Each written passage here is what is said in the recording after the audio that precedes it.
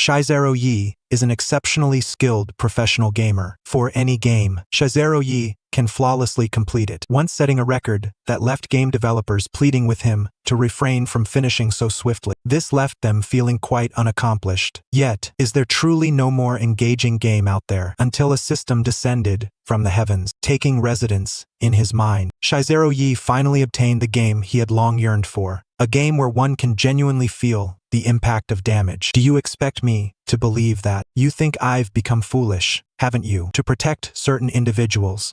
That's feasible. Ultimately, to fall before dawn is perhaps the greatest pity. Then, let's strive to survive. The story begins here, in the dead of night, amidst the hunt, in a pitch-black forest, seemingly foretelling an impending crisis. The gnarled branches and leaves tore through the sky, scattering the gentle moonlight into fragments that, upon landing on him, felt oddly cold. Holding a jade staff, nearly half his height, the young man surveyed his surroundings. This game is remarkably realistic, Shizero Yi thought to himself. This was his first time experiencing such an authentic game. From the sensations of touch and smell to the acute awareness of blood splattering on his face and the burning pain from scratches, it was all so vividly real, immersing him entirely in the experience. Oh, how exhilarating. It was his first time playing such a game. He felt compelled to shower the conscientious developers with all the praise in the world as soon as he exited the game pod. Shizero Yi sighed. If this gaming company hadn't resorted to such irritating tactics to threaten him, he would likely have enthusiastically recommended it to everyone around him right after stepping out of the pod. Shizero Yi was not an extraordinary individual. He was merely an ordinary gamer. However, his talent for computers was indeed somewhat exceptional. He learned about computers at an astonishing pace, and his understanding of them grew daily. But his passion for gaming far surpassed any desire to delve into the complexities of computer technology. Now, at the age of 20, rather than aspiring to contribute to society, he found himself fixated on gaming companies. Having played through world-class award-winning games and amassed a fortune in prize money, he rejected offers from esports companies to sign with them, insisting he needed to play more interesting games. So far, lower-tier games no longer satisfied his ambitions, prompting him to keep an eye on the latest game releases from around the world. Whenever a new game was released, regardless of the country, he would purchase it to try it out. Then, he would tentatively play a few rounds, understanding the mechanics and clearing the game. If it was an esports game, mastering the character's abilities made him unbeatable. Ultimately, he was reported by a group of players for suspected cheating and was forced to delete his account, despite the fact that he had never used any cheats. He simply couldn't help that he was his own cheat code. Thus, at the age of 19, Shizero Yi achieved a status that made gaming companies wary. Many would bribe him when releasing new games, pleading with him not to rush through them, to give their developers a modicum of respect for their dwindling brain cells. They would offer him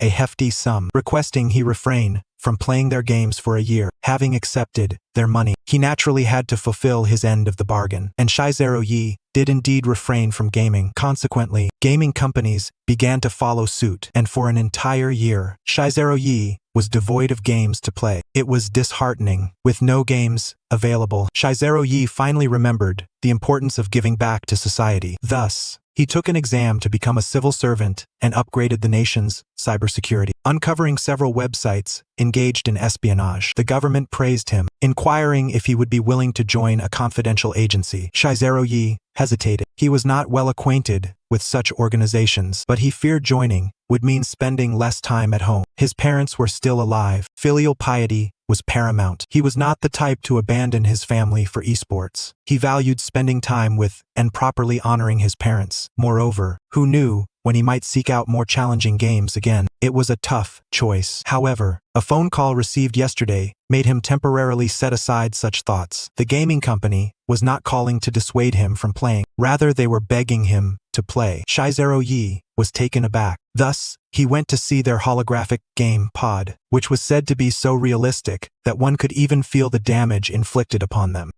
This device seems a bit like the artificial intelligence from another production team next door, doesn't it? There couldn't possibly be another Noah's Ark inside, trying to change the nation. Could there? How does it sound? Are you interested? The chairman of the gaming company, a gentlemanly old man with snow-white hair, clasped his hands and regarded the young man with a smile curling at the corners of his mouth. Is it harmful to the brain? Is it harmful to the body. I can guarantee, absolutely not. What if one gets injured or dies in the game? Death merely equates to the game ending. I assure you players will not sustain injuries, but all progress will be reset. I don't believe you. Then, you are free to leave at any time. The old man continued to smile with an air of sophistication. Shizero Yi's yearning for gaming did not support his immediate desire to walk away, yet the responsibility of filial piety truly held him back. He turned and left the company. However, just 2 days later he returned. I detest being threatened, Shizero Yi stated. The chairman simply smiled and remained silent. After returning home that day, Shizero Yi noticed the neighborhood had changed entirely. The elderly lady who lived across the hall and loved chatting with his mother was strangely avoiding their family, and the kind old gentleman upstairs also refrained from conversing with them. These once familiar faces seemed to have morphed into strangers overnight. His parents found it odd and began to question whether they had done something wrong. Connecting the recent events, Shizero Yi realized that the gaming company was indeed problematic. No, it was gravely problematic. Hence, he stepped back into the gaming company today. We truly need your assistance. After all, you are the best at playing games, aren't you? The old man said, with a smile. Shizero Yi did not express surprise at the compliment. His expression remained wooden. Just tell me, plainly, does the game pose a risk to life? Absolutely not. Why didn't he believe it? The old man's smile was beginning to falter. There was truly no life-threatening danger. Leaving that aside, they were quite attentive to life itself. You can control human thought. That's not something humanity can achieve. Are you even human? Shizero Yi posed another question. He had tested it. Those acquaintances were not deliberately avoiding them, but had genuinely forgotten about them. No, rather, it felt as if they had never encountered them at all. This was not within the realm of current technology. The gaming company had issues. Once you complete the game, you will understand. The irritating air of mystery lingered. How long does it take to finish the game? Time in the game differs from time outside. However, achieving the longest perfect ending will take about a day. You can exit at any time without affecting the game experience. If I die, you truly believe I won't? Fine, but I need to prepare first. I'll come back in 2 days. Despite the mystery surrounding the situation, Shi Lingyi felt compelled to venture into this perilous den of dragons and tigers. When it comes to family, he could not afford to be careless. Preparation, in fact, did not entail much. He merely purchased several insurance policies, naming his parents as beneficiaries. He also visited the bank to manage his savings, arranging for regular deposits to his parents. Furthermore, he needed to donate sperm. At the very least, should he encounter any unforeseen misfortune, there would be a chance to leave behind an heir. It was also a way to provide some comfort to his parents. Once everything was settled, Shi Lingyi informed them that he had found a job requiring him to leave early and return late, with occasional overtime. His parents expressed their approval, stating that as long as he was not engaged in illegal activities or perilous work, they supported whatever he chose to do. Yet, this unknown job was indeed fraught with danger. Shi Lingyi sighed and entered the game pod. His consciousness gradually sank into the abyss. Upon awakening once more, Shi Lingyi found himself lying beneath a sky of blue and white clouds. Sitting up, he realized he was on lush, green grass, with droplets of dew from the morning sun still glistening on the blades. The afternoon sunlight filtered through towering trees, draping him in warmth as though he were covered by a cozy blanket. Shi Lingyi stared blankly at his hands. The sensation felt remarkably real. It was hard to believe this was merely a game. This company was truly filled with advanced technology and impressive craftsmanship. Regrettably, the behavior was rather off-putting. With a long sigh, he stood up. Well, since he was already here, he might as well play this wicked game, which truly made his head ache. So where was the beginner's guide? Shouldn't such games have a tutorial? Just as Shi Lingyi thought this, a blue panel materialized before him. True, an air-activated group chat. A voice rang in his ears. I am your adorable little system. You can call me 2010 dear host. The voice was sweet and syrupy, yet Shi Lingyi felt a chill run down his spine. Speak properly. Oh, okay. The system immediately adopted a more formal tone. I am your system. Given your extensive gaming experience, I won't elaborate too much. I will simply provide you with some basics. This straightforward system was indeed to Shi Lingyi's liking. All right, go ahead. By the way, pull up the map so I can take a look. He wanted to familiarize himself with the map and locate the final boss. Then, quickly, level up to confront it. However, Upon seeing the boss's level, marked as LV 999, he fell into deep thought. He opened the control panel before him. Character name, Shi Lingyi. Level 3, a little trash. Skills, clone, stab. Weapon, hidden sword, jade staff. Special item, Phoenix Flame 1 bundle. What does being a little trash mean? Level 3 was quite normal. Every game's initial character typically starts with a bit of experience, directly elevating them to level 3. The skill was also a starting skill, clone stab, which, as the name suggests, involved creating a clone and then thrusting forward a rather basic skill. As for the weapon, hidden sword, jade staff, the system promptly added it's in your backpack. Once equipped, you can use it and also upgrade it. Shi Lingyi asked no further questions and quietly rummaged through his backpack, pulling out a staff that was entirely black. It felt cool, yet gentle to the touch. Made of fine material, presumably high quality jade. At the top of the staff was an exquisitely carved snow lotus, poised to bloom, which was quite beautiful. Since it was a hidden sword, Shi Lingyi grasped the top of the staff and gently drew it out. What emerged was a slender sword, gleaming coldly and extraordinarily sharp. A gentle flick revealed its exceptional resilience. The attention to detail in the game's weapons was impressive. This game company was indeed remarkable. If it weren't for their unscrupulous methods, he would have penned an 8-meter-long tribute in their honor. It felt comfortable in his hand. Since that was the case, he saw no reason to put it away for now. He was in an outdoor map, where wild monsters might lurk. Shi Lingyi sheathed the sword and held the staff firmly. He appeared like a graceful and courteous gentleman. His gaze shifted to the final entry, the special item, Phoenix Flame. Notably marked as a single bundle, was it a consumable? He clicked to view the item description. Phoenix Flame, the flame from the purest phoenix, a divine weapon that purifies all. Effect purifies or redeems ghosts. Usable only once. The explanation was somewhat perplexing. Shi Lingyi pondered that ghosts likely referred to wild monsters, meaning this item was intended to eliminate such creatures. However, why specifically mention purification and redemption? 2001时, Shi Lingyi decided to inquire, what do those two functions of the Phoenix Flame mean? The system maintained its formal tone. It means that if the ghost has consumed a human, the flame will incinerate them. If not, it can transform them back into humans. Understood, it was indeed a purifying power, and it seemed rare, warranting careful preservation. Thus, Li and LV Jojojo. This game was indeed setting him up for failure. Even if Shi Lingyi were a gaming expert, he could not possibly confront a final boss with such a vast level difference. Moreover, the perilous nature of this game was unclear. It was wiser to exercise caution. As he studied the game's attribute panel, the sky darkened and the moon began to rise. Shi Lingyi gazed at the heavens. Suddenly, he sensed danger. The map had not indicated the presence of wild monsters nearby.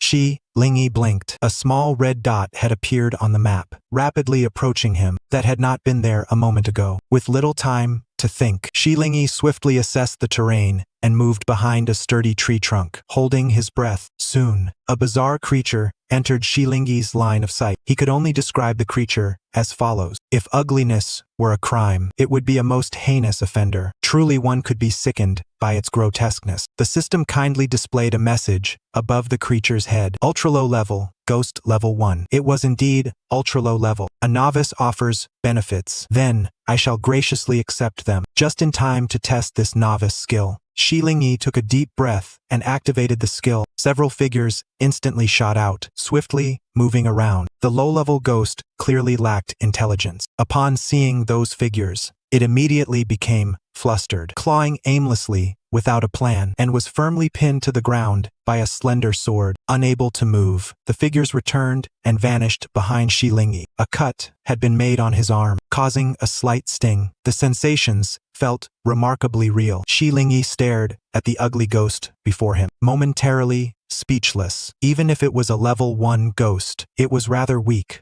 However, Shi Lingyi soon discovered that although its health bar was nearly depleted, it was unexpectedly unkillable. He jabbed the sword into its head, heart, and throat, yet it still would not die. What is going on? Could it be that the wild monsters possessed such peculiar resilience? The system quietly responded. Monsters in the game require specific weapons to be killed. The player's weapon has not yet been upgraded and cannot slay wild monsters. Shi Lingyi sighed, Alright then, where can I upgrade my weapon? Or what materials should I seek to upgrade it? How else can one gain experience points without slaying wild monsters? Players can also wait until the sun rises. Wild monsters fear sunlight and will perish under its rays. This information was hardly useful. Shi Lingyi glanced towards the other side of the mountain, but the sun had only just set. Who would have the patience to wait for it to rise again? It seemed unlikely he would obtain this experience. What a pity. Shi Lingyi looked around and found a large stone, placing it directly on the low-level ghost. If he couldn't kill it, so be it. He would deal with it after upgrading his weapon. Then he ventured deeper into the forest. Shortly thereafter, the scene from the beginning of the previous chapter unfolded. Faced with the dark forest, Shi Lingyi felt a bit weary. Perhaps it was due to the darkness, as he wished to find a place to rest. After scanning the map, he spotted a cave and decided to make do there for the night. He was unaware of how time flowed outside, but this game was indeed quite interesting. What Shi Lingyi did not know was that after he left the low-level ghost pinned to the ground, several individuals dressed in matching uniforms and wielding knives soon rushed over. Strange, has someone else been here? There shouldn't be. We haven't received any reports. Then, why? It was indeed peculiar, but these young people had no time for further contemplation. They drew their knives and swiftly dispatched the man-eating wild monster. Experience points were subsequently awarded to Shi Lingyi, but he was already fast asleep and did not notice. The time in the game had reached morning.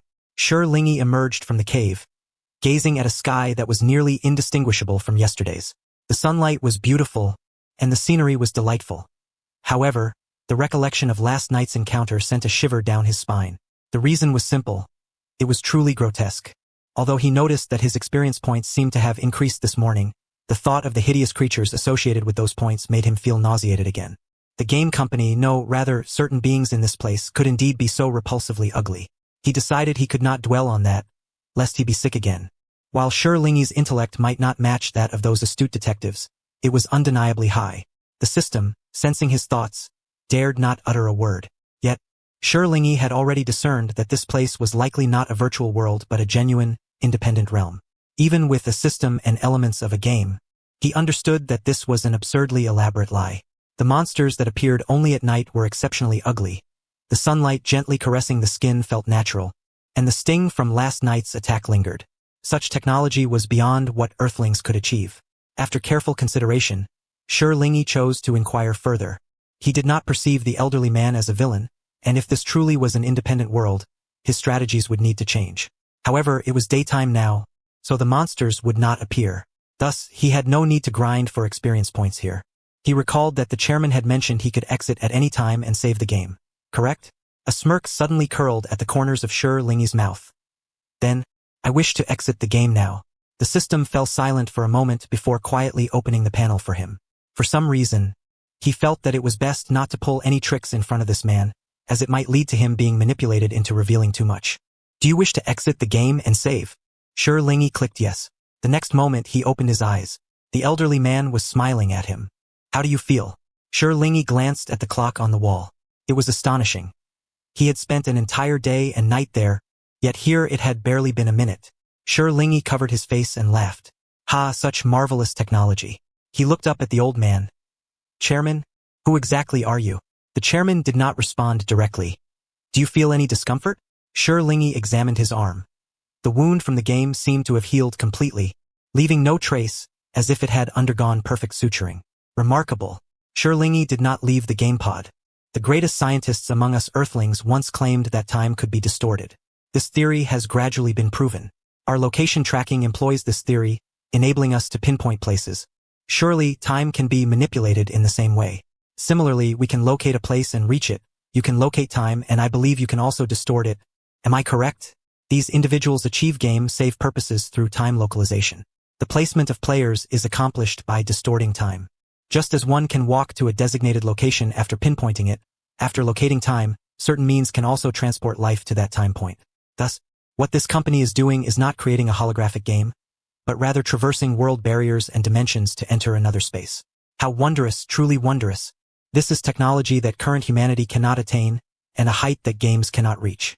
The old man continued to smile, but he pulled over a chair to sit in front of Shi Lingyi, his expression growing somewhat serious. What else do you know?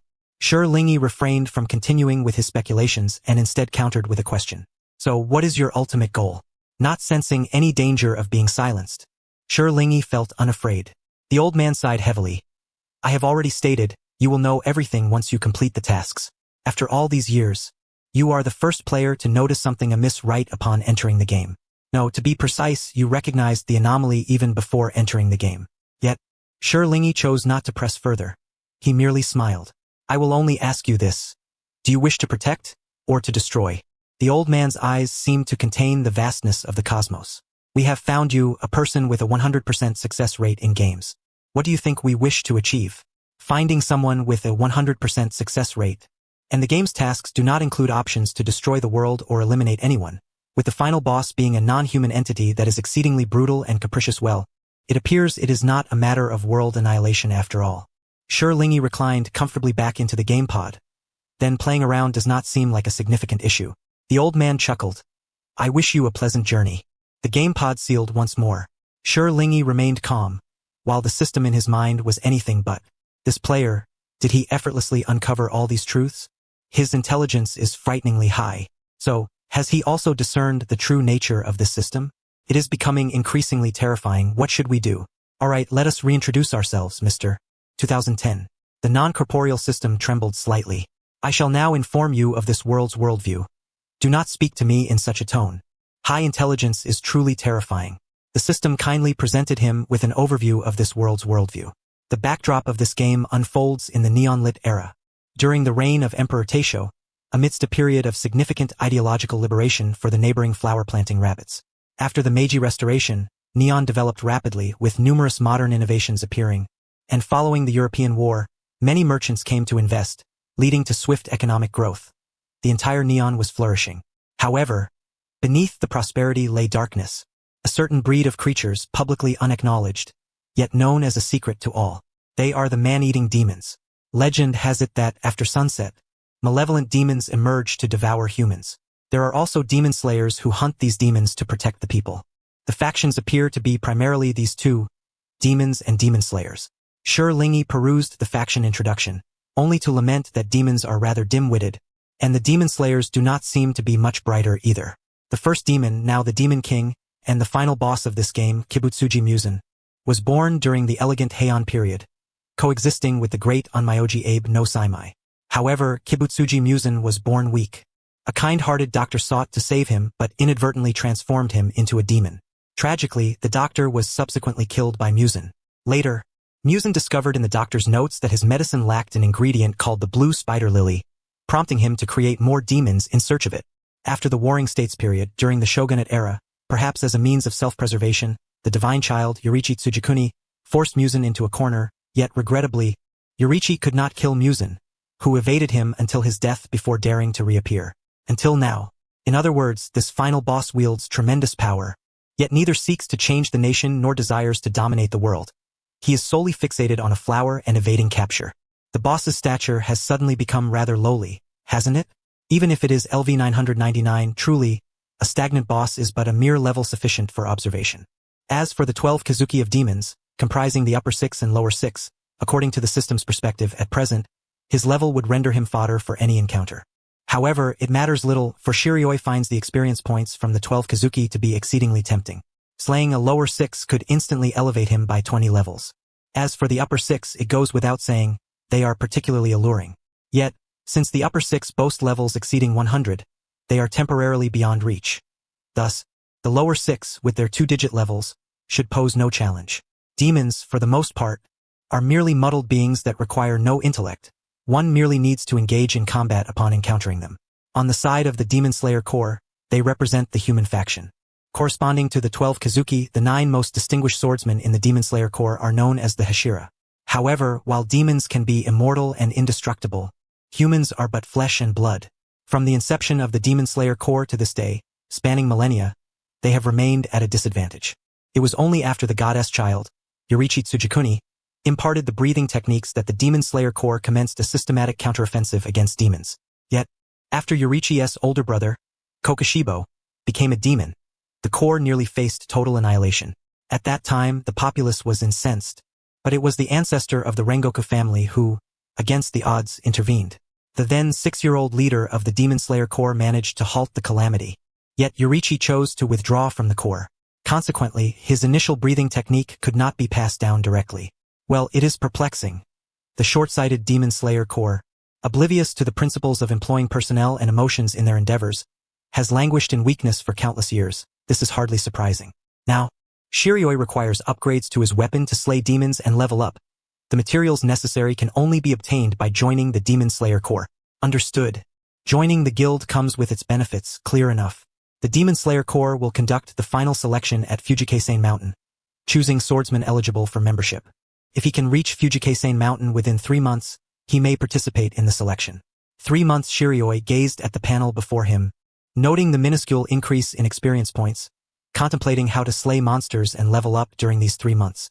The map did not display levels, indicating that high-level monsters and low-level ones mingled together across the land. Low-level monsters were abundant, yet encountering high-level ones would likely prove challenging. How does one unlock the breathing techniques? Shiroi examined the skill panel and located the entry for breathing techniques. The system responded. Unlockable upon reaching level 5. Customization is available. Customization? After the breathing techniques of the goddess child, many variations emerged. Could he also create his own? Quite intriguing. Only upon reaching level 5 can breathing techniques be unlocked. Thus, he should first slay a few wild monsters to level up. With this thought, Shiroi made his way towards a house depicted on the map, simultaneously searching for nearby demons. During the day, demons were scarce, hiding in the shadows of the mountains, reluctant to reveal themselves.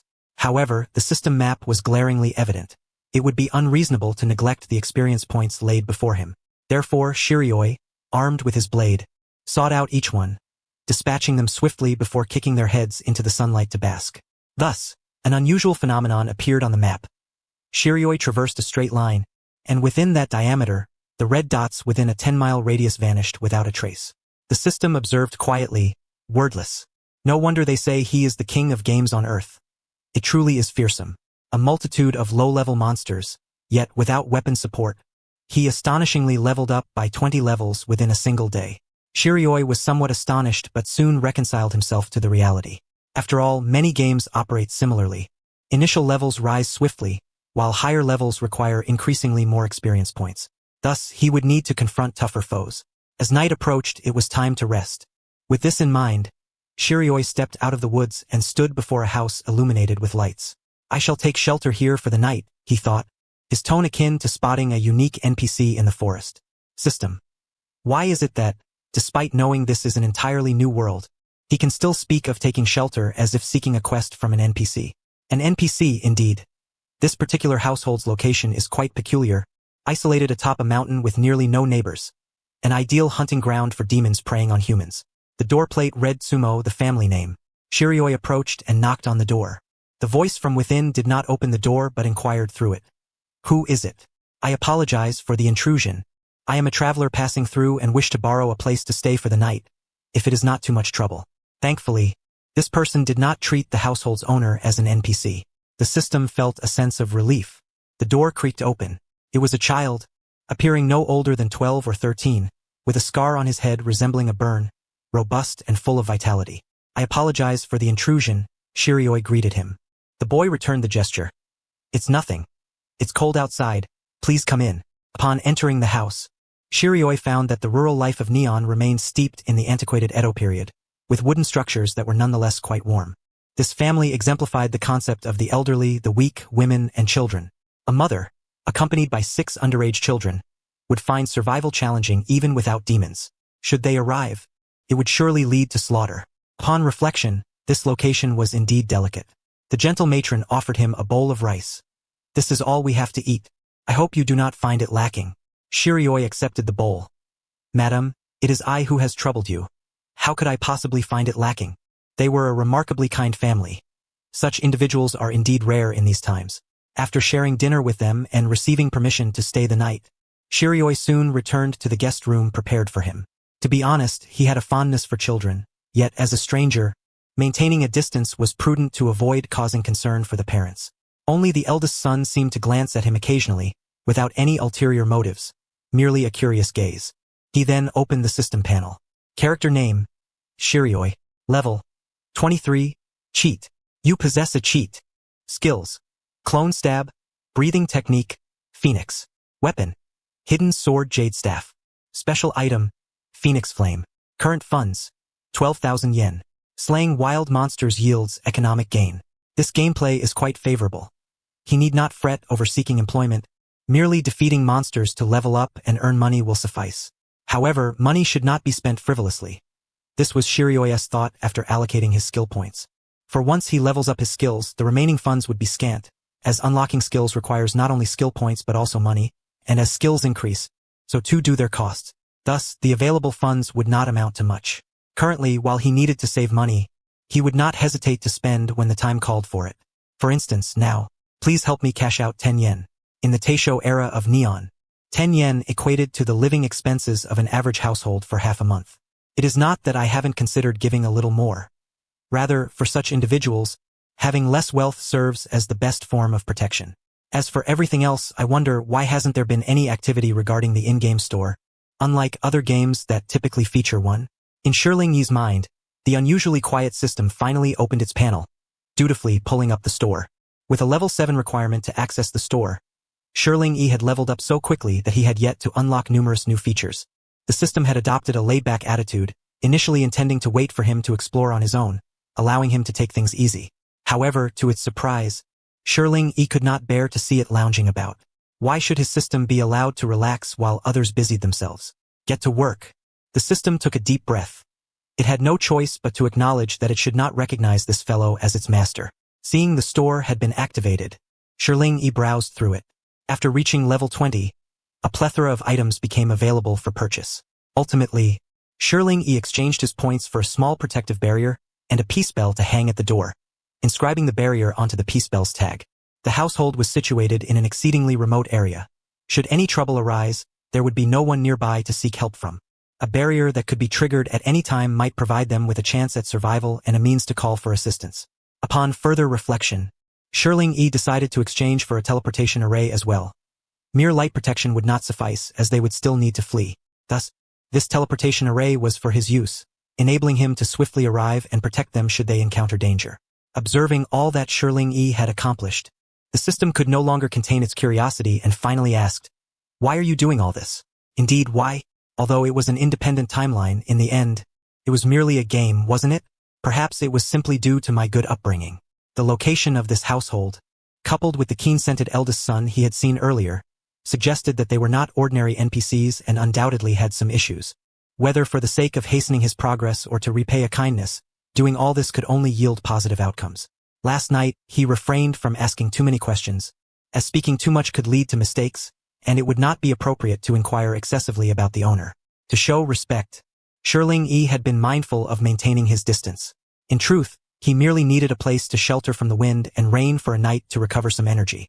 The next day, he awoke early and, as a token of gratitude, left behind 10 yen and the peace bell, exchanging with the system for an axe to help the household gather firewood, departing before the lady of the house awoke. Kazuki Kamadu was the matriarch of the Kamadu family and the mother of 6 children. Last night, a weary traveler had arrived from afar. She instructed her eldest son, Tanjiro, to welcome him in, allowing him to dine with them, and prepared a room for him to rest. This traveler had been cautious, maintaining a respectful distance, ensuring they felt comfortable. What a good child. His demeanor was quite comforting, Kazuki Kamadu thought. She wondered where he had come from and if he was heading home now, yet she did not pry further. The following morning, she rose to prepare breakfast for her family and their guest.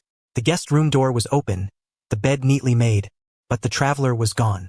Kazuki Kamadu paused, directing her gaze towards the living room, where she spotted a paper package and a beautiful wind chime on the table. Inside the package was 10 yen, enough for the family to use for quite some time. Kazuki Kamadu smiled, hanging the wind chime on the front door. It was a gesture from their guest, and if he were to return, he would surely be pleased to see it. Stepping outside to gather kindling, she was unexpectedly greeted by the sight of firewood stacked high in the shed. Tanjiro and his elder sister, Nezuko, had also risen to lend her a hand. "Mom, this is." Tanjiro sniffed the air. "It was left by that gentleman."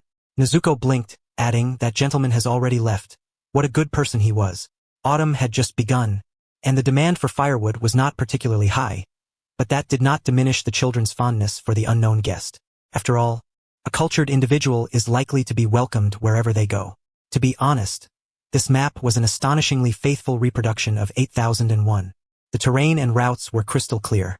In order to reach Mount Fujikase and participate in the Demon Slayer core selection for weapon upgrades, Shirling Yi traversed more than half the map on foot.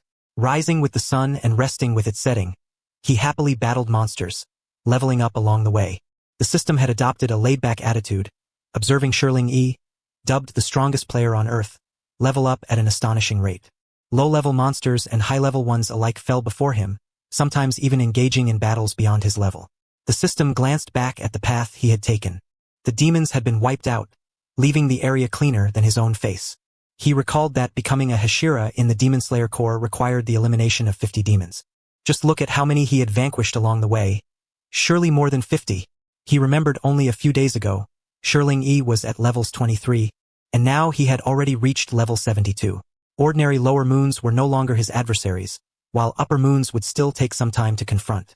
Initially, he had merely dragged demons out into the sunlight, but as he grew familiar with the process, he found himself with the leisure to converse with the demons, offering them absolution and even patiently erecting a monument for them. Along the way, he had even taken the time to ask the system for a few martial arts manuals to train his physical skills. If experience points did not increase alongside levels and if the skills did not need upgrading with his speed of leveling up, he probably would have rushed straight to the final boss, Musen Kibutsuji, without ever taking on any quests. This fellow truly deserved the title of a human cheat. It was terrifying. Honestly, the system could not fathom why such a genius, who supposedly never stepped out of the house, would be chopping wood. Shouldn't a genius be all intellect and zero emotional intelligence? With such well-rounded development, he certainly lived up to the title of genius. My parents provided excellent training in life skills, and I also attended summer camp. The system was taken aback. Alright, it had forgotten that its innermost thoughts could be heard by Shirling Yi. Shirling Yi's parents were well-educated ordinary people. Although they had a genius son, they never imposed any demands on him. Aside from necessary nurturing of his talents, they placed great importance on teaching him life skills. It was not that they feared Shirling Yi would starve. Rather, they believed these were essential skills everyone should possess. Then why are you so invested in the demons?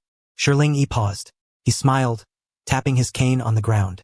I noticed that the top task on your list, which also offers the most rewards, is ensuring that those who should not die do not. When did this person pull out the task list? The not-so-intelligent system expressed its astonishment. I ask you, what does it mean for someone to be undeserving of death? The system was puzzled, wondering why it was being asked such profound questions. After all, it was just an AI. After a long silence, waiting in vain for the system's response, Shirling Yi no longer expected it to speak. Everyone is born a blank slate. If a household does not provide proper upbringing, they will become what society deems unworthy of life. Conversely, those who are deemed undeserving of death are respected by all.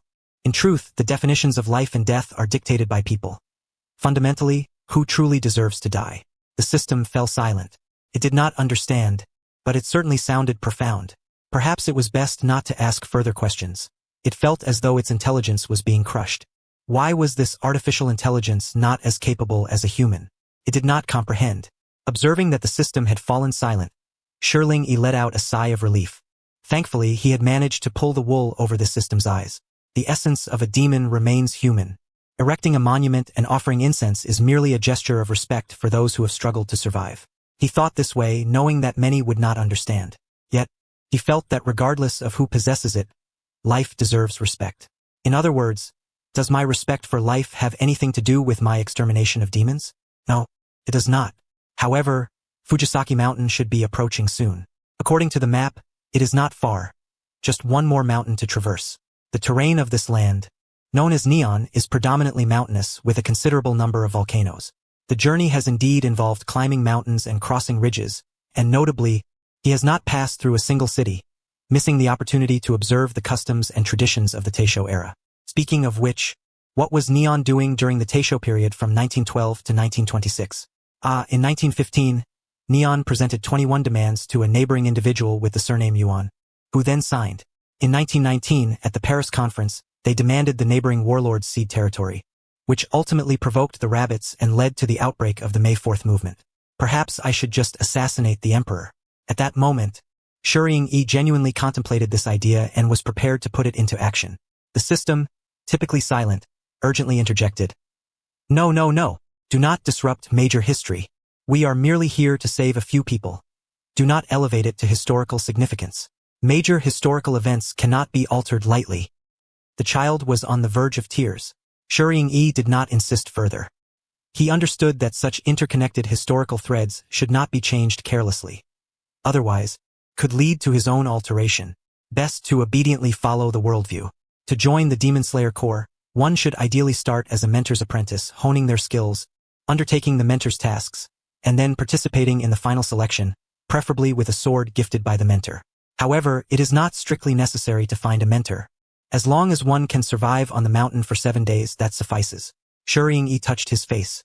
After initiating his breathing technique, which he customized as the breath of the phoenix, and training for a while, a phoenix pattern emerged beneath his right eye.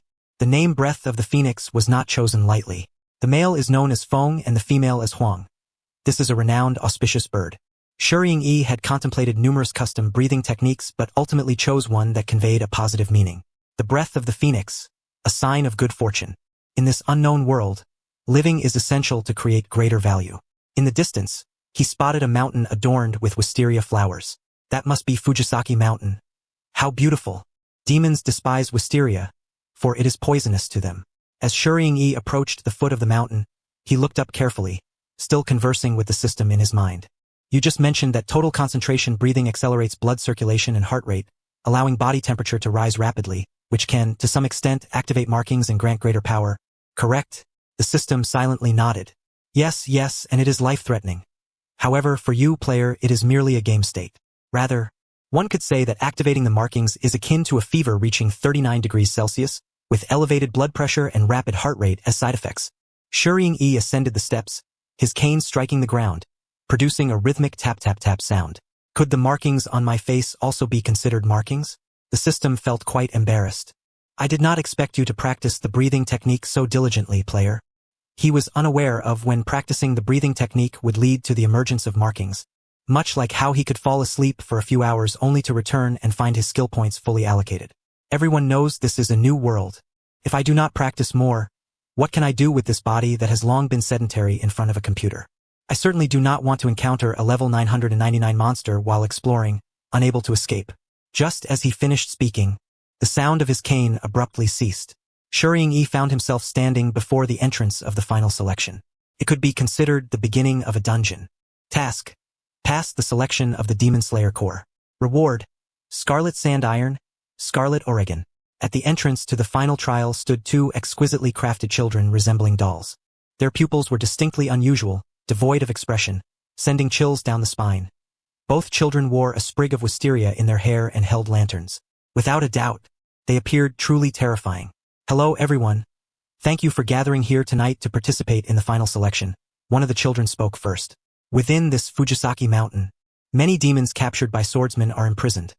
However, please rest assured, they cannot escape this mountain.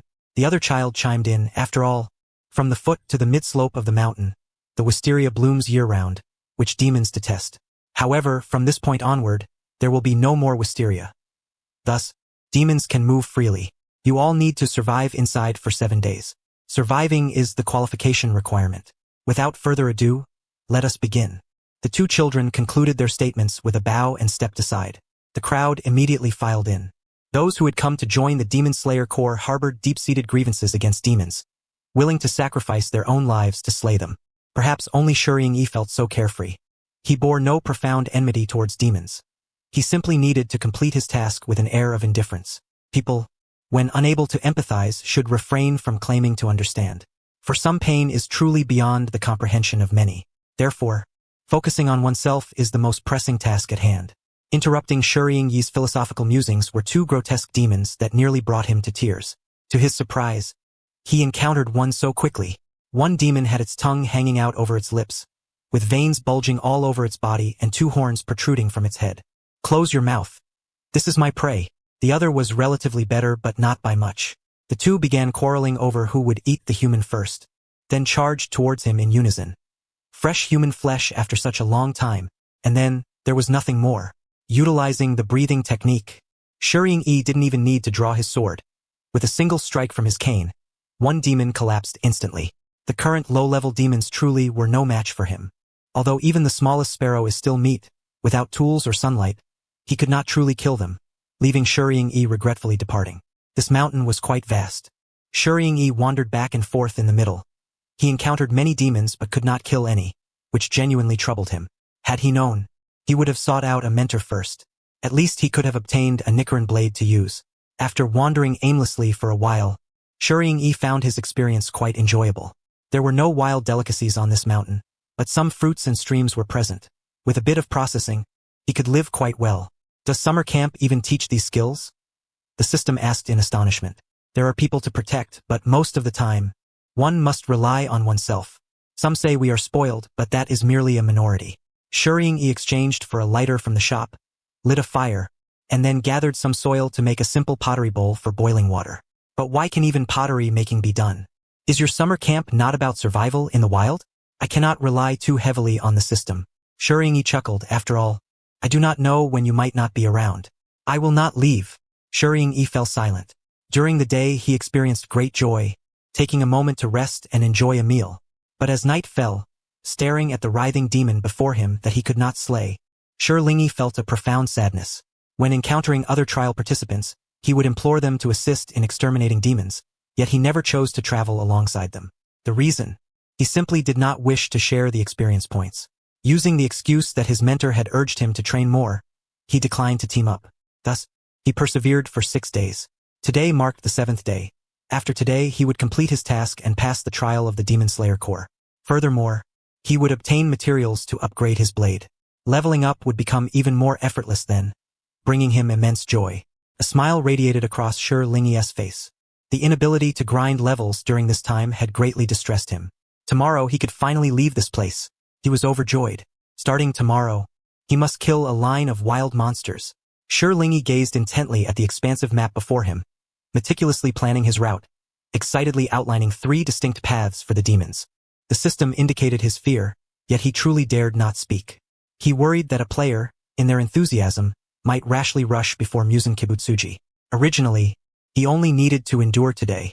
However, Shurling-yi then spotted a demon that was not particularly hideous, rather appearing somewhat normal, and possessed a modicum of intelligence. Why say it had a bit more intelligence? Because upon seeing him, the demon immediately turned away. Shurling-yi. What? Am I so ugly that even demons are frightened enough to turn away? Is this how you show politeness? Hurry and leave. Hurry. The demon urged him. I am very hungry. I cannot eat humans. Hurry, hurry. Was it truly that he felt so hungry yet refused to consume humans? Shurling-yi was momentarily taken aback. This demon's willpower was extraordinarily strong. System, can you determine how many humans he has consumed? The system swiftly conducted a scan. He should have drunk blood but has not killed anyone. I can confirm that he bears no karmic debt. If he had only drunk blood, it appeared he had been captured before he could even resort to cannibalism. Upon regaining consciousness, for reasons unknown, he had obtained a sense of awareness, striving to refrain from consuming humans. His time here was brief. He had not yet succumbed to hunger-induced madness, thus he was desperately controlling his desire to eat humans. Pitiable soul. Tell me, do you have family back home? Or do you possess a skill that could help you survive? If he could not live. At home I have a wife and daughter. I am a craftsman, making handicrafts to earn a living. The demon trembled, suppressing its cravings while attempting to respond earnestly. I see. Shurling-yi contemplated for a moment, retrieving a special item from his game backpack. The Phoenix Flame, capable of purifying demons and also annihilating them. I will not harm you, Shurling-yi spoke. If you truly have not consumed humans, I can restore you to humanity. If you have, regardless of the reason, the flames will consume you utterly. How do you choose? The demon eagerly hoped that Shurling-yi could revert him to human form. He could no longer endure such hunger, nor could he bear the uncertainty of being separated from his wife and child. Even if death awaited him, he wished for an end to this torment. A vibrant flame erupted from Shurling-yi's hand, illuminating his pupils. I ask you one more time, are you certain? The demon nodded without hesitation. I wish to become human again. He longed to return home, to reclaim his former life. With a flick of his hand, the flame transformed into a phoenix, which soared towards the demon with a resonant cry. In an instant, the flames engulfed the demoness' entire being, the excruciating pain eliciting a heart-wrenching wail, echoing hauntingly in the night sky. Shurling-yi observed calmly, aware that other demons lurked nearby, yet they dared not approach. The phoenix flame was akin to fire that neared the sun. A mere touch would inflict unbearable torment upon demons before their demise. Perhaps sensing the threat, the other demons watched from a distance, refraining from advancing. The flames reflected in Shi Lingyi's eyes, yet his actions remained steady as he raised his staff and struck it lightly. As if ripples spread through the air, the space around Shi Lingyi and the phoenix flame shifted slightly before vanishing. This was the celestial domain. Shi Lingyi sensed the approach of others, pulling up the item interface for the exchange. At this moment, he could not allow anyone to learn that he had the ability to restore demons to humanity. To say nothing of the repercussions, if the final boss were to discover this, he might become a target. He had yet to reach the height of 999 and needed to remain cautious. The system remarked, "So, in your eyes, the Demon King is merely the number 999? One could only wonder how Musen Kibutsuji would react upon learning this. Thus, on the final day at Fujisuke Mountain, Shi Lingyi quietly watched as the Phoenix S flames consumed the cells within the human body that belonged to Musen Kibutsuji. He understood that Musen would not care. That fellow had far more pressing matters to attend to, and moreover, the weakness of this demon had long since fallen outside Musen's sphere of concern. Consequently, the Phoenix S flames purified Musen's blood without detection. Ultimately, this unfortunate soul was successfully freed from the Demon S body, returning to humanity. As dawn broke, the flames of the Phoenix extinguished. The unfortunate craftsman slowly opened his eyes, the morning sun reflecting in his gaze. Gazing at the long mist sunlight, he raised his hand to touch his face, tears of joy streaming down. Light, light, I have finally returned. I need not fear any longer. He wept uncontrollably, unable to fathom it. After being transformed into a demon by that strange individual, he felt as though the sky had fallen.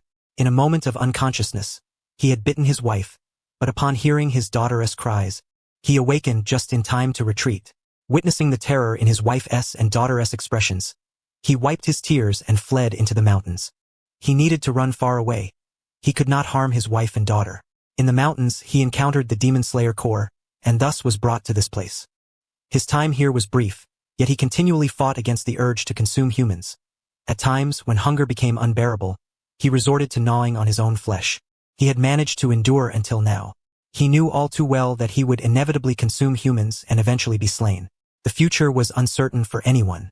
He could only wait for the end to arrive in this place. He never imagined there would be a turning point.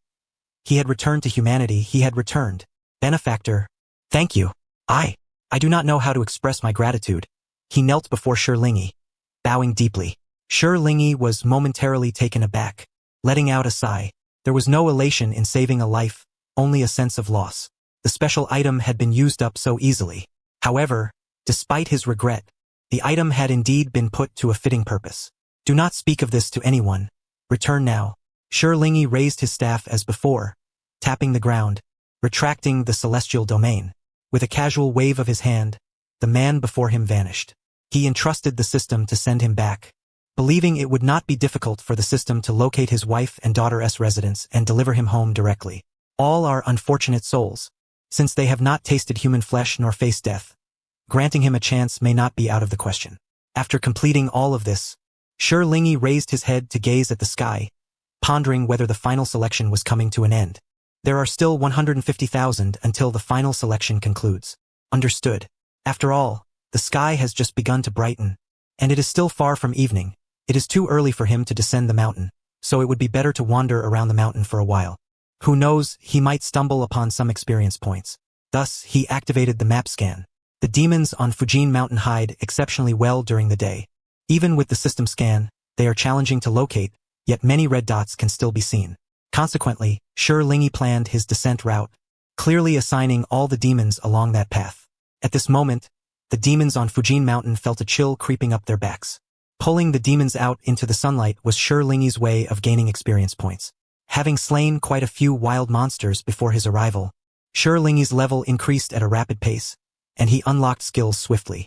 He opened his panel. He had already reached level 72 before coming to Fujin Mountain. Unable to kill demons there, or at best only managing to slay low-level ones, he barely managed to level up once. Character name, Shi Lingyi. Level 73. Why hasn't your cheat code been banned yet? Skills: Clone Stab, Breathing Technique, Phoenix, Cross Judgment, Patterns unlocked. Weapon: Hidden sword jade staff. Special items. None. Current wealth. 102,000 yen. The phoenix breathing technique, through Shirlingi's efforts, had currently reached the 5th form. The so-called customized breathing technique indeed relies on one's own physical skills for training. Fortunately, he was clever enough to hastily develop his physical abilities. While not exceptional, he managed to create something of his own. As for the patterns in this game state, they could have been concealed, but for some reason, despite his normal body temperature and heartbeat, he could not hide them. When he asked the system, it remained silent. Forget it, he would treat it as a tattoo. As for skills, he could learn some others. In this world, focusing on the breathing technique would suffice. Other skills could be learned gradually. Thus, among the array of skills, aside from the breathing technique, there was also the cross-judgment, which, according to the introduction, could punish evil and eradicate sins. Should he encounter high-level monsters in the future, he could use this to engage. Over the 7 days on Fujin Mountain, he had only leveled up once. He did not know how others felt, but he was quite disheartened. After he meandered around and found a large number of demons basking in the sun, he finally returned to the entrance of the arena. The 2 children holding lanterns were still standing at the door. Congratulations, player, for completing the task. Demon Slayer Core Trial. Rewards are being distributed. Then, there was no further information. Where were the rewards? Those 2 children remained quietly waiting outside. Shirlingi stepped out of the gate and looked around. Originally, about 20 people had come to participate in the assessment. After 7 days, only 3 or 4 remained. This was odd. If these individuals had trainers and were equipped with Nicron blades, and the demons inside were merely the type to engage in casual combat, why had so many been eliminated? He turned back to glance at the mountain peak. Due to his inability to kill demons, he had not completed the full circuit of the mountain, nor had he specifically sought to challenge high-level demons. It seemed he had missed out on some experience points. He wondered if he could return. However, it appeared best not to retrace his steps. Shirlingi, looking fresh and clean, stood out conspicuously among the disheveled survivors. However, everyone was exhausted, and no one was particularly interested in why Shirlingi could emerge so spotless from a mountain teeming with malevolent demons. Among the few remaining, Shirlingi noticed a peculiar child, with black hair and an expressionless face. He seemed to be in a daze, showing little reaction even when the 2 doll-like figures spoke. Gender? Given how adorable he was, he must be a boy. Why did you notice that child? The system inquired in his mind. Shirlingi withdrew his gaze from the child. I can't shake the feeling that he is not quite himself. The child's eyes seemed to penetrate this world, gazing into the void beyond, hollow and vacant. The system paused momentarily. That child has amnesia, his mind a blank slate, with not even an identification number remaining. You have quite the sense of humor. Shirlingi chuckled to himself. While he was conversing with the system, the 2 doll-like figures spoke up. Welcome back, everyone. Congratulations on returning safely. That is certainly the best outcome. Indeed, returning safely.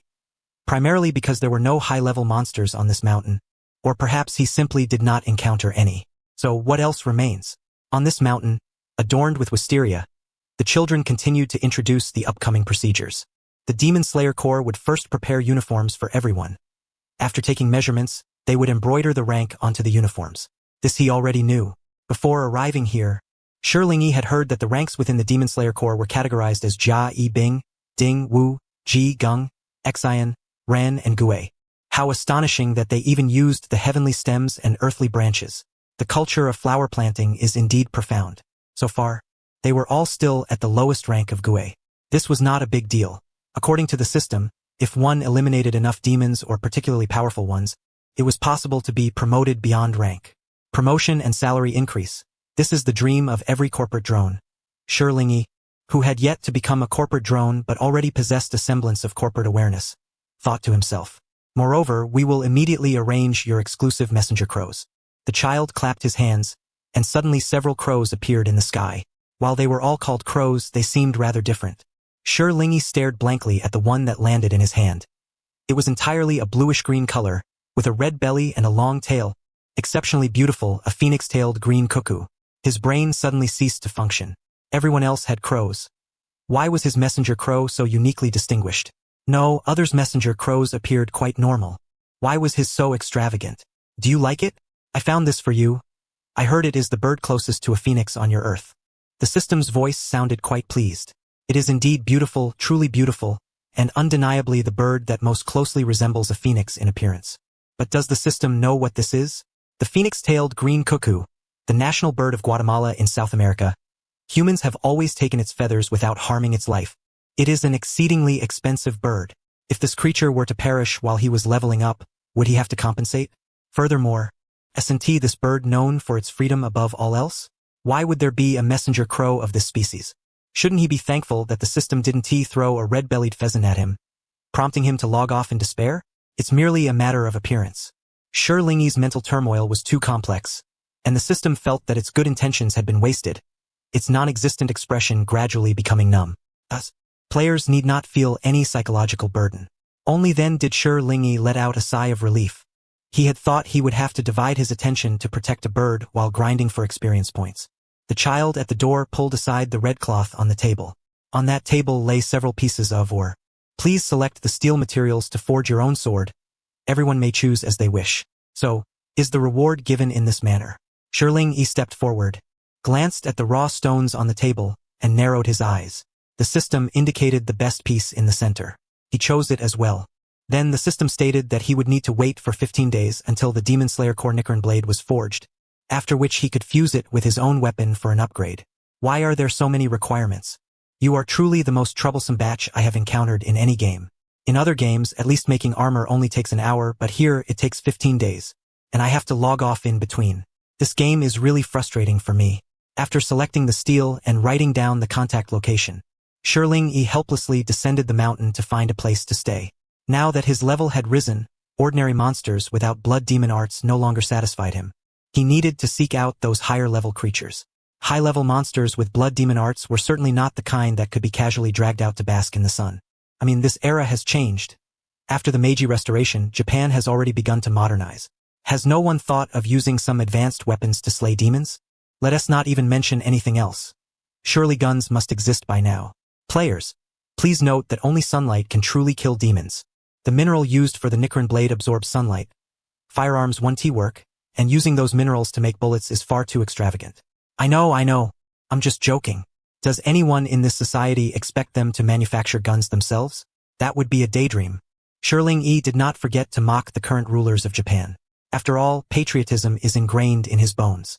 The system expressed its incomprehension of their national animosity but reminded him not to elevate historical grievances too high. This world is quite fragile and can collapse easily if escalated. 15 days to wait, indeed. Shirling decided to plan his upcoming demon-slaying route and look for ways to level up quickly.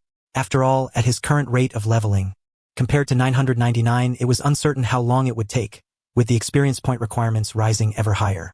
Low-level monsters could no longer suffice, and while high-level monsters provided substantial experience, the progression still felt sluggish. However, there was still one method for rapid leveling.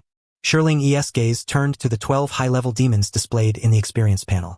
The 12 Kazuki, those fellows' experience points were genuinely tempting. 15 days of waiting stretched ahead. Yet, it didn't seem too long. During these 15 days, Shirling meticulously studied the blood demon arts and routes of the 12 Kazuki, mentally devising plans A, B, and C for both attack and retreat. He arranged the 12 Kazuki in his simulations quite clearly. However, plans are often outpaced by changes, and while Shirling envisioned how to maneuver and unleash skills, if his level was insufficient, he might not even be able to inflict a scratch on them. Nonetheless, Shirling found himself deep in thought as he gazed at the top 3 of the 12 Kazuki, all at level 998. This demon king seemed quite trusting of his subordinates. He was willing to utilize someone just a blood barrier away, unafraid of a coup. He appeared to have quite an open mind. But with such a mindset, why had he not yet conquered the world? Being a demon king, he presumably had an army and capability. Could it be that Japan's vision was simply too narrow? System. Isn't it said that this world is widely disseminated in manga form on Earth? Why does this player seem completely oblivious to the background story? And please refrain from launching indiscriminate attacks. Respect the people of all nations, as they are all unfortunate souls under militarism. After much contemplation, the system chose to remind him.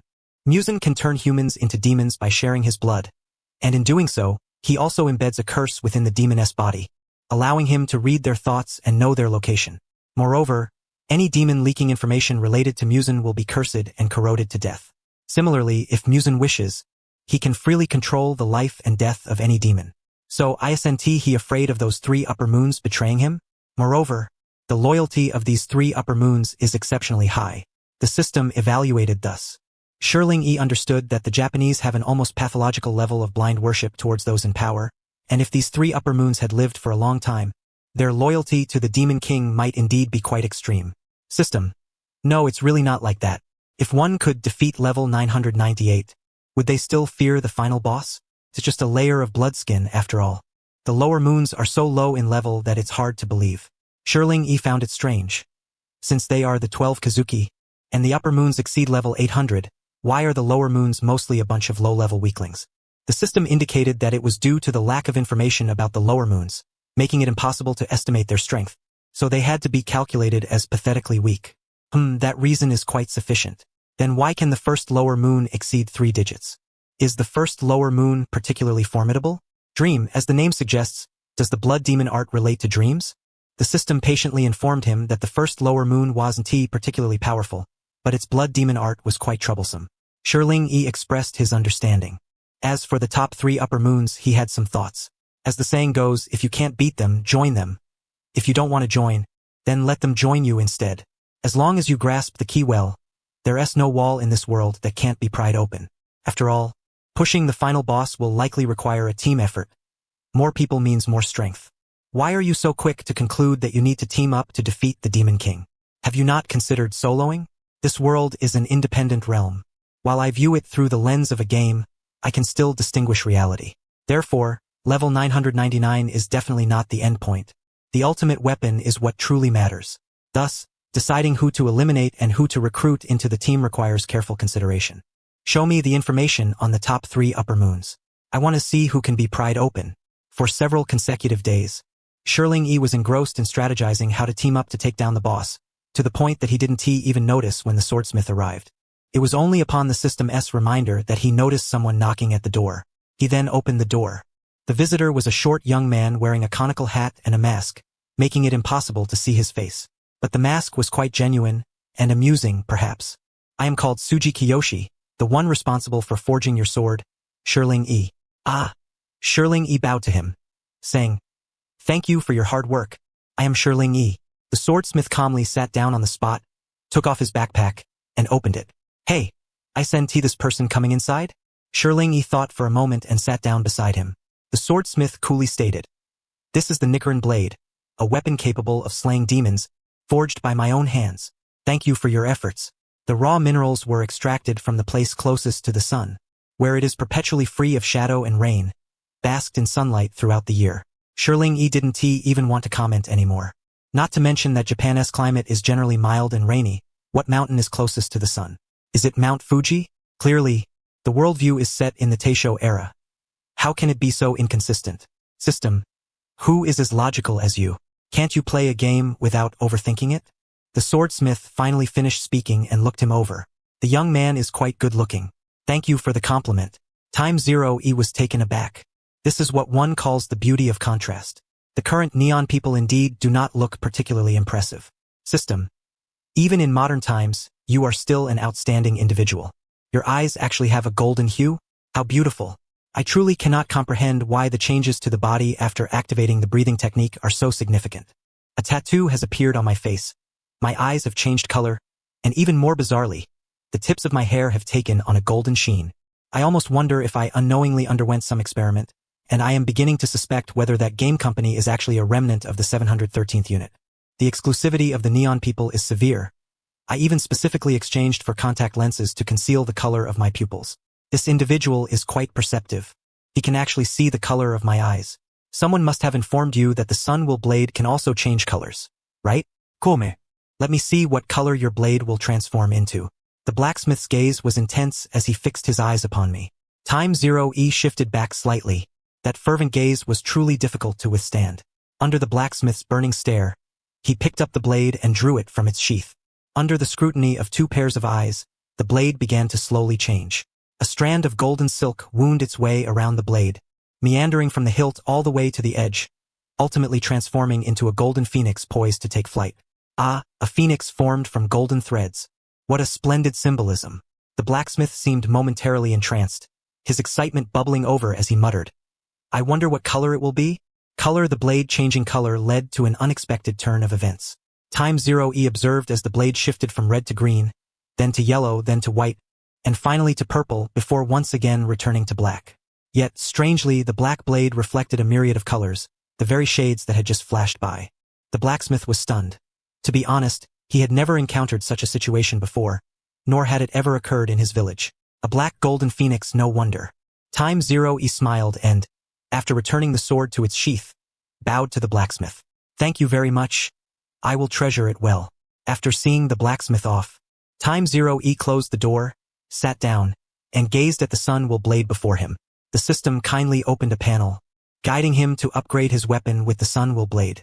First, drag the weapon to be upgraded to the specified location. Then click to mix the items on the two panels.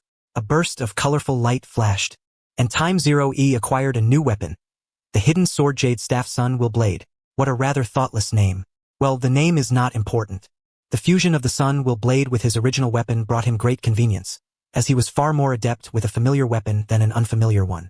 He drew the sword concealed within the staff. The blade had transformed into the appearance of the previous Sun Will Blade, entirely black, adorned with a golden phoenix, reflecting a dazzling array of colors. What is this situation? The system was quite perplexed. It believed that Time Zero's Sun Will Blade should be golden, or at the very least, it should embody the crimson color represented by the phoenix. In legend, the divine bird has 5 phoenixes: the red vermilion bird, the green azure bird, the yellow phoenix, the white swan, and the purple phoenix. Time Zero calmly educated his foolish system. As for the color, it is not truly black. Black with red is known as Xian color, symbolizing the beginning of the day. When the sun rises above the horizon, the sky displays a hue of black tinged with red, a fleeting moment recorded by ancient people, named Xian. Viewed in this light, the symbolism of this blade is truly remarkable. Xian color is a prelude to brightness, and the spectrum of colors symbolizes his title of Phoenix. The game has been crafted with great care. System, no, actually, this is the background given to you by this world. If you return, you will see yourself in the comics outside, you know? Who knows how the forums outside are speculating about you. Well, now that the Sun Will Blade is in hand, it's time to hunt monsters and level up. Don't forget to tell me your objectives afterward. Time Zero stood up and glanced at the team uniform that had been delivered. The upper part was quite nice, but the pants, well, Time Zero felt that his aesthetic was rather opposed to such wide-legged trousers. Running in them not only invites wind but also proves bothersome. Moreover, the large character for destruction on the back is quite serious, I senti it. His sword can be concealed within the staff. After all, with the current cultural collision in Neon, a staff ISNT that's strange in a big city. This team uniform is truly, however, this uniform is also armor. It will likely serve as armor in the future. It is cold resistant, heat resistant, and can withstand the sharp fangs and claws of low to mid-level monsters, with decent armor value. But the style gives him a headache. Can I alter it? I believe that is possible. The trendy system could only agree. After all, its master stands at 180 centimeters tall with legs that measure 120 centimeters. Wide-legged trousers really do make the legs appear shorter. Thus, the two of them revealed an evil smile at the Demon Slayer Corps uniform. The Demon Slayer Corps uniform shivered in response. One person and one system unleashed a barrage of alterations upon the uniform, snipping here and cutting there, and before long, the Demon Slayer Corps uniform was successfully revamped. In fact, the alterations were not particularly drastic. It was mainly because Time Zero disliked wide-legged trousers that the pant legs were tapered. They were transformed from a loose fit to a fitted style. Then, combined with the swift wind boots exchanged by the system, Time Zero changed into his new attire, tidied his hair, and, holding the staff, looked into a mirror. He expressed satisfaction with his appearance. The system also expressed satisfaction with its master, not to mention, he was genuinely handsome. Let us go, time to hunt monsters and level up. Wait, you forgot to name your crow. The system immediately reminded him. Time Zero raised his eyebrows. Didn't they say they each had their own name? Players can name their crow themselves. Oh, so it's a player benefit. Time Zero looked at the green-tailed cuckoo perched on the windowsill. The more he looked, the more he felt it was quite precious. If it were just a crow, he might have named it something like Little Sesame or Little Tangyuan, but this was the national bird of a country, regarded as the bird closest to the phoenix. By the way, this crow is also a little gentleman. How about calling him Xiao Wei? Please do not bully the system for not watching movies. The neighboring fox demon, Xiao Wei, expressed agreement with the system's words from afar. Moreover, don't forget he is a gentleman, not a lady. Time Zero pouted, expressing disdain for the system's sense of humor. He tapped the crow's head. Naming is indeed troublesome. From now on, you shall be called Feng Ming. I hope this name can also bring more luck to the Demon Slayer Corps, an organization that has fought against demons for millennia. So, having delayed for so long, should he hurry and go hunt monsters to level up? He found a cloak to cover the large character on his back, slightly tidied his long hair, tied it up with a string on his left shoulder, took the staff concealing the sword, and opened the door to step outside. Where to? The Demon Slayer Corps hasn't issued any tasks yet? Oh, that's not important. The map is right before him, and he can simply follow the path where the red dots are most concentrated. Experience points, here I come. Perhaps it was because the newly emerged swordsman needed a respite, or perhaps it was due to the fact that this group of graduates found it exceedingly difficult to locate suitable demons to battle, but for some time, Kaguya had yet to assign him any tasks. Shiring-E, on the other hand, was quite content to meander through the deep mountains and dense forests, slaying demons when encountered, and engaging in token battles with slightly stronger demons before dispatching them. Thus, 3 days passed, during which not only did the system grow complacent, but even Shiring-Ye's Kaguya Fengming became lethargic. In truth, after acquiring the Nichiren blade, Kaguya should have assigned him a mission. However, observing Shiring-Ye's fervor for slaying demons, which had likely come close to rivaling that of the Demon King in terms of quantity, he felt there was no need to burden him with additional tasks. He was perfectly capable of handling it on his own. A corporate drone? Not quite. Shiring-E simply needed to strive towards achieving 999. His name is Kibutsuji Musen, not 999. To Shiring-E, the distinction was negligible. If Kaguya wouldn't assign him missions, he would simply take matters into his own hands.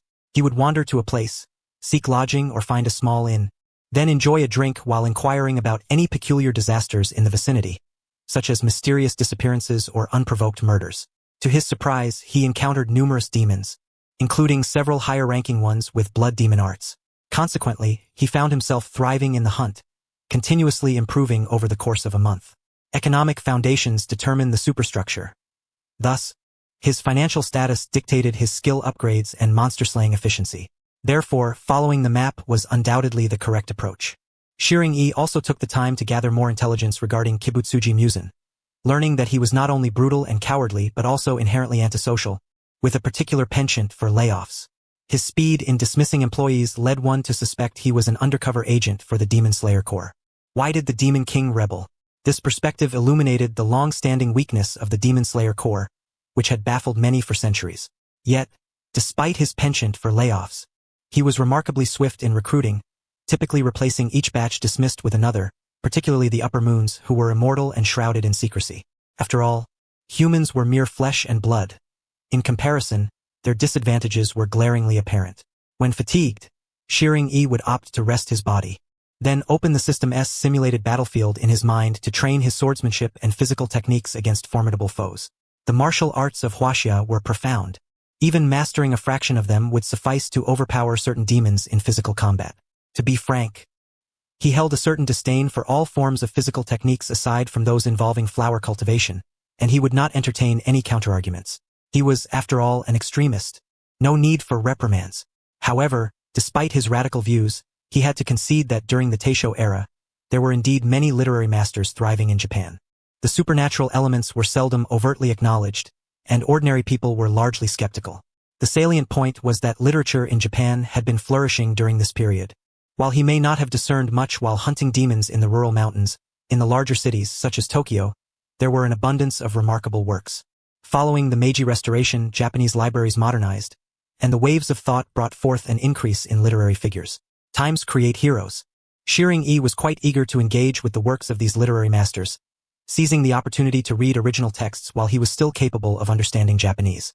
Consequently, in the intervals between slaying demons and leveling up, he made a trip to the library and absconded with a plethora of books, including monumental works from modern literary giants such as Soseki Natsume and Ryanosuke Akutagawa. System. He had exhausted all the ellipses in his lifetime on this host. Do players not remember that we should be leveling up by fighting monsters? He asked with a hint of hopelessness. Shiring-E was somewhat taken aback. How could you even pose such a question? He blinked. Wasn't I merely utilizing fragmented moments to read? But this is clearly unrelated to our ultimate goal. You are a game player, shouldn't you focus on leveling up? With a long sigh, Shiring-E felt it unnecessary to engage in further dialogue with this system. Did you think I was ugly and thus read more? Well then, The system analyzed him with its artificial intelligence for a considerable time before responding. Please allow me to be as unattractive as you, thank you. Had this thing begun to age recently? Moreover, I had a reason for coming here. Shiring-e opened the map. He was currently in Asakusa, Tokyo, a place not only rich in literary figures but also marked by a skull insignia, continuously emitting a red glow indicating its perilous nature, identified as 999. This 999 was here, and curiosity compelled him to take a look. Observing the final boss in advance would prove beneficial for future team-based endeavors. His name is Kibutsuji Musen. Referring to him as 999 felt oddly endearing. Shiring-e chose to ignore that.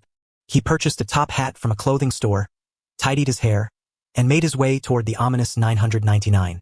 There, he witnessed a father joyfully accompanying his wife and daughter on a leisurely shopping excursion.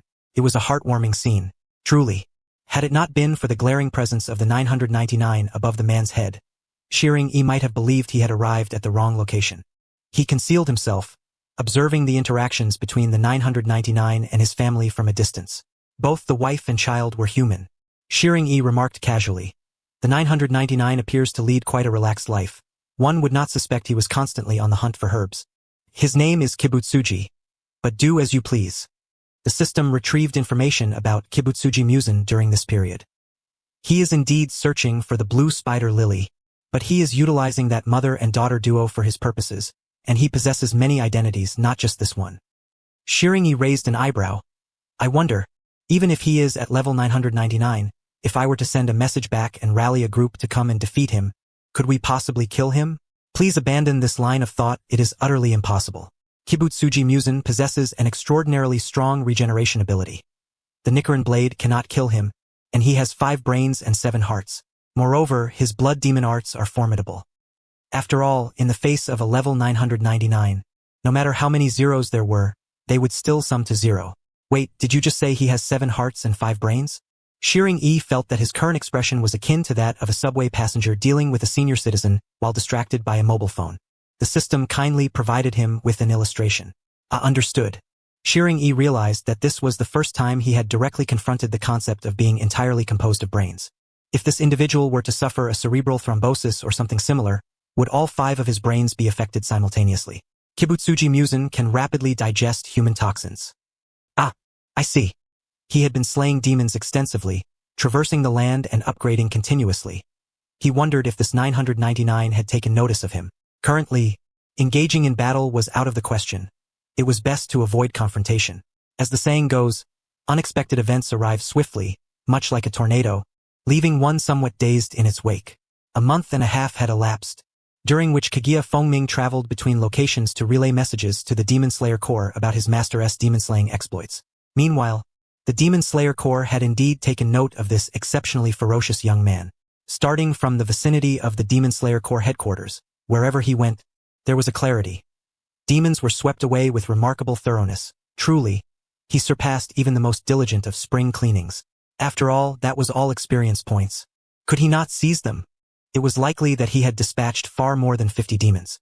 It seemed that a particularly formidable child had emerged among my swordsmen. Pale fingers brushed against the head of Kogain, as the man seated in the tatami room wore a faint smile. Beside him sat a woman, exquisitely beautiful like a white birch tree fairy. I wish to meet him, that remarkable child. The man's voice was ethereal, and Kogain nodded before taking flight, soaring towards the distance. Before long, Shiring-e, who was diligently slaying demons and leveling up on the map, received a message delivered by Kogain's call. Lord Shiring, the master wishes to see you. Hurry, hurry. The master? The leader of the Demon Slayer Corps? He recalled that the highest commander of the Demon Slayer Corps had always been from the Tsujikuni family, who were related by blood to those of level 999. This family had been cursed due to the emergence of a demon king, leading to early deaths through generations, resulting in the children of the Tsujikuni family maturing early and learning swiftly.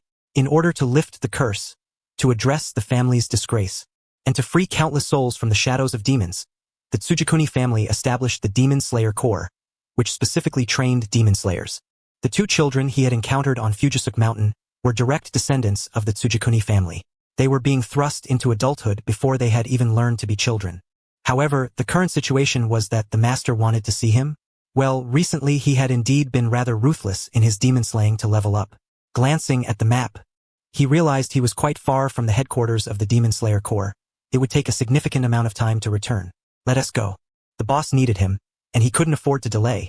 Who knows, he might even lose his job. This world, devoid of electric trains and internet, was truly troublesome. Shirling Yi took another look at the map, calculating the time required to walk back. He had ventured out for a month and a half, and barring any unforeseen circumstances, it would take at least another half-month to return even at a fast pace. There was no choice. He had traveled far too much. Moreover, the speed at which demons appeared was indeed surprising. Just yesterday he had thought he cleared a line, and today, looking back, he saw a scattering of little red dots. Only those of level 999 could create demons, correct? System, please clarify. His name is Forget It, it is indeed logical. Then tell me the illogical situation. The system flipped through its mental pages. It is speculated that upper moons can also turn people into demons, as they have absorbed more of the Demon King's blood and should possess similar abilities. Oh, and there is a special demon who opposes Musen Kibutsuji, and she has only turned one person into a demon. Furthermore, she does not consume humans.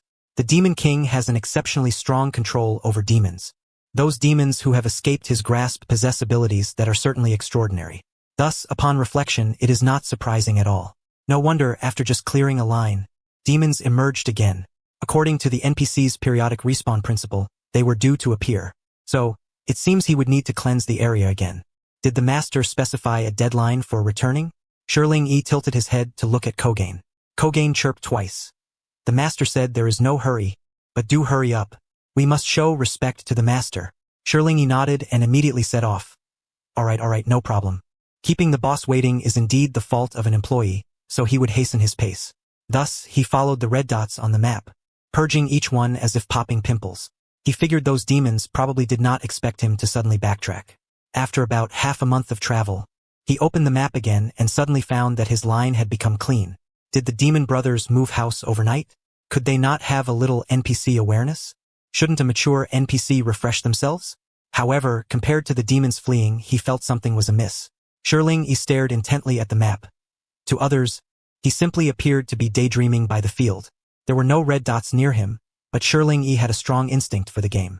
With no demons in sight, he feared that something troublesome might jump out at any moment. After all, crouching in the grass to ambush was not a new tactic for him. He had done this before, surprising foes when his vision on the map was obscured. Thus, while others might crouch to ambush, Shirling Yi felt it was still possible, even if it meant facing demons. Moreover, the sun was setting. Oh, isn't that a red dot appearing on the map? And it's approaching quickly. This crouching approach was ineffective. Lacking patience, he leapt out prematurely from a distance, giving the enemy ample time to prepare. Shirling Yi leisurely stood up and jumped aside, narrowly avoiding the claws of the approaching demon. So, a demon has indeed come, hasn't it? Huh? Shirling Yi blinked, unconsciously tapping his staff against the ground. To be honest, this demon looked rather unconventional.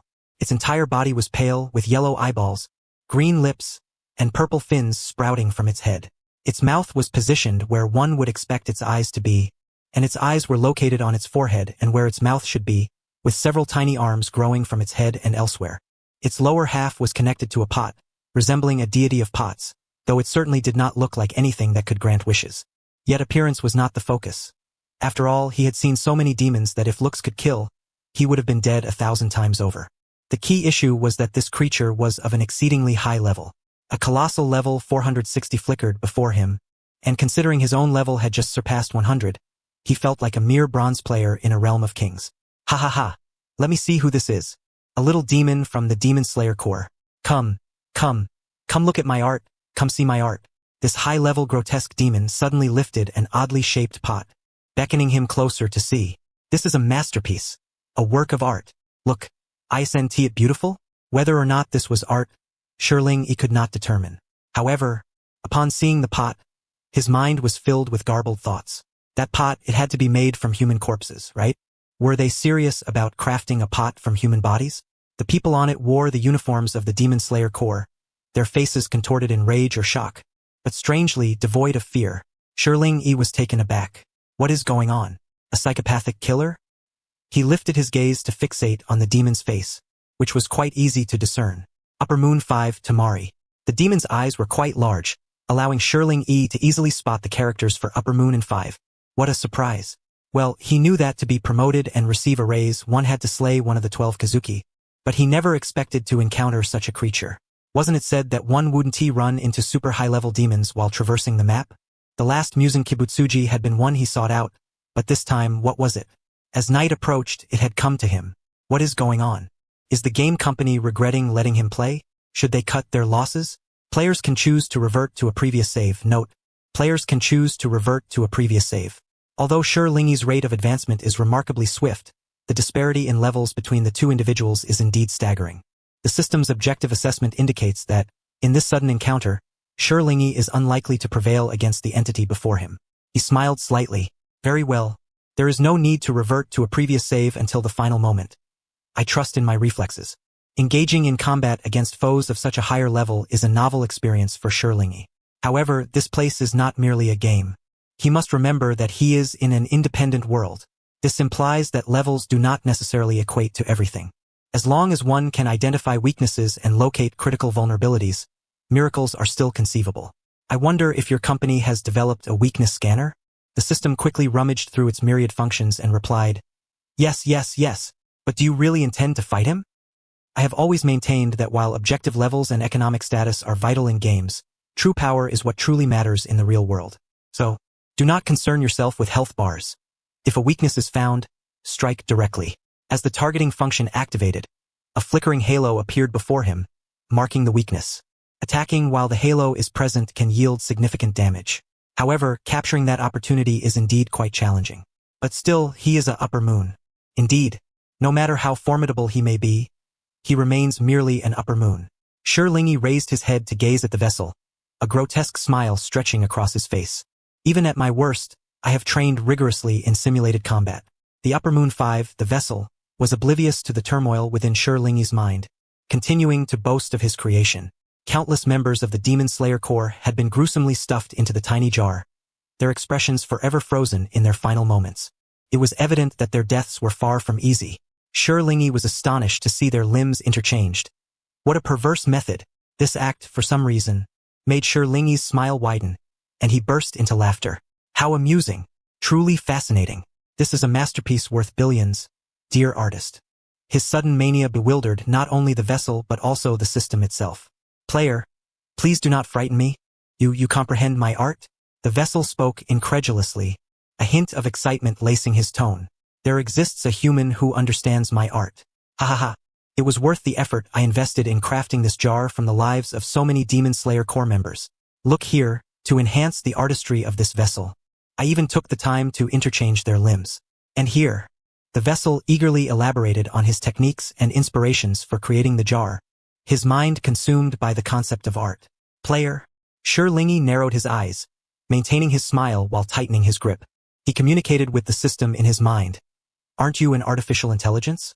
Check the history of Japan's Unit 731. The system complied and remained silent for a considerable time. This player, please do not elevate to historical matters. I understand. I am not that heartless. The Demon Slayer Corps is the Demon Slayer Corps. Currently they are allies, and Lingi is not foolish enough to betray his comrades. This demon truly is a debt of sin. As he listened to the vessel's impassioned speech, Lingi untied his restraints and tied his hair up high. The vessel droned on, while the flickering circle indicating the beginning of battle remained before Lingi. He picked up his staff, a smile still adorning his face. Finally, the vessel finished his rambling. Human, I have high hopes for you. Would you like to become a demon together? Ultimately, the vessel extended an invitation to form a party with Lingi. Lingi nearly laughed again. You seem to have misunderstood something. Lingi replied with a smile. This is indeed a masterpiece worth billions. After all, Lingi drew the sword concealed within his staff, the golden phoenix pattern gleaming in the moonlight of the night. Such an ugly vessel could surely set a world record. Surely many curious individuals would be interested. The vessel's expression shifted dramatically, darkening ominously. What did you say? The vessel's mood plummeted from heaven to hell, and he was enraged. The system detected the vessel's rising anger levels and declining rationality. Yet Lingi only laughed more joyfully. This was precisely the effect he desired. Indeed, the system's information was accurate. The vessel detested anyone who belittled his craft, and if anyone dared to mock him, he would go to any lengths to eliminate that person. Those incapable of concealing their emotions are the easiest to deal with. The moon rose and night had fallen. As Lingyi's sword thrummed with the rhythm of his breathing technique, 5-colored light transformed into threads that gently entwined around it. Lingyi's body leaned slightly forward, and in the next moment, he propelled himself forward with electric speed. The first form of the breath of the phoenix. A phoenix soared from behind him, and as Lingyi lunged, it transformed into a blaze directed at the vessel. The fire phoenix's first cry. Lingyi understood that being an upper moon meant he could not truly defeat his opponent in a single strike. Therefore, his initial move was not aimed at the vessel's neck but rather at the jar that was physically connected to him. The thrust of the first form, infused with the flames of the breath of the phoenix, combined with his practiced martial arts, possessed extraordinary penetrative power, capable of piercing through demons. The jar was an even easier target. Enraged, the vessel was completely unaware that the demon slayer had closed the distance. With Lingyi's thrust, the jar shattered on the spot. Seizing the moment while the vessel was still reeling, Lingyi swiftly retreated. He then beheld the vessel's true form. Ah, so this is your true form, you abomination. After the jar was shattered, smoke enveloped the area, preventing Lingyi from discerning the situation within. He dared not charge recklessly into the smoke. Once the haze dissipated, Lingyi finally beheld the true form of this demon. If nothing else, it appeared more visually appealing than the Aladdin's lamp. At the very least, the scales covering its body glimmered, but its overall shape resembled that of a fish. Lingyi could not help but taunt. Truly, you are the creator of a grotesque vessel. After all this commotion, it appears you are just as deformed yourself. The demon's anger levels continued to rise. How dare you break my jar? You must die.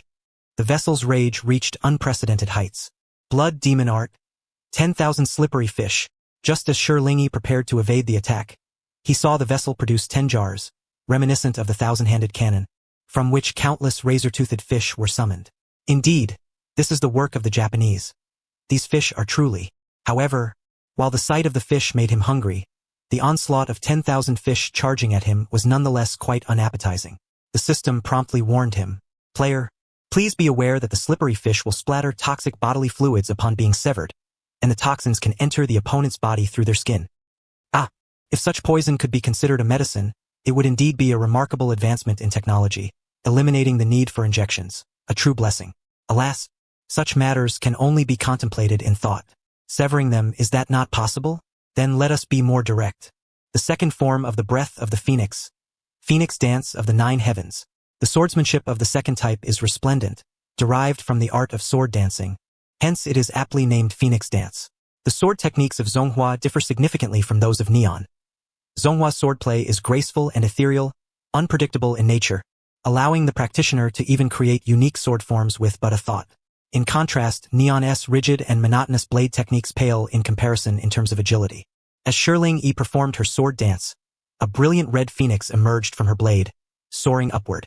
The magnificent phoenix let out a long, melodious cry, and then a vortex of flames erupted around Lingyi, incinerating the 10,000 sticky fish that had surrounded her into crispy delicacies. This sword move, though somewhat extravagant, was as flamboyant as a dance. Even Yuhu felt momentarily entranced. This second type was devised specifically out of concern for encirclement. While its offensive power is relatively low, it boasts a vast attack range. Thus, roasting fish was merely a trivial matter. The charred fish quickly turned to ashes, carried away by the wind. However, there was no time to pause. Lingyi launched another thrust toward Yuhu. Yet Yuhu managed to evade it. He truly resembled a fish. Lingyi pondered that if he were to utter something, perhaps this creature might feel compelled to flee from battle, and she would be unable to pursue him. For this type of consumption-based mage, there seemed to be no other strategy than to charge directly at them. Players, please note that his scales are quite tough. Currently, it is likely that players cannot inflict damage. Furthermore, in his complete form, he can turn anything he touches into fish. Exercise utmost caution. Is there anything else I should be aware of that you could impart all at once? Lingyi nearly lost her temper. Yet, in the face of a formidable foe, she could not afford to lose her composure. That is all, truly all. A glance revealed that this creature indeed seemed to be covered entirely in scales. However, the system's weakness detection appeared to have identified a minuscule point of entry. Had it not been for Lingyi's keen eyesight, it might have gone unnoticed. There was a final, subtle weakness on his neck, not easily discernible. An opportunity presented itself. Does the player truly believe there is an opportunity? The system inquired uncertainly. Shiling smiled. Whether there was an opportunity or not, wouldn't it be revealed through action? Skill? Shadow thrust. Suddenly, countless shadows emanated from behind Shiling, and she herself vanished from her original position. Yu-Hu, taken aback, gazed at the myriad of figures in the air, so startled that he unleashed his most powerful blood demon technique. Blood demon technique. Scale slaughter. This technique utilized his own scales for hyperphysical movement, nearly impossible to perceive with the naked eye. His scales were pushed to their limit, dispersing all the shadow clones in an instant, leaving only one. Yu-Hu revealed a sinister grin. An uncultured brute. Go to hell. He then unleashed a fist. However, the young figure dissipated like a phantom, leaving nothing in his wake. What? Yu-Hu exclaimed in astonishment. Not truly there. Where could he possibly be? He anxiously scanned his surroundings. At that moment, 3 more figures lunged at him from different directions. Yu-Hu jumped in shock, instinctively defending himself. The 3 figures were once again dispersed. Yet, alongside them, a slender sword pierced his neck. Yu-Hu found it hard to believe until he saw his own body still standing. That slender sword had actually penetrated his defenses and severed his head? How could this be? He still had other blood demon techniques left unused. He possessed formidable power. It was impossible. He saw someone standing before his severed head. That swordsman. The swordsman, right in front of him, retracted his sword, which was still a long staff in his hand. He appeared elegant, like a noble scion. Damn it! How dare he sheathe his weapon? He must be eliminated at once. Eliminate this desecrator of his artistry. You dare to sever my head? Yu-Hu shouted in disbelief. How could you dare to sever my head? It is merely a decapitation. I suppose I have done you a favor. Shiling squinted, a smile gracing her lips, yet her eyes were hollow. That vessel of yours truly astonishes me. My kin refer to them as demons, providing me with a more Shiling was acutely aware that he was undoubtedly being targeted by LV-999. After all, according to the system's intelligence, the upper moon had remained unchanged for a full century. Now that someone had slain an upper moon, it was likely he would soon attract attention.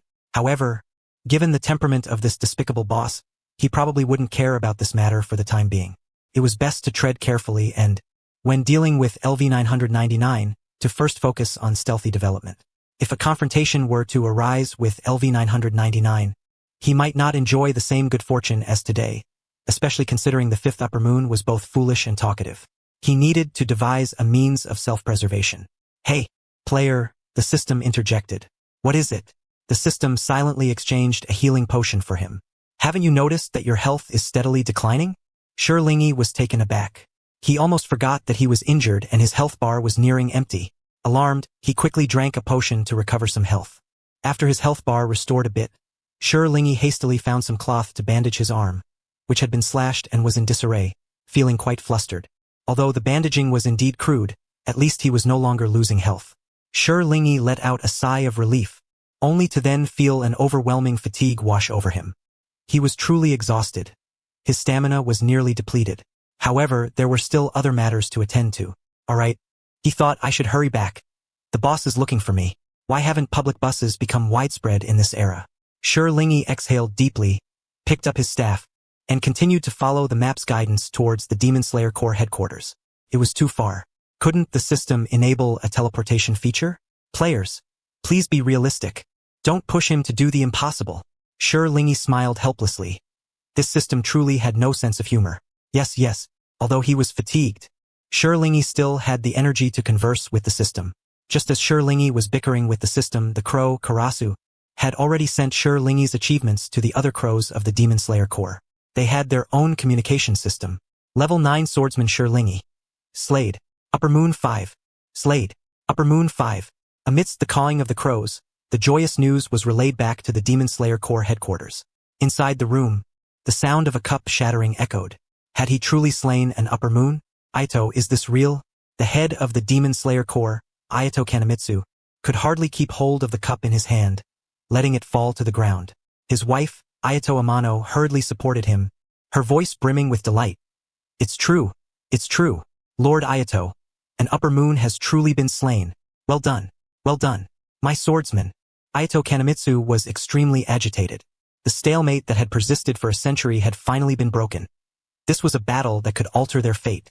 What had become of the child who had slain the upper moon? Despite his joy, Ayato Kanemitsu remembered to express concern for his swordsman. The crow cawed twice. He is injured, but it seems he hasn't noticed. How could this be? Quickly, send him for treatment. How could he be injured and yet remain oblivious? The Ayato family had immense trust and tenderness towards their swordsman. To be honest, such a boss was rare. If the Demon Slayer Corps existed in reality, sure Lingy wouldn't mind spending a lifetime there. The news from the crow spread throughout the entire Demon Slayer Corps. With a breach in the century-long stalemate, both the Hashira and ordinary members were particularly excited. In the forest, a tall man dressed as a monk clasped his hands in prayer, tears streaming down his face. Finally, are we one step closer to slaying the Demon King? A scar-faced youth practicing his sword widened his eyes. This is truly exhilarating. A woman in the butterfly mansion smiled, hoping to meet the one who had slain the upper moon soon. The man enjoying the warmth of 3 wives laughed heartily upon hearing this news. What a magnificent battle! The man with snake-patterned bandages and the girl with pink hair remained together, the man gazing at the woman with eyes full of tenderness. The crow was ignored by them. Meanwhile, Sure Lingy, leisurely making his way back, completely forgot that he was not merely a spirit inhabiting this body. The bandaging of his wound was far too crude. Wounds had always been exceptionally fragile, and so too were people. Sure Lingy had forgotten a crucial detail. Despite having trained for some time, his body was still fundamentally weak. After all, in this brief life, he had primarily been an IT person in front of a computer, and during his 20 years he had rarely sustained injuries, and even when he did, he was careful to disinfect the wounds. Now it was different. He had a large gash on his arm from being scraped by fish scales, and although his blood had flowed quite freely at the time, the system had provided him with a healing agent. He had hastily torn a piece of cloth from his cloak to bandage it, treating himself as if he were still a game character. He completely forgot that not only had dirt gotten onto the wound, but there was also a bit of blood on the cloak. With such a hasty bandaging, it was bound to end poorly. As he was nearing the headquarters, Sure Lingy realized he was falling ill. Wonderful. Sure Lingy had no choice but to find a place to rest in a nearby village. I can't be coming down with a fever, can I? Sure Lingy felt utterly drained, almost in disbelief. I remember that when I activated my breathing technique, my temperature was much higher than this. Please note, player, that game status and personal health conditions are different. Well, this truly is a peculiar game. Honestly, if I were to revert due to illness instead of dying at the hands of a high-ranking demon, that would be utterly foolish. Sure Lingy said to himself with self-deprecating humor. Would you like to revert? Not a chance. Sure Lingy took a deep breath, preparing to rest for a while before continuing onward. After all, there were no hospitals or pharmacies here. It was truly inconvenient to buy medicine in this era. He leaned against the wall behind a chair to rest. An elderly man who had taken him in brought him a bowl of hot water. Are you all right? Do you really not want to come inside to rest? Sure Lingy shook his head, accepting the hot water with both hands. Really? It's unnecessary. I'll just rest for a bit and then leave. The old man looked at him with concern, and Sure Lingy smiled reassuringly. This elderly man had a granddaughter who was just in her youth, and Sure Lingy thought it best not to enter. System.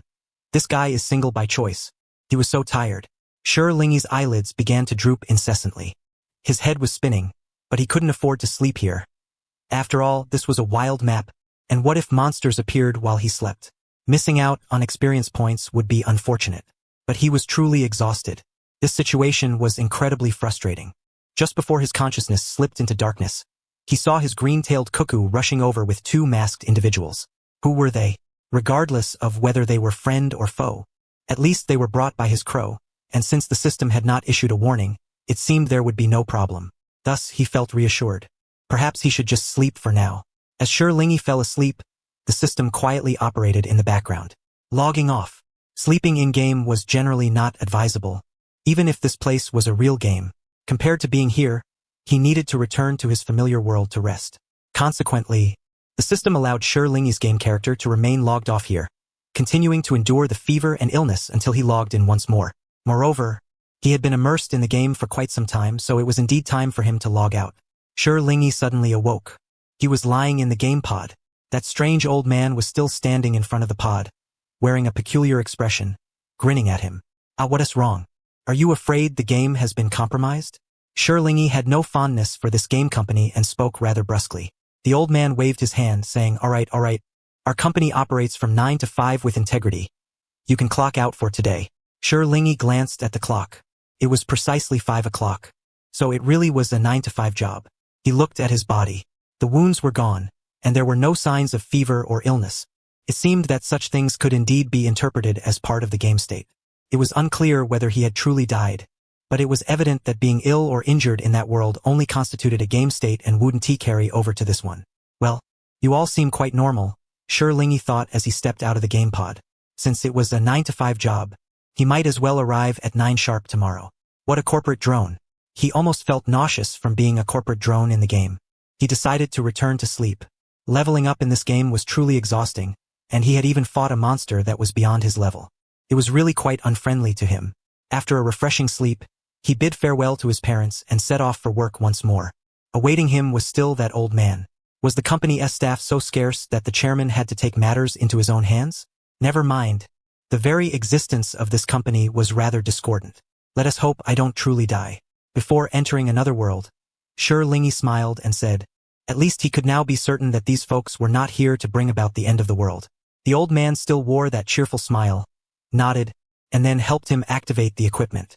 The game pod closed, and his consciousness once again plunged into the vast cosmos. Approximately 3 minutes later, before Lingy had even opened his eyes, he heard the commotion around him. Alright, it's quite noisy. He furrowed his brow and opened his eyes. Here, the system kindly provided him with his current location.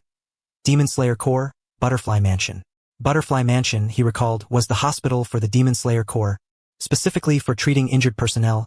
Not that it could cure all ailments, but it certainly provided a space for recuperation. He was currently lying on one of the beds. In a private room, Lingy propped himself up and looked out the window.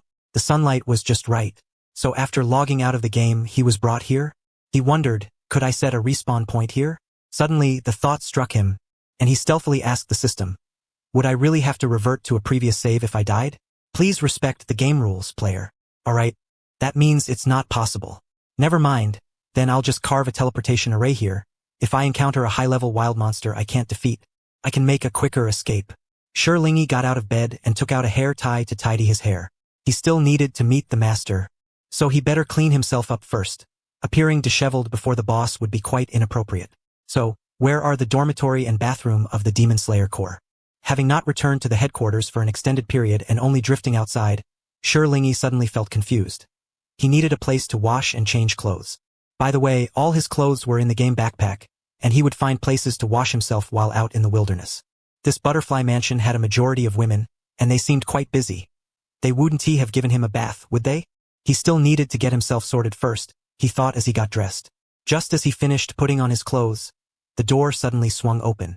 Lingy turned to look. Entering was a girl with black hair tied in twin ponytails, her sea blue eyes matching her accessories perfectly. However, Lingy's gaze was unconsciously drawn to her twin ponytails. Her hair was cut so neatly. Ah, you're awake. Upon seeing him for the first time, the girl was momentarily taken aback, then immediately shouted outside. She then rushed over fiercely, saying, you can't get out of bed yet. Please lie back down immediately. Huh? But I only have an infected wound. He had a fever from the infected wound. What difference would resting make? They had neither antibiotics nor tetanus shots here. He might as well exchange some medicine from the system himself. The girl seemed momentarily taken aback by his response, then immediately erupted. No way. When you were brought here, you had a high fever that wouldn't go down. It scared us to death. We thought you were going to die right after slaying an upper rank. But I can revert to a previous save. Lingy felt he shouldn't argue with people like doctors or nurses. This was something he had learned from his world. After all, if a doctor says you're sick, then you are truly sick. He pulled a chair beside him and sat down, saying, I'm sorry, I just lay down for too long and wanted to move around a bit. He had to take a step back. The girl seemed to exhale in relief, stepped forward, and touched his forehead. All right, it seems your fever has subsided. When you were brought here the day before yesterday, you had such a high fever that even your tattoo was glowing. It was terrifying. No, that was a special effect of the markings appearing under elevated body temperature. He felt that these markings were reminiscent of something he had read in a novel about tomb raiding, but it had been a long time, and he couldn't recall clearly. You've all worked hard, Lingy said with a smile of gratitude. I didn't expect to survive against the upper rank, only to nearly be taken away due to a wound infection. The girl seemed not to understand Lingy's reference. Taken away? We in the Demon Slayer Corps will not abandon any injured personnel. That's not what I meant. Never mind. This was truly hard to explain. Are you worried about the master? It's all right. At some point, a girl appeared at the door, smiling as she looked at Shirlingi. A very beautiful girl. But when Shirlingi looked into her eyes, it felt like peering into an abyss. The system had provided him with information. This girl was the current owner of the Butterfly Mansion, Shinobu Kocho. She was very powerful, skilled in poison, and also quite gentle. However, now was not the time to understand her. She had just mentioned the master. Shinobu Kocho looked at him with a gentle expression. A slayer of upper ranks. This was someone who had slain an upper rank. The master is very gentle with us swordsmen. He said you should first heal before seeing him. Nonetheless, Shirlingi felt his injuries were not severe at all. In any case, you should rest well. You were supposed to come back to see the master. Shinobu Kocho continued to smile. I have some questions about the upper ranks to ask you in these few days.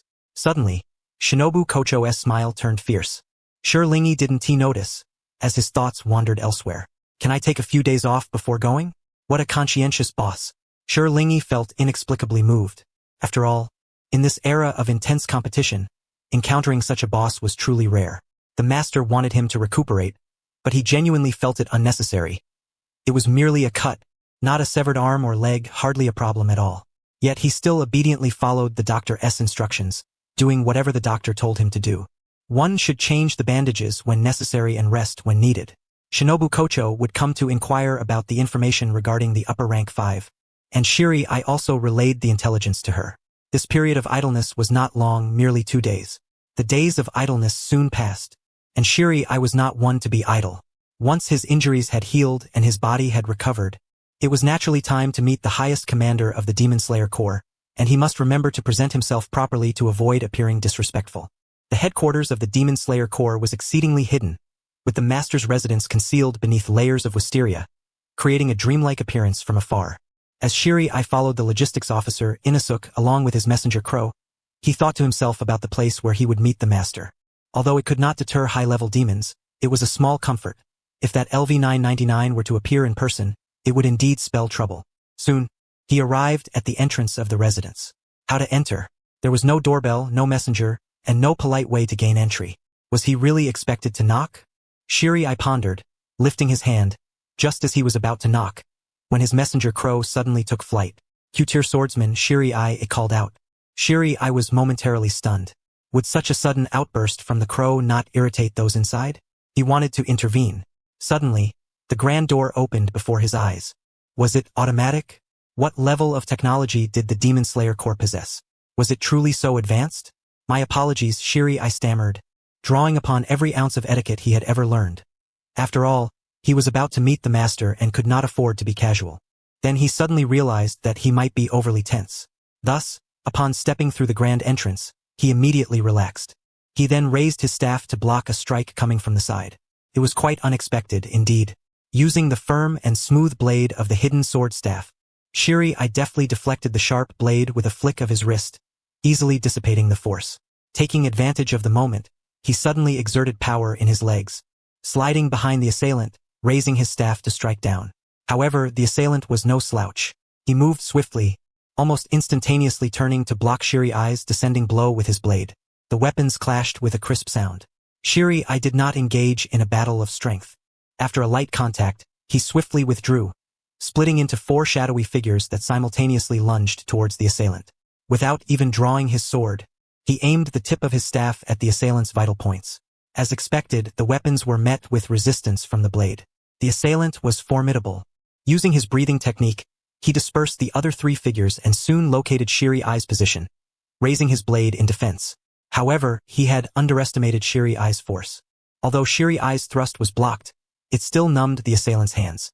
The two separated as a result of the recoil. Shiri I retreated nearly 1 meter, quickly thrusting his staff behind him to steady his stance. The swordsman opposite him also retreated a bit, raising his blade towards himself. There was no intent to kill, but the fighting spirit was palpable. Seizing this opportunity, Shiri I sized him up. With white hair and a scarred face, he bore a somewhat fierce appearance. He was the Wind Hashira of the Demon Slayer Corps. What was he doing?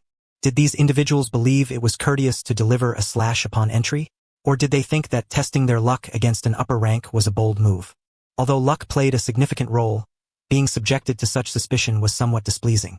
As Shiri-I pondered whether to draw his sword and engage him in a proper fight, a young monk seated beside them spoke up. "I kindly ask both of you to calm down if you would." Shiri-I was taken aback and turned to look. He saw a monk with tears streaming down his face, hands joined in prayer, radiating compassion. Yet, for some reason, Shiri-I felt as if he might pull out a Gatling gun for a hardcore exorcism at any moment. The monk, still weeping profusely, addressed him. "Are you the swordsman Shiri-I who slayed an upper rank? Your strength has indeed reached or even surpassed that of the Hashira. So, did you ignore the crow's earlier proclamation of Q-tier swordsman Shiri-I?" "You flatter me," Shiri-I replied, then glanced at the Wind Hashira, his meaning clear. "Shall we continue this fight?" The Wind Hashira smirked, retracting his blade. It seemed that Shiri-I possessed some skill and did not rely solely on luck to slay an upper rank. Though he smiled, the combination with his fierce visage still imparted a sense of terror. "However, you are fortunate. Having just joined the Demon Slayer Corps, you encountered an upper rank." Shiri-I's expression changed. No, did he truly want such fortune? "You flatter me. Slaying an upper rank was merely a stroke of luck." Meanwhile, the nearby Hashira watched on, and the system chimed in. "Player, your inner frame and dialogue box have flipped.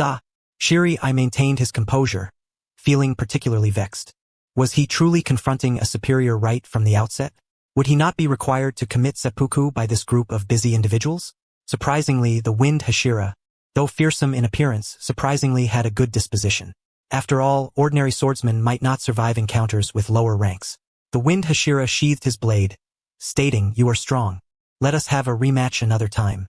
No, I believe you might seldom see me at the headquarters of the Demon Slayer Corps. After all, leveling up and battling should involve roaming various locations, not remaining in one spot. In pursuit of that LV-999, he needed to level up more swiftly." Shiri-I silently positioned his staff behind him, contemplating whether to apologize. However, there was no need for him to say anything. Two young girls suddenly exclaimed, "The master has arrived." They were the girls from the Wisteria Mountain. Shiri-I was taken aback. Then he saw them pull open the door to the tatami room. He knew the master of the Demon Slayer Corps was surely inside, and he was required to kneel on one knee in homage alongside the Hashira. However, it must be said that the bloodline within him was, after all, a bit volatile. He did not wish to kneel, nor did he feel inclined to do so, especially given the larger context of this era. His homeland next door was likely still striving for ideological liberation. From the system, he learned that the master of the Demon Slayer Corps was the current head of the Kamadu family, cursed due to blood ties with the LV-999, doomed to live no longer than 30 years. Despite being only 20, this young master had already fathered 5 children. He had yet to learn how to be a child, now thrust into the role of a parent. The Kamadu family had always been wise, possessing foresight and a kind nature, embodying gentleness. The system had extolled the virtues of the Kamadu family for nearly half an hour, filling Shiri-I's mind with thoughts of how wonderful the master was. However, "Hey, what are you doing?" The Wind Hashira raised his hand, attempting to pull him down, as they held genuine respect for the master. The master had not required them to pay homage, yet they were sincerely devoted. They harbored some discontent towards Shiri-I's actions. Taking a deep breath, Shiri-I smiled and lifted his head, saying, "You know where I come from, right?" The man sitting upright in the tatami room was not surprised. "I know. Indeed, game characters remain just that. Their nationalities do not change, and moreover, please forgive my rudeness. I truly..." Shirjo-E raised his hand and performed a deep bow. Kneeling was absolutely out of the question. Perhaps it was due to having been influenced by a war hero in the family since childhood, or perhaps it was the lessons learned in school that urged him not to forget history. Yet in his heart, he indeed struggled to overcome that hurdle. After all, Shirjo-E was not a soul reincarnated, but rather a person who had merely donned a different form. He did not need to conform to the customs of this world, nor did he have to remain here until death to depart. Thus, it was crucial for him to remember who he truly was. In fact, having spoken these words, Shirjo-E could not help but feel a tinge of worry, especially as the system in his mind screamed frantically, "Do you even hear what you're saying? Please lift your head." The voice of the young master was soft and gentle. Upon hearing him speak, Shirjo-E always felt a lightheadedness. It was quite remarkable. Although modern medicine could provide some explanations, the personal experience was altogether different. Only then did Shirjo-E focus directly on the young leader of the Demon Slayer Corps before him. Very young, yet possessing a maturity wholly incongruent with his age. After all, he was only 20 years old. 20 years old, and still a student in their world. How difficult it must be, Shirjo thought. However, he respected this leader. If it meant kneeling before him, well, that would be his fault, for he was unwilling. I know where you come from and your ancestral home, so there is no need to concern yourself with these matters. Master Yoya Kenroji's voice remained calming. His understanding brought Shirjo additional reassurance. He was genuinely worried that his unwillingness to kneel might displease his superior. Yet Yoya Kenroji not only showed no displeasure but also fully understood him. What a good person. Shirjo relaxed. My family has harbored a generational hatred towards demons. My uncle died at the hands of a demon, and my parents also fell victim to an upper moon. Father and mother, I'm so sorry. This is a fabrication by the game character. It's a problem with the system and has nothing to do with me. It was somewhat amusing to recount. The identity concocted by the system stemmed from 2 foreign students who fell in love at school and ultimately perished at the hands of an upper moon. The reason was that they stood up for an old man who, by unfortunate coincidence, was an upper moon. Subsequently, Shirjo was raised by an uncle who had studied abroad. Truly, it was filled with absurdities. Shirjo had no idea where to begin venting his frustrations, leaving him speechless. Yet paradoxically, this background now played a significant role. I seek revenge, but please allow me to forever remember where I come from. Shirjo felt this topic could be put aside and did not need to be continuously revisited. Yoya Kenroji understood this as well. After all, it was merely a matter of courtesy, not something to be overly concerned about. Only the swordsman of the Demon Slayer Corps might harbor some discontent, which he felt warranted mention. Do not worry, I understand. We cannot comment on politics, but we can still be friends. Politics. The Hashira of the Demon Slayer Corps were not entirely oblivious to the outside world. Upon hearing the word politics, they were somewhat aware. Consequently, the faint glances of discontent directed at him seemed to fade away. I have also heard of your deeds. You have slain the 5th upper moon, marking a significant progress for us, considering the ranks of the Hashira and comparing them to that of the 5th upper moon. No wonder there had been no changes for a century. It was all about rank suppression. But wait, when he fought the 5th upper moon, he too had been on the losing end, so why had he succeeded? System. Alright, I was forgotten. You have slain 12 Kazuki and killed 50 demons. You have met the conditions to become a Hashira, especially since you have defeated an upper moon that had not changed for a century. Yoya Kenroji looked at him gently. Do you wish to become a Hashira? Shirjo did not immediately agree. He squinted and asked, can I kill more demons? He truly needed more and higher level experience points, otherwise, he would surely be obliterated in an encounter with a level 999. Yoya Kenroji nodded. Indeed, but it comes with danger, especially since you have slain an upper moon. It will surely attract the attention of the Demon King. Shirjo smiled. I am not afraid of him. Thus, he had implicitly agreed. Yoya Kenroji nodded and suddenly asked, then, Shirjo, what breathing technique do you use? Shirjo unconsciously raised his hand to touch the markings on his face. Phoenix. I use the phoenix breathing. I'm not entirely sure which branch of breathing it derives from, but my uncle practiced it, so I learned it from him. The non-existent uncle, from now on, you shall be the Hawaiian of the Kashua world. No problem, right? Yoya Kenroji's vision had indeed grown somewhat hazy, but upon seeing the markings on Shirjo's face, he paused for a moment but said nothing. Then, from now on, you shall be the Phoenix Hashira. This could be considered a promotion, right? Shirjo smiled and then placed his hands together over his chest in a flat gesture. Thank you, master. Wait a moment. He had just said that to become a Hashira, one must first slay 50 demons, right? Shirjo quietly opened the map before him. It wasn't that he was complaining, but the speed at which these demons appeared was causing him a headache. He was beginning to suspect that the level 999 and his group of upper moons were daily wielding a sprinkler to spread blood everywhere. He had just cleared a path. Yoya Kenroji's body could not sustain prolonged exertion. Having announced Shirjo's ascension as a Hashira, he would soon need to rest. The various Hashira also bowed to him, watching him depart. Then, they all turned towards Shirjo with glimmering eyes, causing him to take a step back in fright. Amitba. The burly monk, the stone Hashira, Jyomiai Himejima, clasped his hands together and bowed. Regarding the upper moons, I hope to consult you on some matters. Let us discuss in the dining hall, and this meal is on me. Huh? Upper moons, is there anything to ask? Shouldn't they be well acquainted with their enemies? It wasn't until a group of Hashira surrounded him to ask questions that Shirjo realized their understanding of the Demon King and the upper moons was nearly zero. In fact, it was even less than zero. However, they were still quite excited about the fact that he had slain an upper moon. The extravagantly non-mainstream sound Hashira, Tengen Yuzui, was the first to speak up. What do you think is the most suitable, glamorous pose for us to use when slaying an upper moon? Shurjo-e glanced once more at the system evaluation levels above their heads and considered the swordsmanship of Neon. How should he respond? Shurjo-e's expression suddenly became difficult to articulate. I know you all are incredibly strong and eager to eliminate the demons, but you cannot let my reliance on the system to slay demons inflate your confidence like this. The key was that their levels were such that they could not even defeat the lowest upper moon 6 in a one-on-one fight. Should he speak up? How could he even begin? Sensing his predicament, primarily due to the almost contorted expression on Shurjo-e's face, the water Hashira, Ju Tomioka, suddenly spoke. Do not mind it. The implied meaning, do not worry about our opinions, just speak freely.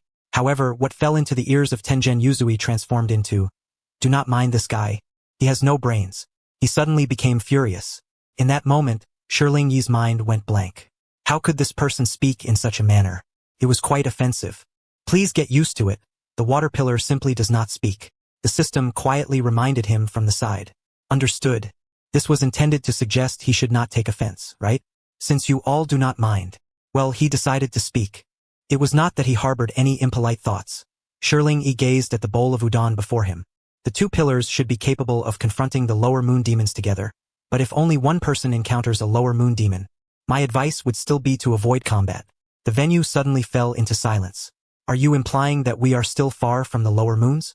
The wind pillar, Sanemi Shinazugawa, surprisingly remained quite composed, neither gritting his teeth nor displaying any signs of anger, simply inquiring with calmness. Shirling Yi nodded. My ability to defeat the lower moon 5 is solely due to that fellow's loquacity and fragility. He revealed all his cards right from the start. Once I understood his blood demon art abilities, I could analyze his weaknesses and quickly devise a plan. To put it simply, it's like gaming in a street. You inquire about who's in charge. Setting everything else aside, his intellect is quite useful. Once he provides the information, he can be defeated. As for the other lower moons, without confirming their strengths and blood demon arts, I do not recommend engaging them in battle. In essence, information is crucial, extremely crucial. Can we perhaps seek it out? The insect pillar, Shinobu Kocho, discerned his underlying meaning and shook her head helplessly. I have encountered swordsmen who faced the upper moons and the demon king. They are all dead. Therefore, we possess almost no information regarding the upper moons and the demon king. Shirling Yi pondered carefully and suddenly solidified his future objective. Defeating monsters, leveling up, and seeking information. Information is too important. Being entirely uninformed is troublesome. It's akin to a decryption game without any guides, hints, or skips, interspersed with calculus problems. Where should I seek information, particularly regarding the upper moons? Ordinary intelligence gathering simply will not suffice. The Demon King has an overwhelming grasp over demons. Even the common demons will not do, as they can yield nothing and might expose one's own presence. Perhaps I could consult the system? This entity seems unable to provide more, seemingly due to some locking function that requires me to unlock it myself. System. I can hear you. I can hear you. Shirling Yi contemplated the bowl of udon before him for quite a while, considering plans A, B, C, D, and E only to dismiss each one. So, in the end, it seems I must revert to the old method. Take matters into my own hands, traverse the map, and see if I can unlock hidden storylines. Just as Shirling Yi was deep in thought, someone beside him suddenly posed a question. The mist pillar, Taketu Michiru, the handsome child who had passed the test at Fujisaki Mountain alongside him, was said to have become a pillar a month earlier than him in just 2 months. There was no helping it. He had spent far too much time on the road. The mist pillar suddenly inquired. Flame pillar, in your opinion, how great is the gap between us and the lower moon 5? The gap, well, that gap is akin to a bronze misstepping into a starry bureau. If I were to quantify it, if I am 100, then the lower moon 5 is 460. The other lower moons would likely be even higher. After all, the lower moon 5 truly perished due to excessive talk. The mist pillar nodded, staring blankly at the tea before him. The other pillars furrowed their brows and remained silent. After all, the one who had fought and slain a lower moon would assert such a thing. It was unlikely anyone would joke about the strength of the upper moons. What the flame pillar meant was that he discerned the blood demon art of the lower moon 5, and with his remarkable intellect, swiftly analyzed the demon's weaknesses to slay it. But how would they fare in such a situation? Being with these colleagues was actually quite enjoyable, Shirling Yi thought. However, he had no time to waste here. After all, LV-999 was still lurking ominously. Thus, he did not even have the time to bond with the other pillars, resting for just one night before hastily planning a route and rushing out. His whereabouts then became elusive, Even the other pillars could not glean precise news of him. Occasionally, reports would return, such as the Flame Pillar having cleared a rout of demons today, or the Flame Pillar attempting to capture a demon for information. For a lengthy period, he did not even attend the pillar's meetings, though thankfully there was nothing of great importance discussed in those meetings. The primary reason was that he had traveled too far. Without a vehicle, he could not return in time. Therefore, the only one capable of tracking his whereabouts was the master of the Demon Slayer Corps, Yoya. Thus, within his ethereal, ungraspable movements, Shirling killed a lower moon demon. According to the system, this one was called a wheel. A wheel like that of a cart? It's called a luo luo. Forget it, it's dead anyway, no need to care. After slaying a 12 Kazuki demon, he once again obtained a special item, which Shirling deemed worthwhile. Who cares what it's called? Such an easily obtainable source of special items should not be taken lightly. More is definitely better. However, it became quite strange. For the next 2 months, Shirling encountered no 12 Kazuki demons. How peculiar. The markings for the upper moons and the Demon King were extraordinarily conspicuous on the map, especially for the upper 3 moons, which bore almost the same symbol as the Demon King. Yet Shirling was not foolish enough to seek them out. He had stated that he would avoid combat, and he must adhere to that. It was imperative not to seek out their presence. He found it quite astonishing, as the upper 3 moons seemed to prefer staying in one place, while the upper moon 2 appeared to teleport between 2 locations multiple times, and the upper moon 1 and upper moon 3 seemed rarely to leave a certain area. How strange, truly strange. But he could not seek out their presence. That would lead to death, certainly resulting in a rollback. The gap was simply too vast. He needed to steer clear of those demons marked as dangerous, eliminating the lesser demons along his path. Although he had indeed slain many demons, he had yet to encounter any of the 12 Kazuki's lower moons. Piercing a demon with a single strike, Shirling sighed deeply. After drifting outside for many days, he had not returned to the Demon Slayer Corps, yet he had not gathered a shred of useful information. For a time, he nearly lost his mind, grasping the neck of a common demon and demanding it divulge information about the upper moons and the Demon King. However, those common demons had no qualification to meet the upper moons. It was exceedingly vexing. Surely he would not have to confront the upper moons directly.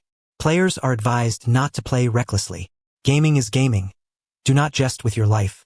It should not come to that. Shirling tidied his hair and carefully considered how to proceed on his journey. The demons truly seemed endless. Their respawn rate far exceeded that of NPCs.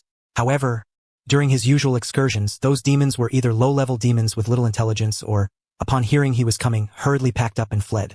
Wherever he went was exceptionally clean. As soon as he left, it was once again a sea of crimson. It made his head spin. Consequently, he resorted to a feigned retreat, catching the high-level demons off guard after they assumed he had already departed. But it was merely a matter of clearing out demons. Unable to find any significant intelligence, Shirling felt quite anxious. As the new year approaches, one cannot help but wonder whether demons celebrate the occasion. Nonetheless, he must return to the Demon Slayer Corps at least once during this festive period. Shirzue's speed in eliminating demons is remarkably swift, so much so that the Corps believes he is specifically seeking out groups of demons. However, it is well known that demons do not gather in groups. With the arrival of winter and the new year drawing near, Shirzue contemplates returning to the Demon Slayer Corps to assess the situation. He resolves to make his way back tomorrow. As he finds temporary lodging along the way, Shirzue closes his eyes, preparing to rest. Yet, as always, unexpected events strike like a tornado, leaving one slightly disoriented in their wake. In the stillness of the night, at the witching hour, Shirzue, who typically has a light sleep, suddenly hears the sound of the wind chimes he left at that mountain cabin. It belongs to that family with 6 children who had offered him shelter for a night before his assessment at Fujiyama. If memory serves him right, their surname was Tsuzumi. This signifies that the family has been attacked, perhaps by ferocious beasts, bandits, or even demons. The barrier that triggered the wind chimes must not be a trivial matter. Shirzue groggily opens his eyes and glances at the sky. It is still dark, and the time reads 3 o'clock in the morning, the darkest hour. If bandits were to invade a home, they would likely not choose this hour. Thus, the likelihood of a demon is considerably high. He thinks to himself. Exerting effort to prop himself up, he opens the map to check the situation near Yuzuki Mountain. The red dot confirms the presence of demons without a doubt. Therefore, he should go and assist them. Still somewhat dazed, with his vision slightly blurred, he fails to notice the eerie red glow emanating from the red dot on the map. He closes the map, stands up, quickly dresses, grabs his staff, tidies up the room, leaves the accommodation fee at the door, and hastily climbs out the window. He is not concerned about being late. He has confidence in the barrier he left behind. Moreover, with a teleportation array in place, he can arrive there in an instant. Yet, Shizue cannot shake off a sense of foreboding. To ensure his safety, he calls upon his crow, Feng Ming. Pay attention. If you encounter ordinary demons or lower-ranked ones, disregard them. If you see upper ranks, summon the nearest Hashira. If you happen upon the Demon King. Shizue ponders for a moment. You can return to the Demon Slayer Corps and report my demise. The crow tilts its head, seemingly perplexed. Who would simply stumble upon the Demon King? It has been ages since a swordsman has laid eyes on the Demon King. Has it not? Those who have seen him are no longer around. However, it seems improbable that one would encounter the Demon King on a midnight stroll. The crow expresses its disbelief. Then Shizue demonstrates through action, but it is indeed possible. Heavy snow, snow-capped mountains and forests. And there, before him, stands a formidable LV-999, leaving his mind in a blank state. All he can do is sigh. This world is truly filled with technology and ruthless endeavors. Upon hearing the sound of the Tsuzumi family's wind chimes at midnight, Shizue hurriedly activated the teleportation array, grasping Feng Ming as he transported himself directly to Yuzuki Mountain. Since he used the teleportation array linked to the wind chimes, Shizue's destination was right in front of the house. However, as he opened his eyes after the teleportation, he felt a wave of murderous intent rushing toward him. Without a second thought, he lifted his staff and thrust it forward, too swift to even draw his sword. The assailant reacted with incredible speed, immediately retreating from the house. Yet that strike had indeed caught them off guard. As Shizue gazes at the person before him, attention tightens within him. It is none other than that imposing LV-999, far too conspicuous. Surely not. Though he had told Feng Ming that if he encountered the Demon King, he could report his death, he truly did not expect to come face to face with an LV-999. After all, why would the Demon King, with nothing better to do, come to this desolate place? Yet, the reality is indeed a slap in the face. He has unexpectedly encountered the Demon King, and his luck seems rather extraordinary. Has the final boss been drawn here? Ah, what a surprise. Shizue takes a deep breath, letting out a cold laugh, and says, though I feel quite intimidated inside, I must not lose my composure. The LV-999 regards him with an easy demeanor. I see you are the human who killed Tamayo. Clearly, he recognizes Shizue. I have seen you through Tamayo's eyes. Shizue raises an eyebrow. Should I feel honored? After all, the Demon King remembers this mere swordsman. It is indeed astonishing. As he speaks, Shizue's gaze wanders around. He spots a girl lying in the snow. He remembers her as the eldest daughter of that family, a gentle child. She is protecting her youngest brother, both children lying in the snow, their fates uncertain. Their mother appears to want to rush out to save them, but having stepped outside the barrier's range, her chances of survival are slim. Within the barrier, a few other children remain, huddled together in fear, with the older ones protecting the younger ones. Though they are young, they bear a heavy sense of responsibility. He does not see the eldest son of the family. Is he not home? The Demon King seems quite intrigued by Shizue. You are quite interesting. A chill runs down Shizue's spine under the Demon King's gaze, yet he maintains his composure. Oh, is that so? He slowly draws his sword.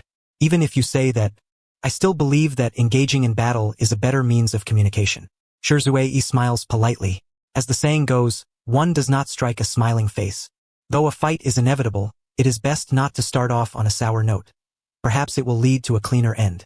Players can revert to a previous save. High-level players do not revert to saves. Shizue replies in his mind. Yet, if he cannot win, he will have to revert. Through the eyes of upper-ranked demons, it seems you are the Demon King Muzan Kibutsuji. How fortuitous. All of us in the Demon Slayer Corps exist to slay you. Shizue continues to smile politely, though his words are sharp. The Demon King does not appear angered by this. Rather, it seems he has no need to be enraged. After all, in his eyes, Shizue is less than dust. After all, he had labeled Tamayo as a disgrace to the upper ranks. Being killed by Shizue, who was not yet a Hashira and still at a low level, is indeed a source of shame. How curious, Muzan Kibutsuji suddenly remarks. You are a member of the Demon Slayer Corps, yet your hatred for me is so minimal it is almost negligible. Muzan Kibutsuji appears to have discovered something amusing, breaking into a laugh. Come, become a demon, and gain endless life and greater power. Shizue's expression abruptly turns numb. Has he been recruited into a pyramid scheme? He had always assumed that the Demon King recruited new members by spraying blood everywhere. He did not expect him to also consider whether they meet the qualifications. Shirzue remains silent for a while, and Muzan Kibutsuji does not rush him, patiently awaiting his response. Become a demon? Shirzue thinks to himself that he truly has no time for such frivolities. Thank you for your invitation, but how should I put it? While I would be quite willing to father such beings, I have not forgotten where my roots lie. He gestures for the children behind him to stay back. Kibutsuji Muzan let out a scoff, clearly disregarding what had been said to him. Shirlong Yi's sword began to emit a radiant glow resembling strands of multicolored silk. Communication has failed, so let us engage in battle instead. The vermilion bird gradually materialized behind him. What would it feel like to face a monster of such high levels? Shirlong Yi found himself truly curious. While he was prepared to fight, he certainly had not forgotten that his primary purpose was to save someone. Battling this level 999 was merely coincidental. However, when the Demon King opened his mouth, it was purely to promote himself, bombarding Shirlong Yi with a barrage of words that left his head buzzing. Although his reasoning remained intact, he couldn't help but feel a bit astonished recalling how he had been recruited to become a demon. In this situation, facing an upper moon, even the first of the upper moons, Shirlong Yi could gather the nearest Ashira to join him in combat, perhaps even seize the chance to slay it. Yet when confronted with the Demon King, he simply did not dare to call upon other swordsmen for assistance. After all, it would be akin to the Hulu brothers rescuing their grandfather, one after another, and losing a Hashira-level swordsman was no trivial matter. He couldn't let them come to their doom. This situation was truly exasperating. He wanted to avoid the conflict, but it seemed almost impossible, and he could only hope to find some useful items within the system. However, it appeared that the Demon King was in a rather good mood, deciding to dine here on New Year's Day. What, was he dissatisfied with the people in the city? Or perhaps the rapid pace of industrialization had made him disdain the pollution? Shirlong Yi inquired mockingly. Kibutsuji Muzan remained unfazed. He merely found this place quite interesting. While conversing with the Demon King, Shirlong Yi endeavored to divert his attention while negotiating strategies with the system. This guy is indeed formidable. Even standing before him, one can feel the pressure. The system was frantically searching through the store and skills. Players, please note, Kibutsuji Muzan, as the Demon King, has already overcome the Sun Blade's weakness, possessing 7 hearts and 5 brains. Even when reduced to pulp, as long as a shred of flesh remains, he can escape. The system droned on for quite a while, and Shirlong Yi grew impatient. Just tell me how to beat him already. The system continued rifling through the items in the store. It is recommended that the player use the Crimson Blade experience card. What is the Crimson Blade? One of the 3-piece set for defeating the boss, capable of preventing Muzan's regeneration. Defeating the boss 3-piece set? Shirlong Yi's expression stiffened momentarily. What 3-piece set? He had to admit he was unaware and needed to learn. But now was not the time for learning. He quickly inquired about exchanging for the Crimson Blade experience card. Although he did not know what the 3-piece set entailed, having even one piece would be beneficial. I can sense that your hatred towards me is negligible. Kibutsuji Muzan suddenly spoke. Naturally, you are the final boss. To me, you are merely an NPC. Why would I harbor hatred towards you? Shirlong Yi thought to himself. Seizing the opportunity while the Demon King was still attempting to recruit him, he exchanged for another item with the system. Perhaps Kibutsuji Muzan genuinely admired him, as he once again offered, become a demon. With your strength, you could surely rise to the upper moons. Shirlong Yi's smile suddenly widened. Humans are the apex of all beings. Do you think I would foolishly degrade myself to such a status? Becoming a demon is out of the question. The Crimson Blade experience card activated, its effect lasting for 3 hours. Shirlong Yi's sword suddenly turned a deep crimson, resembling freshly forged steel. Even the golden phoenix pattern on the blade grew more vibrant. Kibutsuji Muzan's expression shifted abruptly. One of the 5 phoenixes, the vermilion bird, emerged, circling around Shirlong Yi's sword. The flames it breathed forth felt scorching even from a mere glance. Kibutsuji Muzan hesitated, glancing at Shirlong Yi's face. Just now, it had been too dark for him to notice, but the phoenix patterns beneath Shirlong Yi's eyes began to emit a faint glow. You are a swordsman who has awakened the patterns and the Crimson Blade. Kibutsuji Muzan's furious shout signified the end of negotiations. The matter must be resolved through battle. First form of the breath of the phoenix. The fire phoenix's initial cry, the thrust, imbued with the flames of the Crimson Blade, appeared before Muzan in an instant, aimed directly at his arm with lethal intent. Why not stab the heart or the head, you ask? Nonsense. 7 hearts and 5 brains. Mustn't he strike in order? Thankfully, the system's weakness locking skill made it possible to locate the Demon King's heart. Otherwise, he would have been unable to pinpoint its location. This creature had hearts all over its body. It defied logic. Several yellow circles flickered before him. Although he was unfamiliar with the Demon King's blood demon arts, it did not deter Shirlong-yi from making a desperate attempt. Thrust. Just as he seemed poised to strike, suddenly, Shirlong-yi's vigilance peaked. He abruptly withdrew his sword and retreated at high speed, simultaneously creating 3 shadow clones for cover. The clones distracted Kibutsuji Musen's attention, allowing Shirlong-yi to successfully withdraw, albeit at the cost of all 3 clones being dispersed. Once he had retreated to a somewhat safe distance, he took the opportunity to observe Kibutsuji Musen's attack patterns. Noticing that what had once been an arm had transformed into a massive, fleshy appendage, Shirlong-yi felt a sudden throb in his forehead. If that enormous appendage truly struck him, it would surely knock his head off. Heaven help us. Kibutsuji Musen maintained his smile.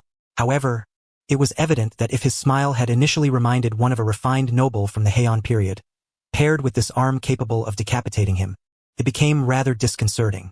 One couldn't help but feel a headache just by looking at it. Humph, indeed, he was level 999. His power was extraordinary. This situation was absolutely untenable, and if nothing unexpected occurred, he likely wouldn't even be able to scratch him. He had to devise a plan to avoid conflict while ensuring the children's safety. Given the current circumstances, the likelihood of escaping unscathed was slim, but as long as he remained alive, there was still hope. And there was also the item he had just exchanged for with the system. This time, perhaps no. There was a chance. Kibutsuji Musen did not seem intent on slaughtering all the children, after all. Yet he remained deeply concerned.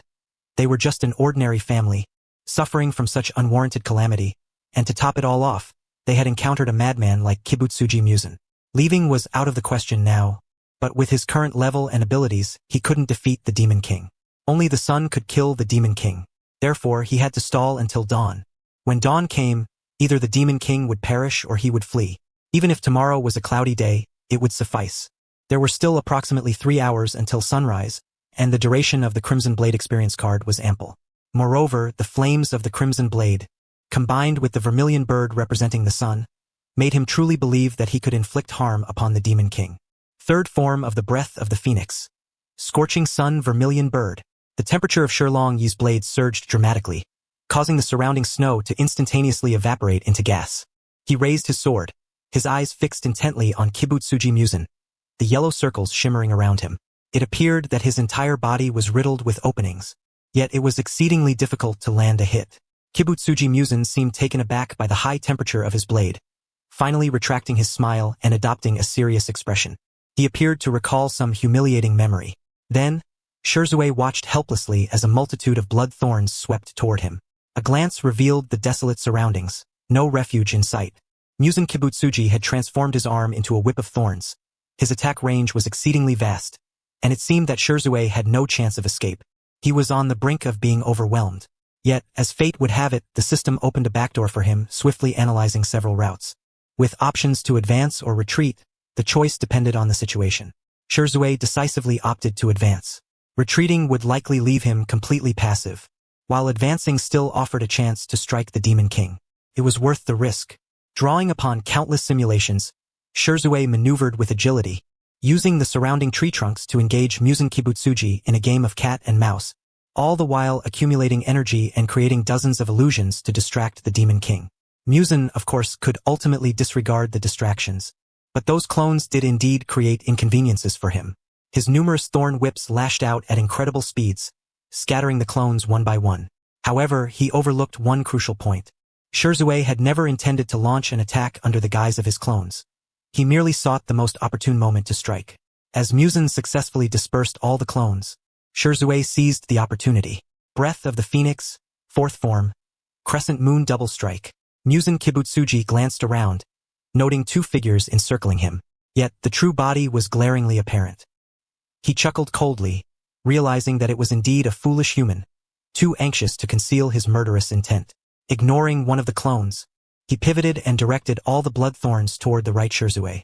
He was correct. The left Shirzue was merely an illusion. The right Shirzue possessed genuine offensive capability. However, he was mistaken, for at the moment Musen's attack struck the figure, another form suddenly lunged forward, a flaming long sword piercing through his arm, forcing it to twist violently and severing it entirely. How could this be? He had clearly struck the swordsman. Muzan Kibutsuji was far too arrogant. The crescent moon double strike summoned another clone capable of inflicting real harm, not merely a reflection. Shirzue had cleverly deceived the Demon King with this tactic, and at the last moment, he swiftly approached using the first form, landing a direct blow to one of Muzan Kibutsuji's hearts. This must surely be a significant blow to the Demon King. Oh, this little rookie has finally managed to draw blood from the Demon King, and I'm quite pleased. Fortunately, the Demon King's mind was not particularly sharp. His 5 brains seemed to be collectively suffering from a stroke, otherwise, Shirzue would have found it far more challenging to fool him. The Demon King's reaction, however, was far from pleasant. Why was the damage from this cursed blade so hard to recover from? Without the aid of the sun-breathing technique, Muzan could typically heal from wounds quickly, but to his astonishment, he found himself unable to restore his health immediately. Impossible. This was not the sun breathing. How could it hinder his recovery? Could this swordsman be the reincarnation of Yoriichi Tsujikuni from years past? This swordsman absolutely could not be allowed to live. After a moment of shock, Muzan Kibutsuji was consumed by rage. He had been harmed by a mere human, as insignificant as an ant. A disgrace. This was an utter humiliation. Shirzue had no time to sheath his sword before alarms blared in his mind. Oh no, there was no time to retreat. Even realizing something was amiss, Shirzue could not react in time and had to rely solely on his primal instincts to slightly shift his body, narrowly avoiding a direct strike to his heart.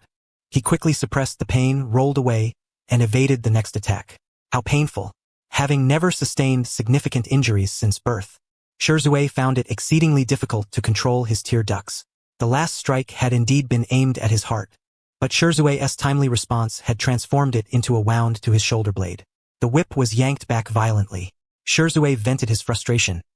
Damn it! After cursing internally for quite some time, he suddenly felt something was off. Why was his body in so much pain? That whip had undoubtedly been tainted with the Demon King's blood. Oh no, the blood of the Demon King can turn people into demons. Or it could simply kill them. The system chimed in quietly. If Muzan did not wish to turn someone into a demon, he could control the blood and use poison to kill them.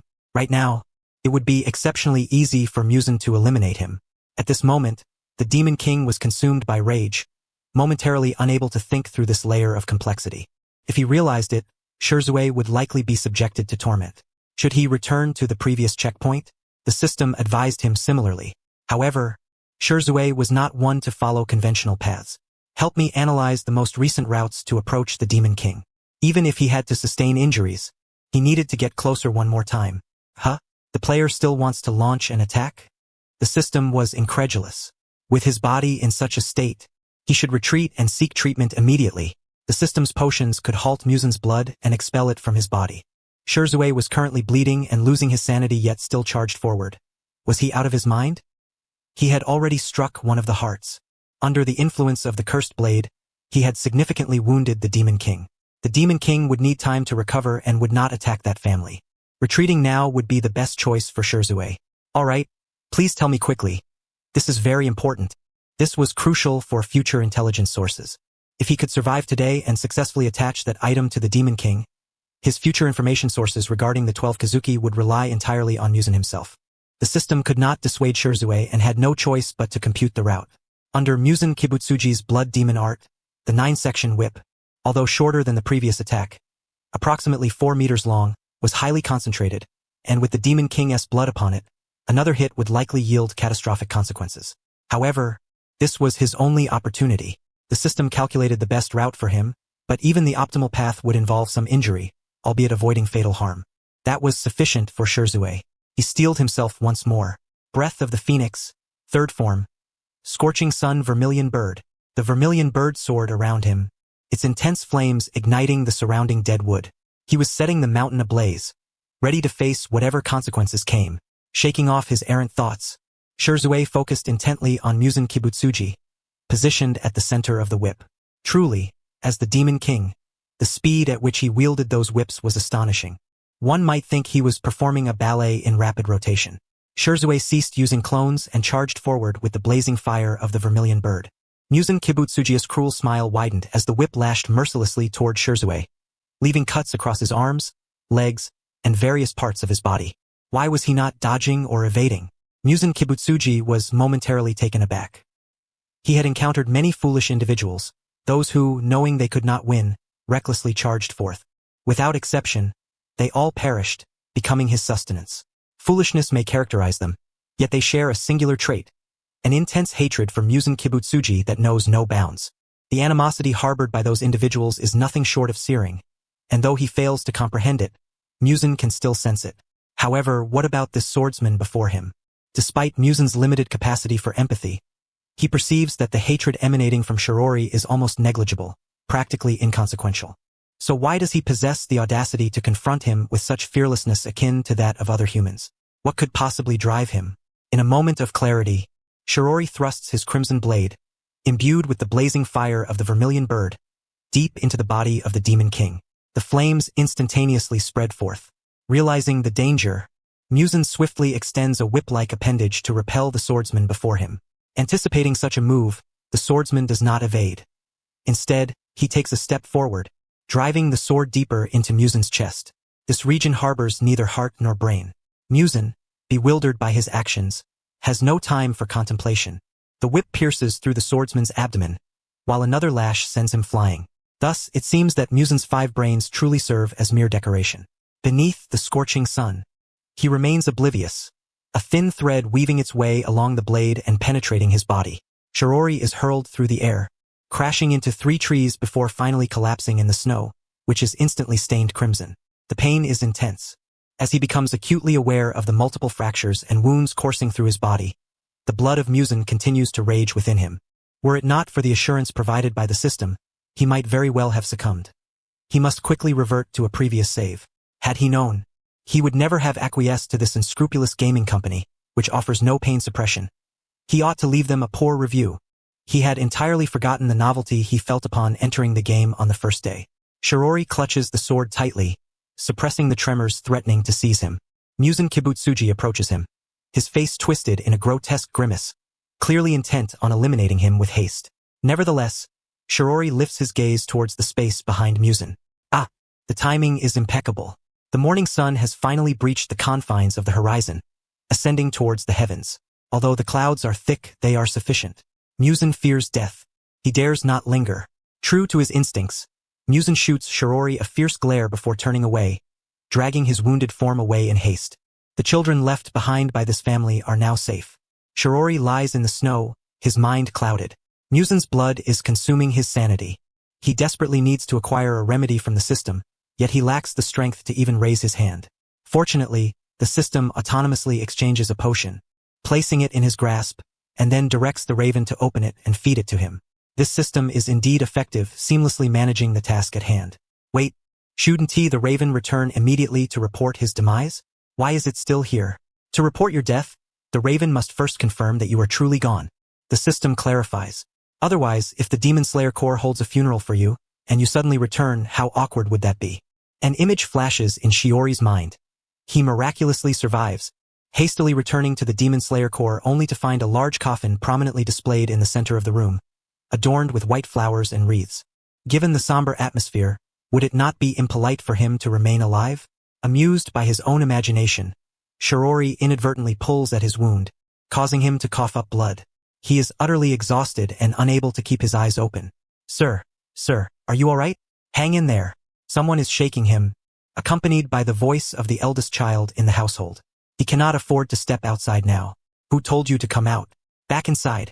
Shirori reprimands immediately, his words still carrying weight despite his weakness. Blood has smeared half his face.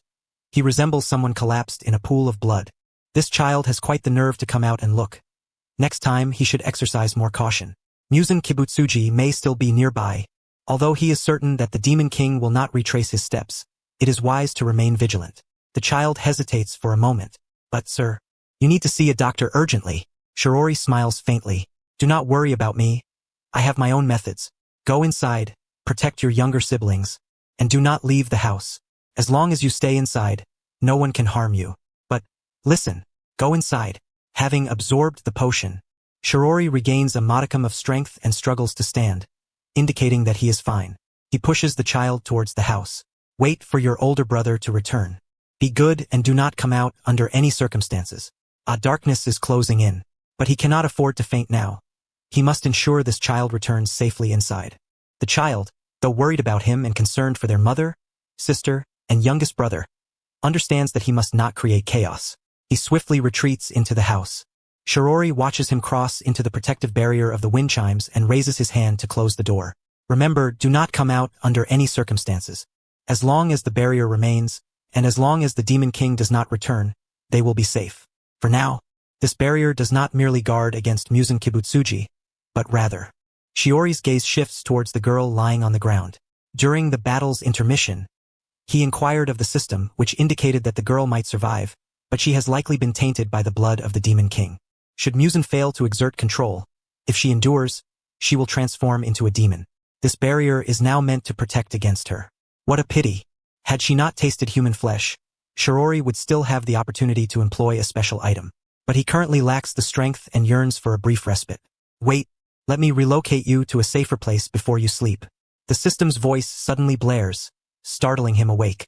He nearly jolts back to full consciousness. The next moment, the world shifts, and the scenery abruptly transforms, startling Shirori fully awake. He hopes the system has not carelessly transported him to the demon's lair, but as it turns out, that is not the case. The sky has yet to brighten fully, and through his bleary vision, Shirori sees a woman dressed in a kimono approaching him. The system opens a map for him. It is not marked with a red dot. Seems he should be safe now. Perhaps he can finally rest peacefully. During the day, the sky has brightened, and Tanjiro Kamadu, the eldest son of the Kamadu family, expresses his gratitude to Grandpa Saburo for hosting him and resumes his journey home. Yesterday morning, he once again set out early to sell charcoal in the town. It is winter, and the demand for charcoal remains high. Although his mother worries about slippery roads due to snow and advises against going, he is determined to make one more trip. Previously, a traveling gentleman had passed through and offered them a ride. His mother had invited him to share dinner and allowed him to stay overnight. Upon waking the next day, they discovered that the gentleman had already departed, leaving behind 10 yen, enough for a month's sustenance, and a beautiful wind chime along with a fully stocked firewood shed. His mother saved the 10 yen, planning to purchase some delicious food for the new year, ensuring they could celebrate properly. Considering that some families may lack charcoal for heating during winter, Tanjiro resolves to head to town today. Before leaving, his mother wiped his face, and several younger siblings wished to follow him, but they could not keep pace with Tanjiro's steps and were left behind. His eldest sister, Nezuko, had just managed to lull their youngest brother, Rokuta, to sleep. The child had always seemed lonely since their father's passing, and it was a struggle for him to fall asleep today. This life, though not without its challenges, was indeed filled with happiness. Yet life, much like the weather, is capricious. It will not always be clear skies nor persist in relentless snowfall. When happiness shatters, it is often accompanied by the scent of blood. The townsfolk held a deep affection for Tanjiro. Many were eager to purchase his charcoal, and with winter upon them, they required more to keep their fires burning. Tanjiro also helped locate the culprit responsible for breaking a neighbor's plate and assisted in lifting some heavy items, remaining occupied until nearly evening before finally setting off for home. The evening glow bathed the sky as Tanjiro made his way along the mountain path back home. On the way, he was called to a stop by Grandpa Saburo, who resided along the roadside. "Tanjiro, are you planning to head back into the mountains?" Grandpa Saburo beckoned him over and invited him to stay the night, warning that demons would be prowling after dark. However, there were also demon slayers who hunted these fiends. Grandpa Saburo insisted he stay for dinner and spend the night at his home. At that time, Tanjiro thought to himself that demons could not possibly exist. Grandpa Saburo had lived alone since the death of his family and must have felt quite lonely. He resolved to bring his siblings along next time to keep him company. The night passed swiftly. When dawn broke the following day, Tanjiro bid farewell to Grandpa Saburo and set off for home, carrying a bamboo basket filled with charcoal. However, halfway home, his keen sense of smell detected a strong scent of blood wafting from the direction of his house. Alarmed, he hastened towards home. Upon catching sight of the house, he froze. His sister Nezuko lay on the ground, shielding Rokuta, the snow beneath them stained with blood. Their mother was not far away, also on the ground, her hand desperately stretching towards Nezuko yet falling weakly into the snow. Just outside the house, there were signs of a fierce struggle, blood and broken trees scattered everywhere. "Mother, Nezuko, Rokuta, what happened here?" Tanjiro rushed forward. What on earth had transpired? He trembled as he looked toward the door. It was closed, but what kind of scene awaited him inside? Tanjiro could hardly bear to imagine. Steeling himself, he approached to open the door. "Is that you, brother?" A tiny voice suddenly called out. It was Takeo. Without a moment to lose, Tanjiro yanked the door open, revealing his frightened siblings huddled together. Upon seeing their elder brother return, the children rushed towards him in tears. The eldest, Takeo, wiped his eyes and cried, "Last night, someone broke in and killed Nezuko and Rokuta. Mother is dead too, and Mr. Furukawa, he is about to die as well." Not knowing his name, they referred to the guest as Mr. Furukawa. Mr. Furukawa? Tanjiro was bewildered by why he would be here, but now was not the time for such thoughts. The three fallen in the snow, apart from Nezuko who still had a flicker of warmth, showed no signs of life. Tanjiro was unwilling to abandon any chance of saving his sister. He quickly picked her up, yet he could not leave his other siblings alone in the house. He found himself in a dilemma. Ultimately, he decided to take all his siblings with him. Even if danger loomed, he could shield them. Takeo did not forget to grab Mr. Furukawa. He remembered that the guest had said as long as they had the wind chime, they would not come to harm. Together, they ran down the mountain, unaware that Nezuko's state was quite unusual. Suddenly, Nezuko awoke, causing Tanjiro to slip and fall heavily, startling his siblings who hurried to help him. "Brother and sister," Hanako screamed in fright. Tanjiro immediately sat up to check on Nezuko, worried she might have been hurt. Then he saw her trembling as she stood up, revealing a ghastly visage, lunging towards him. Tanjiro's mind went blank. He recalled Grandpa Saburo's words. Nezuko was a demon? No, that was not right. Nezuko was human, had always been human, could not possibly be a demon, and there was another scent on her that must belong to the one who transformed her. But Nezuko now. Seeing Nezuko lose her sanity and grow increasingly stronger, if she did not regain control, she would surely become a threat. The cries of his siblings and Tanjiro's calls seemed to stir some semblance of reason in Nezuko. Tears streamed from her eyes, and her strength lessened slightly. At that moment, a man with black hair suddenly appeared, raising a blade to strike down upon Nezuko's head. Tanjiro gasped in shock and quickly rolled to the side, pulling Nezuko with him to evade the attack. "Why are you protecting her?" the black-haired man asked unemotionally. "She is my sister." Tanjiro replied urgently, "Nezuko has harmed no one." The black-haired man furrowed his brow. "She has already become a man-eating demon. My job is to hunt demons." Hearing the black-haired man's words, Tanjiro's siblings rushed forward to shield him. "Sister is not a man-eating demon. It was the bad man who killed her and Rokuta and mother," Hanako shouted, "and Mr. Furukawa." The black-haired man appeared puzzled. He understood the parents and siblings, but why add Mr. Furukawa? Was he a guest of their family? His gaze fell upon the boy holding the wind chime on the other side. Suddenly, his pupils constricted. He quickly stepped forward and bent down to examine the wind chime closely. A wooden tag hung from it, inscribed in the script of a neighboring country with the words "Safe Travels," accompanied by a small emblem of a phoenix taking flight. He recalled the swordsman who bore the same phoenix emblem on his blade. Is it the Flame Hashira? The Hashira-ranked swordsman of the Demon Slayer Corps, Ju Tomioka. He had heard reports of demons terrorizing this area and had come to find and slay them.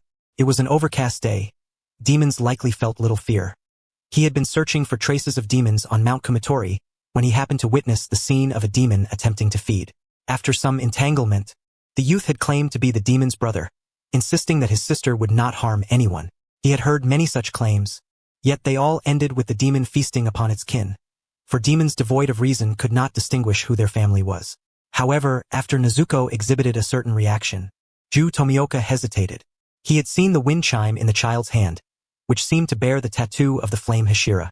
Surprised, he reached out to take the wind chime for a closer look, only to be met with a threatening growl from the girl who had transformed into a demon, as she shielded her brother and siblings behind her.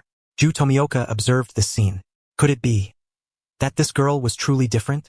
In the end, Ju Tomioka chose to show mercy. After knocking the girl unconscious, he placed a bamboo tube over her mouth to prevent her from biting anyone. He turned to the boy and said, "You should visit the elder named Sakanji Yorokadaki, who resides at the foot of the Misty Mountain.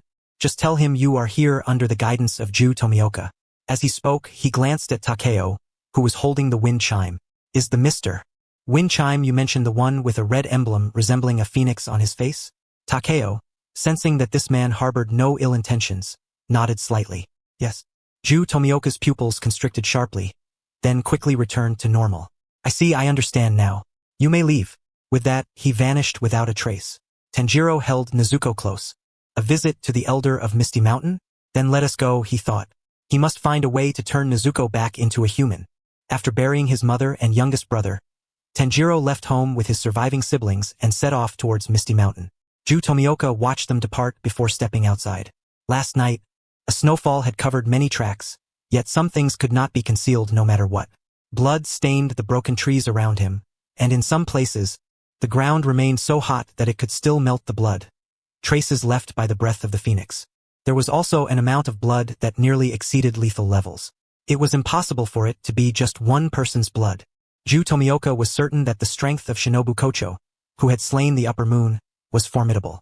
Even if he could not defeat the enemy, he should have been able to escape unscathed. With this thought, Ju Tomioka felt somewhat reassured. He prepared to return to the headquarters to report. Suddenly, the image of the girl who had just transformed into a demon flashed before his eyes. He hoped she could hold on and not resort to eating people. Only a demon could turn someone into a demon, and he never expected that Musen Kibutsuji, the Demon King, would appear in this place. Wait, Musen Kibutsuji? Ju Tomioka's eyes widened in shock. He turned abruptly, gazing at the now empty house and the chaos surrounding him. If it was indeed the Flame Hashira who had fought here, could the demon he battled be Musen Kibutsuji? This was bad. If the Flame Hashira truly encountered Musen.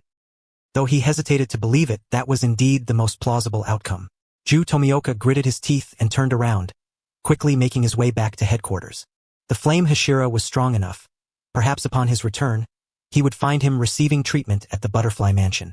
However, Shinobu Kocho was not receiving treatment at the Butterfly Mansion. He had logged off to take a break. Logging off was similar to other games. The game character remained while the player had left.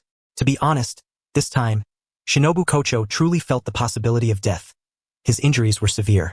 After all, he had lived in a peaceful country during peaceful times, and even when injured, it was merely from childish mischief. Returning to this world, Shinobu Kocho had not a single scar on his body, which could be considered a blessing for players afraid of pain. He complained to his boss. The final boss of this level really has too much time on his hands, running around and shedding blood instead of staying put. The chairman still wore a smile. Well, that can't be helped. That's just how the game is designed. We're quite helpless in this regard. Alright then, by the way, this injury shouldn't be fatal, right? I don't want to restart and face the final boss again, Shinobu Kocho said, scratching his head lazily. The chairman quickly nodded. Don't worry, you absolutely won't die. You really don't need to worry. We won't let you die. Shinobu Kocho raised an eyebrow, looking at the old man. The old man's smile was nearly cracking. By the way, check online when you get back. There's a surprise. The old man suddenly grinned slyly. Shinobu Kocho broke out in a cold sweat and hurriedly turned to leave. Alright, I'll come back tomorrow. Today, I'll see if there are any guides I can use. Huh? This isn't a real game. Where would you find a guide? The old man looked utterly bewildered. The guides Shinobu Kocho was referring to were, of course, not actual game guides. Rather, they were methods to exercise. Given the current state of the game, he needed to look up fitness videos without delay. He still had to keep fit. Upon returning home, Shinobu Kocho opened his computer. He then stumbled upon a miraculous post. New work from Demon Slayer. The author guarantees a happy ending. This time it's finally not the Hashira being wiped out. The oversized title gleamed brightly, nearly blinding him. Out of curiosity, he clicked in and found his own introduction. Character introduction. Shinobu Kocho. A Hashira-level swordsman from a neighboring country, the Flame Hashira. Perhaps due to his limited appearances, there were only a few sentences, and even the image was merely a shadow with a phoenix emblem. Shinobu Kocho suddenly felt a headache coming on. So what is Demon Slayer? It looked like a comic or something, and he was never fond of such things. Yet, it seemed somewhat interesting. Strangely, when Shinobu Kocho opened the official comic site, he found he couldn't access it. The official site stated it was under maintenance. Shinobu Kocho maintained a calm expression, already guessing what was happening. That damn company was undoubtedly trying to prevent him from searching for comics or guides. How outrageous. However, he could look at the forum for the new comic. New character? Could this be the legendary character that kicks the bucket? Ah, the Flame Hashira is so handsome. I declare he is my husband from now on. The phoenix emblem on his face is really beautiful. I want to get one too. He seems like a gentleman. So elegant and polite. So why can't we watch the original version? It seems all the software has been taken down. From a neighboring country? Doesn't anyone care where he is from? If his last name is Kocho, he should be from Korea or North Korea. Anyway, not from the Bear Country. So no one guessed he was from Huagua? Shinobu Kocho looked at the comic, his ability to think slipping away. What was wrong with these netizens? How could they find him handsome when he only appeared as a silhouette? The comic started from the incident at the Kamadu family.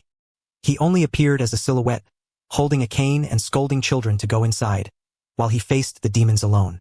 The phoenix emblem on his face shimmered faintly. So, it's just beginning to update? Should he rush to the company tomorrow to confront the boss? Or should he confront the boss? Or should he confront the boss? This is so mortifying. Thus, startled to the point of nearly passing out, Shinobu Kocho rushed to the company the next day. Upon seeing the smiling old man, he didn't know how to begin. I say, did you pay the copyright fee? You know this is infringement, right? Shinobu Kocho slammed his palm on the table, angrily saying, I signed a contract with you, but it didn't say I had to be a free comic model. The old man remained smiling. I'll raise your salary. He was very sincere. Do you think I resemble someone in need of money? 1 billion. Do not insult me with money. In US dollars. Deal. The old man's face contorted. Lingi turned to glance at the gaming pod behind him. The weather is getting cooler. The children in the mountains need to put on more clothes. Now that I have money, the impoverished areas should repair roads and build schools. Lingi patted the gaming pod and suddenly looked at the old man. Tell me, in the original version of the manga, did only the main character survive in the end? The old man nodded, yes. Well, I understand how this works now. Considering the company's peculiar black technology that can control people's thoughts, along with the myriad of bizarre rescue missions on his system's task panel, it is no wonder he feels unworthy of his genius title. Strange things do happen in this world, don't they? This isn't surprising at all. As the gaming pod closed, his consciousness once again plunged into the abyss. Lingi abruptly opened his eyes. He was now lying on a bed, the simple ceiling suddenly broadening his field of vision, bringing him a measure of clarity. Where is this? He recalled that during his last logout, the system had mentioned transporting him to a safer location. Where is this? The butterfly mansion of the Demon Slayer Corps? Or the Fujikawa house which is connected to the Demon Slayer Corps? It seems like neither of those places. He quietly scanned his surroundings. The injuries on his body made him feel as if he had been torn apart, the pain excruciating. Why didn't the logout process heal his wounds? Lingi looked around. His Genu Jade staff was still beside him, which provided him with some sense of security. Someone opened the door. You are awake. Who is it? Lingi turned to the newcomer. It was a remarkably beautiful woman, though young in appearance. She had her hair styled in a woman's bun, wearing a purple kimono adorned with wavy light purple branches and red flowers, a beige obi tied around her waist. Accompanying her was another person who looked like a servant, but his expression seemed quite displeased at Lingi's presence. Where is this? Lingi attempted to sit up to express his gratitude, but the woman quickly spoke. Do not get up yet. You are gravely injured. Lingi still sat up. I am very sorry for causing you trouble, he apologized. The boy pouted. At least you know. Yashiro, the woman said somewhat sternly. The boy immediately stiffened. Yes, Lady Tamayo. Tamayo? He recognized her. The demon Dr. Tamayo, who had freed herself from Musen's control and required only a small amount of blood to survive instead of consuming humans. Her servant, Yashiro, was the same. Tamayo knelt beside him. Are you a member of the Demon Slayer Corps? Lingi nodded. I am Lingi. I am Tamayo, a doctor. Tamayo scrutinized him. Can you tell me who inflicted these injuries upon you? Lingi was certain that Tamayo was an enemy of Musen, so he felt no fear regarding her. He had survived an encounter with the Demon King, but unfortunately, he could not hold him back at sunrise. Nor did he intend to, given that it was a cloudy day with no sunlight. Tamayo appeared quite surprised. It has been a long time since someone could contend with the Demon King. Are you a Hashira-level swordsman? Yes. This was not something worth concealing. Tamayo lowered her head in thought. I have heard that a swordsman capable of slaying an upper moon has emerged in the Demon Slayer Corps. Oh, that would be me. Lingi replied calmly. If no other swordsman capable of slaying upper moons had appeared in recent days, then it must be him. Tamayo was taken aback. This young man had managed to slay an upper moon and confront Musen Kibutsuji? Could he possibly kill Musen Kibutsuji? Tamayo fell into contemplation. Lady Tamayo, do you wish to become human again? Noticing that Tamayo seemed to be deep in thought, Lingi naturally inquired. I still want to see Musen Kibutsuji. Wait, what did you just say? Tamayo suddenly reacted to Lingi's question. Startled. What had he just said? I asked whether you would like to become human again. Lingi patiently repeated his question. Tamayo gasped and covered her mouth. Her servant Yashiro also widened his eyes in surprise. Become human again? Lingy nodded. I possess a small trick that could achieve this, but there is a prerequisite. You must never consume humans, intentionally or unintentionally. Upon hearing this condition, Tamayo was uncertain whether to feel relieved or disappointed. When I first became a demon, I lost control and consumed my husband and children. Sadness tinged Tamayo's eyes. It seems I have no opportunity for that. Had he inadvertently touched upon her sore spot? Lingy's expression stiffened, but he still apologized. I am very sorry. Tamayo shook her head. It is all right. May I ask what method you use to transform demons back into humans? To be honest, I am also searching for a way to revert demons to humanity. Lingy hesitated momentarily. Tamayo quickly added, if it is a secret. Lingy smiled. It could be considered a family secret. I am not entirely sure of the principle, but it seems to involve purifying flames that incinerate the cells of the Demon King. Tamayo listened in confusion and did not press further. Given the vague explanation, she presumed it was a family secret, and it would be inappropriate to inquire further. However, Lingy was not deliberately withholding information. He genuinely did not know how to explain. He could not elucidate the special items from the system either. Should he explain it through mythology? Wouldn't it seem absurd to use mythology to explain something based on science that entered during the Taisho era? Lingy struggled to explain, but Tamayo could not comprehend. She was considerate enough not to press the matter further. Well, it seems there is no issue now. By the way, where is Higurashi? Lingy suddenly began to look around. Tamayo quickly discerned what he was searching for. If you are looking for the crow, it has already returned. Oh, it went back to report that I am safe. Lingy sighed in relief. It seemed he would not have to endure a social death. If he returned to find the team holding his funeral, he wouldn't know whether to lie down in it. After all, the atmosphere would have been set. Speaking of which, what about the blood he got on him during the fight? Players, please note that Muzan Kibutsuji's blood has been expelled through sweat. The system suddenly chimed in. It has been expelled? That's good. I need not worry about becoming a demon. Higurashi returned to the headquarters in haste to convey that he was safe and also brought back the master's message, instructing him to recuperate before returning to headquarters. They still had many questions to ask regarding the Demon King. The update of information could not be delayed. Lingy felt he could not wait until he was healed. On the second day after Higurashi's return, he chose to bid farewell to the doctors. Thank you very much for your assistance, Lady Tamayo, Mr. Yashiro. Lingy stood at the door and bowed to the two. Should you find a need for my services in the future, please do not hesitate to ask. Yashiro could not hold back. Got it? Got it. Hurry and leave. Yashiro. Tamayo reprimanded him once more. Yes, Lady Tamayo. It is evident that in Yashiro's eyes, there are only two types of people. One is Lady Tamayo, and the other, well, let us have some confidence. Perhaps in Yashiro's perspective, everyone else is simply not human. I returned and once again expressed my gratitude to you. Fengming, I'm off. The phoenix-tail green cuckoo flapped its wings and took to the skies, racing with Shure towards the Demon Slayer Corps headquarters. Tamayo quietly watched his departing figure. After several hundred years, is there finally hope of slaying the Demon King? Shure, who is regarded as the hope for defeating the Demon King, was at that moment basking in sunlight, expressing his joy. The last time he returned to headquarters, by the timeline of the game, was several months ago. It seems it was shortly after he had just become a Hashira, spending some time at headquarters before setting off to gather information on the upper moons. Although he found nothing, he did not give up. By this reckoning, he had participated in several of the recent Hashira meetings. And then he encountered LV-999. What did the headquarters of the Demon Slayer Corps and his fellow comrades look like again? He admitted he was on the verge of forgetting. Shure resolved to return quickly. Thus, the crow, Fengming, watched as Shure activated his kill all who block my path mode on his straight line home. No, who taught you to kill demons like this? Was it Li Bai? Killing one demon every 10 steps. You're a 1,000-mile traveler without a trace. Speaking of which, how should he describe Muzan Kibutsuji to them after returning? Like a hedgehog? After all, that massive pile of whips is genuinely exasperating, and the speed with which they sweep around is astonishing. Were it not for the system, along with Shurei's own fearless nature, he could hardly fathom how many times he would have perished. He truly is a veritable monster. How to put it? While pondering, Shure passed through a city on his way back to the Demon Slayer Corps. It was a large city, flourishing with development, skyscrapers rising high, and the neon lights at night made one feel as though they were in the daytime. Yet, ultimately, it was not day. Otherwise, Muzan Kibutsuji would not have emerged. However, that was not the crux. The crux was that he spotted a film projector. Although it was heavy and certainly displeasing to him as a modern person, It was undeniably a film projector. Alright, why not directly project the memories onto the film projector? Such a simple problem, why complicate it? Player, this is not scientific. The system expressed its astonishment. Shure clicked his tongue.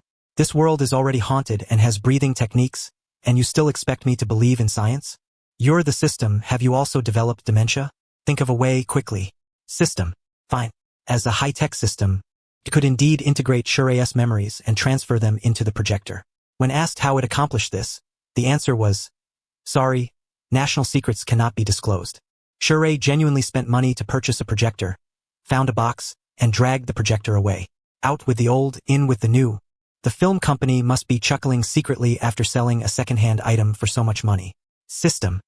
What difference is there between your behavior of frantically throwing money at the boss for a projector and strong-arming? But since the purchase is made, let it be. The system integrated Shurei's memories of battling the Demon King and imprinted them in the form of film reels. Shurei thus dragged the projector back to the headquarters of the Demon Slayer Corps.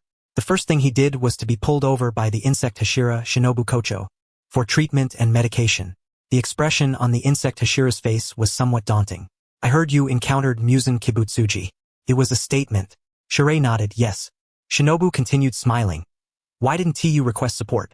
Ordinary swordsmen advise against rushing in front of the Demon King. The Hashira-level swordsmen are too far away, and Shurei could not continue speaking. That was the Demon King, not an upper moon. If it were an upper moon, even the first of the upper moons, he could still stall for time, waiting for the Hashira-level swordsman to come to his aid. But the Demon King, he could not say whether he could delay. Surviving was already a blessing from the heavens. If he perished, it would truly be like the Calabash brothers saving their grandfather. Please don't send them one by one. Dealing with LV-999 is truly impossible without overwhelming them with numbers. The master will convene a Hashira meeting tomorrow. Shinobu did not press further but instead changed the subject. We, too, are eager to learn about the Demon King's information. You should rest well today. However, they probably had no intention of resting well. Shurei smiled slightly. After all, information about the Demon King is not easily obtained. The Hashira meeting is where the Hashira-level swordsmen of the Demon Slayer Corps are summoned to the main residence to discuss the current situation of the Corps and the strategies to follow. This was Shurei's second time attending a Hashira meeting. The first was when he was promoted to Hashira. His whereabouts were too elusive and unpredictable that even his fellow Hashira could not grasp them. Yet they all believed that a swordsman capable of single-handedly defeating an upper moon would certainly be safe. However, they collectively chose to overlook the fact that above the fifth upper moon, there were still the upper three of the upper moons and of course the Demon King. 3 days prior, the Water Hashira, Ju Tomioka, relayed news that Muzan Kibutsuji had been spotted in the Urikage Mountains, where traces of the flame-breathing were found.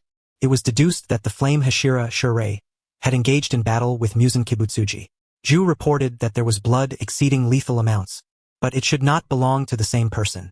However, having encountered Muzan Kibutsuji, nearly everyone believed that Shurei was likely doomed, as they neither understood nor were familiar with the Demon King, and it was presumed that his strength was beyond imagination. Before they could even grieve, Shurei's crow hurriedly flew back, informing them that the flame Hashira was still alive. Although he was completely at a disadvantage during the battle with Muzan, he managed to hold on until dawn. This brought them a sigh of relief. It was truly unexpected that shortly after becoming a Hashira, Shurei had faced the Demon King in an encounter. If the previous encounter with the 12 Kazuki was considered luck for the Hashira, this time was truly not luck. It was an extreme misfortune. Shurei arrived at the main residence quite early. When he got there, everyone else was still on their way. He squatted on the side, adjusting the machinery.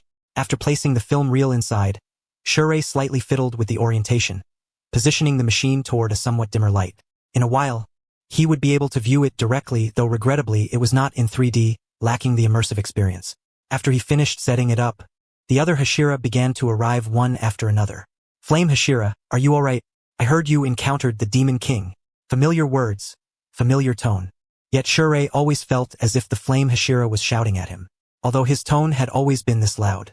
Shurei thought that a reminder would probably serve no purpose, nor did he offer any commentary. The Demon King is indeed very strong. Had it not been for the dawn, I estimate that there would have been nothing left of me, Shurei said self-deprecatingly. Although I was mentally prepared, it was still unexpected. The skills and damage of LV-999 truly exceeded imagination. Shurei confessed he was frightened. Let us see if there are any triggering conditions that can weaken the Demon King next time. It's good to be alive. The flame Hashira concluded with this statement. Indeed, it's good to be alive. Shure tugged at the corners of his mouth, yet felt he could not muster a smile at all. The Hashira of the Demon Slayer Corps soon gathered. Not only did they eliminate an upper moon, but they also battled the Demon King, leaving everyone with a plethora of questions. However, Takedo Michiro indicated that they should refrain from asking until he had finished speaking. If there were still questions afterward, they could be addressed. With so many of them asking at once, it would be overwhelming for him to respond. The master has arrived. It was still those two little girls. The body of Ubuyashiki Yoyai seemed to be deteriorating further. Was the curse of the heavens truly that cruel? Such a sight was disheartening. Good afternoon, my children. His voice remained as melodious as ever. The system in his mind erupted in a display of fireworks, revealing that he was indeed a loyal fan of the master. His colleagues knelt down on one knee in respect. Takedo Muchiro still raised his hand in a bow. That was the extent of his limits. Although he held a certain respect for the master, that was a matter of principle. Muchiro, how is your health? Ubuyashiki Yoyai first turned to Takedo Muchiro, inquiring with concern. Muchiro smiled softly. I am fine now, master. Yoyai nodded. Then let us begin the Hashira meeting. Muchiro, you may start. Yes. Takedo Muchiro turned to adjust the projector. The wind Hashira, Sanemi Shinazugawa, curiously asked, what are you doing? I want you to experience the Demon King firsthand. Had he forgotten something? As Takedo Muchiro began to release memories and project them onto the wall, he pondered what he might have overlooked. You forgot that the stone Hashira Jyomiai Himejima cannot see. The system stated in a monotone voice. Ah, this is. Takedo Muchiro continued, not pausing. Never mind, the might of the Demon King is apparent to those who understand. This is my memory, capturing some scenes from the battle with Kibutsuji Musen. It is not comprehensive, but it should suffice. As the imagery began, the first scene depicted the Demon King's arm transforming into a massive foreign object, swinging towards him with tremendous force. Although Takedo Muchiro's perspective shifted rapidly, he was easily able to display the moment when Kibutsuji Musen's slap obliterated 3 of his clones, thanks to his swift retreat under their cover. This scene indeed left a profound visual impact on the Hashira. That large object, is that Kibutsuji Musen's arm? Butterfly Shinobu hesitated to speak. Takedo Muchiro recalled that meaty arm and felt a headache coming on. Yes, transforming his arm into such a thing grants immense power and speed. If I am not mistaken, it seems capable of devouring life. Fortunately, his vigilance allowed him to retreat swiftly. Otherwise, he would have met his end. Even just a simple giant arm was not to be taken lightly. The memory transitioned to the next scene. Takedo Muchiro searched for an opportunity, as if he had made a decision. Suddenly, red flames erupted from the blade in his hand, the temperature of the sword rising sharply. Ubuyashiki Yoyai was taken aback by this sight. Despite his vision deteriorating due to the curse, he could still see this clearly. Takedo Muchiro's blade glowed crimson, enveloped in flames. Could it be the Hinakami? Kibutsuji Musen's arm underwent another transformation, as a large mass of bloodthorns swept towards Takedo Muchiro. In the scene, he split off clones to fend off the attack, ultimately using the 4th form to sever one of the Demon King's arms. Impressive. The flame Hashira, Kaijiro Rengoku, shouted, startling Takedo Muchiro. Keep it up. Rengoku seemed invigorated by the battle. Takedo Muchiro had to remind him, unfortunately, that is not possible. The skill usage is too frequent. I lack the necessary energy. The snake Hashira, Iguro Abanai, appeared to notice something, observing the furious Kibutsuji Musen intently. Flame Hashira, does the Demon King's regenerative ability seem lacking? He suddenly inquired. It seems so. I hadn't noticed. No, that was because he used a Hinakami experience card at that moment. The flames of the Hinakami can prevent the Demon King from regenerating, combined with the pure yang flames of the vermilion bird. Ultimately, it was merely fortunate. But he could not say this now. If he did, he would have to explain how he knew about the Hinakami. After severing Kibutsuji Musen's arm, Takedo Muchiro was pierced by a whip, the impact driving through his shoulder blade. He immediately retreated, muttering 2 phrases in a language they could not comprehend. The Hashira exchanged glances, aware that Takedo Muchiro was from a different country, and thus the language would differ. However, hearing incomprehensible words piqued their curiosity, especially given the biting tone in Takedo Muchiro's voice. So someone asked, what did you say? Ju Tomioka inquired impassively. Takedo Muchiro blinked. Is this social death? Don't ask. It was an insult. It is a beautiful language, not something one can learn casually. Upon learning it was an insult, His colleagues chose not to pursue the matter further. Their attention quickly shifted back to Kibutsuji Musen's blood demon art. They had noted the whip from earlier. Shinobu even took out a small notebook to record it. Muchiro, how did you charge in at that moment? Tengen Yuzui's expression grew serious. The sound of Kibutsuji Musen's whip slicing through the air was unmistakable. Even from Takedo Muchiro's perspective, Yuzui admitted he could not comprehend how he had charged in. It felt as if he had darted from one side to the other, and by the time he processed it, he was already right in front of Kibutsuji Musen.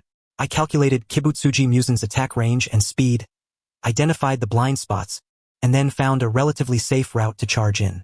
He silently expressed gratitude to the system, luck, and Kibutsuji Musen. If it weren't for the fact that his 5 brains were mere decorations, he might not have succeeded. Takedo Muchiro felt a wave of relief. Once he regained his composure, he noticed the Hashira staring at him, their expressions quite complex. They seemed puzzled about how his brain functioned. What else could it be? SNT it like this? Soon, the imagery reached its final scene. Takedo Muchiro, utilizing his outstanding intellect and exceptional agility, evaded all of Kibutsuji Musen's whip attacks, appearing like a phantom before him. He then plunged his sword into Kibutsuji Musen's chest, only to be struck by a whip that sent him flying, crashing into several trees before finally coming to a halt. The sight alone was painful to behold. It was also at the moment when Kibutsuji Musen was about to strike him down that dawn broke. Kibutsuji Musen had no choice but to flee hastily. It was only through sheer luck that Takedo Muchiro survived, completely drained of the strength to fight. The memory concluded there. As the projector turned off, Takedo Muchiro rubbed his temples. He truly survived by luck. The Demon King's fear of death surpassed his expectations. That day had been overcast, with no sunlight. Yet, the moment the sun emerged, the Demon King turned and fled. Had he possessed even a bit more courage, Takedo Muchiro would have been forced to rewind. Jyomi Himejima, the stone Hashira, was once again in tears. To let the flame Hashira face the Demon King alone was truly our oversight. Wait, don't cry. Huh? Speaking of which, did the stone Hashira see anything? Aren't his eyes supposed to be blind? Takedo Muchiro finally recalled what he had forgotten. Jyomi Himejima could not see. What significance did this have? Although it is invisible, it can be fully perceived, so there is no need for concern. The system quietly explained. Can you feel it? When Musen Kibutsuji fought me, he utilized these blood demon arts. I am not entirely sure if he possesses any other blood demon arts, but even just these are already quite troublesome. Shizuroi summarized. Just these alone nearly caused Shizuroi's CPU to overheat. It almost burned out the system as well. Flame Hashira, can't you sever his whip? The mist Hashira Muchiro Takedo, who usually appeared to be in a daze, suddenly spoke up. Shizuroi shook his head. It's too fast. I can't keep up. 1,000 blades in half a second is something he truly cannot achieve. The system seemed to mention that someone once accomplished it. Perhaps it was the god of the sun, Yoriichi Tsujikuni. Speaking of which, the system seemed to have told him that defeating the Demon King requires a set of 3 items. What are those 3? The red blade, the pattern, and what else? Confronted with the formidable strength of the Demon King, the Hashira fell into contemplation, likely pondering how they would respond if they encountered the Demon King. Shizuroi, the head of the main house, Yeo Shinjuro, who had been quietly listening, finally spoke up, his voice as gentle as ever. Did you use the red blade at that time? The red blade? Indeed, but that was merely a trial card. How to truly activate the red blade? Shizuroi does not know, so now he can only pretend to be oblivious. However, it is indeed surprising. His second form, the Burning Phoenix, actually belongs to the category of enhancement attacks. To be precise, his breathing technique does not actually have any sword techniques like other swordsmen. It completely relies on the breathing technique for enhancement, and then employs flower planting swordsmanship for attacks. And the flower planting sword is designed for assassination. Naturally, it falls short in practical combat compared to a blade. Yeo Shinjuro continued, yes, it is the blood-red blade, the red blade, which can suppress the Demon King's physical regeneration. Shizuroi still shook his head. I am not sure. At that time, I just felt that if I did not go all out, I would definitely not survive. Who would have the heart to care about what the blade had transformed into? I will review it when I return. Perhaps I can recall it. How to activate the red blade is truly a question mark. Yeo Shinjuro nodded. Indeed, they do not know what to do now.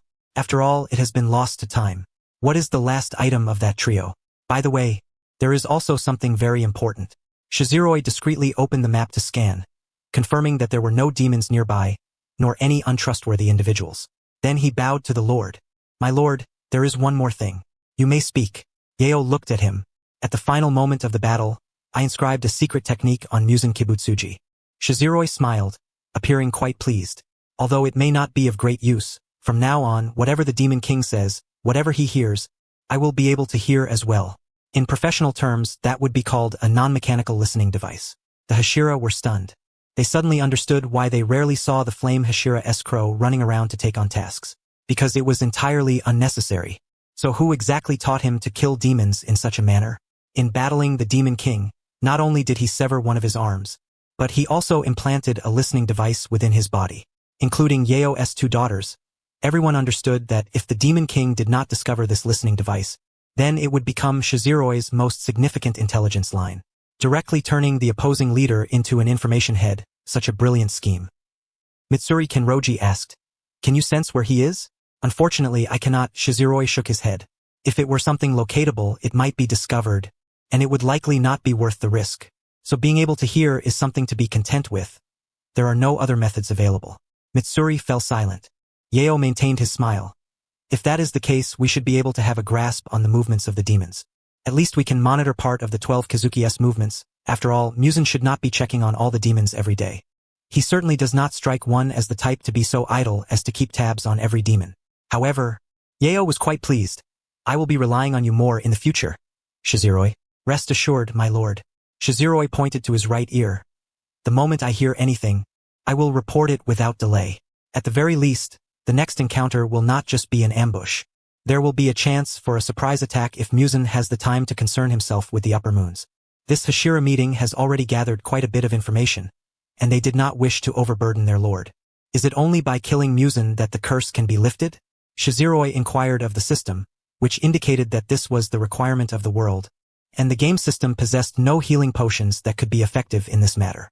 It truly is troublesome. Flame Hashira. Just as Shizuroi was preparing to plan his route for departure, the stone Hashira called out to him. "Will you still be acting alone?"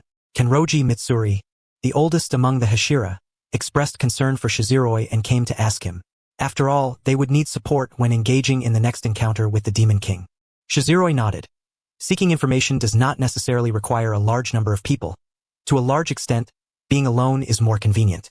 But it is also more dangerous. Kenroji Mitsuri's eyes filled with tears. "No, please don't cry." Shizuroi was at a loss for how to respond to him. Perhaps it is because monks are often compassionate, which leads them to weep for the suffering of the world. But Shizuroi recalled a saying. "I, the Buddha, am compassionate, but I am only responsible for sending you to see the Buddha." Kenroji Mitsuri was unaware of Shizuroi's inner thoughts. He still wore a sorrowful expression. "It is a pity that I am not skilled in the realm of information. Otherwise, I could be of help to you." Shizuroi smiled. "Please do not say that, Mr. Kenroji. If there is an opportunity to master the Demon King's movements completely in the future, I will still need your strength. I know you are powerful, but if you encounter an enemy that you are unsure about next time, please request support from the headquarters. We will rush over as quickly as possible." "Very well." Shizuroi narrowed his eyes and smiled. Kenroji Mitsuri nodded. "I look forward to that day, Flame Hashira, and remember to be cautious. May the Buddha bless you." "Thank you. It is indeed a warm blessing. This person is quite heartwarming as well." However, at level 999, experiencing a solo encounter once is more than enough. Next time, he must avoid them as far as possible. Shizuroi thought. "Player, where shall we go next?" The system opened the map for him and inquired. Shizuroi gazed at the undulating hills on the map. Indeed, he must find a way to traverse the map and unlock the system's hidden storyline. Yet another significant undertaking. As Shizuroi contemplated the events that might unfold, he began to feel a headache coming on. "So where should I start? Can you give me a hint on where would be more suitable for me to go?" Shizuroi chose to ask the system.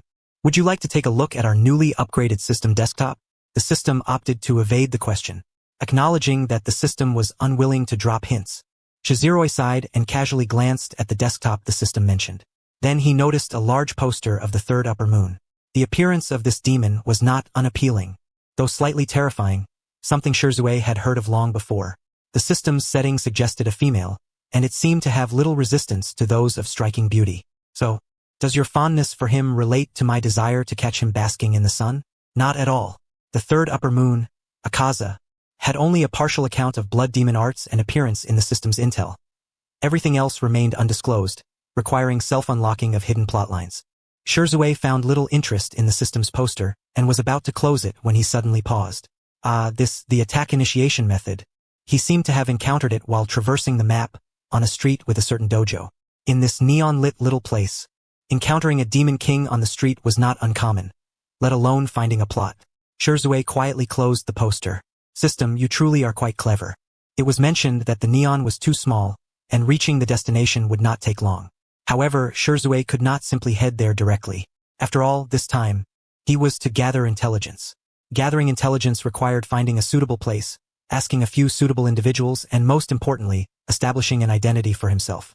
He first made a trip to the University of Tokyo, quietly observing from the outside. Then he bought some fabric and, together with the system, tailored a school uniform. Player, may I ask a question? Watching Shirzue sew and mend as if he were a devoted spouse, the system increasingly felt that he was not binding to an individual. This was a male. Indeed, a male. He was quite handsome, truly. He possessed remarkable abilities, and his intellect was commendable indeed. Having received a good education at home and participated in summer camps, he had quite a few life skills which made sense. So, was this sewing really a skill one would expect from a male? You may ask. Shirzue continued his work, distractedly listening to the system's question. Why do you know how to make clothes? Without raising his head, Shirzue replied, I picked it up from watching videos. I found it interesting and learned a bit. Sewing clothes, after all, was not for daily wear, merely a means to blend in while seeking information. The clothes were finished. Shirzue changed out of the team uniform, placed his cane into the system's backpack, and then took out a small notebook. All right, I'm just a college student looking for material to compile some strange tales. The system expressed admiration, noting that this person was impressive. Shirzue's destination was a place with numerous dojos, not particularly bustling, yet still had a fair share of students. Why does the player wish to come here? The system was curious. Shirzue turned his gaze towards one of the dojos. Inside, the master was teaching the students their stances. Doesn't it seem familiar? Shirzue smiled cutely, quite reminiscent of Anya. The system. Oh, the poster. So this whole situation was a free intelligence gift. Shirzue remained calm, while the system felt a bit frantic. He walked into a small restaurant. It appeared quite worn down but had a certain age to it. The owner was an elderly man, and people like him usually had the most stories to tell. A bowl of udon. Please. Typically, he would order udon upon entering a shop. Shirzue thought nothing of it, but the system felt like it might vomit rainbows. Could the player not choose something else to eat? After finishing his noodles and offering a compliment, Shirzue turned to the owner. This place seems to have a long history. The old man, busy with his tasks, chuckled in response. Yes, but my little shop does not do too well. How could that be? There were clearly many people around when I came. Shirzue blinked in confusion. The old man sighed. Nowadays there are many options outside, and students like you prefer trendy things. Not at all. My favorite is strange stories. Is that so?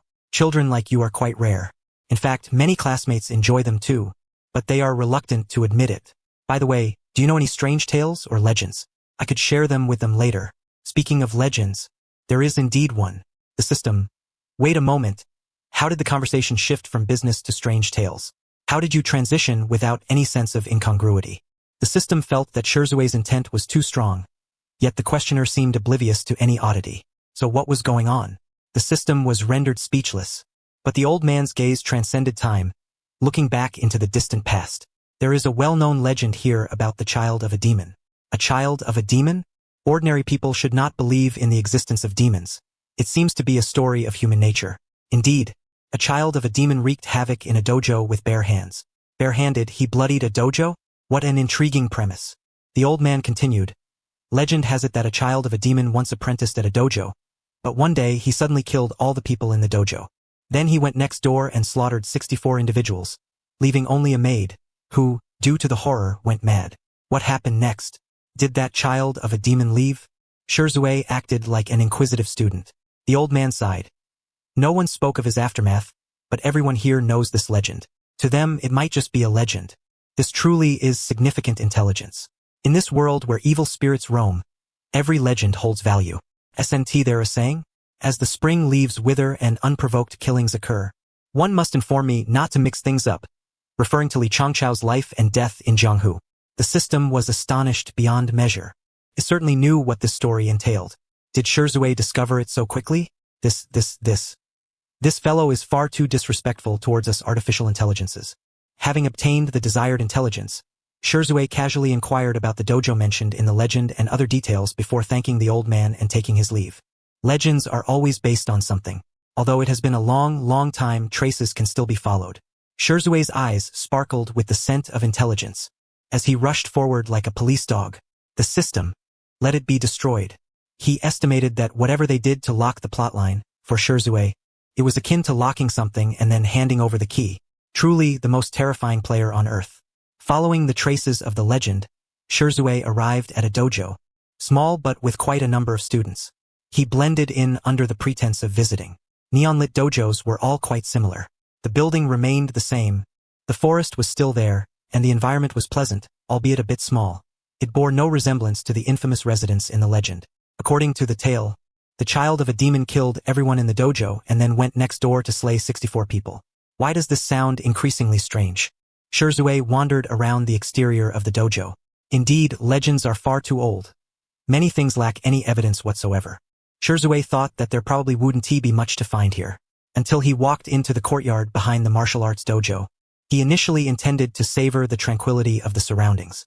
However, something seemed to flash before his eyes. Lowering his gaze, he spotted a damaged hairpin. What is this? Lingi bent down to pick it up. The ornament was shaped like a snowflake, exquisite in its beauty.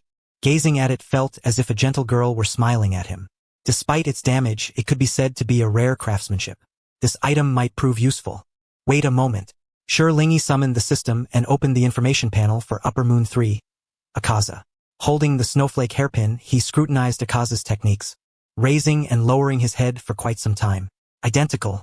He fixated on this distinctly feminine accessory and glanced up at the blood demon art of Upper Moon 3. It seemed rather intriguing. Hey, get to work. I don't respond to hey. But fine, you discovered it so quickly. The system was indeed quite irritable. However, it dared not express its irritation in front of Lingi. Lingi found the system's complaints incomprehensible. Such a large hairpin would catch anyone's eye in the sunlight, wouldn't it? He fell silent. The system understood his thoughts. Congratulations, player. You have unlocked hidden storyline. Love Snow. Would you like to view it? The system's voice sounded utterly devoid of hope. Lingi paid it no mind.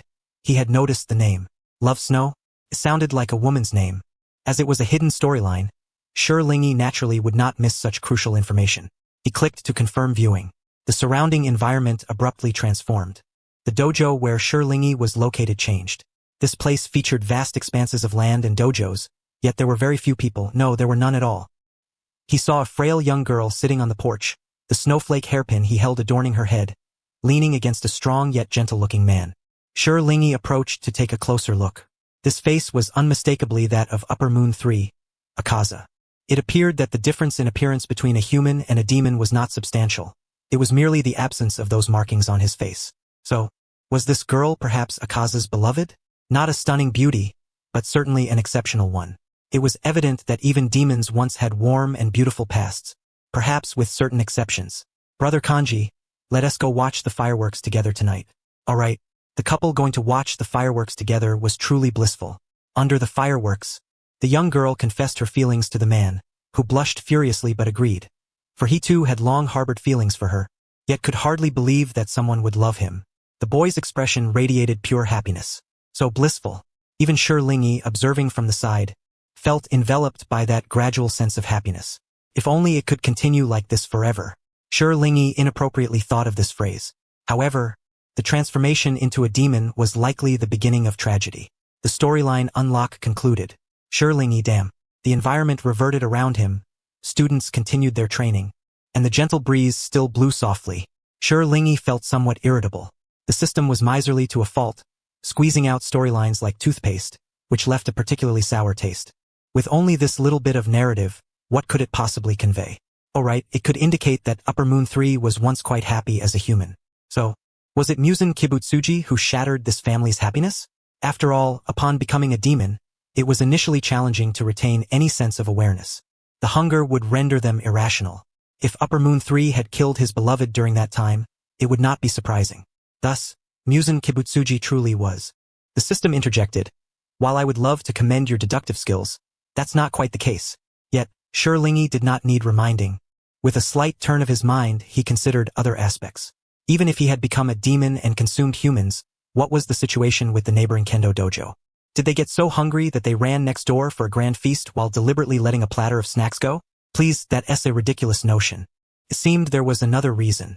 He needed to search further in the vicinity. After all, the gap between the top 3 upper moons and the Demon King was minimal.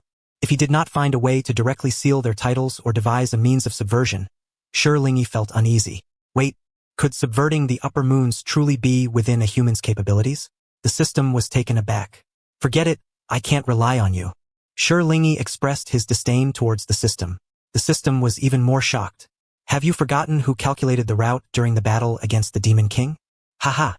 Could there be more storyline unlocks? How long would he have to traverse this map? According to the information, Akaza had become a demon at least 200 to 300 years ago. It would be difficult to find accurate locations in ancient legends, especially in a small place like Neon. The situation became even more complicated after foreign cultures were introduced. So where should he go next? Shi Lingyi felt that there were likely still things left undiscovered on this street. He turned his attention toward the nearby deep mountains and forests. Forget it. First, let's kill a couple of demons to gain some experience. He scanned the map for the areas with the highest concentration of demons. Shi Lingyi cheerfully made his way to that mountain and then unleashed a massacre within. He chased the demons all over the mountain. He had arrived at dusk and pursued them until late into the night, feeling quite exhausted. However, his experience points increased and he was delighted. Shi Lingyi had no intention of checking his experience points anymore. After all, his current goal was level 999, a far-reaching target, so it was better not to look too often. It would only discourage him. He still needed to allocate skill points and research his custom breathing techniques. Up until now, he had only grasped the 5th form, and Shi Lingyi felt a bit anxious. The breath of the phoenix did not refer to a phoenix but rather 5 phoenixes. What other breathing techniques could there be? His swordsmanship was vastly different from that of Neon, and moreover, their country's sword techniques were originally meant for assassination, which were actually inferior to blades in practical combat. Not to mention he was a latecomer, relying on sword techniques from other games. Exhausted from chasing demons, Shi Lingyi found a tree, climbed a few steps up, and leaned against the trunk to rest.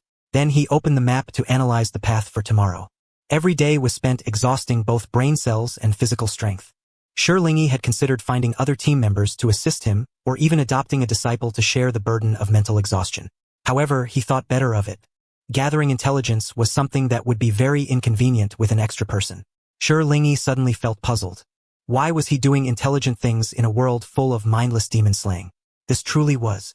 Shi Lingyi closed his eyes, preparing to take a short nap. Suddenly, he heard a noise nearby. Under the illumination of the moonlight, he saw a demon darting past swiftly. Experience points delivered right to his doorstep. Shi Lingyi jumped down from the tree trunk in 2 steps and sprinted in the direction he had just seen the demon. But that ghost was incredibly swift. Shi Lingyi felt that his speed was already quite fast, yet he still could not catch up with the ghost. If only there was a way to pursue someone over a long distance. Wait, perhaps there is a way. Shi Lingyi drew his sword, gazing at the phoenix pattern on it. The Qinghuan among the 5 phoenixes, wasn't he that the steed and messenger of the Queen Mother of the West? If that were the case, it must be fast. Shi Lingyi raised his sword, slowly closed his eyes, and began to channel his breathing technique, sensing the power emanating from the Qinghuan. The azure energy spread slowly from the blade like fine threads. A totem of the Qinghuan gradually appeared on his forehead. The system shrank into the corner. Is that the Qinghuan?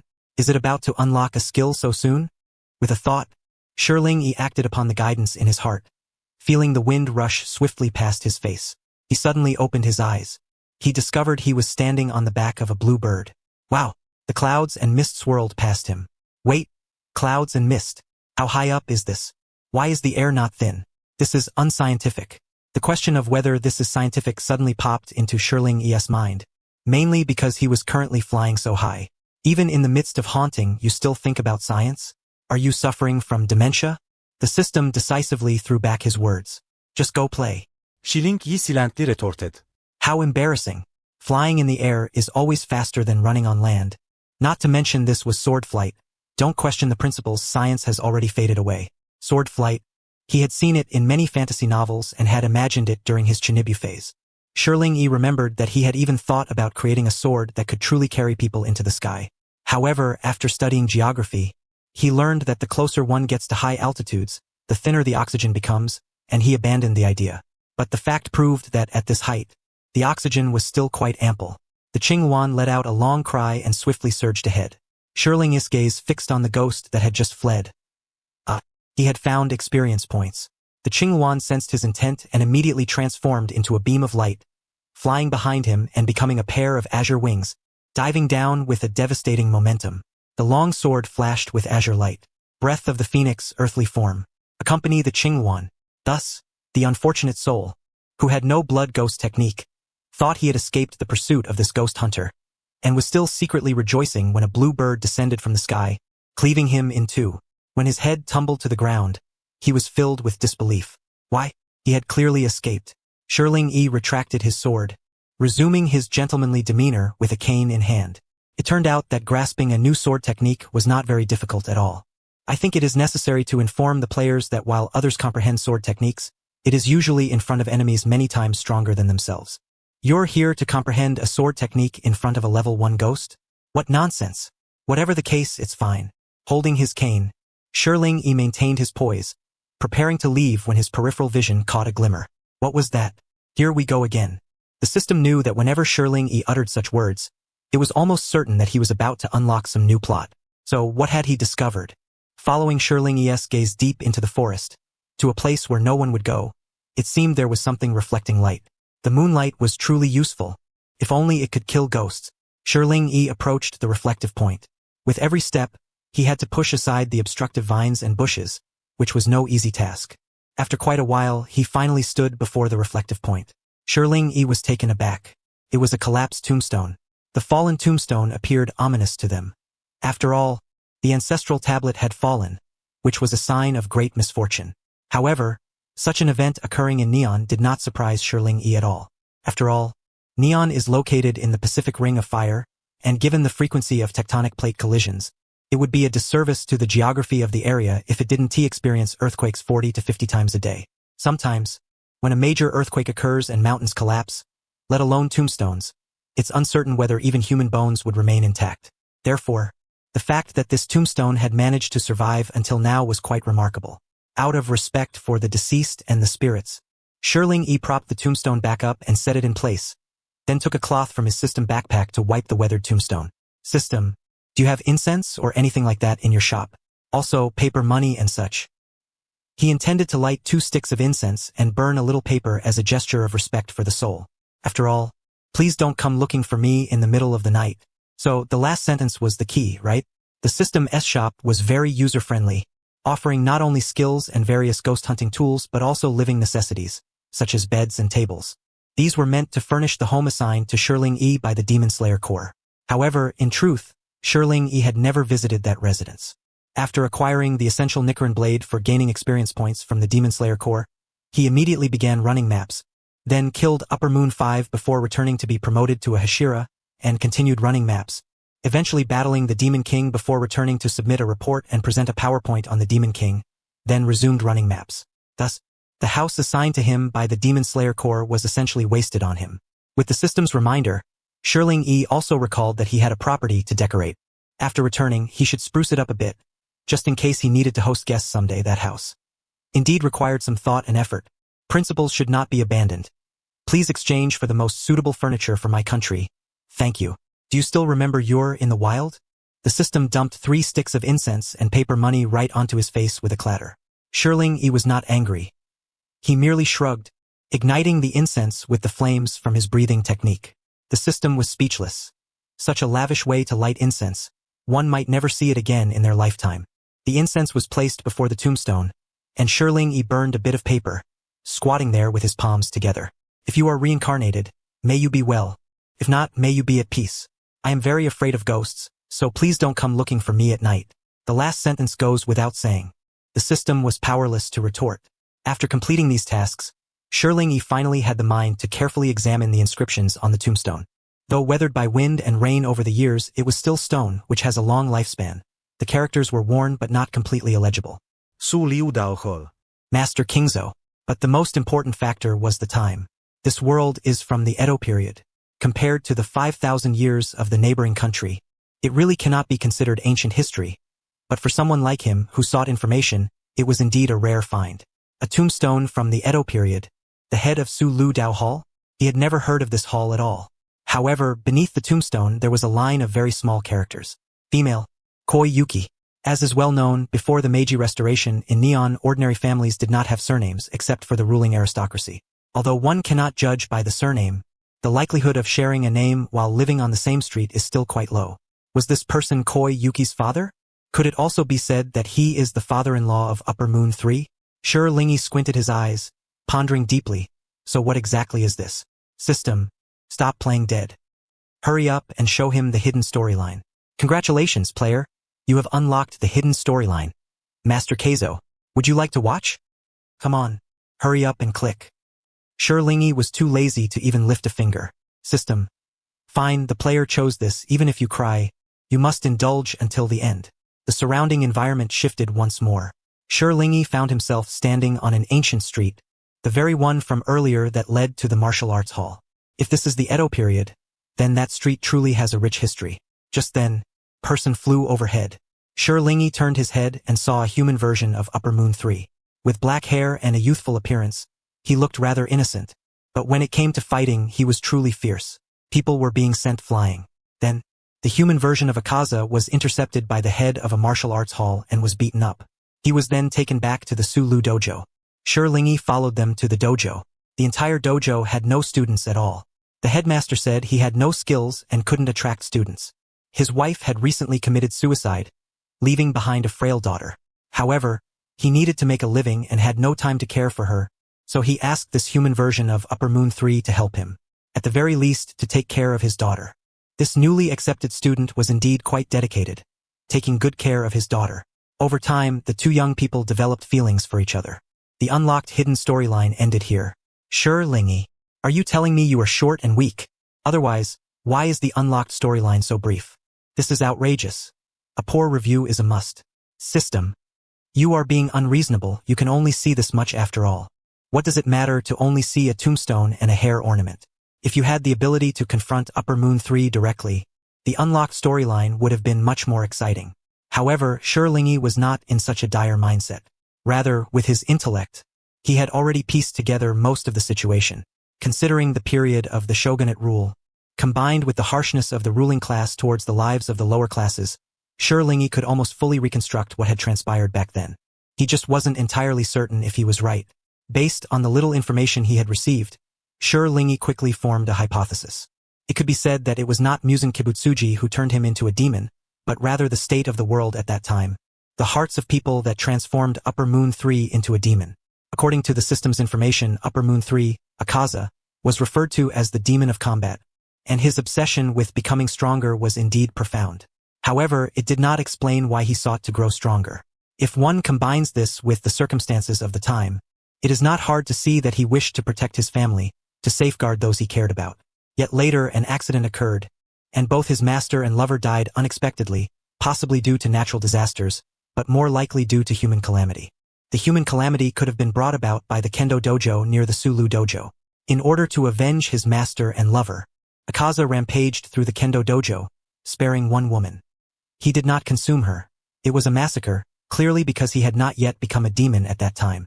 Thus, it can be inferred that Muzan Kibutsuji transformed him into a demon afterward.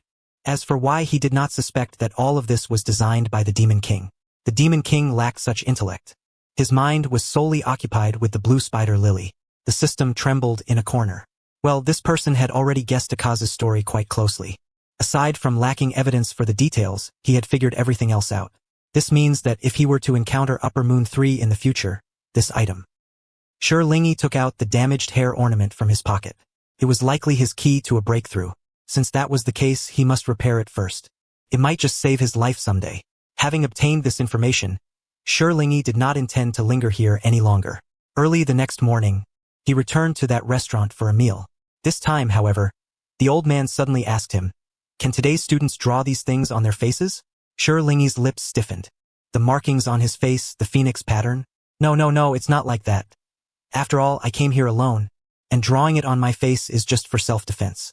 Please don't think of me as some sort of rogue. Fortunately, the old man nodded in understanding. Thank goodness you understand.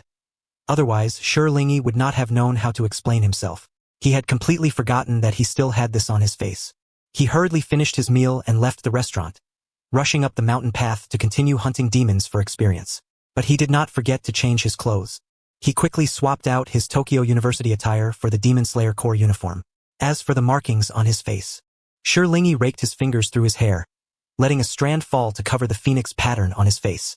To avoid being mistaken for a rogue, that would be awkward.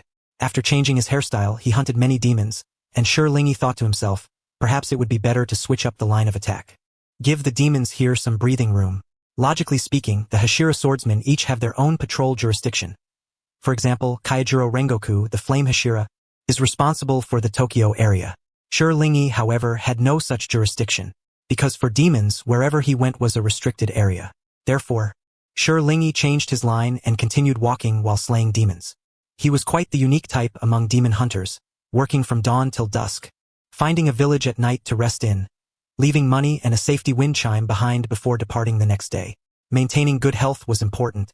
Even in a game, one must not let their guard down. System. Could you take a look at your usual routine before speaking?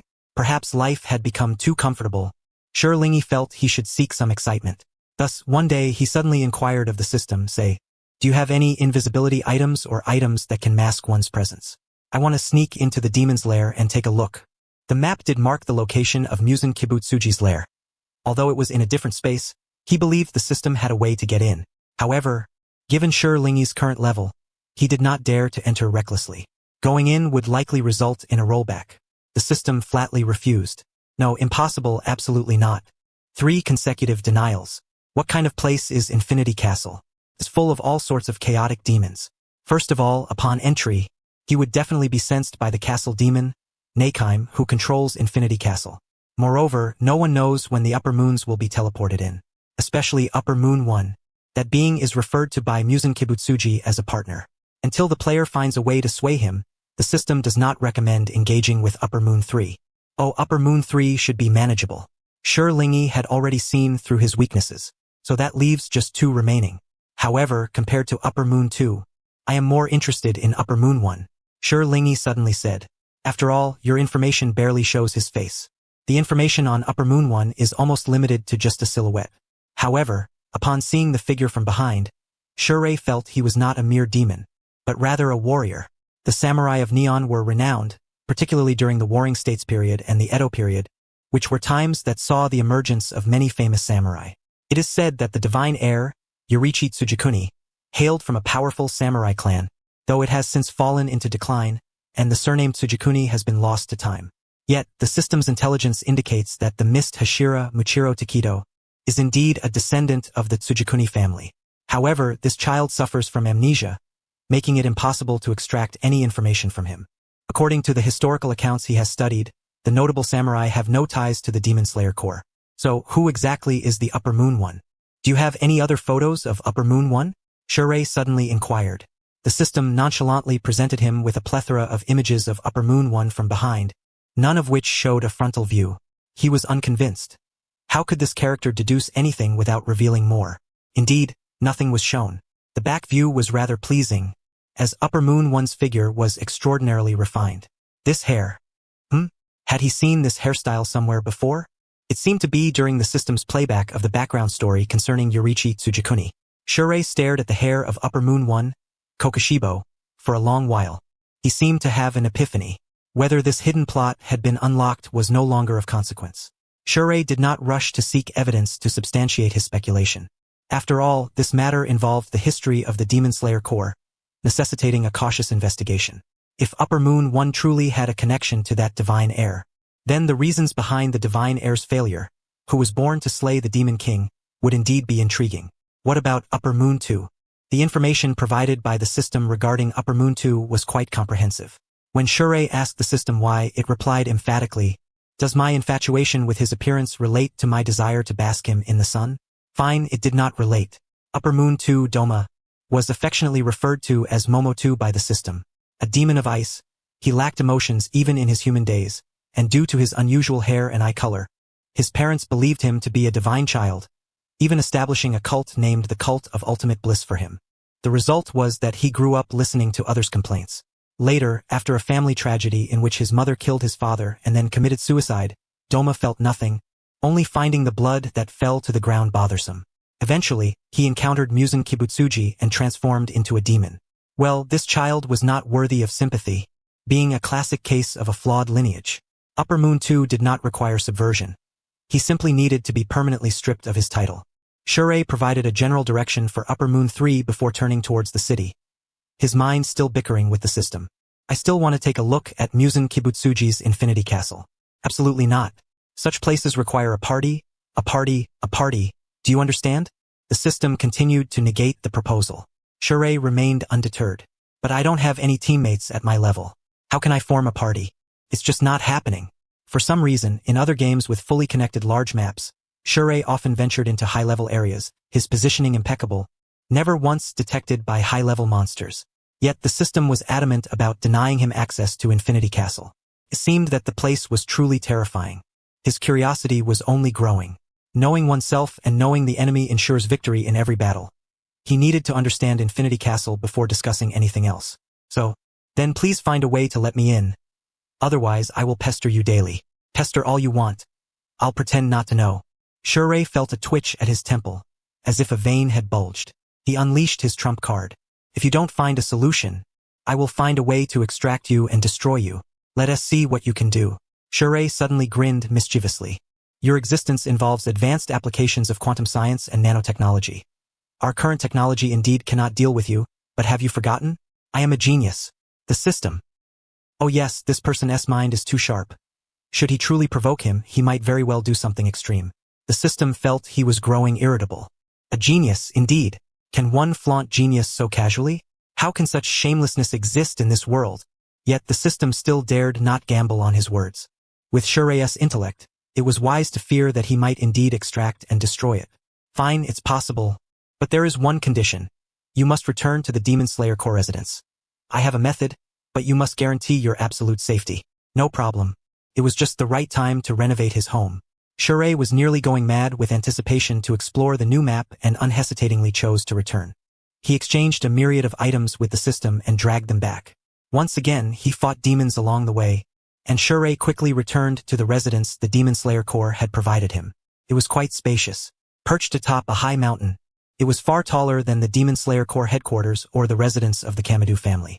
Standing atop, he could survey much of the terrain, which was excellent for someone like Shure, who placed great importance on intelligence and battlefield conditions. Not to mention the notion of being an easy target from a height. One should not forget where Shure came from. He could still set up formations like the 8 trigrams and the like. Moreover, standing on the roof, it felt as if he could gaze over the land, that piece of territory beloved by every citizen. Shure looked at the residence and couldn't help but smile. He addressed the crow, Kagura, saying, "Please convey to my lord that his kindness is appreciated. I truly like it, thank you." The crow nodded and flew back to report. The house was regularly cleaned by the Demon Slayer Corps personnel, remaining quite tidy. Once the system scanned the surroundings and confirmed there was no one around, Shure dragged in a large pile of items. For a full 2 days, he busied himself with rearranging his room and the living room.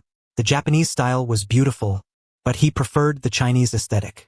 The furniture he exchanged for was all of Chinese design.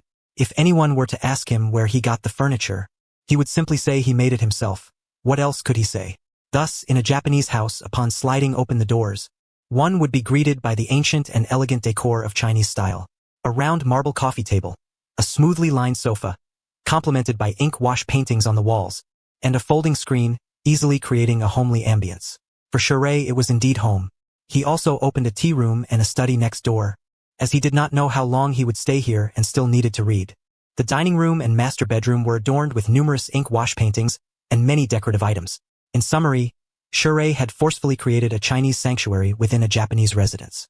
He even took the time to secretly find bamboo in the back of the house to construct a small pavilion. Perfect.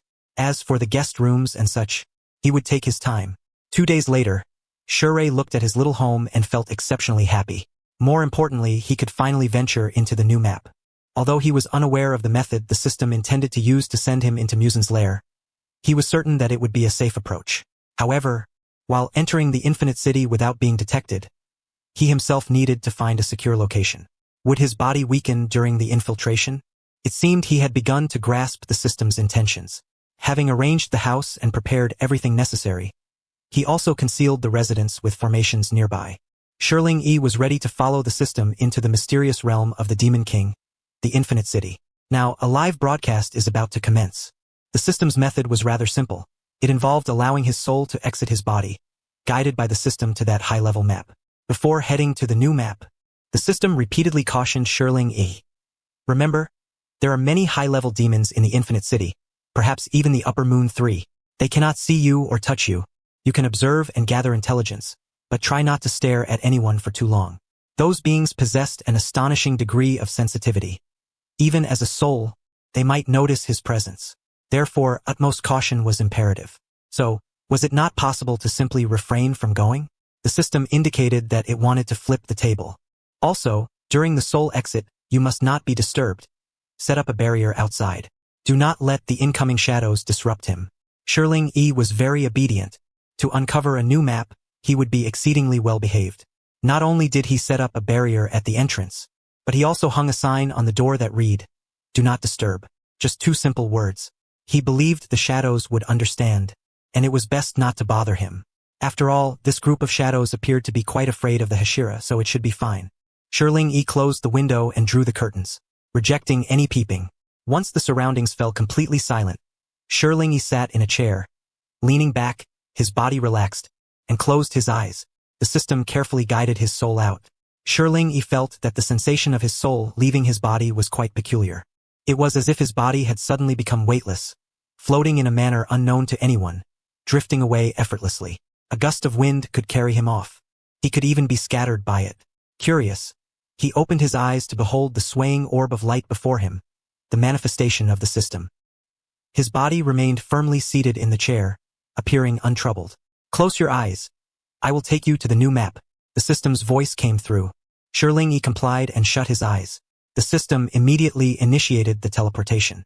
Though the Infinite City lay underground, it also existed in a different space. Unless commanded by the Demon King, the woman controlling the Infinite City would never allow anyone to enter. The system also relied on technological means to execute spatial jumps. Unless a way to control the woman could be devised. Shirling Yi seemed to have an idea. In other words, if I control the woman, I can control the Infinite City, and by controlling the Infinite City, Musen can be brought out to bask in the sun at any time, right? Ha ho ho ho. Shirling Yi's inner self laughed cruelly and savagely. He would think of a plan tomorrow. The system suspected that this person had read the manga, but he had no evidence. "We've arrived. Open your eyes. Remember my words. Do not speak to me from now on. We need to remain quiet," the system said seriously. Shirling Yi understood that it was best not to converse with the system at this moment, as it could lead to trouble. He opened his eyes. To be honest, Shirling Yi had contemplated many possibilities regarding the structure of the Infinite City. Using his intellect, he imagined the residences of various Japanese nobles, even the emperor. In his mind, the Demon King's lair would likely be 100 times more splendid than he could envision. However, upon seeing the scene before him, 4 characters suddenly sprang to mind. Hogwarts. At a glance, it truly resembled it. But upon closer inspection, the architecture here was far more terrifying than Hogwarts. At the very least, Hogwarts maintained normal gravity, albeit with somewhat capricious staircases. This place. Wow. In his soul state, Shirling Yi floated. Here, he momentarily lost all sense of direction and did not know the correct way to drift. It felt akin to being in a vacuum, experiencing weightlessness. What a marvel. The rooms and corridors oriented in different directions, even on the ceiling. This city, rather than being a dimensionally different city, resembled a belt of meteors floating in space. A closed-off kind. Shirling Yi took a deep breath. This place was eerily quiet, devoid of any demons. It made sense. In the Demon King's territory, aside from the upper moons and the woman responsible for controlling the Infinite City, there should be no demons allowed inside. Shirling Yi followed a certain corridor downward, feeling as if he were going in circles. This place seemed to be in a constant state of flux. Realizing that he could not rely on conventional logic, he quickly utilized the advantages of his soul form to fly, passing through walls. Ignoring the fluctuations of the Infinite City made Shirling Yi's exploration of the map remarkably effortless. After all, this place was vast, but it was ultimately sustained by blood demon arts. He wandered for a long time in a space as quiet as a grave, so long that Shirling Yi began to suspect that perhaps a day had already passed. Each area was different, yet they all seemed to share a resemblance. Shi felt somewhat dizzy from flying around. However, he could not seek the system out, fearing that the brainwave communication might attract the attention of demons within. But if that were the case, he had no idea how to explore systematically. Wandering aimlessly was not an option either. Shi took a deep breath. In chaos and disorder, there must be a center. It is a necessity of architecture. Thus, finding the center was what he needed to do next. Shi began to observe the surrounding houses. Their forms of change, directions, and distances all provided valuable information. Utilizing his exceptional intellect, Shi quickly identified a pathway among them. Moving toward it might yield unexpected surprises. Excitedly, Shi flew toward that route, as if he had finally found the exit after wandering through a maze. Suddenly, Shi halted. Though he remained silent, the system that had been following him was also taken aback. Before Shi stood a tall, well-proportioned samurai. His presence was overwhelmingly powerful. Shi found himself unable to move, even feeling a surge of fear. My goodness, who is he? The appearance of this samurai, his physique and hairstyle. Upper Moon One? It couldn't be. Was the samurai demon approaching him truly Upper Moon One? Shi realized he could not move at all, even though he was merely a soul at that moment. It felt as if death was imminent. Shi breath nearly came to a halt. The samurai demon continued his stride, swiftly arriving before him. To Shi astonishment, he discovered that the demon had 3 pairs of eyes, 6 eyes in total. In his memory, the last creature he encountered with 6 eyes was a strange bird named Swanyu, which he had seen in his childhood while reading Shan Hai Jing. 3 pairs of eyes, astonishingly large, yet they did not make its face appear oversized. How could that be? When faced with fear, one tends to let their imagination run wild. Shi considered his own experiences as proof of this theory. By the way, this theory is one he concocted himself, boldly concocted without any careful verification. At that moment, Shi thoughts drifted into an extraordinarily bizarre channel. Strangely enough, in the presence of the Ghost King, he felt merely a twinge of anxiety, entirely devoid of the paralyzing fear one might expect. Yet, when confronted by this ghost, he was overwhelmed by a sense of impending doom. The ghost had drawn closer. Shi fought to restrain himself from turning and fleeing, feeling as though his breath was about to cease. He lifted his gaze. In the ghost's eyes, the 3 characters Shang Xianyi were clearly etched, and in Chinese no less. It was all too evident. This was indeed Shang Xianyi. It was approaching, drawing nearer. Every cell in Shi body screamed, "You're going to die, you're going to die." Then the samurai ghost walked right past him. Shi and the system were both stunned in that moment. Then, they simultaneously exhaled a long sigh of relief. They had been so tense that they had forgotten they were in a spiritual state, invisible and untouchable. Thank goodness, thank goodness. Before they could fully savor their relief, Shi felt a gust of wind whistle ominously behind him, prompting him to crouch down sharply. A blade sliced through the air above his head, almost grazing his scalp. Heaven! Oh my, oh my, oh my! Had he just danced on the edge of death? Surely not, he almost perished, right? Shi silently curled up into a ball, paralyzed with fear. He was genuinely feeling a bit cowardly. The samurai ghost approached, seemingly puzzled. Its 6 eyes fixated on Shi location for what felt like an eternity, as if confirming that no one was there before it turned to leave. This time, Shi waited patiently for it to distance itself. Then, he took off like a sprinter, fleeing from his previous position. Did you think he would choose to return to the city? No. A seasoned player would never retreat without locating the center of the map. He would not leave until he found the city's ghost of the bell. Shi continued along the calculated path, inching closer to the unknown center. The environment continued to shift around him. Infinite City was truly the most exquisite Japanese-style district in the world, resembling a hot spring hotel, a flower street, and a nighttime food market all at once. It was undeniably beautiful. The Neon Emperor's residence was perhaps no more magnificent. However, Shi had no desire to admire it any longer. The shadow cast by that 6-eyed creature weighed heavily on him. He needed to gather intelligence and leave this place post-haste. Don't ask why.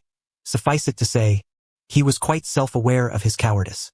As he traversed a room filled with gentle breezes, his eyes fell upon a high platform. Atop it sat a long-haired female ghost, draped in her flowing hair, cradling a pipa, occasionally plucking its strings. With each note she played, Infinite City transformed. Was this the ghost of the city?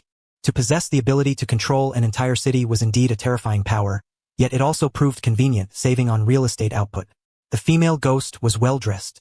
Despite her hair obscuring her face, it was evident she was a beautiful woman. Lingi wanted to approach for a closer look. Then, he noticed a large eye peeking out from beneath her bangs. Alright, he had overthought it. He propped himself up and floated away. The center of Infinite City was likely right here. Lingi took note of the layout, having found a method for navigating the ever-changing Infinite City today. He decided to explore a bit more before leaving. He felt remarkably composed, having forgotten the fear he experienced when encountering Shang Xianyi earlier. After all, one does not simply waltz into the enemy's lair. If he could come, it wasn't easy for him either. To not take a closer look would be a disservice to himself. Perhaps the heavens deemed him too carefree. Thus, while Lingi was wandering aimlessly, he passed by a room and silently turned his head. He found himself locking eyes with a ghost. Oh, the ghost had 6 eyes, while Lingi's 2 could barely keep up with the intensity of the gaze. But jokes aside, at that moment, Lingi was exceptionally decisive. The system was taken aback. Why was it that Lingi and the Shang Xianyi across from him could collide so frequently? The appearance of Shang Xianyi seemed to blatantly signal an intent to convey information to Lingi. Could it be that, in his subconscious, Shang Xianyi wished to be swayed to their side? That was absurd. The system was unconcerned, being merely an artificial intelligence. However, Lingi's mind was a whirlpool of confusion. Damn it, encountering that fellow again, what was he supposed to do now? Should he teleport away? Lingi admitted he felt a twinge of reluctance. Initially, fear had gripped him, as Shang Xianyi's presence was indeed intimidating, but for Lingi, it was a one-time ordeal. The second encounter was far less daunting. So what should he do now? At that moment, Lingi's mind was brimming with plans for seduction, just waiting to be executed. However, given that he was currently in a spiritual form, he had to abandon those thoughts. What should he do then? Perhaps it would suffice to pretend he hadn't seen anything and leave? That seemed like a viable option. Lingi was preparing to signal the system to teleport him away when suddenly, he heard Shang Xianyi's deep voice. Yuan Yi, is that you? That single phrase was enough to dismantle all of Lingi's meticulously prepared plans for seduction.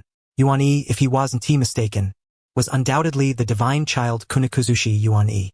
From the tone of Shang Xianyi, it was clear that his feelings toward Kunikuzushi Yuan Yi were not of the fear and hatred typical of Musen Kibutsuji, but rather nostalgia and reminiscence. Interesting. He wondered if he could persuade the system to unlock a hidden storyline when he returned. At that moment, the system had lost its luster. Indeed, Shang Xianyi seemed eager to be swayed. Unless something unexpected occurred, Shang Xianyi was about to delve into memories of his past with Kunikuzushi Yuan Yi. With Lingi's mind, the moment Shang Xianyi dared to utter even a half-sentence, he would be thoroughly laid bare by Lingi's plans. Look, Lingi's eyes were beginning to shine. Lingi could not converse with Kokoshibo, but that did not hinder him from standing there quietly, exuding a certain arrogance. Kokoshibo could only sense something there. He believed it to be Yuan Yi, his twin brother, Kunikuzushi Yuan Yi. Are you here to see me, your failed brother? Kokoshibo asked softly, his 6 eyes closed. Oh, so he truly was the brother. A ghost, the strongest demon beneath Musen Kibutsuji, and the sibling of the one who once slew the Ghost King, Kunikuzushi Yuan Yi. This was indeed exhilarating. Lingi narrowed his eyes and listened intently. I have never won against you. Although it was merely information, it was undeniably hypnotic. I despise you, Yuan Yi. The system. It's over. The plot no longer requires unlocking. At this moment, Zero-E can almost guess the truth with remarkable accuracy. The system was not mistaken. Even from the fragmented sentences and the tone of Kokoshibo, Zero-E could summarize 6 key points. Indeed, 6 points. Zero-E was nearly dozing off. During the Neon Warring States period, it was emphasized that a person should speak slowly and with weight, and Kokoshibo's manner of speaking has preserved that tradition to this day. Truly a demon, unaware of the need to adapt to the times, his way of speaking was quite antiquated. However, as the system stated, with just these 2 sentences and the information and backstory provided to him, Zero-E could roughly reconstruct the original truth. Nevertheless, he still needed to visit the Demon Slayer Corps and inquire if the leader had any past records to confirm. It would be best to return. If Kokoshibo were to swing a blade at him, although it wouldn't cause harm, it would certainly be somewhat frightening. Zero-E gestured to the system. The system understood and immediately activated a teleportation to whisk him away. If they delayed, who knew what kind of extravagant words Kokoshibo might utter next? A gust of wind blew by. Kokoshibo lifted his head. Have they left? Are you truly Yorichi? Mistaken for the ghost of Yorichi, Zero-E, along with his unfortunate system, tumbled back to his residence atop the mountain. Upon returning to his body, he abruptly opened his eyes. Taking a deep breath, he began to cough violently. Cough, that demon. Cough, cough is too strong. This was truly a soul-stirring intimidation, utterly terrifying. Player, are you all right? Shizero-e firmly patted his chest to calm his racing heart. I'm fine. Shizero-e took a deep breath, allowing the ample oxygen to swiftly clear his muddled mind. That is Upper Moon 1, huh? If this guy were the Demon King, what need would there be for the Demon Slayer Corps? His aura was already commanding, after all. Shizero-e stood up, pulled back the curtains, and opened the window, letting sunlight flood in. Infinity Castle was indeed a marvelous map. Just the anti-gravity behavior alone could lift Newton's coffin lid countless times. I heard Newton was cremated. Yes, he was. Shizero-e turned and opened the door, stepping out of the room. He indeed needed to seek out the leader. The mountain residence offered a sweeping view of an expansive map. If command was necessary, it served as an excellent military headquarters, provided adequate protection was ensured. Otherwise, even in a military conflict, one could be struck down by a single cannonball. Following the concealed mountain path downward, he encountered no one. It was sufficiently quiet. Perhaps apart from the hidden, no one would ascend at this hour. However, it was not entirely devoid of people. The route from Shizero-e's house to the Ubuyashiki residence was quite lengthy. Ordinarily, swordsmen could traverse it swiftly using their breathing techniques. Yet today, Shizero-e wished to take his time. He was feeling capricious. Leaving the mountain path and walking on the road, he gradually began to see some swordsmen. However, these swordsmen did not recognize him. After all, Shizero-e had been away from the main headquarters for a long time, seldom participating in the Hashira meetings, spending most of his time wandering about in search of information. He had single-handedly shouldered half of the intelligence sources for the Demon Slayer Corps. The members knew of a flame Hashira with a phoenix tattoo on his face, but they had never seen him. Living in the words of others, Shizero-e was. But this was also good, saving him a lot of trouble. He could also eavesdrop on the swordsman's gossip. As he walked along, Shizero-e caught snippets of gossip, such as Swordman A and Swordman B encountering a demon on a mission and slaying it, or how the Serpent Hashira gifted the Flame Hashira's adopted son a pair of socks, along with discussions about the final selection process and so forth. The Flame Hashira's adopted son?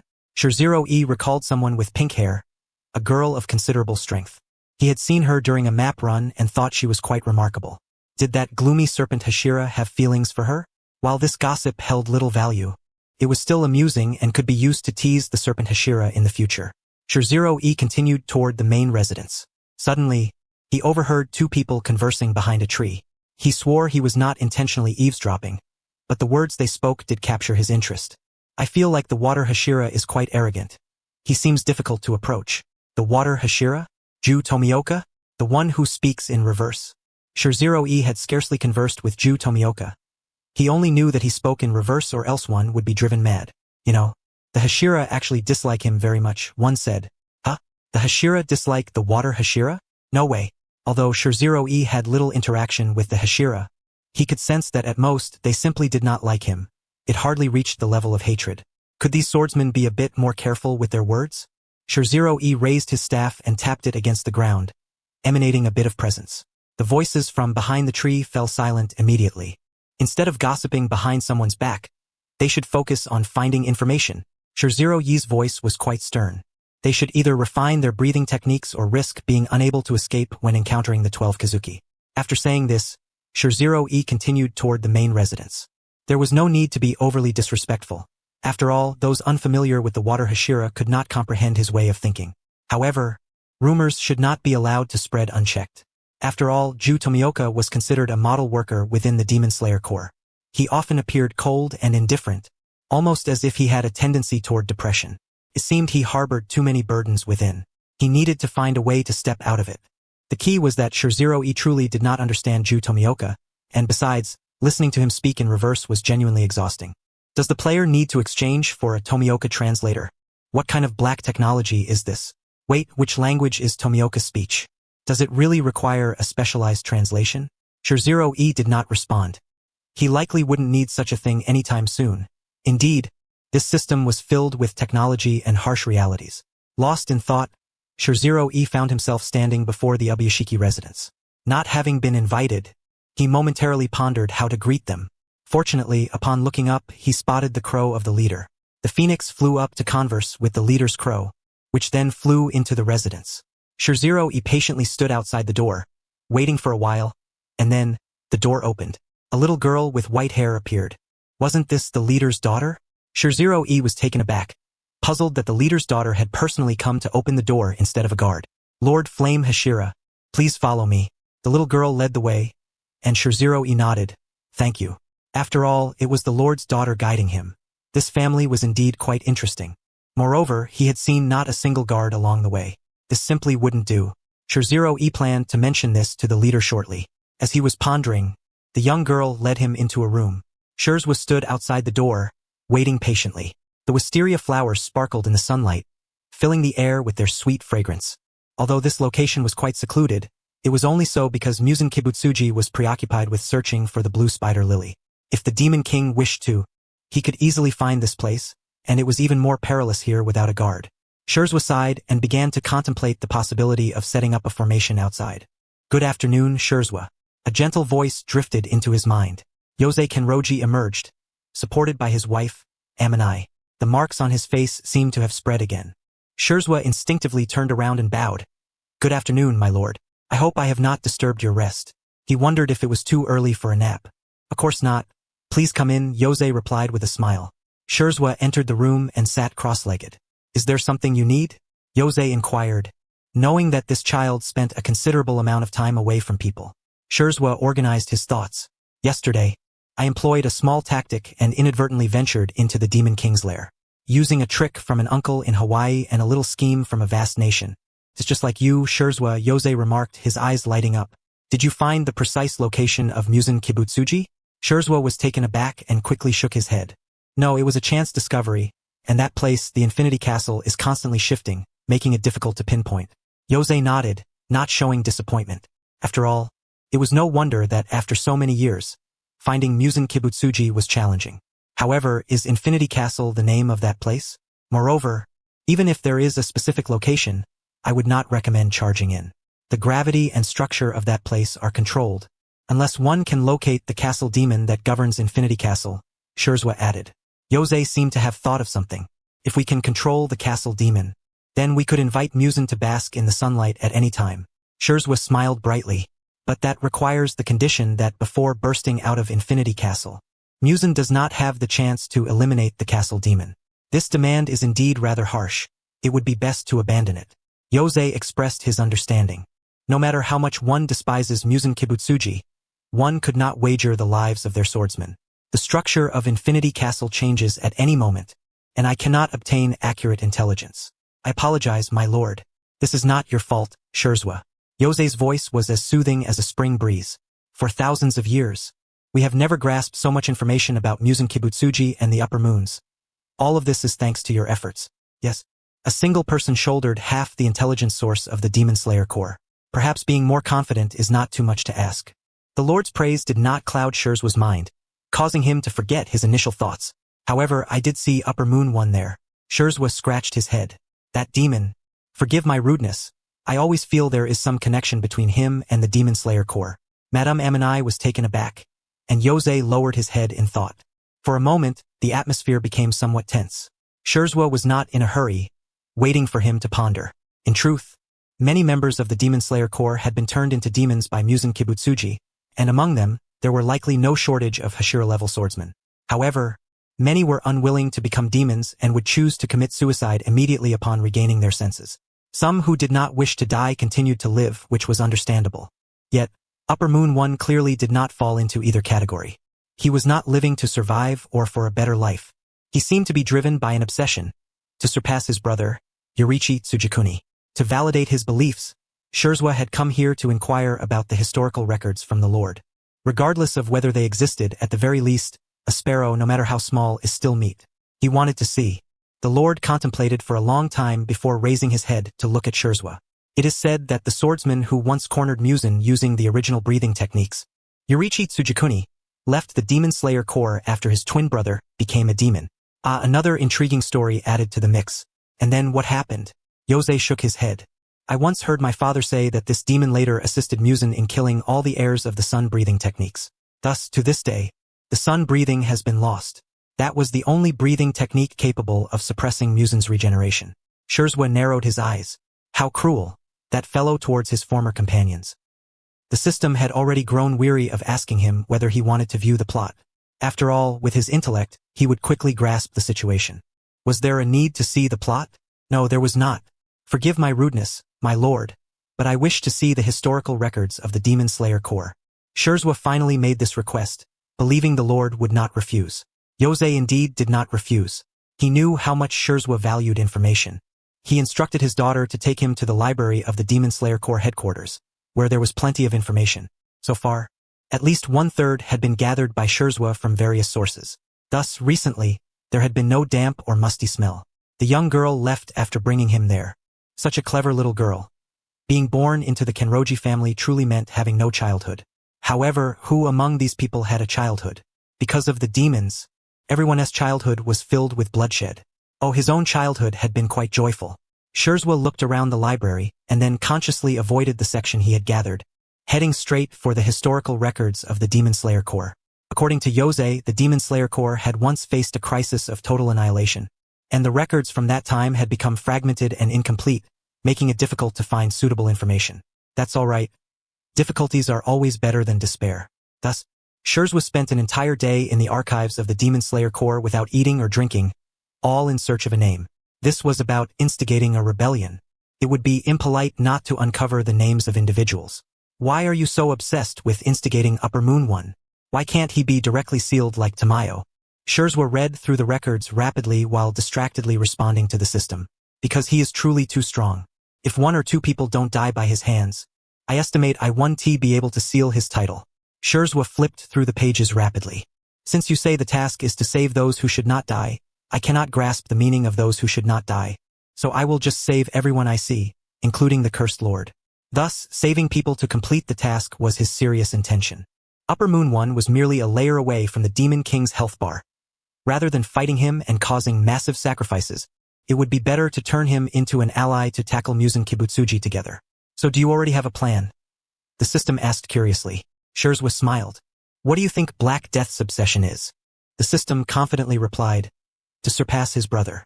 Shirzwa grinned. Then that it. As long as he could grasp this mindset, not only could Musen turn him into a demon, but it would also send Musen on a fast track to hell. Therefore, let us hasten to analyze the character portrayals from history. Let us begin with the names. System. So why are you so eager to know the name of someone you intend to subvert? What do you understand? Without extracting not only their name but also their entire history, how can one persuade them to rebel from the most profound depths of their heart? Indeed. However, after a day and a night of relentless effort, I have come up empty. Why is that? Is it because the swordsman who joined the demons is not worthy of being recorded in history? Shirziro leaned over the table before him. Though, is the reluctance of the Neon people to respect history hereditary? There is no valuable intelligence to be found, and it is quite distressing. The system seemed unwilling to speak. For the sake of a name, you have been sleepless for so long. Shouldn't you go back to eat and sleep? Do you not realize your CPU is about to overheat? When the main dispatched a crow to tell you to rest, you agreed verbally but remained obstinate. I have a question. The system suddenly raised a non-existent hand. Musen Kibutsuji can determine the life and death of all demons. How do you think Kokushibo can be subverted? After all, he possesses Musen S cells within him. Shirziro smiled slightly. Let me ask you this. Suguko was also turned into a demon by Musen Kibutsuji. Why is she still alive? The system was left speechless. It seems Suguko managed to break free from Musen S control, likely through some form of medication. I could simply seek her assistance later. You truly spare no effort in attempting to subvert the Upper One. So, should you not take a rest now? Shirziro returned the documents to their rightful place, realizing that he could find no leads whatsoever. Names were entirely unrecorded. In fact, references to Kokushibo were exceedingly sparse. It is imperative to uncover the name and background of the Upper One. Otherwise, the subversion plan is likely to fail. Indeed, he would need to traverse the map to unlock hidden storylines. The system was practically overjoyed. Wow, he is finally not a useless system. It is said that Water Hashira Ju Tomioka is the epitome of diligence within the Demon Slayer Corps. Hashira-level swordsmen are rare. Typically, they are only deployed for high-level demon missions or to tackle the 12 Kazuki, all to safeguard the few remaining top-tier fighters. However, there exists one exception, Water Hashira Ju Tomioka. He undertakes demon-slaying missions with remarkable frequency, second only to the Flame Hashira, who scours the map seeking intelligence to analyze the Demon King's weaknesses. Initially, Shirzero did not understand why this was the case. He merely enjoyed gathering information, and running around the map was not peculiar. Since he failed to find suitable intelligence yesterday, he opted to continue exploring the map. He picked a route and set off. Along the way, he slayed demons and leveled up, only to discover that someone was competing with him for experience points. In the game, the division of experience is akin to a grievous offense. At first, Shirzero did not pay much attention, but as he observed the red dots along his route disappearing one by one, he felt a wave of tension. Who is stealing my experience? Following the direction of the vanishing demons, Shirzero encountered a colleague who had just slain a demon, Ju Tomioka. Shirzero, yo, you're also here to explore the map? The colleague, having wiped the blood from his blade and sheathed it, turned to face Shirzero, his expression still impassive. What are you doing here? Ju Tomioka was curious. Are you here for something? This was the implication Ju wanted to convey. However, paired with his tone, Shirzero distinctly sensed an undertone of "you are hindering me." What should he say? System, lend me a hand. I will do my utmost to serve you. The emoticon appeared, reflecting his joy. Please exchange for that translator I saw last time. I need to translate. Otherwise, he feared he would genuinely end up in a confrontation with the Water Hashira. The system promptly provided him with the Ju language translator, manifesting as a panel floating before him. Well then, can I now communicate normally with Ju Tomioka? Playing a game requires learning a new language. Shirzero thought to himself, truly, he is the world's most formidable gamer. Feeling a bit of a headache recently, he jokingly remarked, suddenly asking, "Did you come here on a mission?" Ju Tomioka nodded. His crow landed on his shoulder. The Water Hashira's crow seemed older, speaking with a remarkable gravitas. The crow then stated, "We are heading to a small town at the foot of the mountain. There are suspected to be evil demons there." A small town at the foot of the mountain? Shirzero opened the map. Indeed, there was a small town, and there were indeed demons present, albeit low-level ones that could be handled by ordinary Demon Slayer core swordsmen. There was no need to deploy a Hashira-level swordsman. Shirzero glanced at Ju Tomioka, who was already preparing to head over. Well, since I'm already here, I suppose I shall join the battle. Shirzero thought, considering that with Ju Tomioka present, he would take a different route to avoid splitting experience. However, a sudden voice in his mind caused him to halt. Ju, wait. Shirzero called out to Ju Tomioka. I will go with you. He quickly caught up with Ju Tomioka. Ju Tomioka looked at Shirzero, puzzled. What's the matter? The panel before Shirzero also displayed the words "what's the matter" in a considerate switch to Chinese. Thank you, but that phrase does not require translation. Shirzero did not conceal. Just now, there was news from Muzan Kibutsuji's side. The leader of the Demon Slayer Corps and all the Hashira are aware that Shirzero had planted a listening device on the Demon King. He could hear Muzan's words and what he overheard. This would also enhance their grasp of the Upper One's movements. Ju Tomioka gazed at him, confusion evident in his eyes. What news from Muzan Kibutsuji? What Shirzero heard was quite simple. It seemed Muzan had said to Doma, "Do not concern yourself with him. If he wishes to go to that small town, let him go." He said, "Oh no, the Upper One is there." Shirzero summoned his crow, preparing to call for reinforcements. As Muzan's words referred to Doma, one of the upper three, it was imperative to call for more assistance. Flame, summon the nearby swordsmen. No, do not disturb them. Call for the nearest Hashira instead. After hastily barking out the command, Shirzero turned to Ju Tomioka, intending to discuss Doma's blood demon art and strategize on how to fight him. After all, they were only one layer of separation from Muzan Kibutsuji, and caution was paramount. However, Ju had already floated off, his Haori billowing as he darted straight towards the small town. There was no time. His voice echoed through the air. Shirzero was momentarily stunned. What does he mean by no time? The sun has not yet completely set. There is no need to worry about demons emerging, and they could still make it down there. Is this Ju language? Shirzero turned his stiff expression toward the translator beside him. Don't dawdle, or the people in that town will suffer. Oh, I see, how considerate.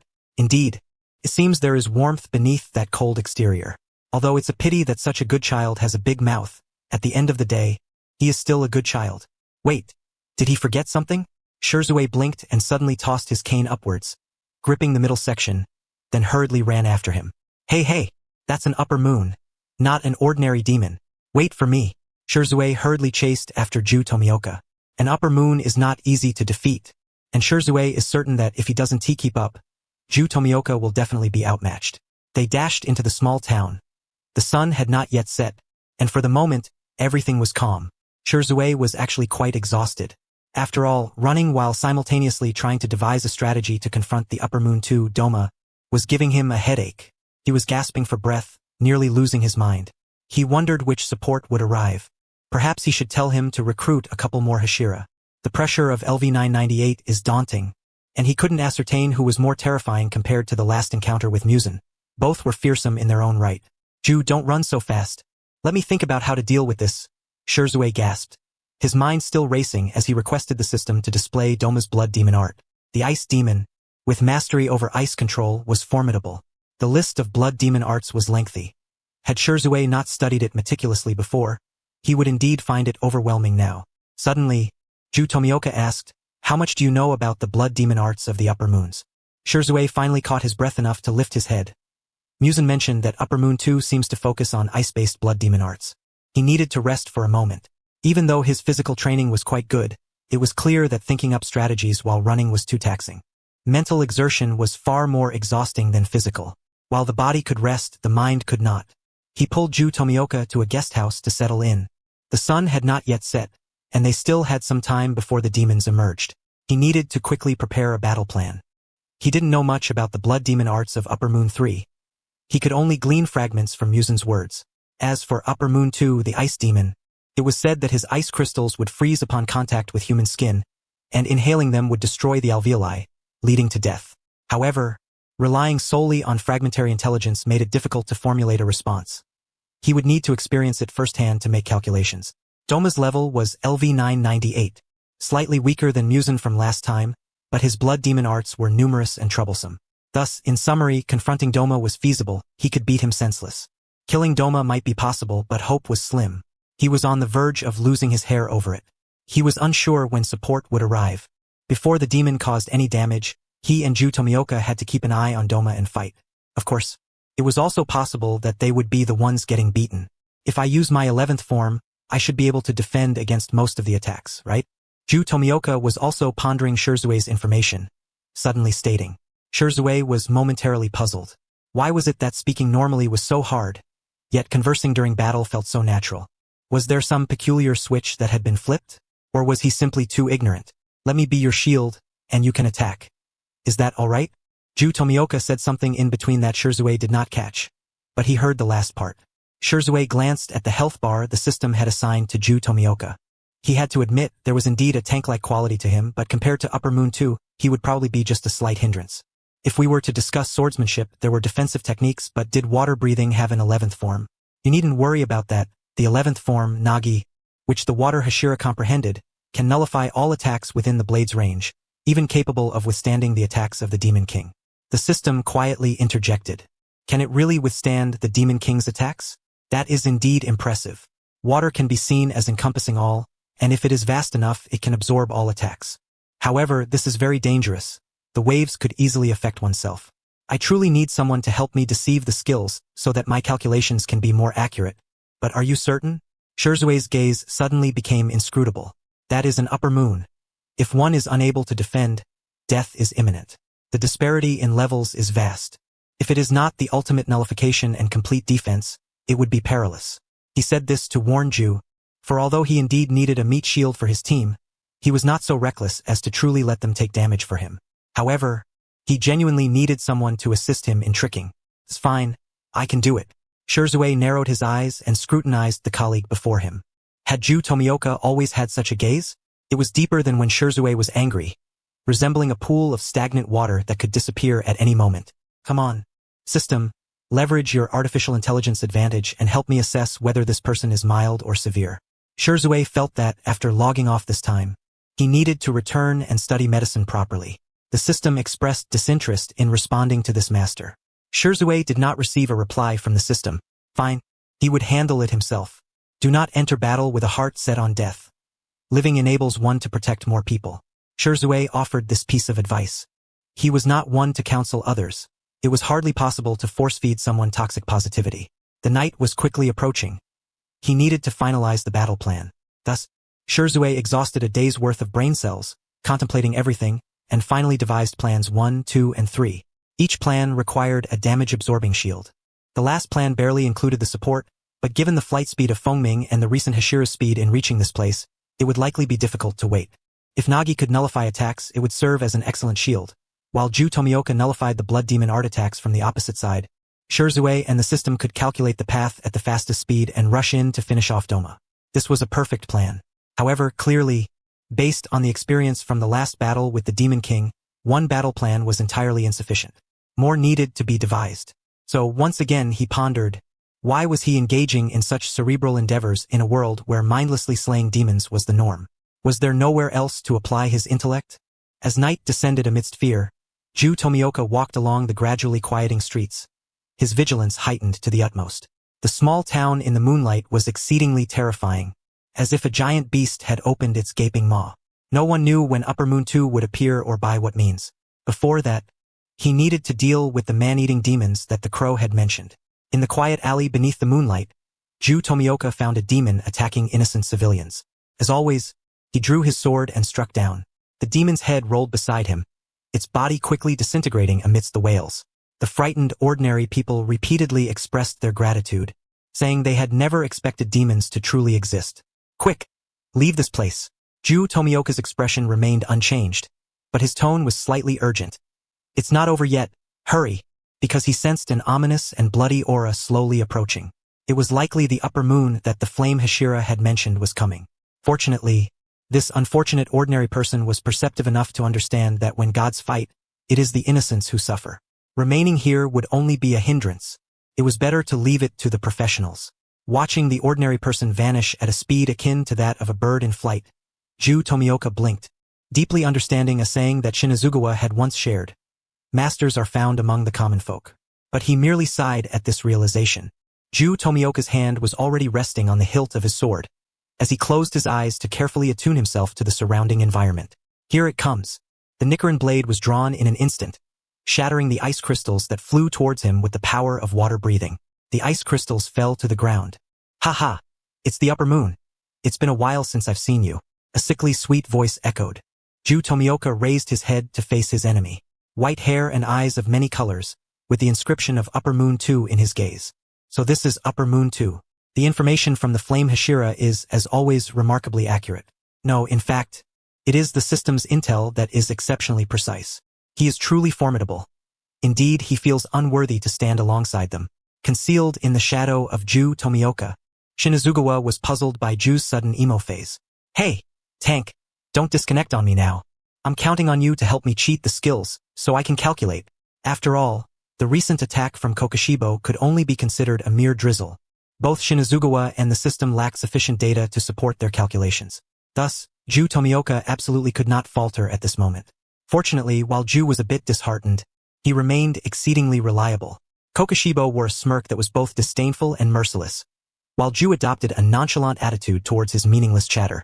The Flame Hashira had said that the likes of Kokushibo only grew more emboldened the more one engaged with him. It was better to remain silent. However, this time Shinazugawa's assumption was incorrect. Kokushibo was not merely a demon who became more fervent when engaged. He was a demon who was always intense, regardless of the circumstances. Shinazugawa, hidden away, could see the veins bulging on Ju's forehead, yet Kokushibo continued to smile gleefully, relentlessly provoking him. His words were something Shinazugawa could never emulate. But he still listened. The last Hashira he had slain was a girl who wielded flower breathing. Wasn't she? Flower breathing?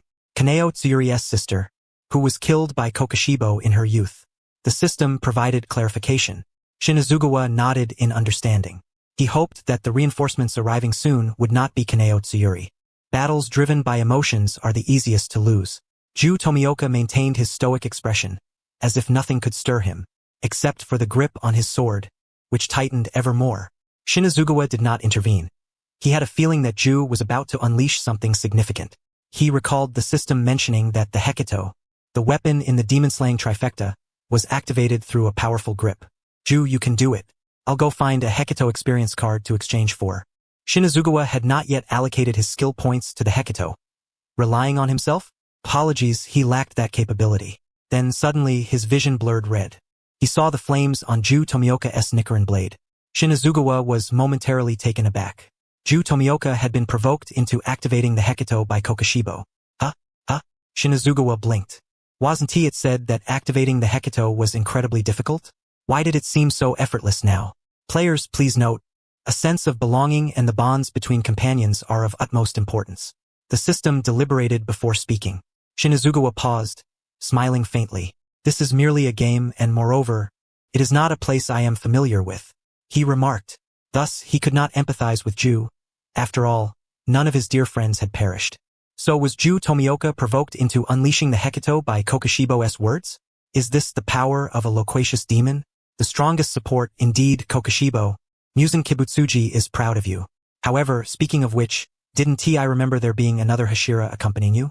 The one who had fought alongside Musen Kibutsuji last time. Kokoshibo's voice echoed in his ears. Has he discovered me? Shinazugawa suppressed his presence to the utmost. Ju Tomioka's expression remained unchanged. Why can't I see him now? Kokoshibo's tone suddenly became irritating. Could it be that he dislikes you and left you behind? How pitiful. This time, Ju Tomioka raised his blade. Kokoshibo's expression became exaggerated. Wow. I'm being pointed at by a sword. How terrifying. Ju Tomioka remained unfazed. I am not disliked.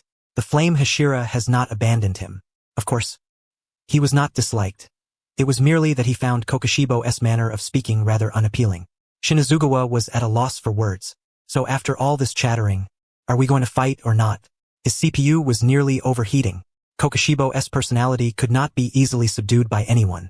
The system appreciated Kokoshibo's looks, but that did not prevent them from wanting to have him sunbathe, use the Nichiren blade for guasha, and treat him to wisteria tea. Kokoshibo was indeed quite handsome, especially those irises. His heterochromia was so extreme that Shinazugawa could not even begin to explain it scientifically. The system claimed that Kokoshibo was born without human emotions, which was fine. It was indicative of an antisocial personality, and some might even call it a psychopathic personality. And it was no surprise that after all these years without a psychologist to guide Kokoshibo, he had grown awry. The key point was that he could not be salvaged. Thus, permanent account suspension was necessary. Ju Tomioka gripped the hilt of his sword with both hands, the flames of the Hecato blazing fiercely. He had to force this guy to reveal his blood demon art, creating the conditions for Shinazugawa to land a decisive blow. Therefore, he could not continue to wait for this guy to prattle on. First form of water-breathing, water surface slash. He launched his attack. Although he utilized the most fundamental technique, he was, after all, a Hashira. His strength was not something an ordinary swordsman could match. He charged with a powerful horizontal slash. Flames swirling around the blade like a tide. The flames of the Hecato do not extinguish? That defies logic. The leaps of Shinazugawa's thoughts were quite drastic, yet his focus remained on the battle. Kokoshibo casually drew a fan, effortlessly blocking the attack. Kokoshibo's weapon was a pair of exquisitely beautiful fans. Despite being blocked, Ju Tomioka remained expressionless. Retreat quickly. Shinazugawa's voice rang in his ears. Ju Tomioka immediately retracted his attack and swiftly retreated, simultaneously sweeping the Hecato before him to evade the ice crystals. However, he did not completely avoid them, and some still struck his skin. Almost immediately, Ju Tomioka felt his skin freeze, and his movements became somewhat restricted. Was this one of Upper Moon 2's blood demon arts? Could ice crystals be flung while wielding a fan? This needed to be calculated when Kokoshibo made his move. Ju Tomioka's probing attack had revealed Kokoshibo's basic attack style. Second form of water-breathing, water wheel. Blood demon art, lotus leaf ice. Several ice petals resembling lotus flowers flew from Kokoshibo's opposing fan, hurtling directly toward Ju Tomioka. Ju Tomioka moved with astonishing speed, tracing a circle in the air, as he deftly dodged several lotus flowers and continued his charge toward Doma. The blood demon technique from earlier flashed through his mind, as did the presence of Shirzue Ai. Ju drew closer to Doma, simultaneously unleashing the third form of water-breathing. Flowing dance, his steps graceful as he evaded Doma's scattered lotus blossoms.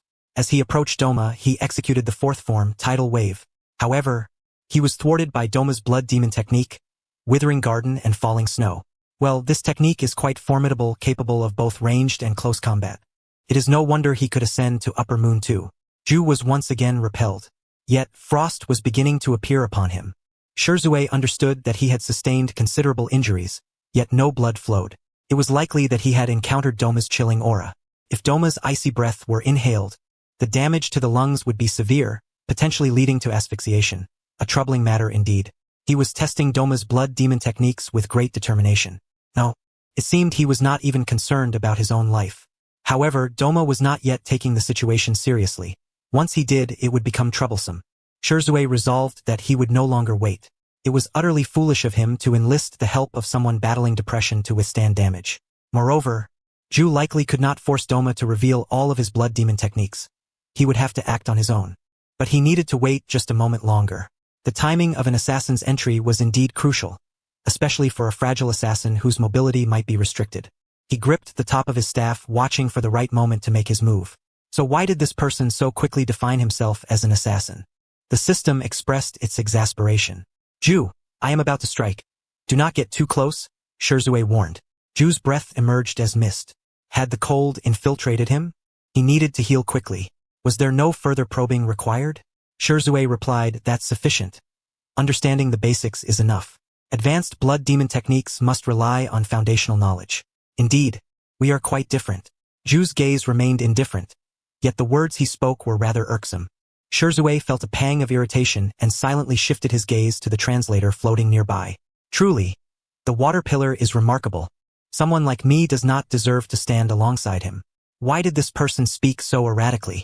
What did he mean by not deserving to stand with him? Hadn't he teamed up with him to withstand damage? I need an appropriate moment to enter. Is there a way to approach Doma? Shirzue inquired. Ju nodded, lowering the tip of his blade. 11th form of water breathing. Calm. In an instant, tranquility enveloped the surroundings. Doma, surprised, raised his fan to cover his mouth. Wow, what an interesting technique. Did you create this yourself? Ju remained silent. Doma, however, grew increasingly animated. This was a new technique he had never seen before. How fascinating. Hey, how did you come over here? The ice crystals before Ju dissipated, further astonishing Doma. Wow, that's impressive. Shirzue was equally astonished. It seemed that all attacks directed at the blade were nullified. If powerful enough, they could even disregard the attacks of the Demon King. Ju continued to advance toward Doma, while Shirzue had already drawn his sword slightly. He needed to strike true at Doma's throat in one blow, as the sword was at a disadvantage compared to a blade. It might not sever his head. He hoped Ju could compensate for the damage.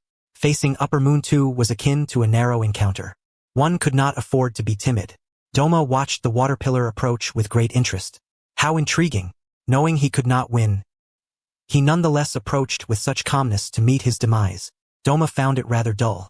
It seemed all the demon slayers he encountered were like this.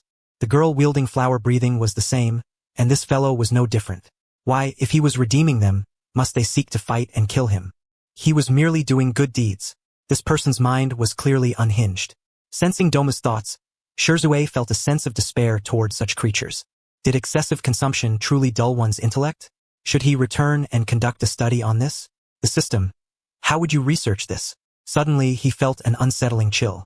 Ju continued to forge ahead. These two had not collaborated before. He did not know when Shirzue would make his move. Yet, he trusted his comrade. Besides, he did not feel disliked. Doma, bored, waved his fan, intending to resolve the pillar before him and then head into town for a feast. Suddenly, his pupils constricted, and he immediately retreated. In the still waters, a phoenix suddenly soared into the sky, its flames akin to the sun, charging directly toward him. Doma swiftly swung his fan to defend himself. However, he had underestimated the strength or intellect of the pillar-level swordsman hidden nearby. Having witnessed Doma's blood demon technique, withering garden and falling snow, Shirzue easily calculated the trajectory. He deftly avoided all potential blocking positions, delivering a thrust directly into Doma's throat, then pivoting to turn behind him. Yet, Shirzue also realized that this strike had failed. Oh no, this is bad. Doma's neck was surprisingly tough. The sword was not intended for beheading. Its limitations were too great. Fortunately, his ally was quite capable. Upon seeing Shirzue's failed strike, Ju rushed forward and executed the first form, aiming for Doma's other side of the neck. It landed, yet it did not. Just as Ju was about to sever Doma's head, Doma raised his iron fan to block the attack. Oh dear, Upper Moon 2 grinned. I didn't expect you to still be here. A pillar who has fought and survived against Kibutsuji Musen. Is that a compliment? Shirzue did not think so. A sense of crisis suddenly filled his mind, and he felt a chill, startled. Retreat. Shirzue immediately split into 3 shadowy figures to cover their retreat, while simultaneously pulling Ju back. In their previous position, several long ice vines adorned with lotus flowers appeared. Blood demon technique, lotus vine. Damn it! Shirzue cursed under his breath, dragging Ju to evade the attack. That long series of blood demon techniques had transformed so quickly. He regretted bringing Ju to confront Upper Moon. Against Upper Moon 3 without more than 4 pillars, it seemed they were merely offering themselves up as sacrifices. Thus, he and Ju were indeed offering themselves up. Yet, they could not run. They could only stall for time, either until reinforcements arrived or until dawn. Oh dear, that was close to having my head severed. Though he spoke thus, Doma's expression revealed no fear. Instead, he appeared increasingly intrigued. Truly, a pillar who had fought against Kibutsuji Musen. Doma straightened his head, and his wound quickly healed. Unfortunately, demons and humans were fundamentally different. Well, of course. Doma waved his fan, summoning forth a small version of himself, a doll made of ice. Let the child accompany you for a while. The blood demon art, child of crystals. Shirzero remembered from the system's intel that this little doll could execute blood demon arts with the same strength as its original. Doma could continuously create 5 of these dolls. Well, it has ranged attacks, close combat, summoning techniques, and speed. What more is there to fight? How can one contend against such odds? He is already cheating, how can we fight? Thus, one must use magic to defeat magic. The system whispered. Thank you. But he did not believe he could defeat blood demon arts with blood demon arts. However, taking this chance might yield an opportunity. His lungs burned with pain. Doma's ice was truly formidable. Ha, I apologize. I suppose I shouldn't have dragged you into this, Shirzero said apologetically. Ju Tomioka shook his head. There is no need to apologize. This is not your fault. Originally, Shirzero need not have come here. It was his own choice to visit this town. In fact, it was he who had implicated Shirzero. Shirzero glanced at the translator, rendered speechless. The two circled around the issue of who had implicated whom regarding their souls. Then they collectively glared at Doma. Oh dear, it seems I have become the target. Doma remained smiling. As long as you know. Shirzero took a deep breath, disregarding the pain in his lungs. Then, follow me. Shirzero did not speak, yet curiously, his voice resonated within Ju Tomioka's mind. Ju was slightly startled but quickly responded in his heart. Understood. There was no retreating in this situation. Retreat would surely lead to passivity, leaving only the path forward with a faint glimmer of hope. In a narrow confrontation, the brave triumph. Come on, water pillar. Charge with me. The blades in Ju and Shizero's hands ignited with flames, turning a deep crimson. In truth, one was a standard version while the other was an experience card. They were indeed not the same. Shirzero was not foolish enough to conspire loudly before the enemy, opting instead for a method of silent communication. Do not ask how he did it. Just know that an uncle from Hawaii taught him. Further inquiries would be impolite. Water breathing. 11th form. Calm. The water breathing technique, akin to absolute defense, greatly facilitated Shizero's offensive, allowing him to operate within the safety of calm without fear of Doma's ice crystals injuring him. It also granted him the opportunity to close in for an attack.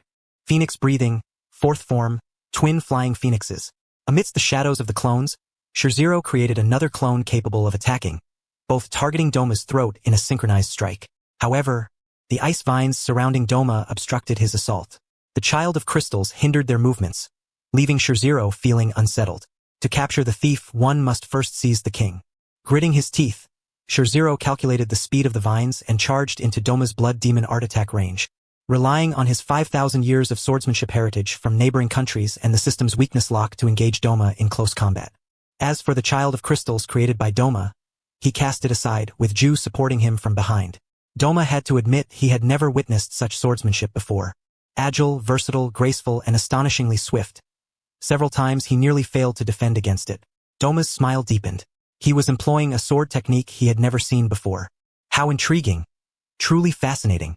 This person is so interesting. If it were Akaza, he would surely take a liking to him. After Shirzero executed a series of moves and exited the battle circle, Doma spoke. I say, why not become a demon? An olive branch was extended by Doma. Shirzero twitched at the corner of his mouth. He began to recall what sins he had committed. The first time he encountered the Upper Moon he was asked to become a demon. The second time he met the Demon King, he too attempted to make him a demon. And now, facing this individual, he was again being urged to become a demon. Why? Is there a shortage of employees on the demon side? Indeed, considering the rate at which the Demon King was downsizing, he certainly needed fresh blood. Is that why he resorts to such desperate attempts to recruit anyone he encounters? Humanity is the pinnacle of all beings. Shirziro declined the invitation and threw a vermilion bird at Doma, who swiftly dodged. So, do you think I would recklessly lower my status? Do I seem that unwise? Shirziro displayed a polite smile, yet his words dripped with scorn, spoken in fluent Chinese. You demons fundamentally cannot compare to humans, alright? How dare you bring a group of people down with you? Doma indicated he did not understand. A century-old monster may not grasp foreign languages, but he could discern from Shizero's expression that he had no intention of becoming a demon. What a pity. Doma raised his fan to shield his face, concealing his regretful gaze. If he were to become a demon, it would certainly be quite entertaining. Truly interesting. Ju Tomioka dealt with the little figure and approached Shirziro. You both are quite amusing. Oh, so this is a fun demon. His colleagues must find him quite bothersome. Shirziro made an effort to maintain his smile. Ju Tomioka's vigilance heightened to its peak. Upper moons are indeed not to be taken lightly. I cannot behead him. I need you to deal the damage. Understood. Having never partnered before, their combat relied entirely on eye contact and swift actions. Missing an opportunity would lead to trouble. Shirziro squinted. The system's weakness lock emitted a yellow halo around Doma. Phoenix breathing. First form. Fire Phoenix's initial cry. He lunged forward with a thrust. Doma's expression remained unchanged. He merely waved his fan, unleashing a poison buff that steadily drained health. However, he underestimated the 5,000-year heritage from the ancient nation. As the ice crystals manifested, Shirziro transformed his thrust into a slash, infusing it with the third form, blazing vermilion bird. A vermilion bird erupted from his slash, soaring with the sun's fire, shattering the ice crystals and charging towards Doma. Doma's acute sense of danger alerted him to the threat, realizing he could not withstand the firebird head-on. He immediately switched to ice vines to block the attack. The vermilion bird instantly incinerated the vines, but its power was significantly diminished. Doma raised his fan, dispersing the bird. He had no time to laugh. The moment the vermilion bird vanished, a blazing crimson blade appeared before him. It was the water pillar, who had previously been nearly invisible. So, the earlier attack was merely a feint, and the true intention was to draw the water pillar closer for an attack? Water breathing, fourth form, crushing tide. A layered slash akin to ocean waves struck towards Doma's neck. Doma immediately raised his hand. Blood demon art, withering garden, falling snow. 9 consecutive strikes blocked Ju Tomioka's fourth form. Doma chuckled. Although the plan was well executed, before he could finish his sentence, he suddenly felt a sharp pain in his body, followed by half of his body going numb. Doma raised his fan to fend off Ju Tomioka and rolled away. Another pillar had somehow circled behind him, delivering a blow from his back. It was unclear how it had been achieved. The area he struck was neither vital nor particularly painful, yet it caused his body to instantaneously go numb, nearly leading to decapitation. This pillar certainly had many unexpected tricks up his sleeve. So fascinating. With a smile, Doma asked, "What are your names?" It has been a long time since I had such a delightful fight. Ju Tomioka remained silent. Shinjiro kept his smile, having just pinpointed a weakness in the system and shattered one of its defenses with 2 more to go. The 2 of them were quite the contrast. One disliked speaking and felt there was little to discuss with demons, while the other was frantically trying to devise a plan to break the stalemate, too preoccupied to engage in idle chatter. Thus, the result was that Doma merrily chattered away for quite some time, with no one paying him any heed. Doma persisted, but still received no response. He felt no embarrassment, for had he not stated before, "As long as I am not embarrassed, the one who should feel awkward is others." This statement held true. Shinjiro felt a wave of embarrassment on Doma's behalf, so much so that it seemed he might erupt into an infinite city of discomfort. He could not ascertain Ju Tomioka's thoughts beside him, but if nothing out of the ordinary occurred, they were likely similar. The awkwardness of the situation was palpable, and it was hard to find the right words to describe it. Even the system was at a loss. When others faced the upper moons, the background music is Red Lotus Hellfire. When you face the upper moons, the BGM might as well be a military anthem. Come on, in a narrow encounter, the brave shall prevail. Shinjiro, charge. Shut up, you little trash. Was that something one could say so casually? While distractedly responding to the system, Shinjiro sent a mental message to Ju, let us proceed as we discussed earlier. No problem. The system was left baffled? Had they reached some consensus unbeknownst to it? The system, with its limited intellect, likely could not fathom the leaps in thought that Shinjiro was capable of. It was better to resolve matters quickly. Otherwise, Muzan would grow angry, Meanwhile, Doma had also resolved to settle things swiftly. After all, the longer they dragged it out, the more troublesome it would become with their reinforcements arriving. While they might not be able to inflict any real harm on him, an influx of minions would certainly be bothersome. Having made up his mind, Doma nodded. Shinjiro watched as the grinning, deranged demon vanished from sight. High-speed movement was one of Doma's abilities. He said no more and immediately turned to thrust towards Ju Tomioka's back, just in time to collide with Doma's iron fan. Oh dear. I've been discovered. Doma scratched his head. This swordsman was far too quick-witted. Doma realized that once he caught sight of a blood demon art, he could devise a countermeasure in the blink of an eye. It was likely how the upper moons were defeated, given that they never concealed their blood demon arts. This had little to do with strength and was almost entirely a battle of wits. With a flick of his wrist, Shinjiro redirected his force, aiming his blade at Doma's neck. Doma leapt aside, simultaneously unleashing a small ice creature. Then he was engulfed by Shinjiro's vermilion bird fire. As expected, the blazing fire of the vermilion bird could effectively counter Doma's ice. Shinjiro glanced at the sword in his hand, which radiated a red glow emblematic of the vermilion bird. This was encouraging news. Third form, Burning Sun Vermilion Bird. 11th form, Calm. Ju Tomioka struck simultaneously, clearing away the toxic buffs that Doma continuously emitted. Shinjiro initiated a thrust with the first form. Doma immediately summoned ice vines to defend, but the vines that appeared behind him were swiftly obliterated. Doma was taken aback. Behind him, another Shinjiro appeared. Moreover, its attack power was on par with the one before him. How could this be? Was it using the same breathing technique as his crystal sun? However, the thrust had a limited range. Doma tilted his head to evade, narrowly avoiding a penetration of his throat. At that very moment, just as Doma thought he had averted danger, another blade came crashing down from above. Second form, Water Wheel. With incredible speed, it struck from the air, precisely slicing off half of Doma's head. Taking advantage of your illness to claim your life, Shinjiro stepped forward, the sword in his hand ablaze with the blazing sun's fire, aimed directly at Doma's throat. However, the blade was caught by Doma's iron fan. Damn it! Shinjiro couldn't help but utter another beautifully phrased exclamation. A strong sense of crisis surged within him and he jumped, swiftly drawing his sword from the fan and dodging to the side. Ju Tomioka sensed something amiss and turned to deliver a slash, but it only shattered part of Doma's ice crystals. Unbeknownst to them, Doma had created two small figures, and the fans in their hands swept through the air, releasing frosty winds. Gritting his teeth, Shinjiro overlooked the fact that his arm had been frozen from earlier contact with the frost, mustering his strength to execute a flourish with his sword. Second form, Phoenix Dance in the Nine Heavens. Flames rapidly scorched the surrounding ice mist as Shinjiro danced with his blade. He was unaware that the patterns on his face began to glow faintly, and his body temperature was steadily rising. Yet, the disparity in levels between him and the upper moon was stark. No matter how formidable his blazing sun's fire was, against Doma, who was of a higher level, it would dwindle quickly. Moreover, both his blue and health bars had diminished significantly. Doma had demonstrated to him the reality of what it meant for one's health to vanish. Within the icy mist, he saw two intertwined ice lotus flowers, a female head sprouting between them, exuding cold air from their mouths. This was dire.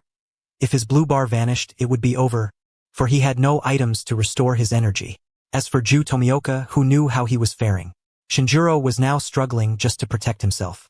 He was deeply concerned that if this continued, their plans might fall apart. Truly, this was a disaster. Shinjiro momentarily lost focus. Startled, he swiftly turned around. Yet it was too late. A vine of ice had appeared from behind him, aimed directly at his heart. Shinjiro dodged quickly, but still, it pierced through his shoulder. Thankfully, it was not his sword-wielding right hand. Otherwise, he would have been in serious trouble. The sharp pain caused Shinjiro to let out a muffled groan. Feeling the wound begin to freeze, he immediately raised his sword and severed the vine. This was bad. The frost had entered his bloodstream. A chill began to envelop his body, and Shinjiro nearly dropped the sword he was holding. No, this wouldn't do. If it spread to his brain and heart, he would truly die. Shinjiro, use the phoenix fire. It can burn away the ice crystals without harming your life. In this crucial moment, the system remained remarkably clear-headed. Well then, it seemed that special items indeed had their use in life-or-death situations. Shinjiro had no time to ponder further and immediately applied the special item to himself. A ball of flame swiftly surged from the wound, rapidly burning away the ice crystals in his blood. The sensation was far from pleasant. It hurt quite a bit. Shinjiro suppressed the urge to scream out in pain, slicing his sword through the encroaching frost to avoid taking further damage. How was Ju Tomioka faring? Wait, he was supposed to be in a team, not leading a teammate. Why was he even thinking about such things? Help me check on Ju Tomioka. Can he still act? Ignoring the pain from the flames scorching him, Shinjiro urgently inquired about his teammate's condition. If he had fallen, he would have to retreat to a previous save. Otherwise, they would face total annihilation. The system scanned the area. Wow! The system suddenly exclaimed. What happened? Shinjiro's heart tightened. Please don't tell me it's really over. If it were, he would have to revert to a previous save right now. It's astonishing that after all these years of gaming, this is the first time he's encountered a situation that requires a rollback. No, that's not it. It seems there might be an unexpected gain. The system hurriedly responded while scanning another life form that emerged. The body temperature was rising, and the heartbeat was accelerating. It seemed there was a chance. Lingi had no idea what the system meant by unexpected gain. He exhaled a final breath of icy mist. Forget it, help me locate Doma. Lingi prepared a small weapon, waiting for the system to pinpoint Doma's location for him. The system, perplexed, indicated the location. Then, he watched as Lingi suddenly activated the Blaze Phoenix and charged forward, with the surrounding frost retreating in fear. He dashed through, slicing away the two Ice Lotus maidens who were exhaling mist, and barreled straight toward Doma. Doma appeared startled, not having the time to utter a word before Lingi unleashed a torrent of flames directly at his face. Wow, national treasure. Breathing fire. The system was taken aback. Where did this fire come from? Lingi had lost all hope in the system's intellect. Despite being artificial intelligence, it was still less capable than he was. The special item, the Phoenix Flame, which had just burned away the ice crystals in his blood, was supposed to extinguish, but Lingi had a sudden thought. It wouldn't be appropriate to let it die out like that. Special items were hard to come by, and extinguishing it would be a waste. After all, he only had 2 bundles on hand, and using one would leave him with just one. Thus, it must be utilized judiciously. Congratulations to Doma for receiving the honor of being burned by flames. The weakened Phoenix Flame naturally couldn't inflict any real damage on Doma, but it could still obscure his line of sight. Amidst the smoke created by the flames that blocked Doma's vision, Ju Tomioka quickly rushed in, raising his hand for a strike. Water-breathing, 4th form. Striking tide. Layers of crashing waves descended upon Doma. Caught off guard by the smoke that obscured his view, Doma barely managed to lift his fan to block the attack. Suddenly, he felt a strange sensation. Why did the power and speed of this water column seem enhanced? It hadn't been like this just a moment ago. Ju Tomioka was exceptionally swift this time. Upon missing his strike, he quickly changed tactics and leapt into the air. Water-breathing, 8th form. Waterfall. A descending strike, akin to a massive boulder, bore down upon Doma. Doma, moving at incredible speed, jumped into the air before the strike could land, his expression turning grave. Damn it, the changes are too drastic. Wait, where's the other person? A murderous intent emanated from behind him. Doma was taken aback. From behind, without time to react, a flash of green light appeared in the sky behind him. A sword finally pierced through his throat, accompanied by a surge of green light, driving him forcefully toward the ground. Doma saw a human being with wings sprouting from their back. What is this? Is it a deity? Phoenix breathing, 6th form. Qinghuan's escort. While Ju Tomioka drew Doma's attention, Lingi summoned the Qinghuan to soar into the sky. As Ju Tomioka forced Doma into the air with his waterfall technique, Lingi immediately launched a thrust. The strike finally landed. The wings behind him flapped, increasing his speed, with the flames of the Hecatome and the Phoenix firmly locking Doma's escape route. He lacked the strength to sever Doma's head. But that was fine. He could not, yet another could. Water-breathing, 5th form. Water Dragon. The water dragon surged forth with unparalleled killing intent. Doma gaped once more. A few tendrils blocked the assault again. Truly impressive. If he were to become a demon. And then, in the next moment, a murderous intent emerged from behind him, as another sword thrust through his nape. Phoenix breathing, 4th form. Yuk's dual flight. Another clone with combat capability. Doma had overlooked this detail. But it was fine.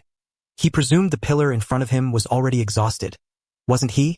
Suddenly, the Lingi before him dissipated. Wait, the one in front is a clone. The one behind is the real body. Water-breathing, 4th form. Striking tide. Was it that water column? When did it appear above him? He had been on the ground just a moment ago. Until the moment his head was severed, Doma remained incredulous. What in the world was happening? I don't even know what I'm writing. Just make do with it for now. Lingi's plan was hardly an extraordinary battle strategy. It was merely a scheme crafted based on Doma's personality, combat habits, and blood demon art, aimed at the most probable means to defeat him. This plan even encompassed the limits of both of them, including the possibility of a mutual demise in the end. However, the plan required obscuring Doma's line of sight from the outset. It was also agreed that if any unexpected developments arose midway, they would immediately abandon the plan and retreat. This cycle repeated a few times, and they likely failed 2 or 3 times. Yet, at the final life and death moment, they succeeded. When the flames obscured Doma's vision, Ju Tomioka would attack him from the concealment of the smoke, while Lingi would ascend into the air with the 6th form. If Ju Tomioka's strike failed, he would use the 8th form to force Doma to jump into the sky in evasion. In the air, Lingi would seize the opportunity to attack, using the Phoenix's supreme fire to restrict Doma's regeneration and drive him downwards. However, he could not achieve the beheading alone, thus requiring Ju Tomioka's upward strike. But that would likely be blocked. Nonetheless, it was fine. Lingi anticipated this.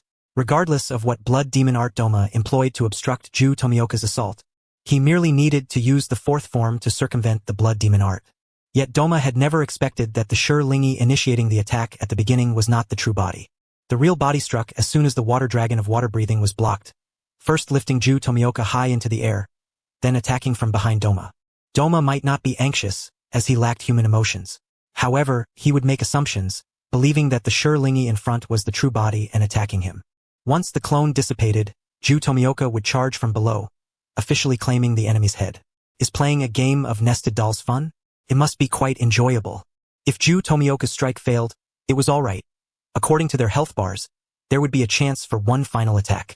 If that last attempt also failed, then they would truly have to consider the possibility of mutually perishing to obliterate Doma. Yet, they ultimately succeeded in beheading him. It was worth celebrating. However, just at the critical moment, Doma suddenly counterattacked, a tendril piercing through Ju Tomioka's abdomen, causing Lingi to panic and slash down, cleaving Doma's body in 2. He shattered the tendril and supported Ju Tomioka to a safe landing. Lingi was fine. The phoenix fire he had used not only burned away the ice crystals in his blood, but also allowed him to achieve the rebirth through fire. Aside from some fractures and minor wounds, he was largely unscathed, as the game's highest achievement was to clear the dungeon without taking damage. However, Ju Tomioka clearly did not share his good fortune. His injuries were numerous and severe. He needed to heal quickly. But now was not the time to let their guard down. Shiro looked at the head that had fallen to the ground, gritting his teeth. The upper moon too. Was it truly killed? Shiro did not let his guard down. After all, the system had mentioned that even Upper Moon 3 demons could potentially transcend their limits, becoming demons that could not perish even when decapitated by the Nichiren blade. He did not know whether this was true, but thus far, it seemed that only the Demon King could accomplish such a feat. Moreover, breaking through this boundary required a strong desire to survive. It seemed that Doma lacked this quality. Shiro protected the gravely injured Ju Tomioka, staring at Doma's head, which had fallen to the ground yet still wore a smile. Why was he still smiling? When would he die for good? Shiro pondered how to deliver a finishing blow to ensure Upper Moon 2 was completely annihilated. Suddenly, he realized something. Wait, Doma's body had not dissipated? This was bad.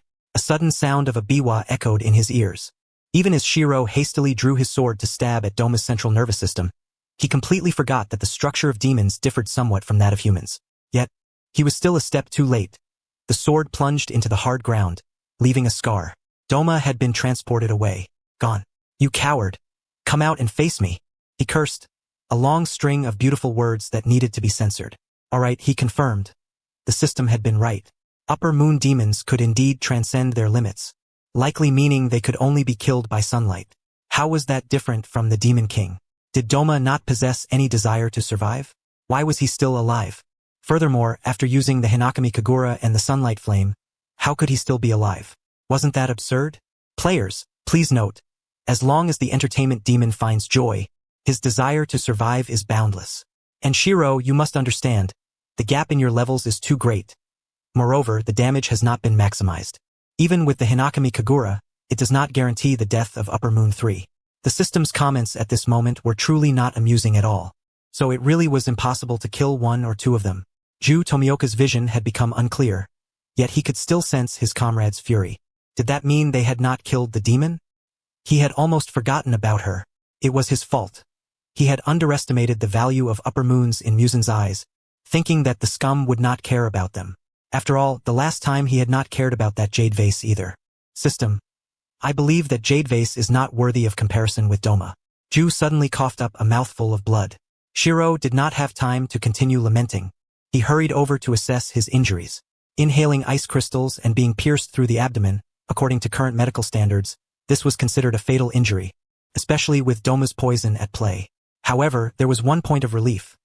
Doma had not had the time to inject ice crystals into his blood at the last moment, so there was no need for the Phoenix Fire to neutralize the poison.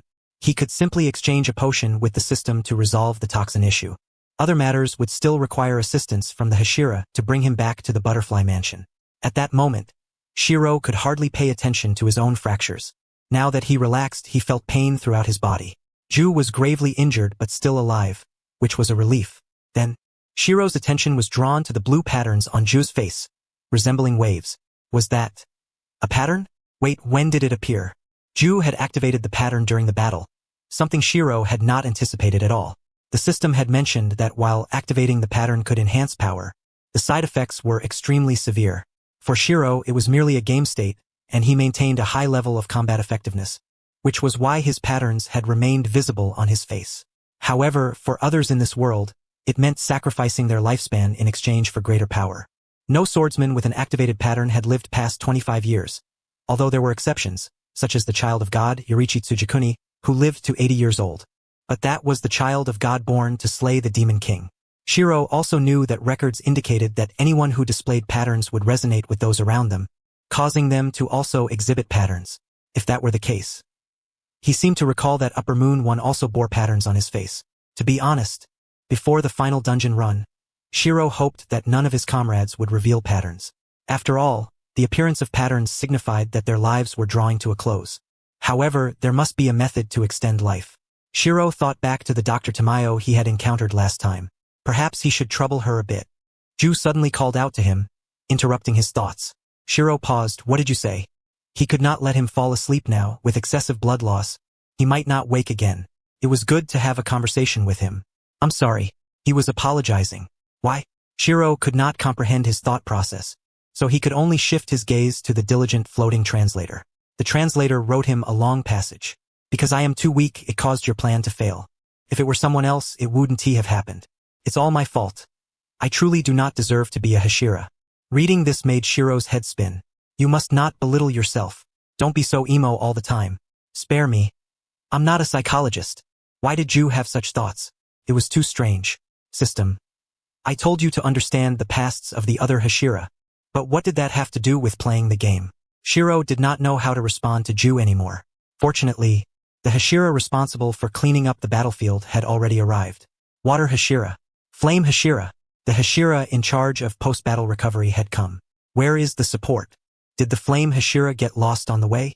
Even if the plan did not include support, it had been so long. Why had they not arrived yet?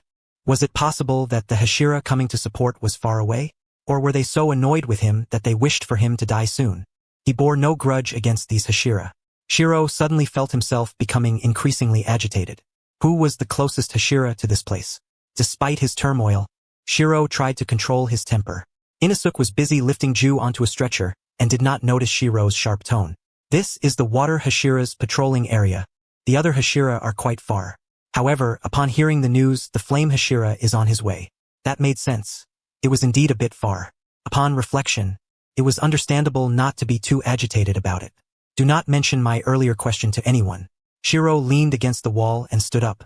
Don't worry about me. I'm fine. It's just a few broken ribs. I need to get used to it sooner or later. Otherwise, it will be difficult to team up for the final dungeon run. Huh?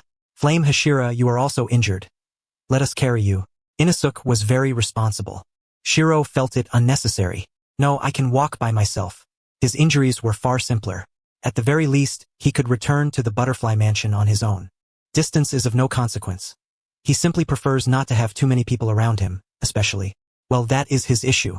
To evade the incessant chatter, Shiri turned in circles until he located the sheath of his sword, which had fallen to an unknown place. Come when we return. You will tell me what transpired when Tomioka awakened his markings. As for Tomioka Ju's matters, he could directly inquire with the master, Kenroji Yoya, who should be able to provide him with a comprehensive account of the experiences and methods in one go.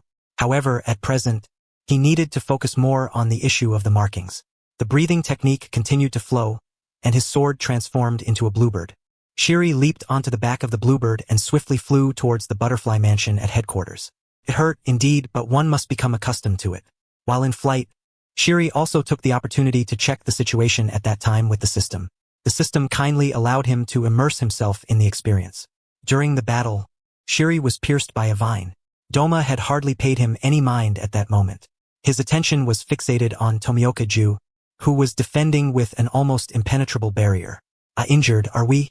Another Hashira. Doma wore a particularly mischievous smile. Tomioka Ju's pupils constricted suddenly, and he instinctively wanted to rush towards Shiri.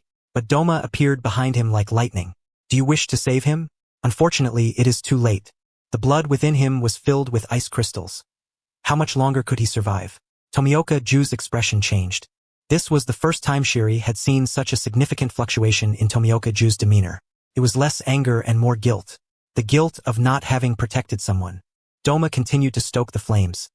Truly, that poor Hashira will be turned into a beautiful ice sculpture. I truly wish to see his final expression. One of fear and helplessness would surely be splendid. At this moment, Tomioka Ju was seething with rage, his body temperature and pulse beginning to falter. Shiri knew this was the precursor to awakening his markings. On his left cheek, a deep blue pattern, reminiscent of ocean waves, slowly emerged. You, damn it! Tomioka Ju was already prepared to fight him to the bitter end, even to perish together. Then, the mist suddenly cleared. Shiri burst forth from that side, unleashing a torrent of flames directly onto Doma's face. This was the reason for Tomioka Ju's awakening of the markings. What should he say? He was deeply grateful for Tomioka Ju's sense of responsibility towards him. After all, from the very beginning, Shiri had asked Tomioka Ju to help him test his skills in order to figure out how to deal with Upper Moon 2. He had responsibly assisted him in testing many things and, in the final moment, disregarding his own safety, had delivered the final blow to assist Shiri, who could not complete the decapitation. It was just unfortunate that the opponent, the demon of Castle Himejima, was too responsible. If one were to truly analyze it, it was clearly Shiri's oversight. Tomioka Ju, this person, truly needs proper guidance. After all, excessive depression can lead to death. Having circled outside several times, he truly could not think of what to do, as he was not well versed in medical matters. Forget it, perhaps he should return and study a bit. After all, he was a genius. System, unashamed. Shiri realized this and flew back to the butterfly mansion, pondering over Tomioka Ju all the way, feeling as though his CPU had burned out. Why was he worrying about such matters? Shouldn't this be the responsibility of the master, Kenroji Yoya? Miss Butterfly, the owner of the butterfly mansion, Shinobu Kocho, had been waiting for a long time. Yet, Shiri inexplicably felt a chill. Please tell me, why has Mr. Tomioka returned? Yet you have lingered outside for an entire night? Huh? Did he not just circle around a bit more? He clearly should have returned by sunrise, and he had been entangled with Doma for the first half of the night as well. However, he did not dare to speak. Shinobu Kocho's smile was gentle, yet a sense of crisis made Shiri take a step back. Apologies, I must pay attention to the situation with the Demon King. I had forgotten about this matter. Shiri also maintained a smile. Oh, you forgot, did you? It seems I need to have a look at your brain, right? My.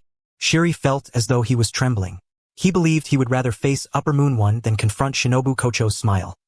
Indeed, it was gentle and beautiful, but he still found it inexplicably terrifying. His back felt cold. After all, in any world, doctors reside at the top of the food chain. I was wrong. No matter how many accomplishments he had before a doctor, he was merely a useless person. He might as well admit his mistakes first. If he did not humbly admit his errors, perhaps he would be denied even anesthetics shortly. Shinobu Kocho appeared to be even angrier. After all, she had seen many swordsmen who, despite admitting their mistakes, remained obstinate, with one such water Hashira lying among them. Undoubtedly, this one before her would be another. By the way, how is Tomioka? He bore quite a bit of damage for me. Shiri recalled the individual who seemed to be suffering from depression and asked. Shinobu Kocho's smile became even more exuberant. Ah, then I should be even more grateful. Had it not been for this battle, I would not have known that Mr. Tomioka bore so many old wounds. Shiri's mouth twitched. He wondered how many times he had been injured but did not come to the butterfly mansion. Was it truly that terrifying here? Shinobu Kocho's smile radiated a murderous intent, and Shiri could even see her killing intent materializing behind her. Stop laughing. I truly know my mistake. Alright, hurry and treat me.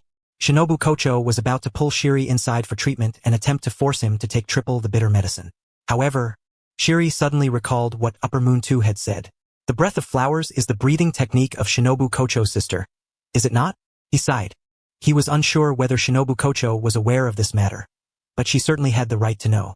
Thus, what he was about to say was truly not suitable for laughter. Stop smiling. The Upper Moon 2 we encountered mentioned that he killed the flower Hashira Kane Kocho several years ago.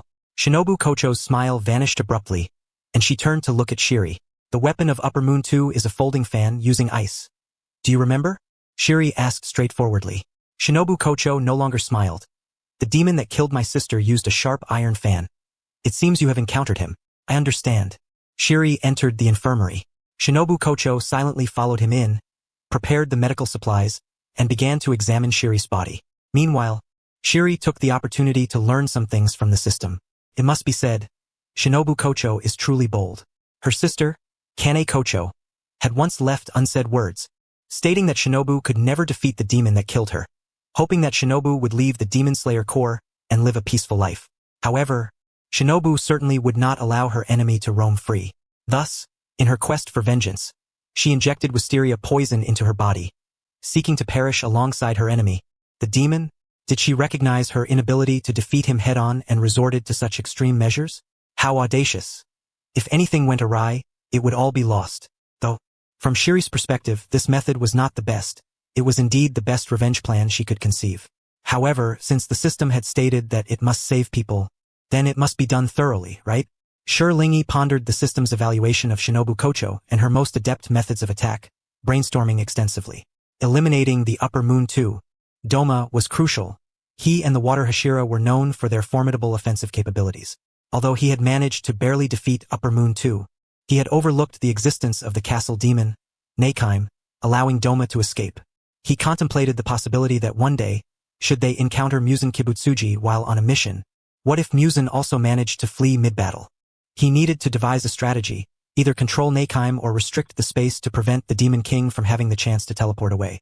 However, plans often falter in the face of rapid change, and Lingi was uncertain when he might have the opportunity to fight again. This group of foolish demons seemed to lack any desire for progress. Even if the cannibal strengthened, the difficulty of the missions would hardly change. It was best to close his eyes and rest, Mr. Shur. Shinobu Kocho administered an anesthetic to him. Although he himself felt nothing, his injuries were indeed substantial. Surgery was to be expected. Yet, he couldn't shake the feeling that there was something slightly off about Shinobu's smile. Surely, she wouldn't seek revenge on him?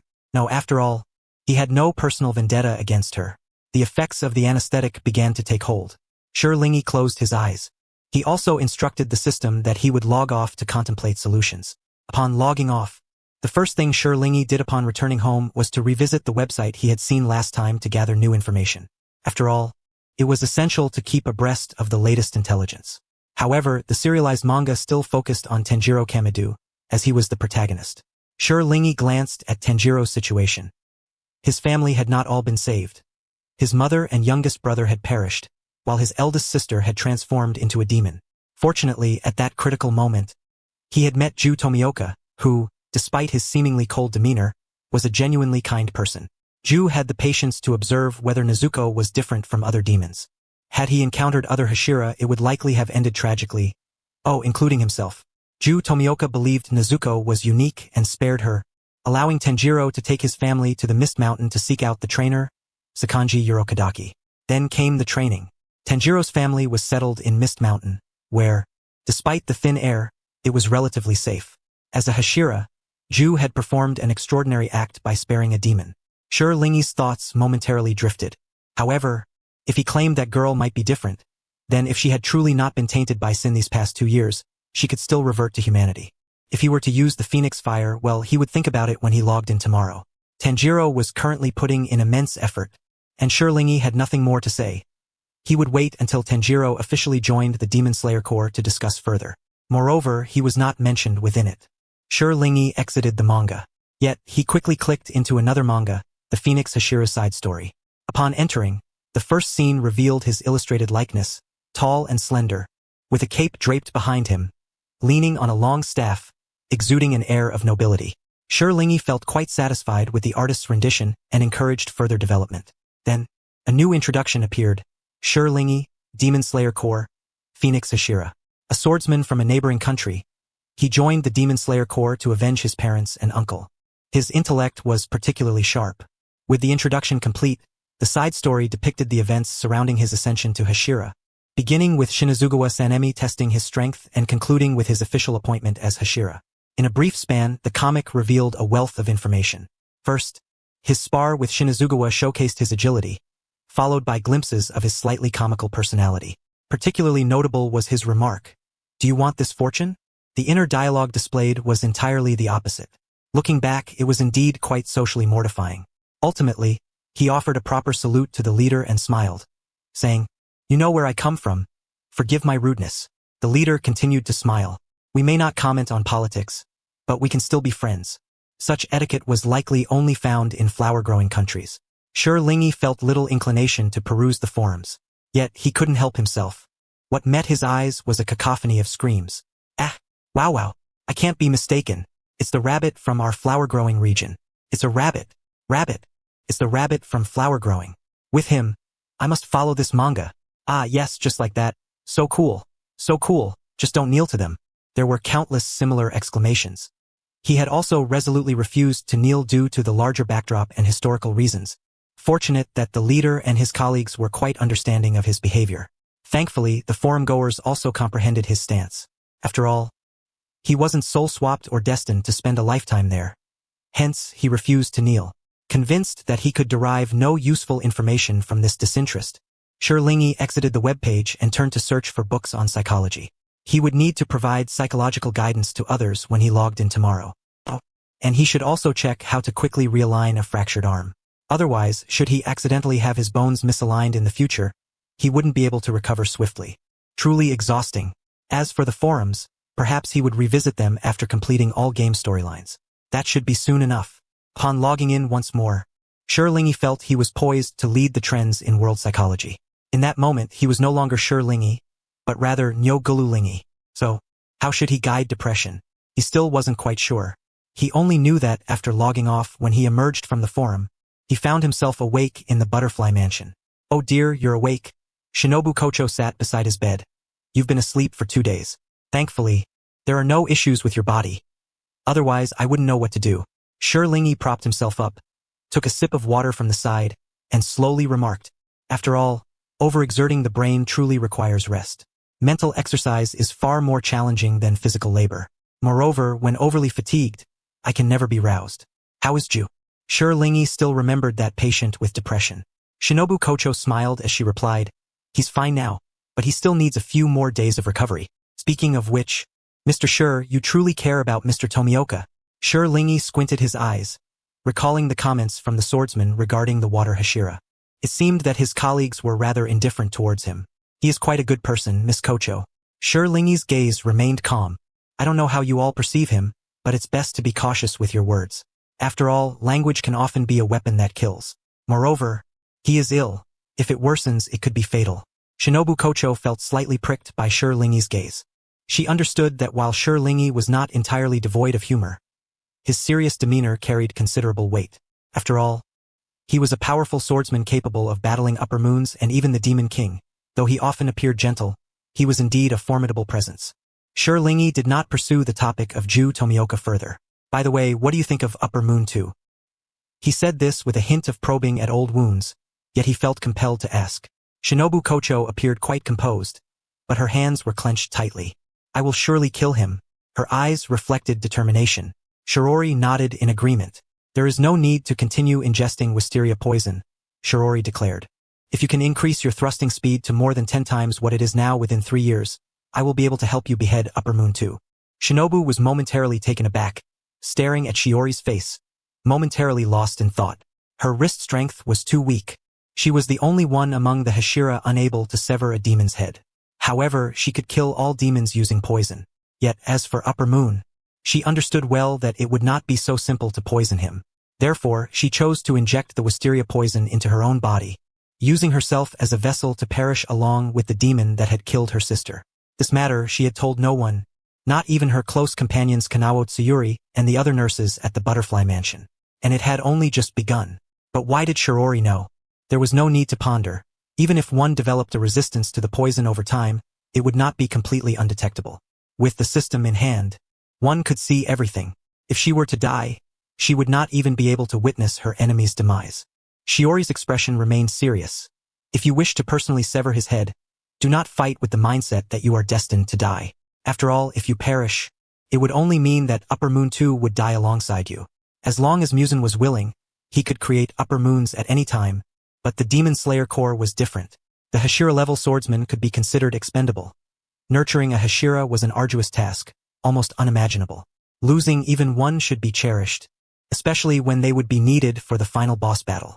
Shinobu took a deep breath, increasing the thrusting speed tenfold. Right? I understand, Mr. Shirori. I hope you are not joking. I do not jest about matters of revenge.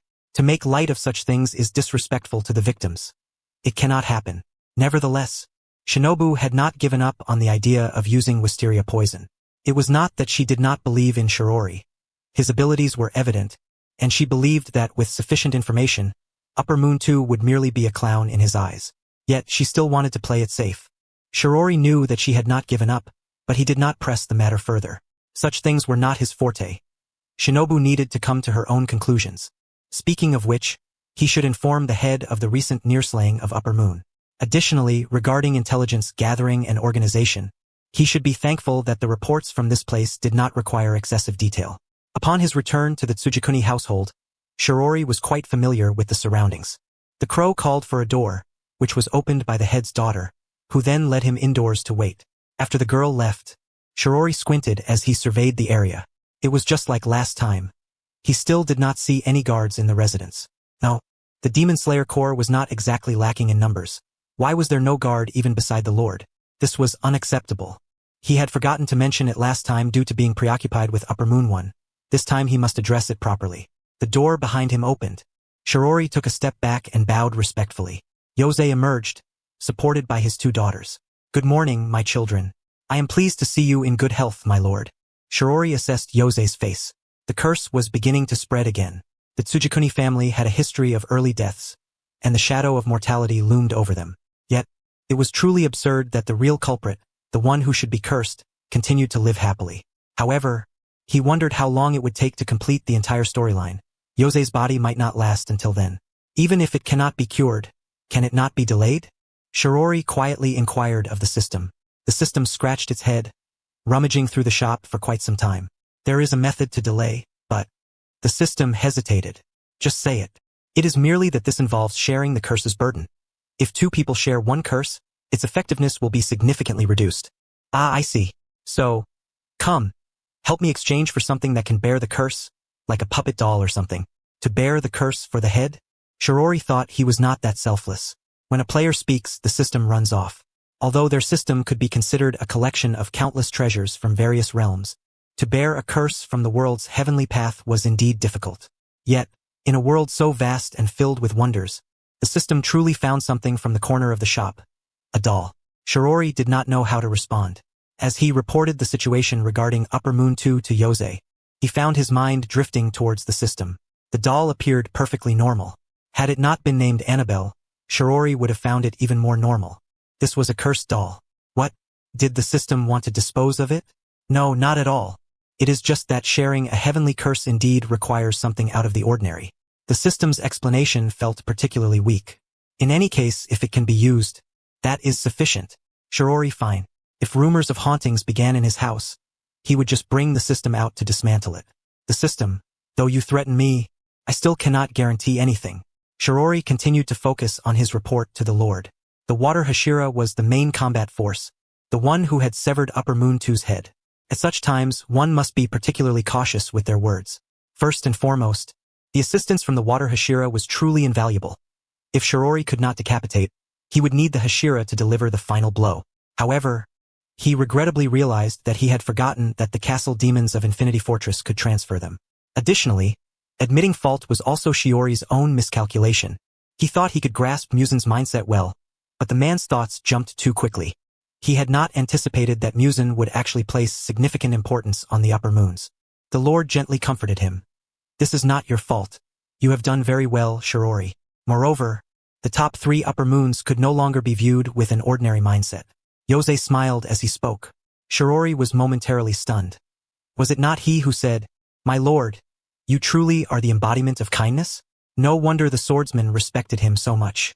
Let us work harder next time, but prioritize your own safety. Indeed, Yose suddenly recalled something. I heard that during this battle that Child Ju awakened his mark, is that right? Shiori nodded. Yes, I did not expect it either. Then, do you think he could share his experience of awakening the mark with the other Hashira? Shiori was taken aback. Experience in awakening the mark. Perhaps it was better not to. Shiori heard himself speak. My lord, such things come at the cost of one's life. Unless it is absolutely necessary, I suggest not considering awakening it. After all, he chuckled, life is a precious thing. There's no need to rush to expend it. Yose looked at him, slowly forming a guess in his mind. Are you aware of the side effects of the pattern? Yes. Shirioi pointed to the phoenix mark on his own face. After all, it has always been there. Indeed, Yose silently confirmed his suspicion. From the very beginning, he had felt that the markings on Shirioi's face were unlike the tattoos on Yuzui Tingen's face, but since they had not faded away, he assumed they were merely ordinary tattoos. However, now he was certain. This was the pattern. From the start, Shirioi had been a pattern swordsman. Therefore, it was better not to speak further about the pattern. It would be best to leave it to fate in the future, Shirioi concluded. Yose understood that Shirioi was concerned about the lives of the swordsmen, which made him quite pleased. What a wonderful child. By the way, my lord, may I inquire why I have never seen any attendants or guards in your residence? Even the scans did not detect anyone with combat abilities. As the highest commander of the Demon Slayer Corps, is this reasonable? This was indeed unreasonable. Yose clearly did not expect him to ask this question and was momentarily at a loss for words. Shirioi did not wait for his response. You urge us to pay attention to our own safety, yet you show no concern for your own. This simply will not do. Yose shook his head. The children all have their duties, and besides, the house of the Mizunoto is nearby. There is no danger. The rock pillar, he was indeed the strongest pillar. Having him guard the main residence put one's mind at ease. Yet Shirioi still felt uneasy. He continued to persuade. You should at least choose even a single swordsman to act as your guard. You are the lord, the core of the Demon Slayer Corps. Your safety is far more important than ours. Yose shook his head again. I do not wish to confine the children to one place. They need to go save those who are in greater need. Furthermore, Shirioi, I am not irreplaceable. I already have a successor, so do not say that my safety is more important than yours. A successor? Is it his child? Among the 5 children of the Kenroji family, there is only one boy who seems to be named Higurizai. This lord truly thinks of everything except for himself. Shirioi looked at Yose. If you trust me, please extend your hand. Shirioi reached out to him. Yose was puzzled, but he truly trusted his swordsman. He raised his hand and placed it on Shirioi's outstretched hand. Shirioi closed his eyes, silently trying to share the curse's damage with Yose, transferring the harm to the doll Annabella. The crimson vermilion bird rose from his hands. Yose's 2 daughters were astonished, momentarily unsure of how to respond. Father, Lord Phoenix Pillar, Mother, Fire. Being just 2 small children, they were at a loss in the face of this sudden event. However, they soon discovered that the grotesque curse mark that had been entrenched on their father's face was gradually fading away. Is it healing? The 2 girls' eyes widened in unison. Lord Phoenix Pillar, you are healing father. Moreover, the healing effect seemed remarkably significant. Transferring part of the curse's damage to the doll Annabella was quite an innovative approach. This was the system's first attempt to share the curse's damage using another vessel, and it appeared to be extraordinarily effective. The system noticed the curse mark slowly appearing on the doll Annabella, resembling that of Kenroji Yose, and internally offered a moment of apology to the unfortunate child. After all, it was not easy for Annabella, who had been peacefully residing in the museum, to be suddenly pulled into bearing another's curse. Then it turned back to inform Shirioi that it was nearly done. Upon hearing the system's words, Shirioi opened his eyes and released his hand.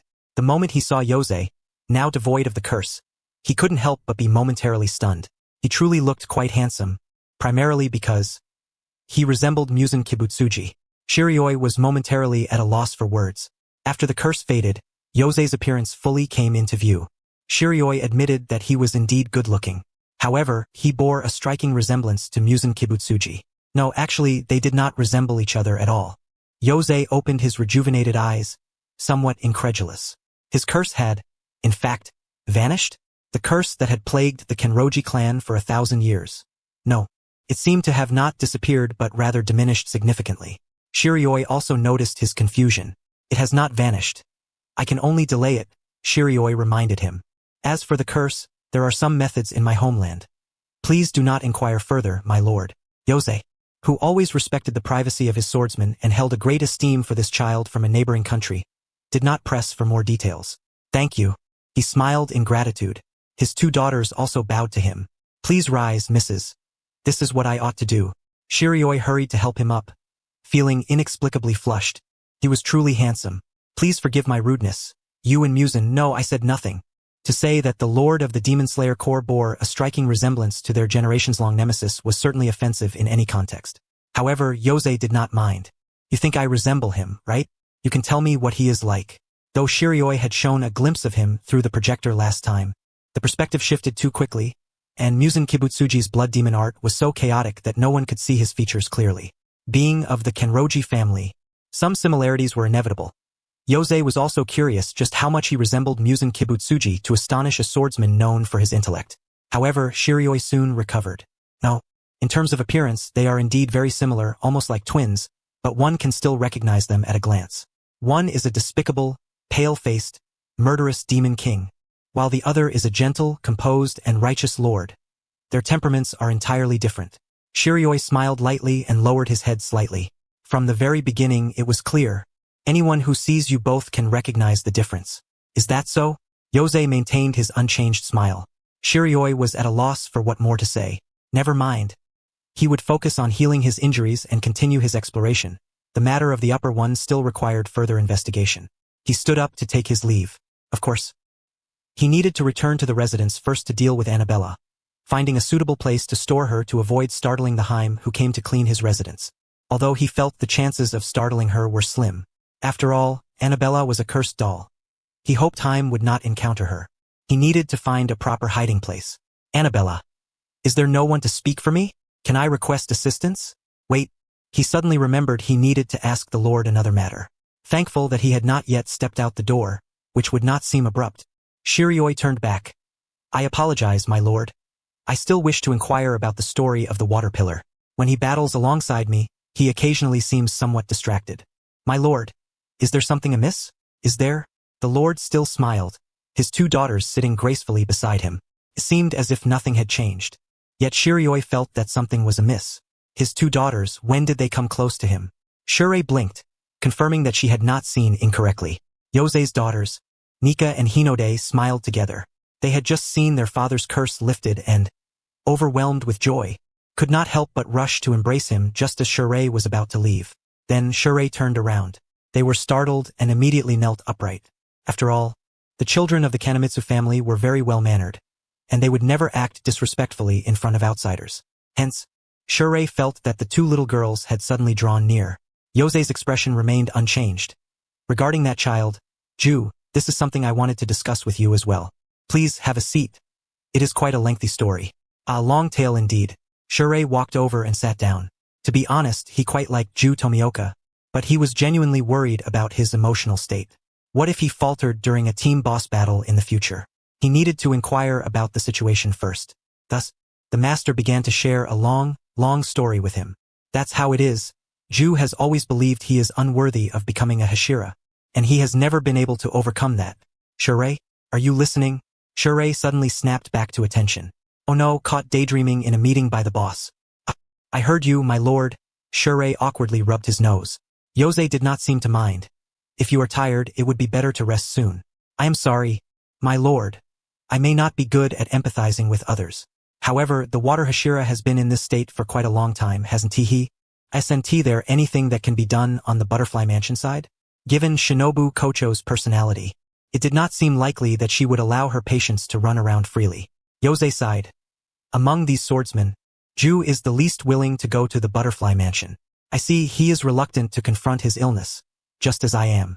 No wonder Shinobu Kocho seems so exasperated with Ju. Doctors tend to dislike people like him. I understand, my lord. If there is any discomfort with your health, please let me know. I apologize for taking up your resting time. He stood and performed a graceful bow, then smoothly exited the room. It was indeed quite awkward. After all, dozing off in a meeting was disrespectful to leadership. The boss did not mind, but it was still better to slip away first. He also needed to find a place to hide Annabella. The first thing Shure did upon returning to the mansion was to take Annabella out from the system space. Glancing around furtively, where would be a suitable hiding spot? Although protected by the system, Shure admitted feeling a bit intimidated by Annabella. After all, she was the infamous cursed doll. Was it truly wise to keep her in the house? However, not keeping her close was not an option either. She had to share the damage with the master, and Shure dared not let her stray too far. After much contemplation, Shure opened a small attic on the roof of his study and placed Annabella there. He then called for the attendant responsible for cleaning, instructing him not to enter his study in the future, lest he be frightened to death. Then, he needed to check on the water Hashira's situation, keep a watch on Musen's affairs, and so on. He was so busy. While others traversed their new worlds leisurely, he was overwhelmed with tasks. Really, what a hassle. Thus, Shure followed his schedule and first rushed to the water Hashira's mansion to find Ju Tomioka. Ju, are you there? No response. Shure looked up and saw the crow resting on the eaves. Ju's crow was an elderly gentleman, seemingly named Kozaburo. Shure remembered Ju had once referred to him as grandfather. He was quite long-lived, but due to his old age, he sometimes struggled. Yet, he still insisted on accompanying Ju. How wonderful! The crow flew up to greet its elder and inquired about the water Hashira's whereabouts. It learned that Ju had initially intended to rest after leaving the butterfly mansion but could not resist and had secretly taken on a mission, preparing to set out. What? Is the water Hashira going alone? Kozaburo descended and landed on Shirai's shoulder. Ju was a good child in his eyes, and for Shirai, aside from being the flame Hashira, he was someone with whom Ju shared a close relationship. After all, there were not many who could understand Ju's words. Shirai was trustworthy. Thus, Shirai stood at the entrance, waiting for Ju to emerge. When Ju finally stepped out, this was the scene that greeted him. His long black hair was tied to the side, cascading down his shoulder, the golden tips shimmering in the sunlight, half of his youthful face obscured by his hair, concealing his tattoos. Holding a cane, his tall and slender figure resembled that of a prince. Your injuries have not fully healed. Why do you insist on taking on missions? Shure activated the translator and began to speak with Ju. Ju, as expected, replied, "It is none of your concern." Shure skillfully turned his eyes towards the side where the translator was. "I am not qualified to accompany you. You are already in a team with me. How can you claim you are unqualified? We are of the same rank. Can you stop thinking of yourself as bronze just because you are using a low-level account?" It seemed that some psychological counseling was indeed necessary. What if he did something rash next time? Alright, it's fine. Let us go together. I need to gather intelligence, and I won't interfere with your mission. The only good thing was that Ju was not particularly skilled at rejecting others, especially those who showed kindness. Ju did not oppose. Shure took this as tacit consent. Thus, the two of them set out on the same path. Shure, not in a hurry to defeat monsters, refrained from attempting to elicit conversation from Ju and instead chatted with him about various topics. From the Demon Slayer core to demons, from lower moons to upper moons, from mountains to water and from water to the sea. Water is the source of all things. If one truly learns to wield it, its power would be unimaginable. Shure recalled the terror of floods and tsunamis, and could not help but sigh. Water, when gentle, is manageable, but when it is not, it can take lives. Speaking of which, do demons need to breathe? Probably not. However, Ju seemed to notice something. He lowered his head in contemplation. Water. In truth, Shure should not be accompanying Ju, as someone who was not very skilled with language would be a significant hindrance to intelligence gathering.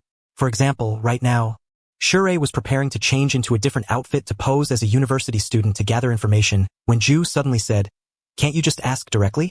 Huh? Shure felt his brain short-circuit. What does ask directly mean? Just like this. Shure watched in disbelief as Ju walked up to a household and addressed the busy resident. "I am Ju Tomioka from the Demon Slayer Corps. Are there any demons eating people nearby?" So direct. Wait, ISNT, it said that the Demon Slayer Corps is not recognized by the government? Asking directly? Is this a joke? Wouldn't people think he is a fool? You are a member of the Demon Slayer Corps, right? I know. There have indeed been some disappearances nearby, such as in the Tokukuchi family over there. Really? Shiro, I felt that his current expression was undoubtedly quite conspicuous. He had gone to great lengths to gather information, subtly probing around for any signs of peculiar disasters, yet it seemed that a single word from Ju Tomioka could yield all the answers. What a blow to his spirits. In that moment, Shiro, I realized that Ju Tomioka was not an obstacle on the path to acquiring intelligence. Rather, he was the stumbling block on Ju Tomioka's journey of slaying demons. How heart-wrenching.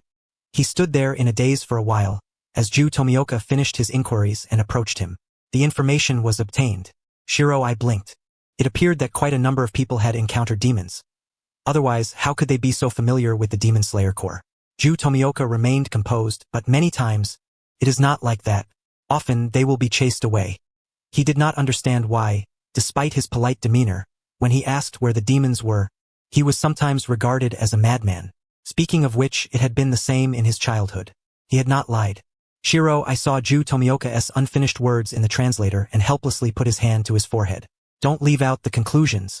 I can't understand. Never mind, let us go kill demons. Shiro, I genuinely worried that spending too much time with him would cause his linguistic abilities to deteriorate. Ju Tomioka nodded calmly. Sometimes, Shiro, I felt that this guy was just like water, only he didn't know what event could stir up a great wave. Their destination was a household of the Tokikuchi family in the mountains, which had reportedly encountered a demon recently and lost a child. They needed to understand the situation to find the malevolent demon.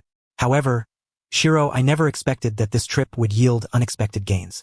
Upon seeing the young daughter of the Tokikuchi family, a voice suddenly echoed in Shiro-I's mind. Ding! Important character appears.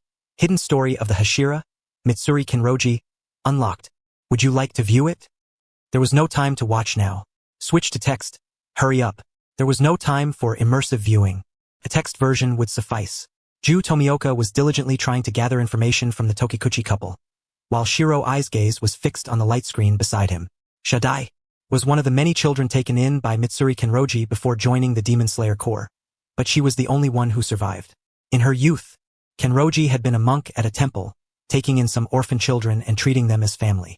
However, one day, a child named Koyuki violated the rule set by Kenroji against returning home at night, and in a bid for survival, extinguished the wisteria incense lit by Kenroji in the temple, thus attracting demons.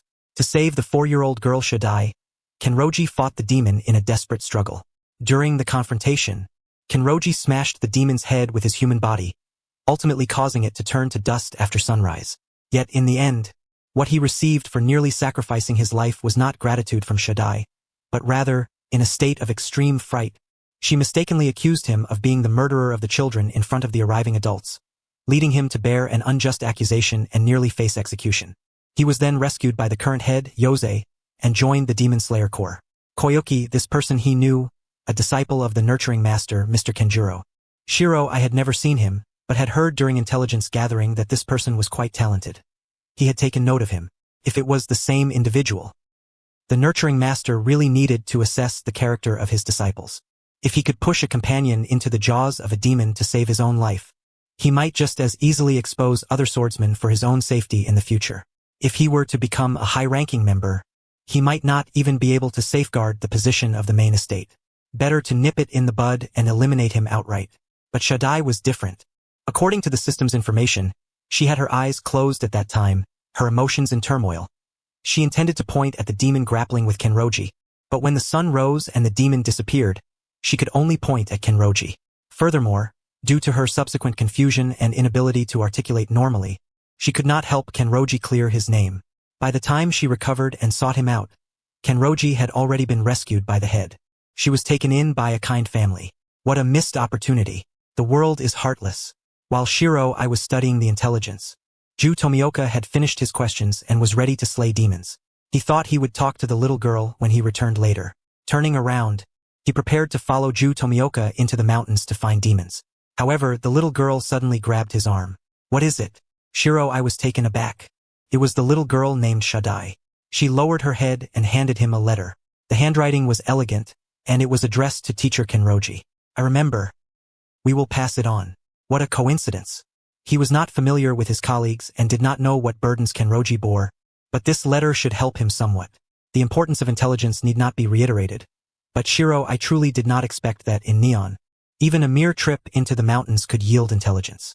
To be honest, He was really just going into the mountains to hunt monsters alongside Ju Tomioka.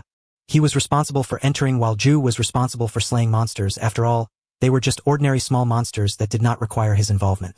Shiro, I did not want to share Ju Tomioka's experience points, but he placed great value on intelligence. Even if there was only the slightest possibility, he would seize it. For instance, right now, although it was night, Shiro, I found himself staring at a flower bud that had yet to bloom, momentarily at a loss for words. System. I recall you said Musen has never found the so-called blue spider lily? Shiro, I squatted down to examine the unopened flower bud and sighed. System. How did you find this again? This is clearly a very difficult item to find in the game settings. Just admit if you're using cheats. But the lamenting was lamenting, and the reality was reality. The system still needed to patiently communicate with him. Special item discovered. Would you like to collect it? Isn't it necessary to wait for it to bloom? Wasn't it said to only bloom during the day? Shouldn't they wait for it to bloom before discussing it? This flower seemed quite familiar. Had he seen it before? Wait a moment. Wasn't this the emeraldaceae flower that grew in the southern part of his home? It was just a different color. What variety was this blue one? A variant? If he went back to cultivate it, could he grow one of the same color? Please stop overthinking, player. Just as Shiro, I was about to embark on a brainstorming session. The system quickly intervened. It was a joke. If Shiro, I kept thinking like this, he could advance the technology of his time by a level just from playing a game. Then he remembered that not long ago, he had been trying to figure out whether being a cannibal truly lowered intelligence. The system feared he might really commit a crime if he returned to the real world. Naturally, it should be collected. After all, it is something that the Demon King has been searching for all along. After plucking the spider lily, Shiro, I heard Ju Tomioka's voice approaching him. What is it? You found something that Musen Kibutsuji has been searching for. You should take it back to the butterfly mansion. Shiro, I held the spider lily in his hand and examined it closely. He didn't care what would happen to it. Since he had already plucked it, he would just take it along for now. The name Musen Kibutsuji clearly triggered Ju Tomioka. He stepped forward to examine the flower. He could not discern anything unusual about it. It was probably just a rare find. Why is this being sought after? He inquired. Shirziro shook his head. He had not mentioned it, but this color of the spider lily was indeed rare, resembling something from a painting. The Klein blue spider lily was a flower that existed solely in fiction. Perhaps it also implied that Musen would forever be unable to find the spider lily. After all, how could something so ethereal be given to him? The system informed him that this flower only bloomed during the day and withered at night, and that he had happened upon it by mere coincidence today. Moreover, as a player, he would always have certain privileges in the game. The line between game and reality was so blurred. Wasn't it, system? Are you heading back to the headquarters next? Take this back with you. Give it to Ju Tomioka, he should know about it. Shirziro carefully placed the blue spider lily into Ju Tomioka's hands, then took out the letter given to him by the little girl, handing it over to him.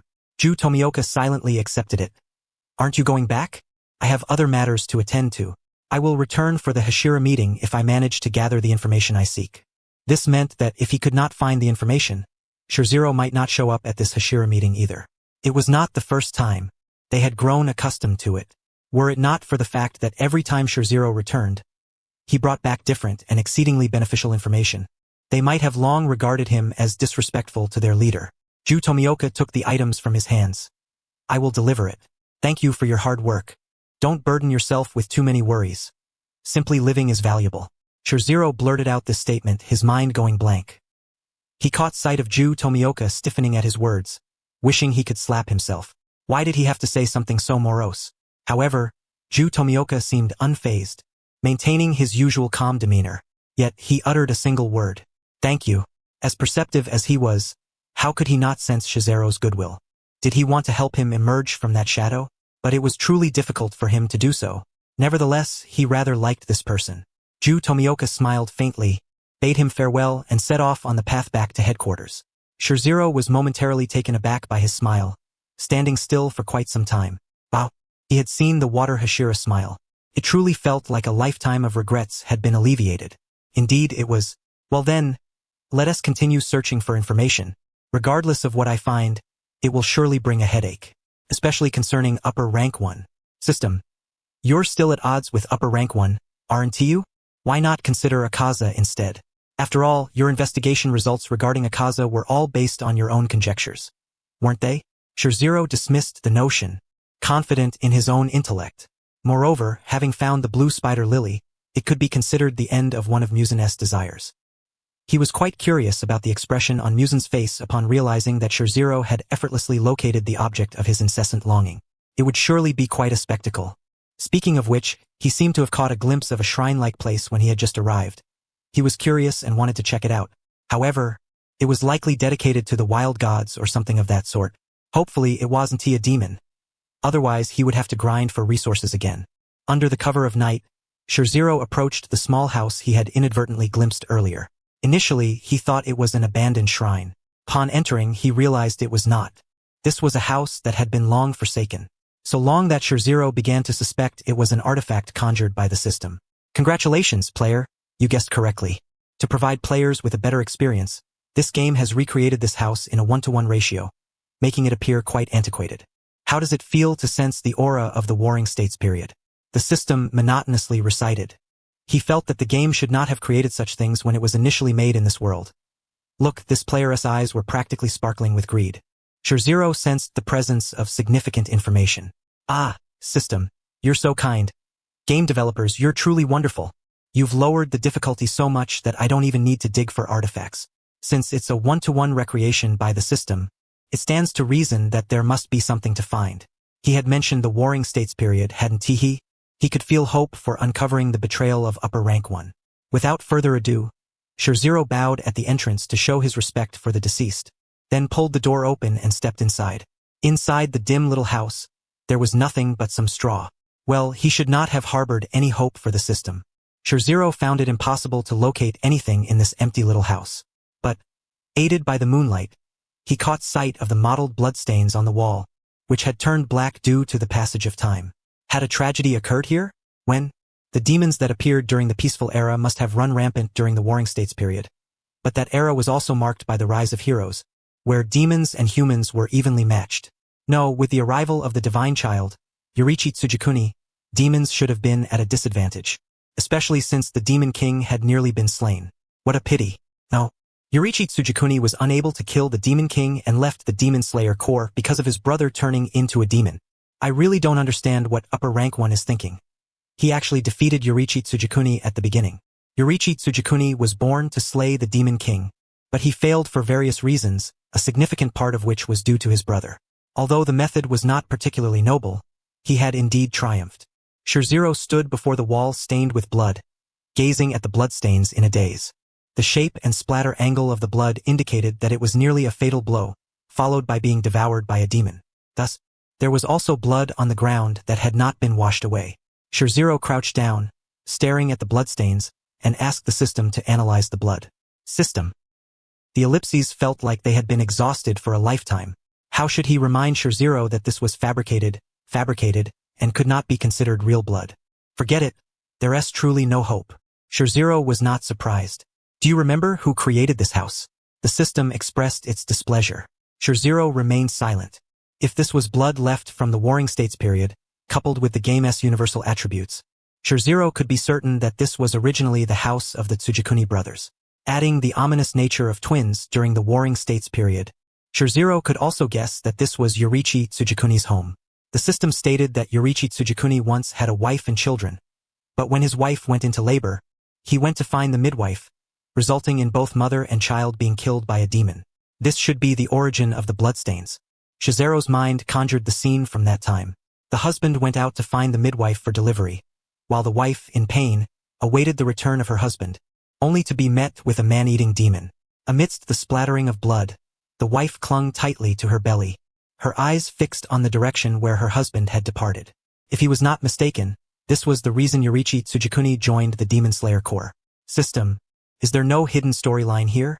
Shirziro elongated his voice. Although he did not hold much hope, after all, the system had been uncooperative for quite some time. Of course, the system did not disappoint him. Unfortunately, there isn't, but you can unlock hidden lines based on certain clues. Hidden lines? Oh, interesting. Had it been upgraded without his knowledge? The hidden lines are of great significance, as they pertain to an individual's character traits and lifestyle. Shilingi can discern a person's mindset based on their tone and speech. Thankfully, he is quite astute. Had it been someone else playing this game, they would likely have crumbled in an instant.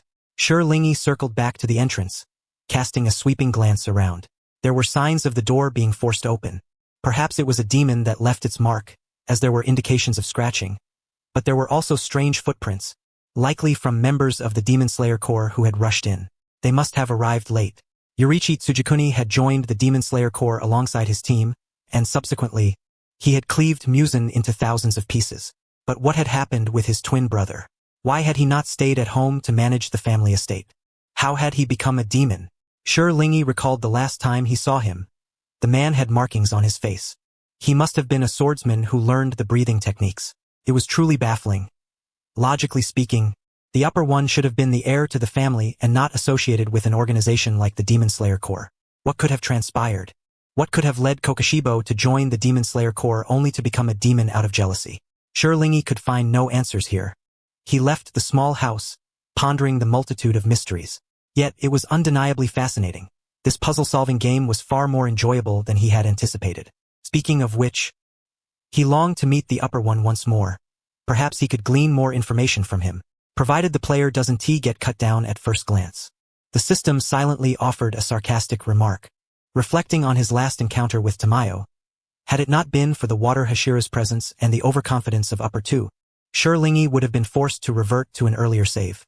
Upper 1 is a true samurai, highly valuing the way of the warrior. A thought suddenly struck Shi Lingyi's mind. And what of the way of the warrior? It is precisely the way of the warrior that is being challenged. System, huh? Upon uttering that seemingly advanced statement, Shi Lingyi ceased further dialogue with the system.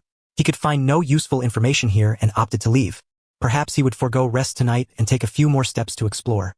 He might uncover numerous demons that had slipped through the cracks. Shi Lingyi had contemplated asking the system to take him to Infinity Castle once again. However, upon reflection, even if he possessed enough courage, the system would undoubtedly hesitate. After all, during his last visit to Infinity Castle, he had almost been discovered by Upper One, narrowly escaping annihilation. It was precisely because of that trip that Shi Lingyi devised the best method to subvert Upper One. He just needed to find a few more points. The system marveled at Shi Lingyi's unwavering determination to subvert Upper One, finding it nothing short of remarkable. Shi Lingyi perused the map, studying the route ahead. He recalled that the young Mist Hashira, Muchiro Takito, seemed to be a descendant of the Tsujikuni family, having retreated to the deep mountains to preserve the bloodline before the Tsujikuni clan's demise.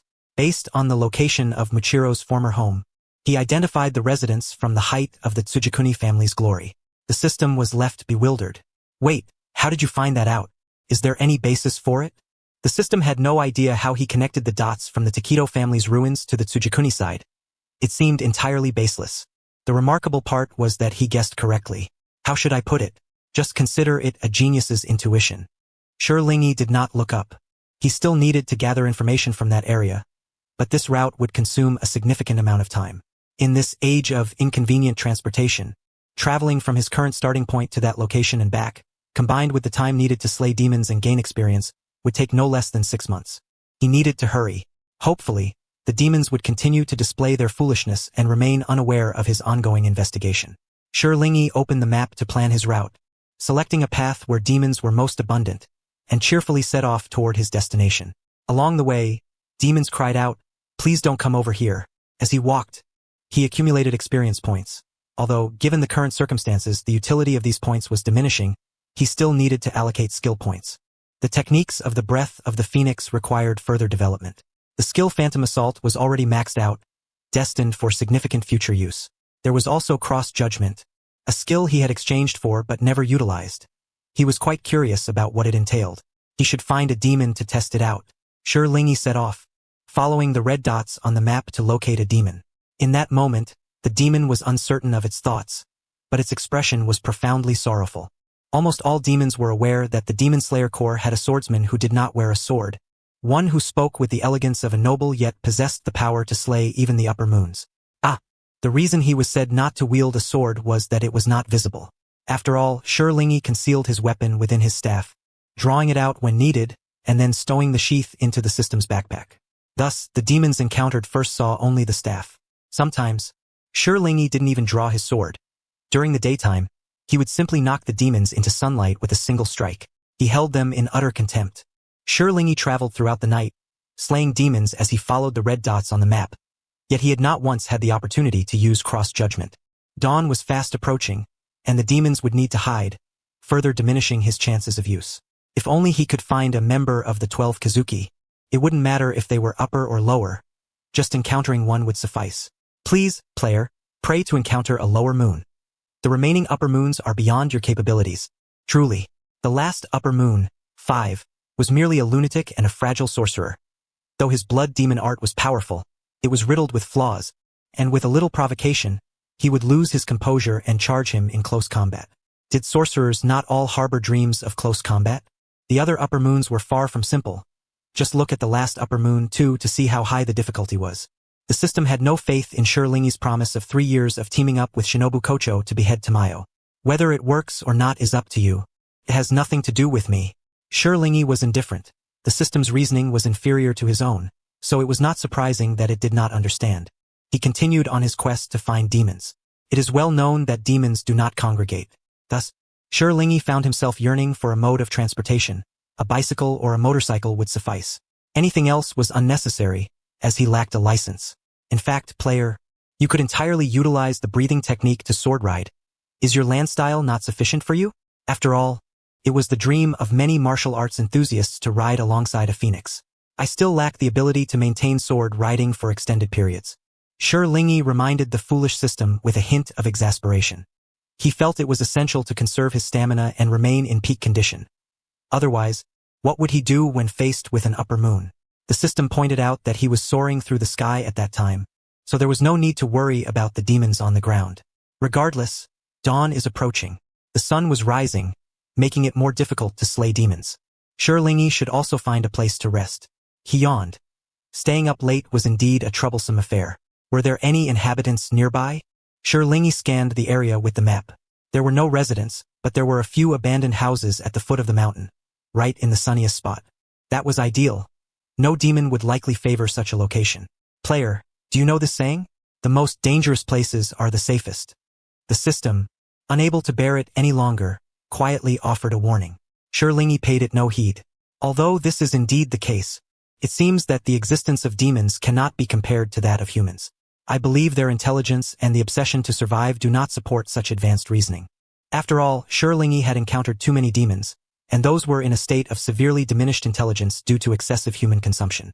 Therefore, many times, he sincerely wished to advise them to read more literature, as the Taisho era boasted a flourishing literary scene. Thus, he did not truly believe that a demon would choose a house directly exposed to the sun, a place where humans would avoid even in summer. The system covered its face. Eating too much human flesh does not diminish intelligence. You should definitely not consider researching that.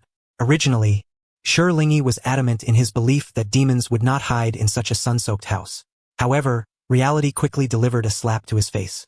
It informed him that while demons might lack intelligence, their ability to evade danger was quite strong. He thought that if a demon would not come, the demon would demonstrate through action. Hey, I'm right here. This realization struck him as he stood at the door, catching a whiff of the strong smell of blood inside. To confirm his suspicions, Shilingi activated the map scan, confirming that there was indeed a red dot before him. He admitted that the feeling of being proven wrong was quite unpleasant, rather vexing and infuriating, especially as the system continued to send emoticons in his mind. I didn't expect the player to hit a wall, ha ha ha. Congratulations, joy to the world, ha ha ha. This is so interesting, player, ha ha ha. Alright, I understand what you mean. Please be quiet. Shilingi raised his staff and forcefully poked the ground, indicating his heightened irritation. Indeed, there was a demon running under such sunlight. The reverse thinking was rather adept. He lifted his staff and poked it forward, pushing the door open with great fervor. However, he did not see any demons. The sunlight streamed through the windows and doors, illuminating the entire house. Yet still, no demon was in sight. Is that thing not here? Shilingi opened the map. Clearly, his coordinates and the demon's coordinates were perfectly aligned, but the map was two-dimensional. Thus, he could not see the demon. Could only be underground. Was there an entrance to a cellar nearby? Shilingi circled the house twice but found no sign of a cellar door. He lifted his staff and tapped on the floor, but heard no hollow sound. If it were thick enough, it should block the sound. But Shilingi had knocked in every corner of the room and heard no sounds indicative of a passage. Truly cautious, Shilingi turned and left the house. It was evident that the house was merely a facade, and the true entrance would not be here. Can the system help me find it? Digging here would easily alarm the nearby farmers. Although the house was abandoned, there were still farmlands around. The Demon Slayer Corps was not an overt organization, and Shi Lingyi did not intend to draw too much attention. While simply digging the ground would be easier, there were far too many concerns. The system dutifully fulfilled its obligation. The passage is not far, but it is quite convoluted. Shi Lingyi nodded. The system's guidance was indeed conscientious, leading him through a maze across farmlands around a mountain and through a village. Then it stopped behind the very house they had just been at. Shi Lingyi looked up at the sky. Excellent, he had spent the time meandering from morning until afternoon. System, you are quite something. Your method of revenge is remarkably childish. You know? How so? This is the best route I selected based on the secret passage. It is undoubtedly the correct entrance. The system seemed rather proud. Shi Lingyi felt as if his mind was about to snap. Truly conscientious. Shi Lingyi stared at the backyard of the abandoned house, where there was an overgrown well covered by a stone. He inadvertently thought of the beautiful Sadako from Ringu. Indeed, art originates from life. Perhaps there truly were demons in the Taisho era, and some people were inspired by the demons emerging from wells to create Sadako. Shi Lingyi mused. Yes, everything you say is correct, yet not a single point is on target. Why did his thoughts drift to Sadako? Should he go down now? Shi Lingyi looked up. The afternoon sun was scorching. It was too hot. Perhaps it was better to go down and hide. System. Hey! Don't use your occasional combativeness as an excuse. Don't demons have any dignity? Confirming this as the entrance, Shi Lingyi did not mind that the system had led him in circles. He moved the stone aside and jumped down, akin to committing suicide by jumping into a well. Farmers running back to the fields to find something were startled and hurried over to replace the stone. Their ancestors had said that if the well was left without a stone, evil spirits would emerge. The gentleman who had just jumped into the well had no idea what had happened, but may he rest in peace. The farmer thought for a moment, then returned to pick a few flowers to place at the well's edge, clasped his hands together, and knelt in prayer. I do not know why you chose to end your life, sir, but I hope you find peace in your next life. Meanwhile, Shi Lingyi, having just landed and seen the secret passage, rushed in, unaware that the entrance had been blocked. He did not realize he had met his demise. The secret passage was indeed well constructed, but it was also quite winding. Shi Lingyi remained vigilant, drawing his sword and staying alert, lest he encounter love around a corner. Oh, no, rather a demon. The secret passage was dark and somewhat stifling. Shi Lingyi followed the system's guidance as he moved forward. He was somewhat worried about what to do if a demon suddenly appeared. With the flames of the blazing phoenix, he should be able to illuminate the way. It was only now that Shi Lingyi realized he had been rather thoughtless in his actions. This was underground. Demons might not light candles. However, Shi Lingyi did not possess night vision capabilities. He should have prepared better before coming down. What was going on with his mind today? Had it crashed? Even with the system, it would still be dangerous. The system was currently searching for lighting tools or night vision devices in the shop. Their minds had probably crashed due to staying up late, completely oblivious to the importance of waiting for the rabbit to come. They had rushed down carelessly. Truly embarrassing. Shi Lingyi sensed a murderous intent. It was here. A soft sound emerged from around the corner, likely indicating a demon was approaching. The system had yet to find the night vision device. He needed to return and upgrade. Forget it, don't search anymore. I might as well practice properly. Fighting in the dark should not be a problem, right? In the enveloping darkness, Shi Lingyi quietly awaited the demon's emergence. However, just around the next corner, a mere step away, the sound ceased. What was happening? Shi Lingyi held his breath slightly, listening intently to the sounds coming from that direction. He was quite confident in his abilities, but the environment was indeed quite limiting. It was his fault, his mind had crashed. For a moment, neither side made any move. The air had grown significantly quieter. It felt as though everything had come to a standstill.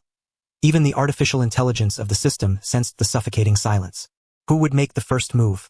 The system believed that Shi Lingyi would not act first, for in this situation, whoever acted first could end up being at a disadvantage. Moreover, Shi Lingyi was already quite passive by nature. In the next moment, Shi Lingyi immediately made it known through action that no, he was going to take action. In a narrow confrontation, the brave would triumph. It was far more crucial to strike first. The flames of the blazing sun and vermilion bird coiled 3 times around his sword, illuminating a small expanse of the world. Shi Lingyi swung fiercely at the corner. The demon dodged, but the flames lit up the entire corridor, perfectly reflecting the demon's ghastly face. Its hair was black, with orange tips, tied into several small tufts, and a blue glyph marked its face. Additionally, The words lower moon were inscribed in its eyes. Ha, the 12 Kazuki, what a coincidence. He had been wanting to find the 12 Kazuki recently. The system expressed a measure of surprise. Although it was the lowest rank, the lower moon 6, it must possess some strength to be part of the 12 Kazuki. However, Shirling Yi had no intention of experimenting with the cross-judgment on this one. Initially, he sought the 12 Kazuki to engage in battle and hone his combat skills. Yet upon seeing the 12 Kazuki, a thought suddenly struck him. Even a lower moon might have the opportunity to enter Infinity Castle. The significance of the 12 Kazuki was considerable, especially regarding the visual sharing he had exchanged from the system. Its utility was immense. If he had the chance to enter Infinity Castle, could he send messages to them? He found slaying demons to be simple, yet now he could not kill the demon. Just as the talisman that had penetrated Muzan Kibutsuji's body enabled shared hearing, Shirling Yi had similarly exchanged for an item that allowed for shared vision. Given this, there was no need to eliminate this lower moon. Shirling Yi retrieved the sword sheath from the system's backpack, raising his stick as the demon swung and missed. He then circled around without adhering to martial ethics and knocked the demon out cold. For a Hashira, dealing with a lower moon was a simple task. Let alone for Shirling Yi. He needed this lower moon to assist him in gathering intelligence. Shirling Yi removed the contact lens from his right eye, revealing his golden eye, and linked it for shared vision with the talisman. He then pressed the talisman into the body of the lower moon and turned to leave, executing the entire operation in one fluid motion. Are you sure about this, player? I fear the others in the Demon Slayer Corps may not be amenable. The system expressed concern. Shirling Yi paused for a moment but did not stop. The Demon Slayer Corps existed to eliminate demons and protect the populace. Shirling Yi's method of fishing for bigger prey could indeed be seen as letting a demon go. Moreover, it posed a serious threat to those around him. I understand your worries, but it's fine. In the end, I'll just say he escaped. However, Shirling Yi saw nothing wrong with his actions. If this were his homeland, he might have hesitated, but this was not his homeland. Thus, he need not waste time on such matters. The larger context was evident. Yet perhaps it was heaven punishing him for such rebellious thoughts, as when he returned to the entrance and lifted his head, he found the well had been blocked again. Shirling Yi was unaware of how frightened the villagers had been by his previous leap into the well. He only knew that if he did not hurry up, he would indeed be buried alive. The walls of the well offered little grip, making it impossible to jump up. Aside from climbing, there was no other option. He stowed his staff back into the system's backpack and began to climb the well wall, panting. In the process, some loose stones above snagged the rope, forcing Shirling Yi to untangle it and secure it. After much effort, he finally climbed out, pushing aside the large rock that blocked the well's opening. Taking advantage of the moonlight, he crawled out, disheveled. Admittedly, it was not an appealing sight, emerging headfirst with hair obscuring his face. It bore a resemblance to the village maiden. Ideally, no one would have witnessed this, allowing him to pretend it never happened. Yet, of course, someone was returning home under the stars, completely oblivious to the nearby rumors of hauntings. As such, after exerting himself to crawl out of the well, Shirling Yi had not even managed to straighten himself up before hearing a commotion from across the road. Fearing it might be a nearby demon, he lifted his head and brushed aside the hair covering his face to reveal one eye. Then he heard a scream loud enough to shake his eardrums. He watched helplessly as the unfortunate latecomer fainted. The system was taken aback. Player, impressive. You might as well change your surname to Yamamura. When the system first mentioned this, Shirling Yi had not considered it. But as he stood up and looked back at the situation, the realization dawned on him. This was it. He was destined to become the protagonist of a horror film, leaving behind a legend in this world. Not as a hero, but as a wild demon emerging disheveled from a well. He felt so embarrassed. He felt he had shamed his ancestors. Shirling Yi experienced a brief moment of awkwardness, looked around, and decided to find a place to rest. What to do about this person? He couldn't just leave them here, or they would truly become takeout. Shirling Yi sighed, tied his hair back, donned his contact lenses, and then picked up the fainted latecomer, heading toward the distant flickering lights of the starfire. He had to get the person to a somewhat safer location, after all. He was the one who had scared them into unconsciousness. Shirling Yi successfully returned the unfortunate child, who had fainted from fright, to their home, and he managed to stay there for the night to regain his strength.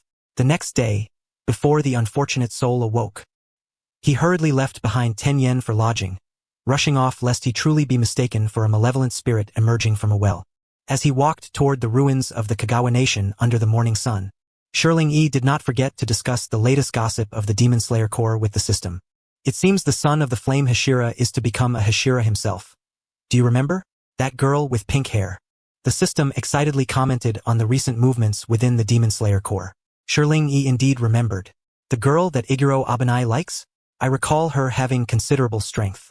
Her muscle density was not something ordinary people could compare with.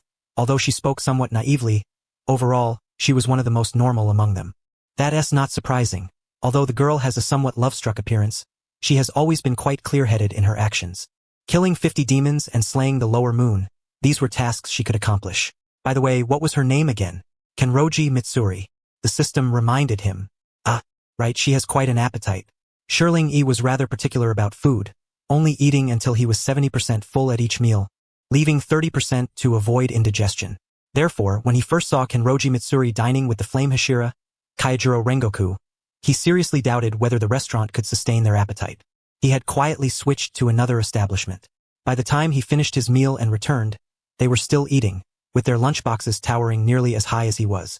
It was not that he did not understand that those with large appetites also had high nutritional requirements, but with such consumption, were their stomachs truly bottomless? Of course. This was also partly due to the fact that the current food was not as nutritious as in modern times. It's not surprising she wants to become a Hashira. There was no need to worry too much about that. Speaking of which, Annabella hasn't been discovered, has she? There shouldn't be any rumors about hauntings at my residence. Suddenly, a flash of that famous haunted doll crossed Shirley Yi's mind. Annabella shares the curse with Yaozai. She is not in the mood to scare anyone, so there is no need to worry.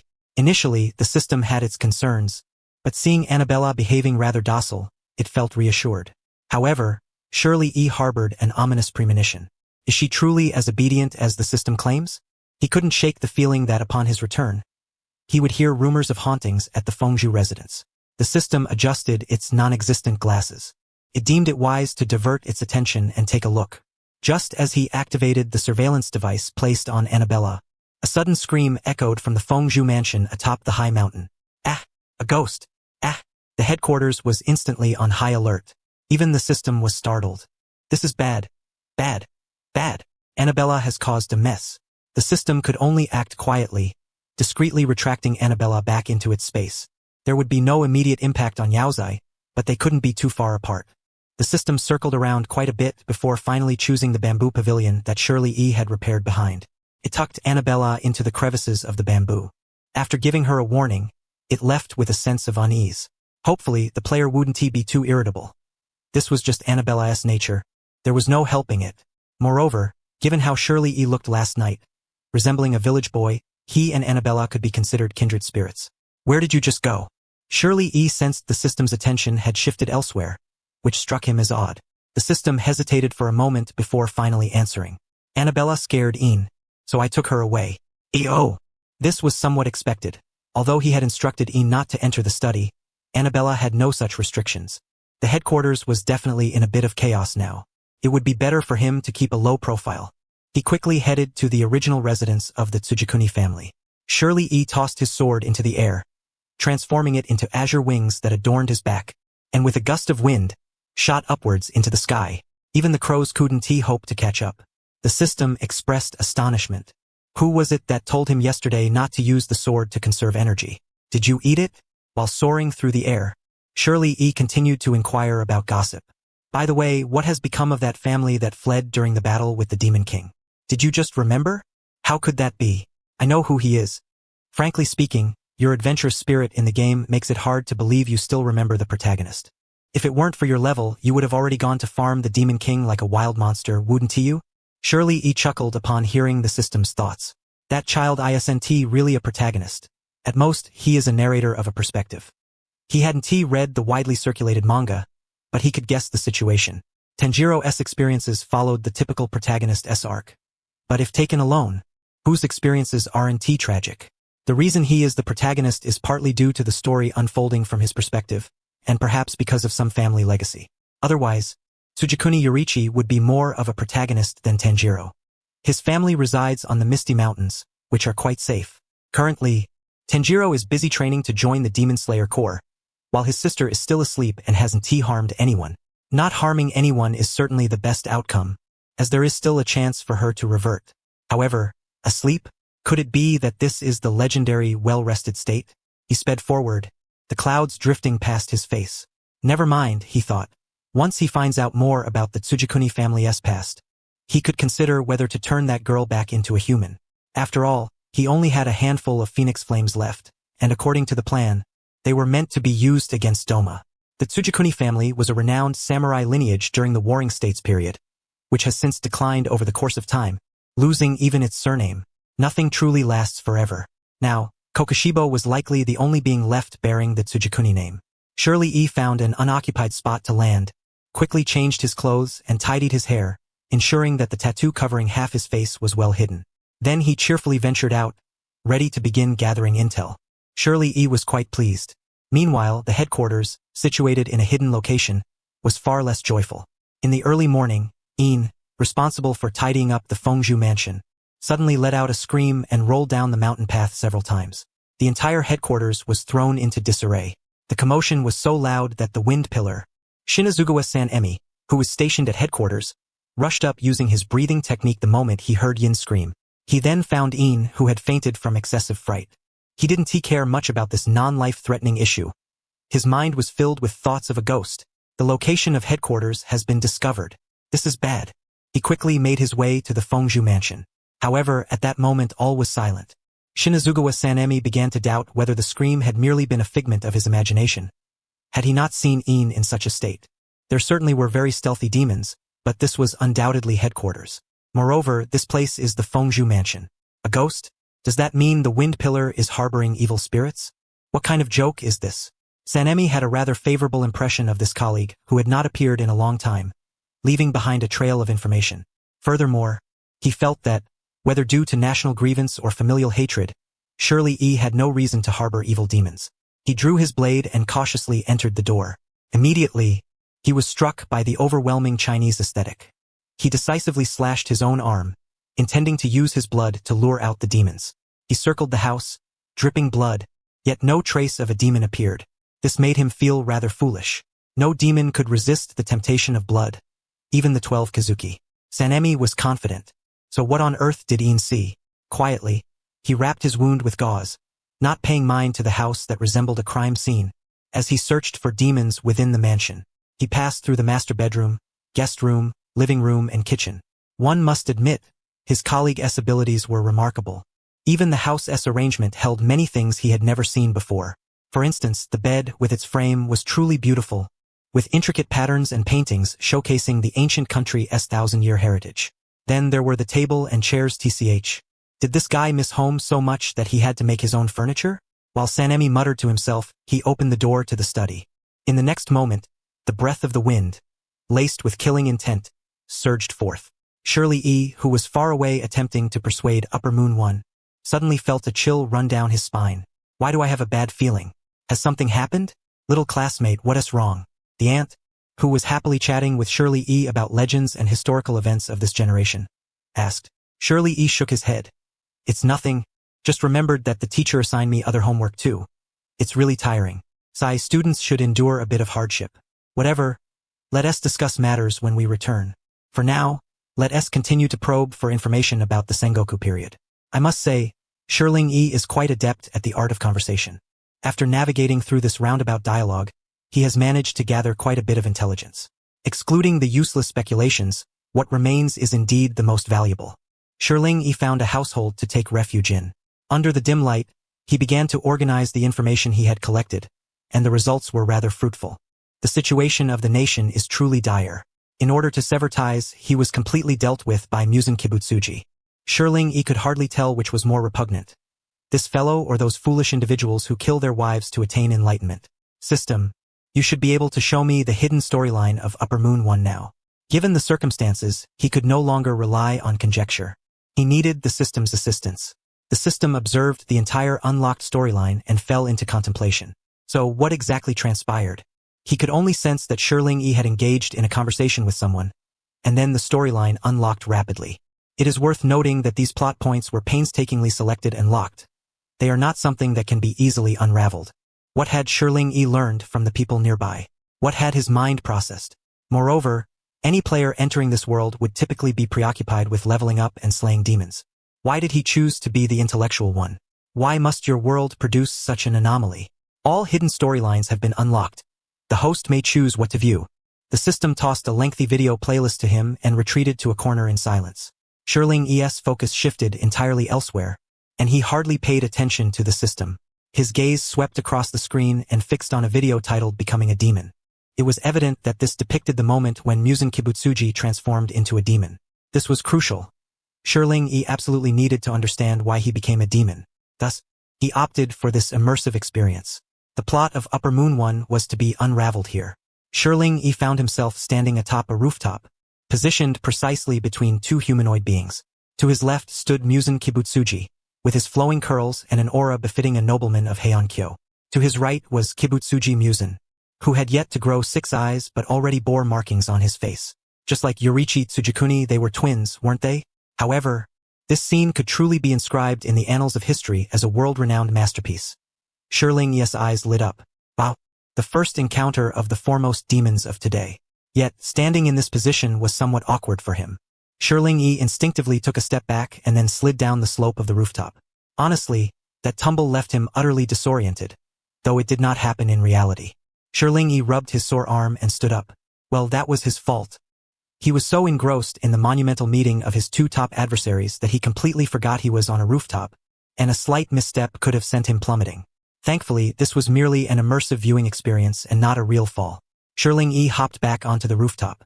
He sat behind Kibutsuji Musen, listening to the conversation between him and Musen Kibutsuji. Yamamoto, I know what you are thinking. Once the markings are activated, swordsmen do not survive past 25. Musen Kibutsuji smiled at the still human Kibutsuji Musen. Afraid of death? Musen Kibutsuji remarked with a smile. Then becoming a demon is the solution, isn't it? Such reasoning was quite compelling. Sherling E watched as Kibutsuji Musen pondered for a moment and then nodded. I agree. Huh? He agreed. Shilling E blinket. Surprisingly not sensing anything amiss. Afraid of death, so one becomes a demon? The System-S video was as brief as ever, as if it feared running out of memory. Yet, it conveyed a substantial amount of information. Sherling E opened his eyes. It appeared that Kibutsuji Musen truly transformed into a demon out of fear of death. After all, once the markings were activated, death was not far off. However, to put it bluntly, during the Neon Sengoku period, the average lifespan was only around 30 to 40. Whether one lives past 25 should not be of concern to Kibutsuji Musen.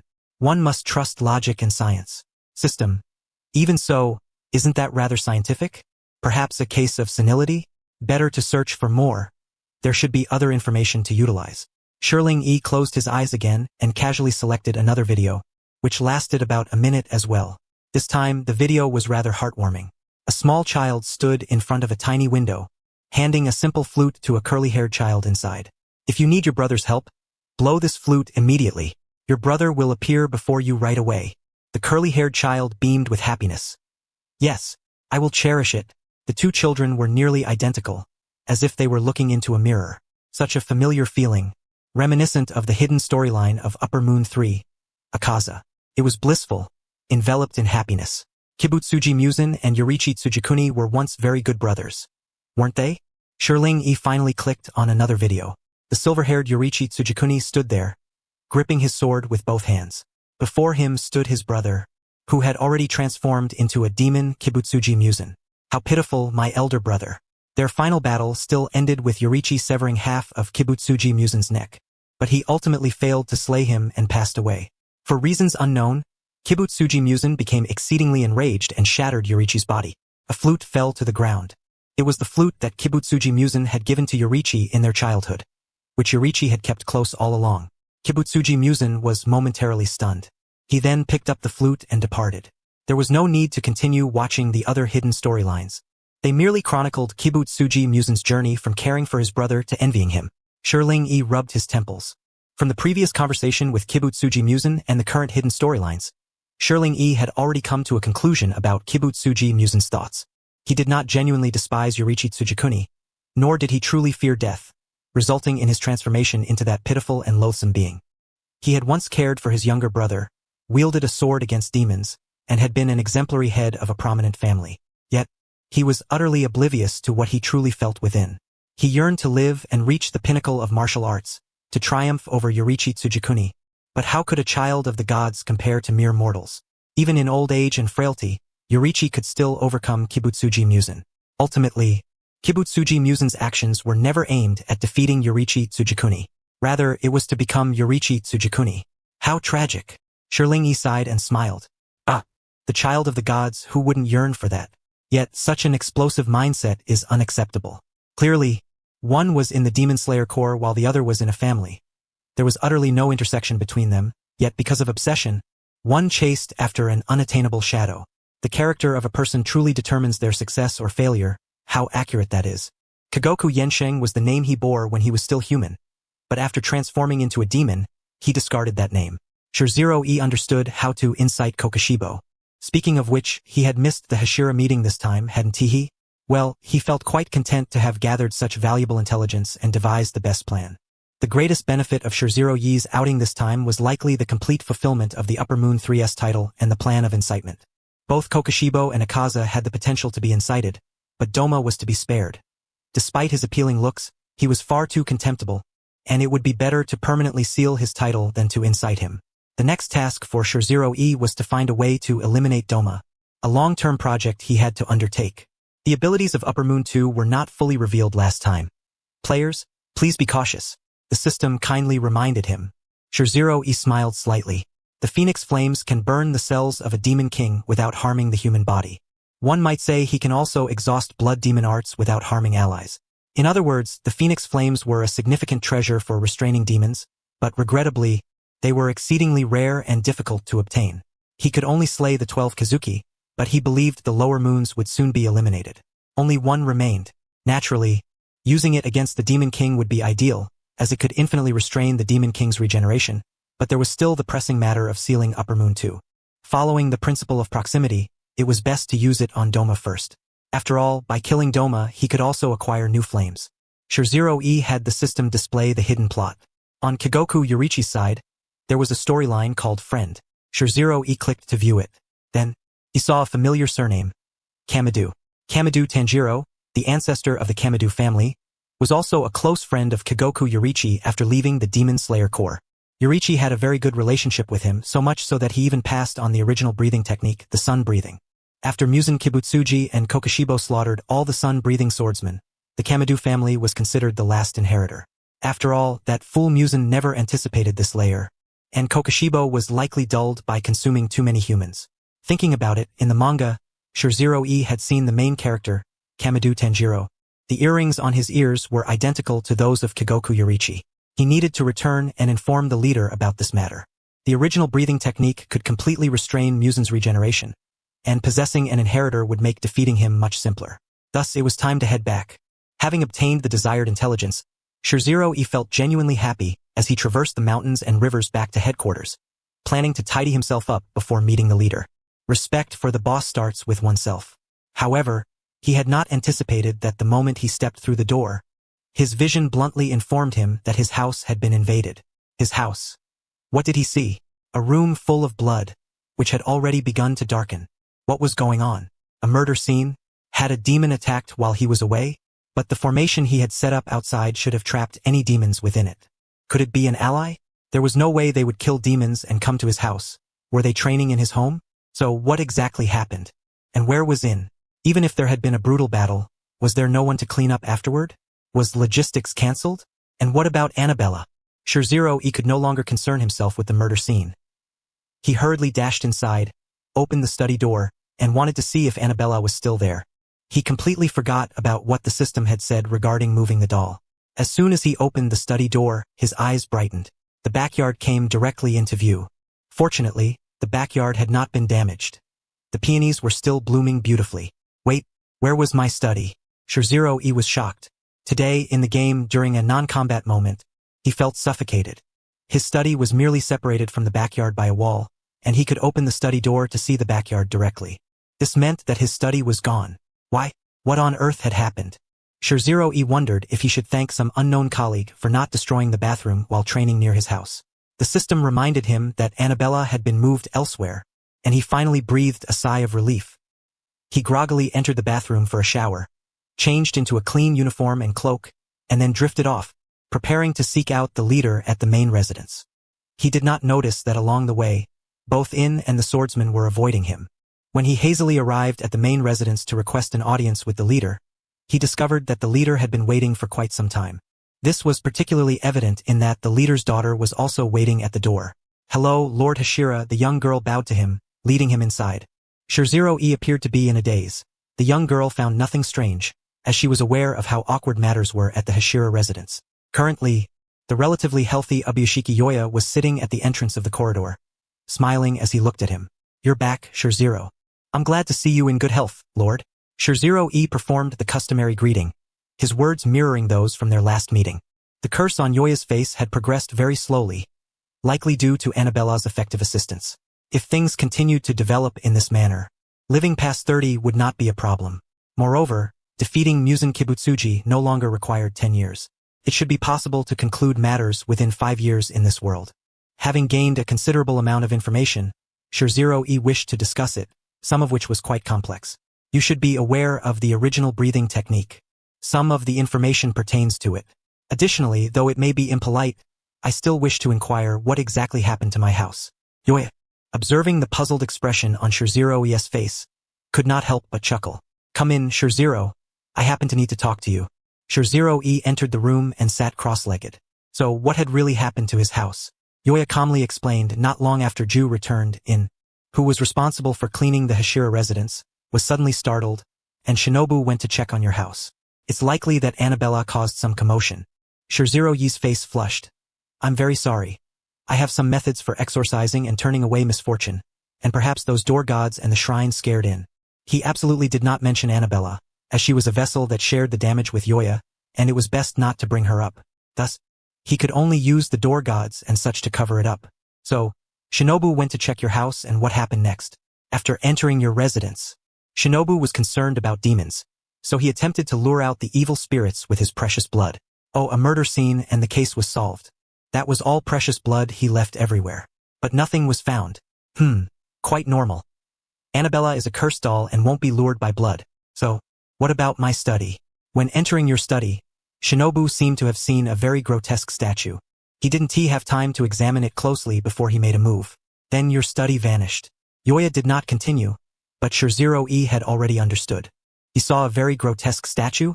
After contemplating for quite some time, Shirling-e finally recalled. Is it the Lord of the Big Dipper that I have enshrined in my study?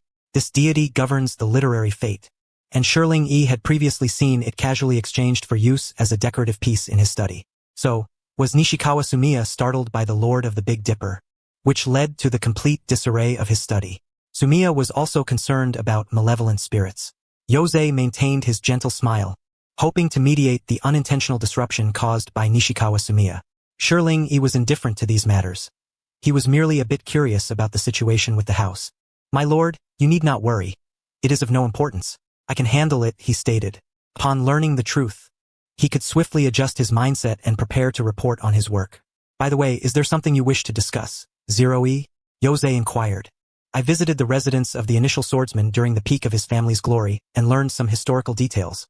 Shirling-e pondered aloud. "It has been confirmed that the Upper Moon One is indeed the elder brother of the initial swordsman, Kunikuzushi Yoichi."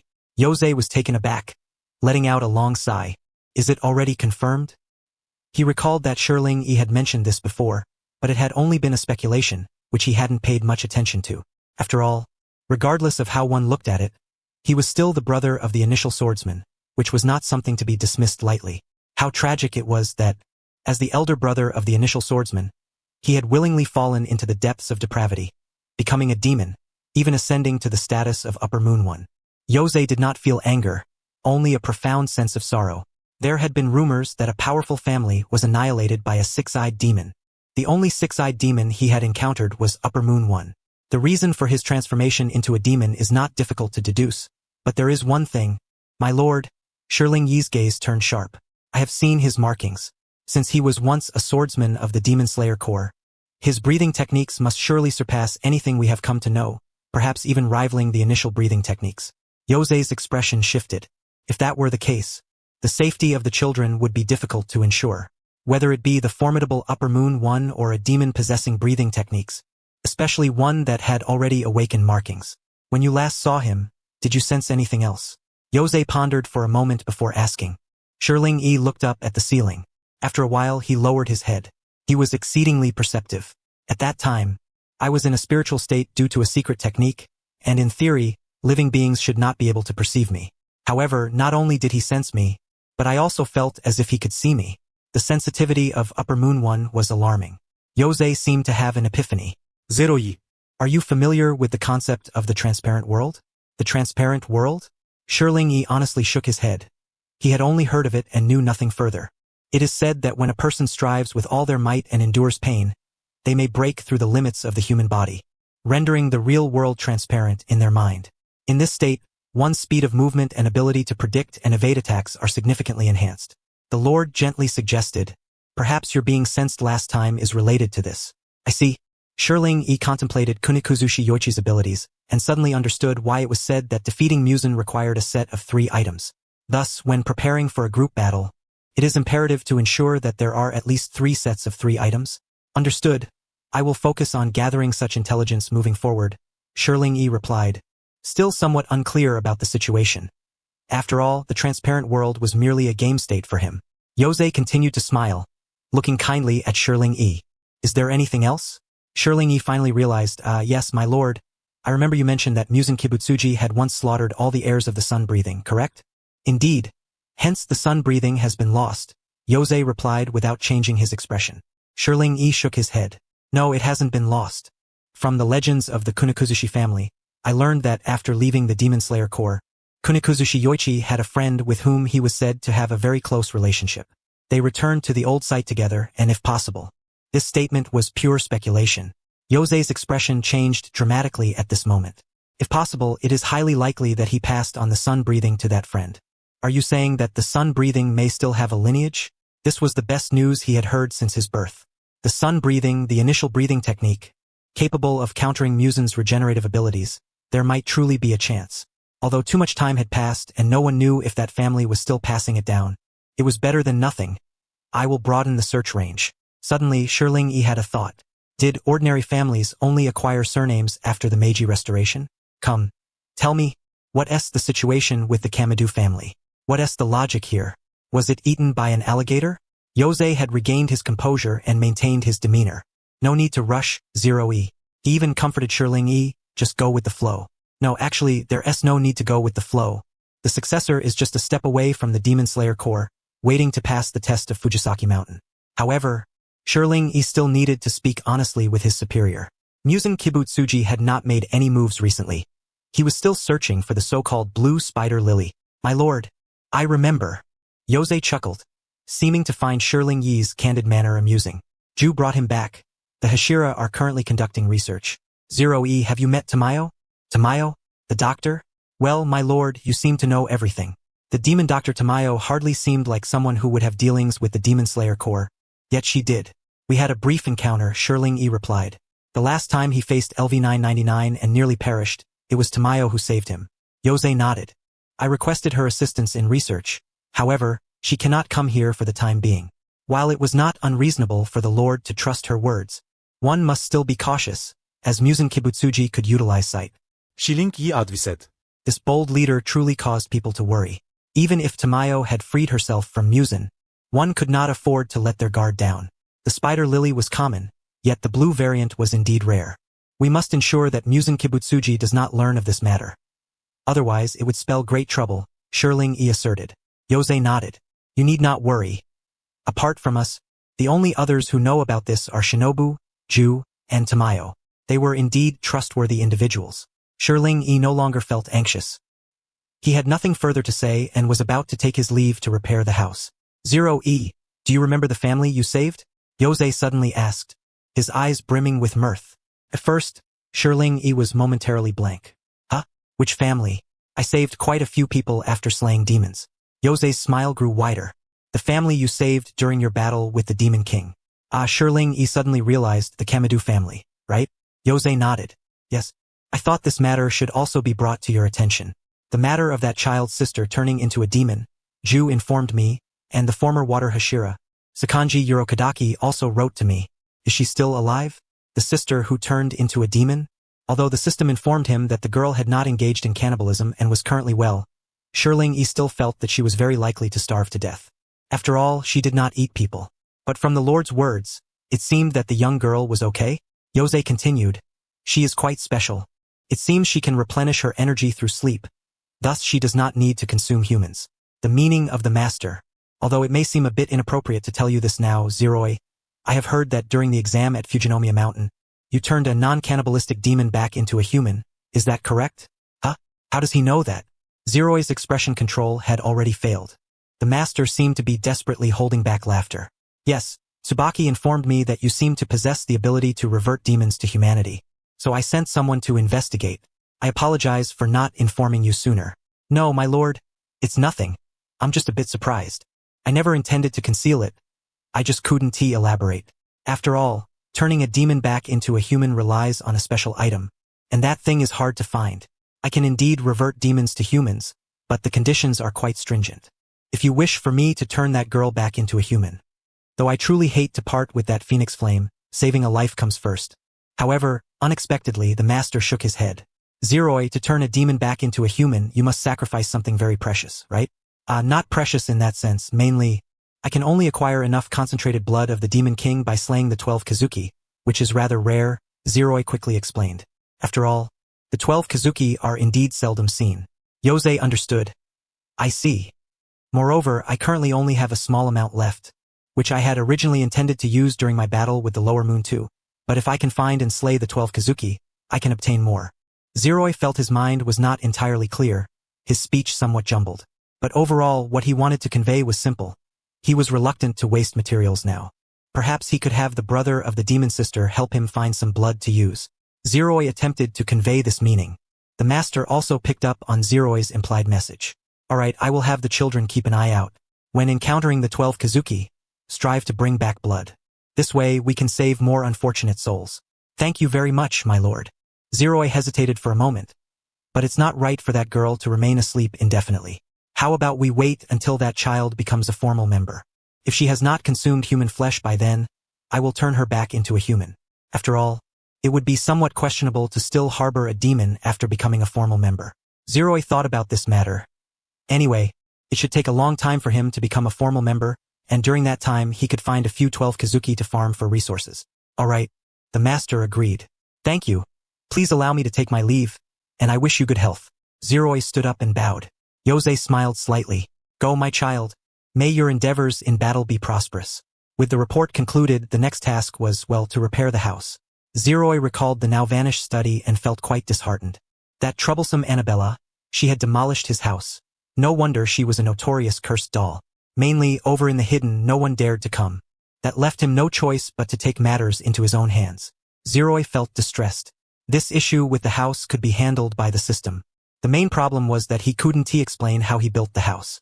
After much contemplation, he decided to shift the blame onto the non-existent uncle from Hawaii. After all, he had already passed the buck so many times. What was one more? Zeroi felt a sense of relief. System. Oh, the Hawaiian dad taught how to drive, defuse bombs, and handle guns. Your Hawaiian uncle taught you how to slay demons, cultivate, and build houses. The levels of sophistication are not even comparable. But what else could it do but help him? After all, building a house was not something he could accomplish. At most, he could pitch a tent. The system could only toil away, helping him repair the damaged parts of the house, leaving traces of the repairs in necessary places. Zeroi still exchanged essential supplies from the System S shop and arranged the study. Unfortunately, his books, the literary giants of the Taisho era, produced many works, and Zeroi enjoyed reading. In the intervals of slaying demons, he read quite a few books. After finishing, he would return them to the bookshelf and read them again when he got home. But with the interference of the breath of wind, well, they were all reduced to dust, and the key point was that no one came to clean up. Why was he so unlucky? Zeroi felt helpless. He couldn't go to the wind pillar and say anything. After all, they were colleagues, and he was also concerned about the safety of the headquarters. However, even if Zeroi didn't go to find him, Shinazugawa Sanemi would still come to apologize on his own. He had just finished dealing with the outer wall when Shinazugawa slowly approached. Then he spotted Zeroi, who was busy building the wall. In truth, it was the system doing all the work, but upon hearing someone approach, the system promptly switched Zeroi's attire with a single button and threw him into the wall construction. Why isn't hiding handling this? Shinazugawa was astonished. Zeroi didn't turn his head, looking as if he knew he was there. Scared away everyone, I guess it's better this way. Let us change the layout of the house. As he spoke, he continued to build the wall. Following the foolproof tutorial provided by the system, it was quite smooth. Do you need anything?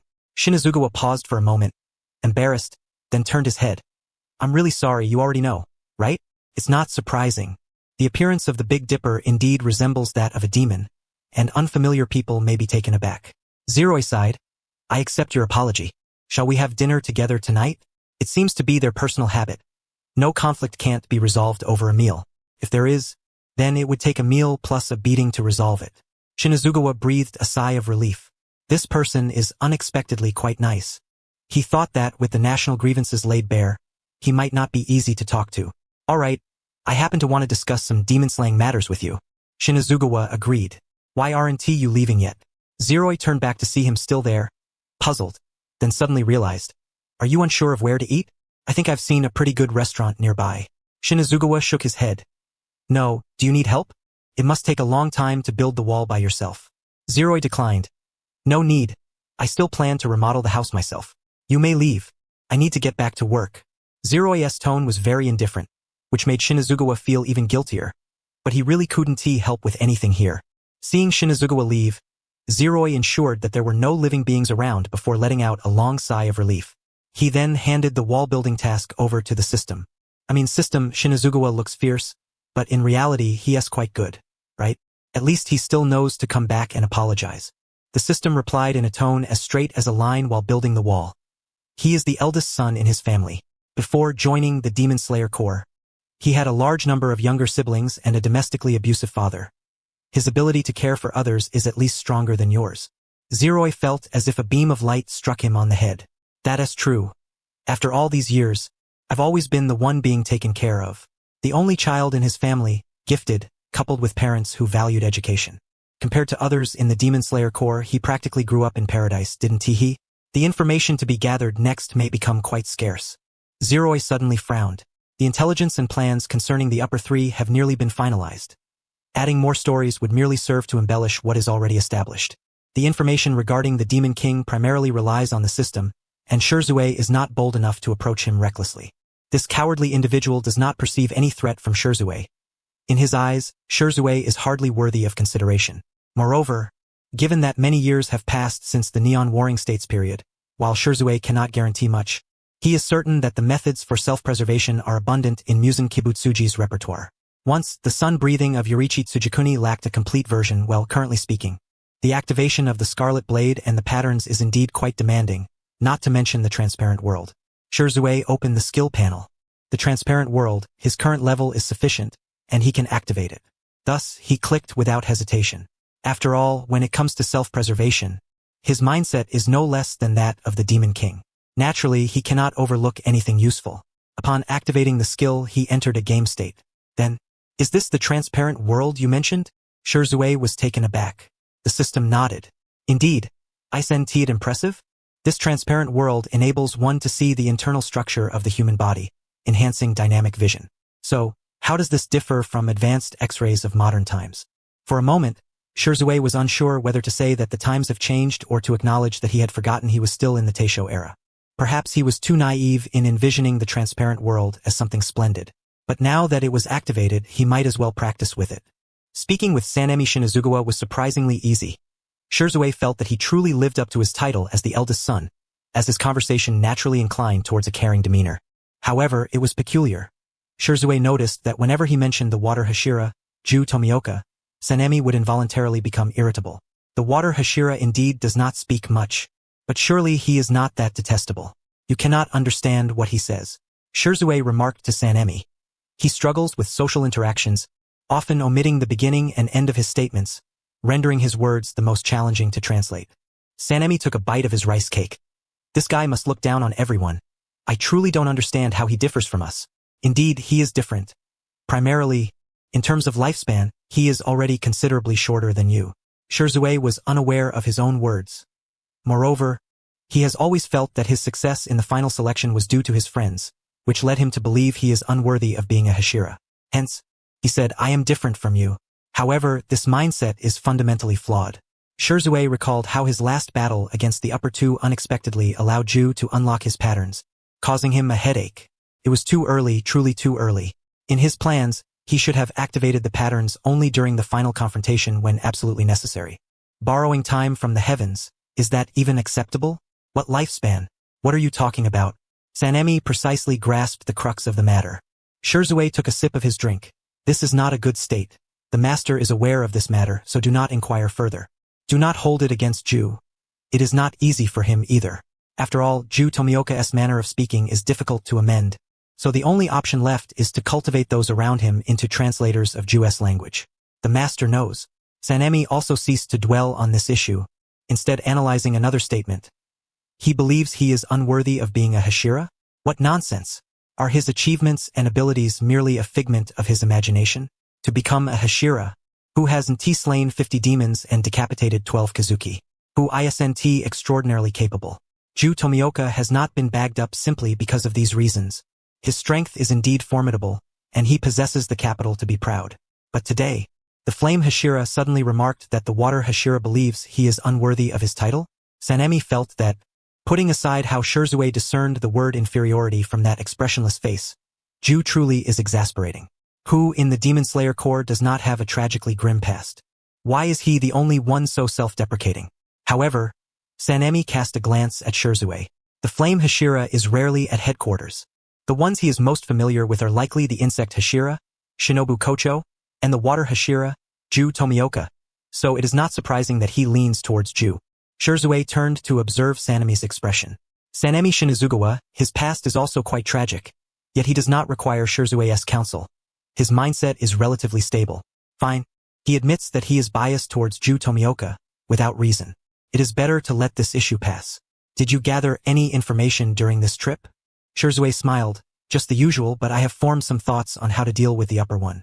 The upper one is a demon comparable to Musen Kibutsuji, and everyone in the Demon Slayer Corps knows this. Sanemi did not press further, merely stating, when confronting the upper one, do not forget to call me. Rest assured, as long as we grasp the movements of the upper one, we can ambush them. The premise is that our teammates must be reliable. Shirzue's upcoming targets will focus more on the Demon King. He thought about staying in Asakusa for a while longer. Monitoring the Demon King is quite challenging, but if he is careful, it should not be an issue. Thus, Shirzue boldly took money to find a small house near Asakusa in Tokyo. There is only one street separating him from Musen Kibutsuji's location on the map. Of course, he would not dare to get too close. The Demon King's perception is undoubtedly sharp, and Shirzue can only rely on the system to conceal his form and observe the situation at any time. He also needs to spare time to slay demons. Fortunately, he had previously concealed his Nichiren blade within his cane. Otherwise, it would indeed be troublesome in a large city. The Demon King still appeared much the same, disguised as a human, mingling within a human family. How amusing. He has destroyed countless families. Yet he seems to enjoy playing this game as a player. Truly nauseating. In fact, quite a few people admire his appearance. The system whispered. Shirzue raised an eyebrow. That is not surprising, but this villain truly possesses no charm of character.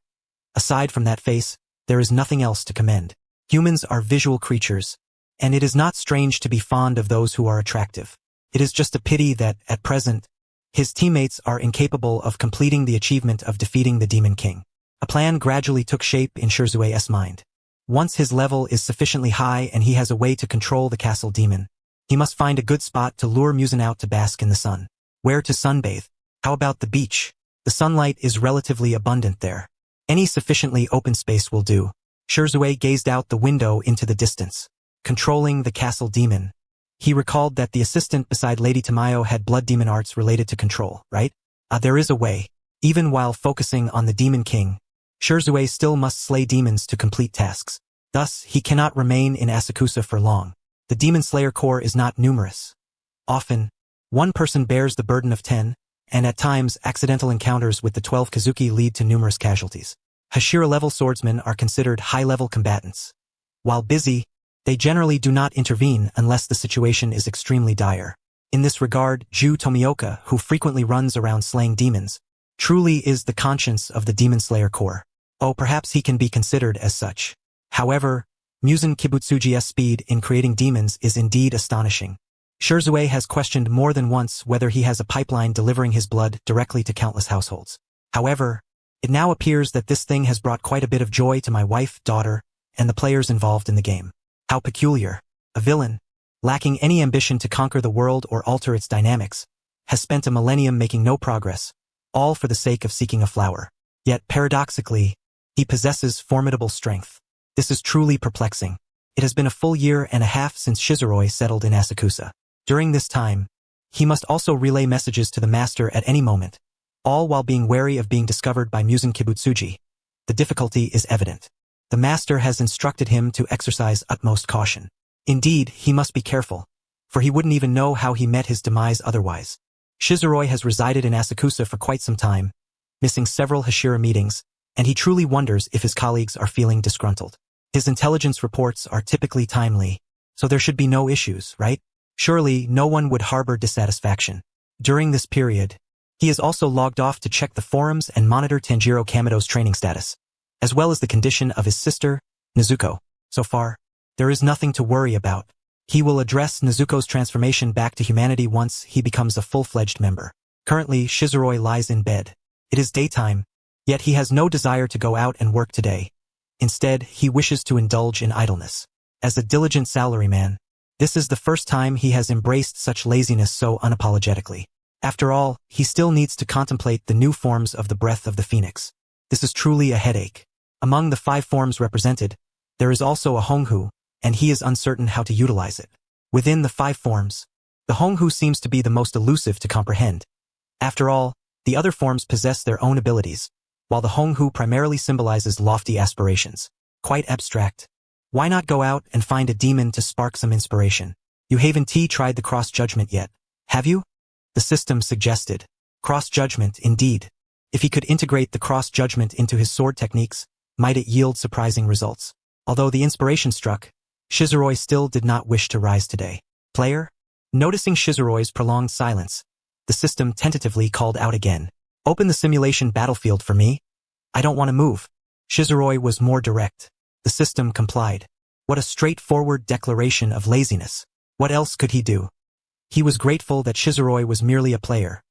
Had he been an ordinary person transported here, he would have perished countless times by now. The system opened the simulation battlefield, allowing him to comprehend new techniques within it.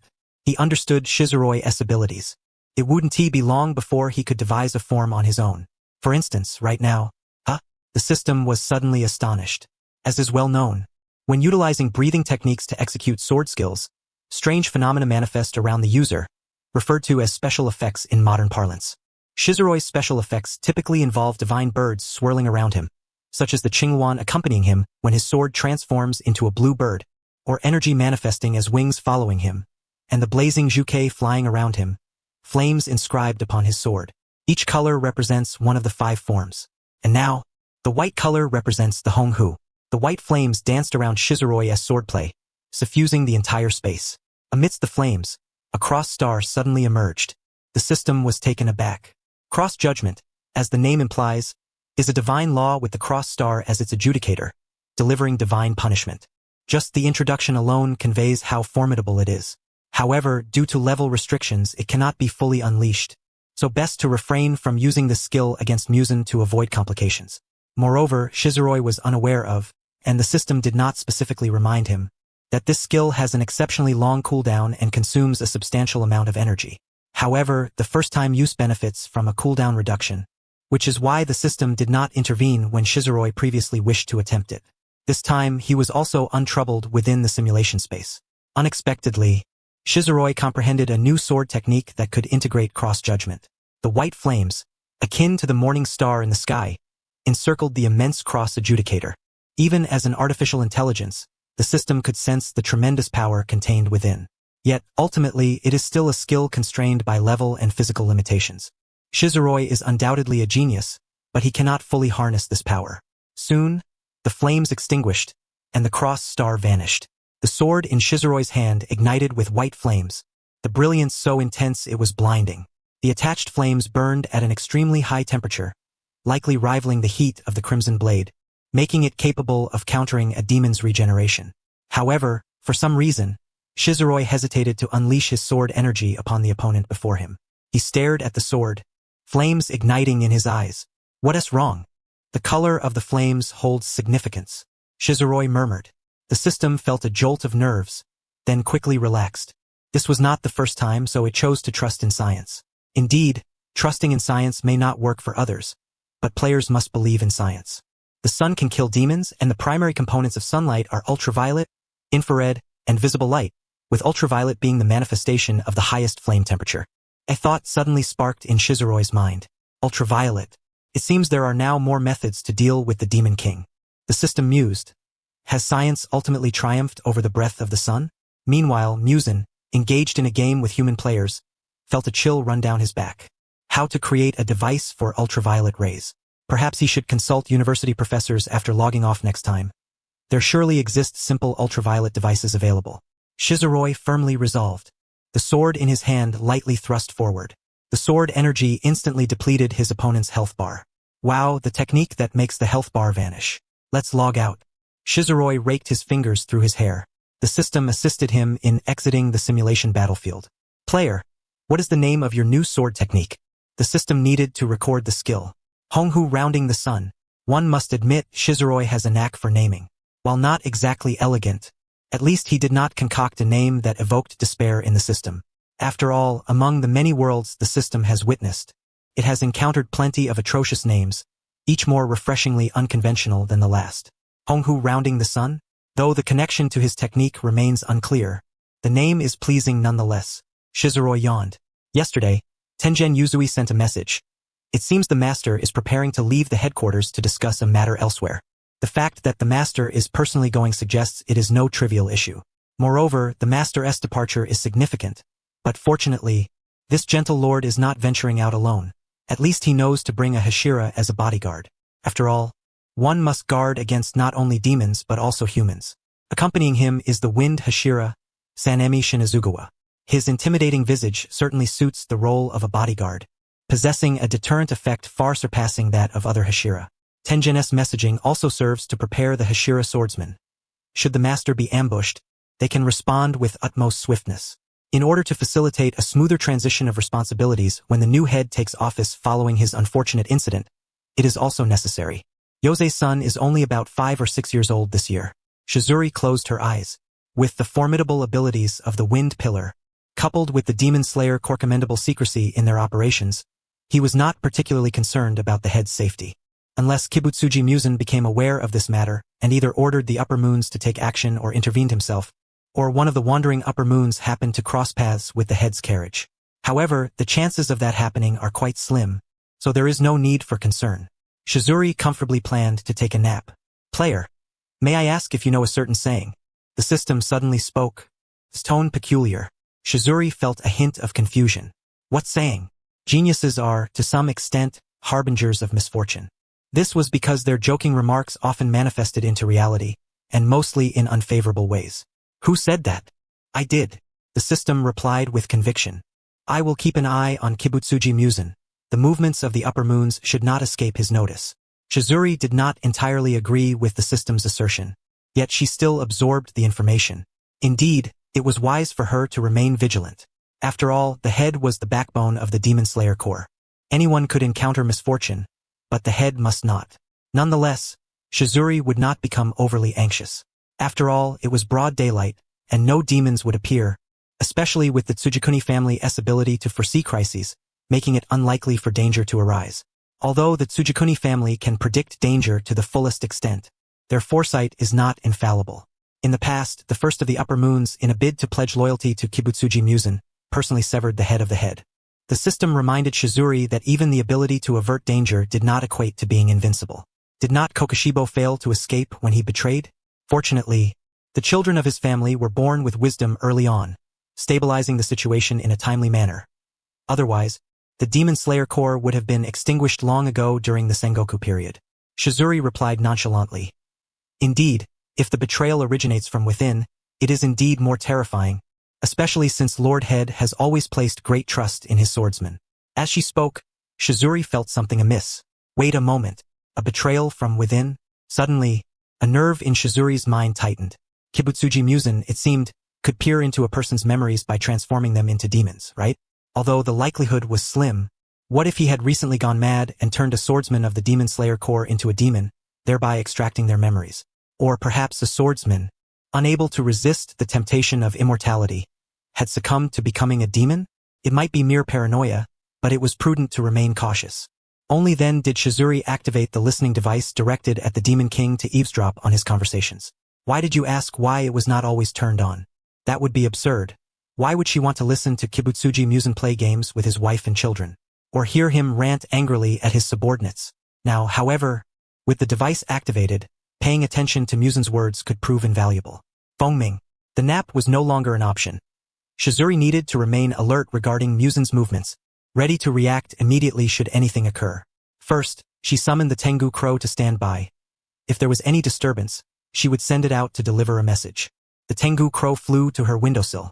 Shizuri pulled back the curtains of the room, sat at her desk, listening intently to Kibutsuji Musen's activities while scanning the surrounding area on the map. Kibutsuji Musen was just one street away from her. He would not venture out during the day, and if any upper moons or other demons appeared, the map would reflect their presence. She hoped she was merely overthinking things.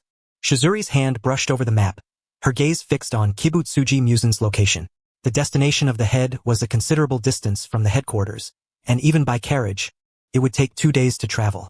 For the round trip, at least 2 nights would be spent lodging outside. This was when the variables were greatest. There was no need for worry at other times. She should not have to fret. Shizuri felt as though today was another day of taxing her brain's CPU. What is with your uncertain tone? The system covered its face. Why was Shizuri's mind malfunctioning again while processing matters today? Was it due to insufficient power from not lingering in bed? After the head departed for 2 days, everything remained calm. Shizuri let out a sigh of relief. These past 2 days had left her tense, as the head was the core. Anyone could encounter misfortune, but not the head. Now the head should have concluded the discussions and be on his way back. The matters the head was handling this time indeed do not require much time. He should be returning to the headquarters by nightfall tomorrow. The system responded to her. Shizuri nodded without further words. As long as he returned to the headquarters, safety was mostly assured. It seems we were overly worried. So geniuses are occasionally not harbingers of misfortune. After staring at the map for a full 2 days and nights, Shizuri's eyes grew weary. She turned off the map, closed her eyes, and eased the strain in her eyes. She had initially promised herself a nap, but instead had gone without sleep for 2 days and nights. If nothing unusual occurred tonight, she would have to stay awake once more. If any incident did arise, she would need to fly to the head side as swiftly as possible. Of course, if it were not an upper moon, everything would be manageable. Pillar-level swordsmen could easily eliminate demons that were not upper moons. However, perhaps it was time to relax a little. Her Tengu Crow had kept her company throughout the long vigil. Shizuri patted Fengming's head. The sun was about to set, and the hunting time for demons was soon to commence. Shizuri turned off the map, but the listening device remained active. Kibutsuji Musen continued to feign the role of a good husband and father as usual. From the looks of it, he should not be aware of the head's departure. Otherwise, even if he disregarded the Demon Slayer core, he would likely have shown some reaction. Thankfully, there were no traitors within the ranks of the Demon Slayer core. The Demon King truly was a fool. Shizuri's understanding of him deepened further. It was true that the remnants of the peaceful era were a menace, and their capabilities were indeed formidable. Unfortunately, this creature spent its thoughts on mere survival, lacking even a shred of charisma. Though his appearance was not bad, did her admiration for his looks have anything to do with wanting to bask in the sun with him? Not at all. It was worth noting that the breathing techniques emerged during the Sengoku period. Prior to that, the Demon Slayer Corps consisted only of sword-wielding samurai, who had also fought valiantly for over 300 years, hadn't they? With the advent of breathing techniques during the Sengoku period, and the emergence of the pattern techniques, the strength of the Demon Slayer Corps surged. Had they been able to uncover this coward's position, relying solely on sheer numbers, they could have likely defeated the Demon King. Moreover, at that time, the Demon King's means of survival were nowhere near as effective as they were now. However, during that era there was the sun-breathing technique. No matter, times have changed, weapons have evolved. Once she developed the ultraviolet device, she would test it on the upper moons first. If it proved effective, she could focus on keeping watch over the Infinity Castle, alleviating the need for Tsuguko and the others to intervene. Thus, the player still had yet to realize that while the ultraviolet device could be realized, the technology of the Taisho period could not. The system side. It seems that things on Kibutsuji Musen's side are under control. May I relax a bit now? Shizuri stretched languidly, stood up, and prepared to go out for a meal. There was no choice. She had hardly eaten in the past few days, and the mental exertion consumed energy faster than physical activity. As soon as he stood up, a wave of dizziness washed over him. Had he not managed to brace himself against the table in time, he might have collapsed. Silently, he crawled over to the kettle and poured himself a cup of water. Unfortunately, there was no sugar and he had not prepared any. After downing a cup of hot water, Lingi felt a bit more alert. He draped a cloak over himself, tidied his disheveled hair to shield his face, and stepped outside. He then found a small shop in an exceptionally quiet corner, where he sat waiting for a steaming bowl of udon noodles. When the noodles arrived with a single smooth slurp, Lingi felt as if he had come back to life. The energy. It was vital to replenish one's energy. Lingi felt joy. He believed that life could indeed be easily satisfied. Sometimes it was nice to simply enjoy the moment. The system, too, seemed to catch on to this sentiment. Yes, it was quite pleasant. The child had been exhausted for so many days. It was time to let him rest. However, before long, Lingi, filled with an overwhelming sense of luck, realized that when luck reached its peak, it could lead to trouble. Just as the blissful Lingi was about to take a second bite of his steaming udon, the voice of Kibutsuji Musen suddenly echoed in his mind. In the next instant, he spat out the entire mouthful of noodles. Yet he had no time to cough. He sprang up, grabbed his cloak, slammed the payment down on the table, and executed the series of actions with fluid grace, leaving the restaurant owner bewildered as the patron who had just been before him shot out 10 meters away. Fortunately, there were no other customers in the establishment, and it was considered an old shop of this generation. But why was the food so inedible that it sent people flying? Skeptical, the owner approached and slurped a mouthful of noodles. Tasted fine just like it always had. It was not bad at all. The owner was left in a triple state of confusion. He could only conclude that perhaps the patron was not a local and could not adapt to the flavor. Meanwhile, Lingi had already sped nearly a kilometer away, constantly scanning the map to evade any possible appearance of Kibutsuji Musen, suppressing his aura to avoid alarming any enemies. Did Hakuji see the head of the Kamadu family? He should follow to see where the Demon Slayer Korants are hiding. I truly do not know how to express this. I might run out of words in this lifetime because of this group of demons. Kibutsuji Musen had not noticed that Abuyashiki Yoya had set out, but ironically, the wandering upper moon had encountered him. Such an infinitesimal probability had come to fruition. Master, you were quite lucky today. He then summoned his crow. Fengming, hurry over to the master. Lingi's mind raced, desperately pondering how to break the deadlock, but he could only give orders to the crow. Tell Shinazugawa not to try to find the upper moon following them. Do not provoke them and do not head back to headquarters. Everything must prioritize the safety of our master. I will arrive shortly. The upper moon one followed them. With only one Fengming, after he flew out, Lingi lost his means of communication and could not request reinforcements from headquarters. Truly made his head buzz. If only he had a phone. Forget it. The upper moon one was fixated. That should be enough to protect the master. The system looked on helplessly as Lingi pushed himself to a speed of 180 miles per hour. But he was hindered by the throngs of people in the city, unable to take to the skies. He was at a loss. Indeed, geniuses are often cursed. It has been confirmed. No rebuttal accepted. For the first time, Lingi felt that his Qingwan was too slow. Neon, after all, is a minuscule place. Given Lingi's speed, he could escape the city quickly. But even on an island, he would still need some time to fly. By now, Fengming should be arriving soon. Though Shinazugawa harbored a deep hatred for demons, he was also a clever man and would not provoke them unnecessarily. However, the demon following them was not a fool. If they circled for too long, they would surely be discovered. They had to arrive in time. Fengming truly lived up to the system's design, being the closest thing to a phoenix among birds. Though he was a bit smaller, his speed was undeniably impressive. Aware that his master could not fly in public, he immediately flapped his wings and soared straight towards the residence of the Abuyashiki family. Forgetting the internal communication system of the crows, it was indeed right not to use it. After all, other crows tended to be rather loud and attention-grabbing. The upper moon one had once been a swordsman of the Demon Slayer Corps and would undoubtedly recognize the crows. However, he should not recognize the Fengwei green-billed cuckoo. It could approach disguised as an ordinary bird. Thus, when Fengming reached the vicinity of the Abuyashiki family's carriage, he first circled the air cautiously a few times before descending, pretending to be attracted to something. Although private cars were few during the Taisho era, They had become common among the upper class, and the Ubuyashiki family naturally had one, complete with a dedicated driver. Oh, the driver was no ordinary person. He was also a swordsman trusted by the Demon Slayer Corps. At that moment, Yoya was in the car with his daughter, while Shinazugawa Mitsuri sat in the passenger seat. As a Hashira-level swordsman, he was tasked with protecting the master. When he saw a green-blue bird fly past the window, he was momentarily taken aback. Not all crows in the Demon Slayer Corps were black. There were also other species, such as sparrows. But this long-tailed green-blue bird was unique, with no other like it. The crow of the wind pillar? Does he have something to report? Fengming, outside the car, pretended to be a curious little bird as he circled around, then accurately landed on the car window, appearing as dazed as a silly bird.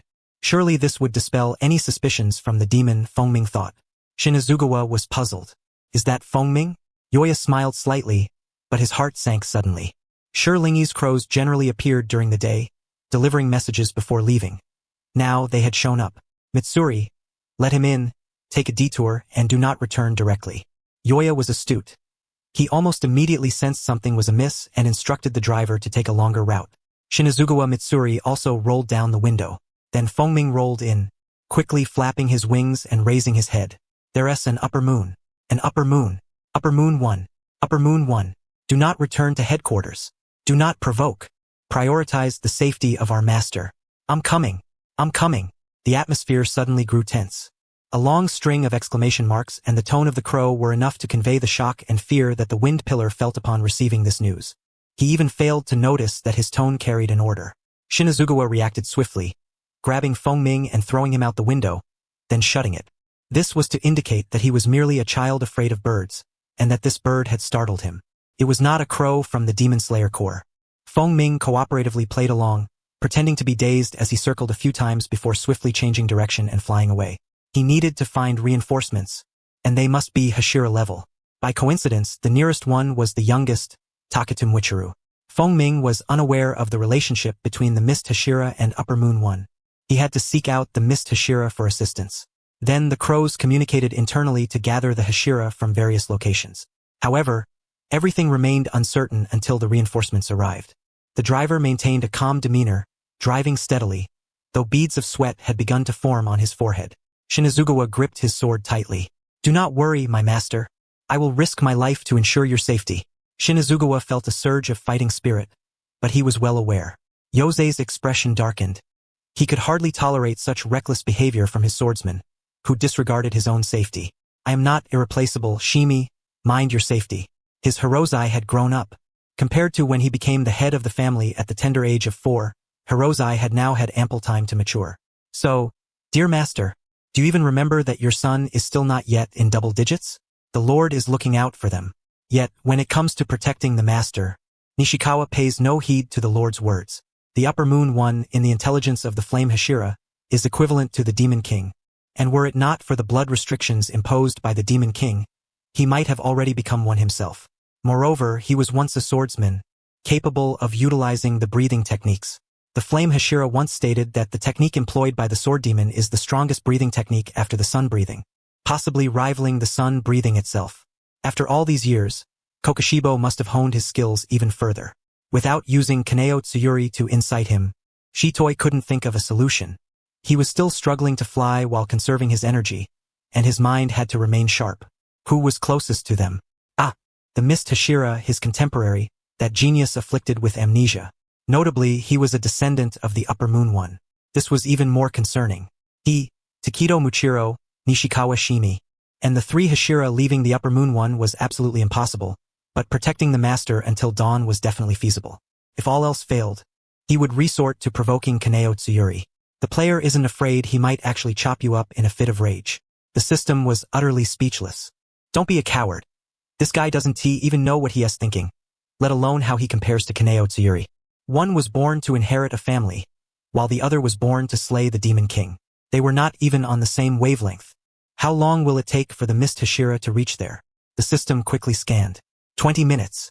Alright, we must reach there within that time. If the Mist Hashira arrived, Kokushibo would surely know they had discovered his presence and would undoubtedly take action. The other Hashira were too far away.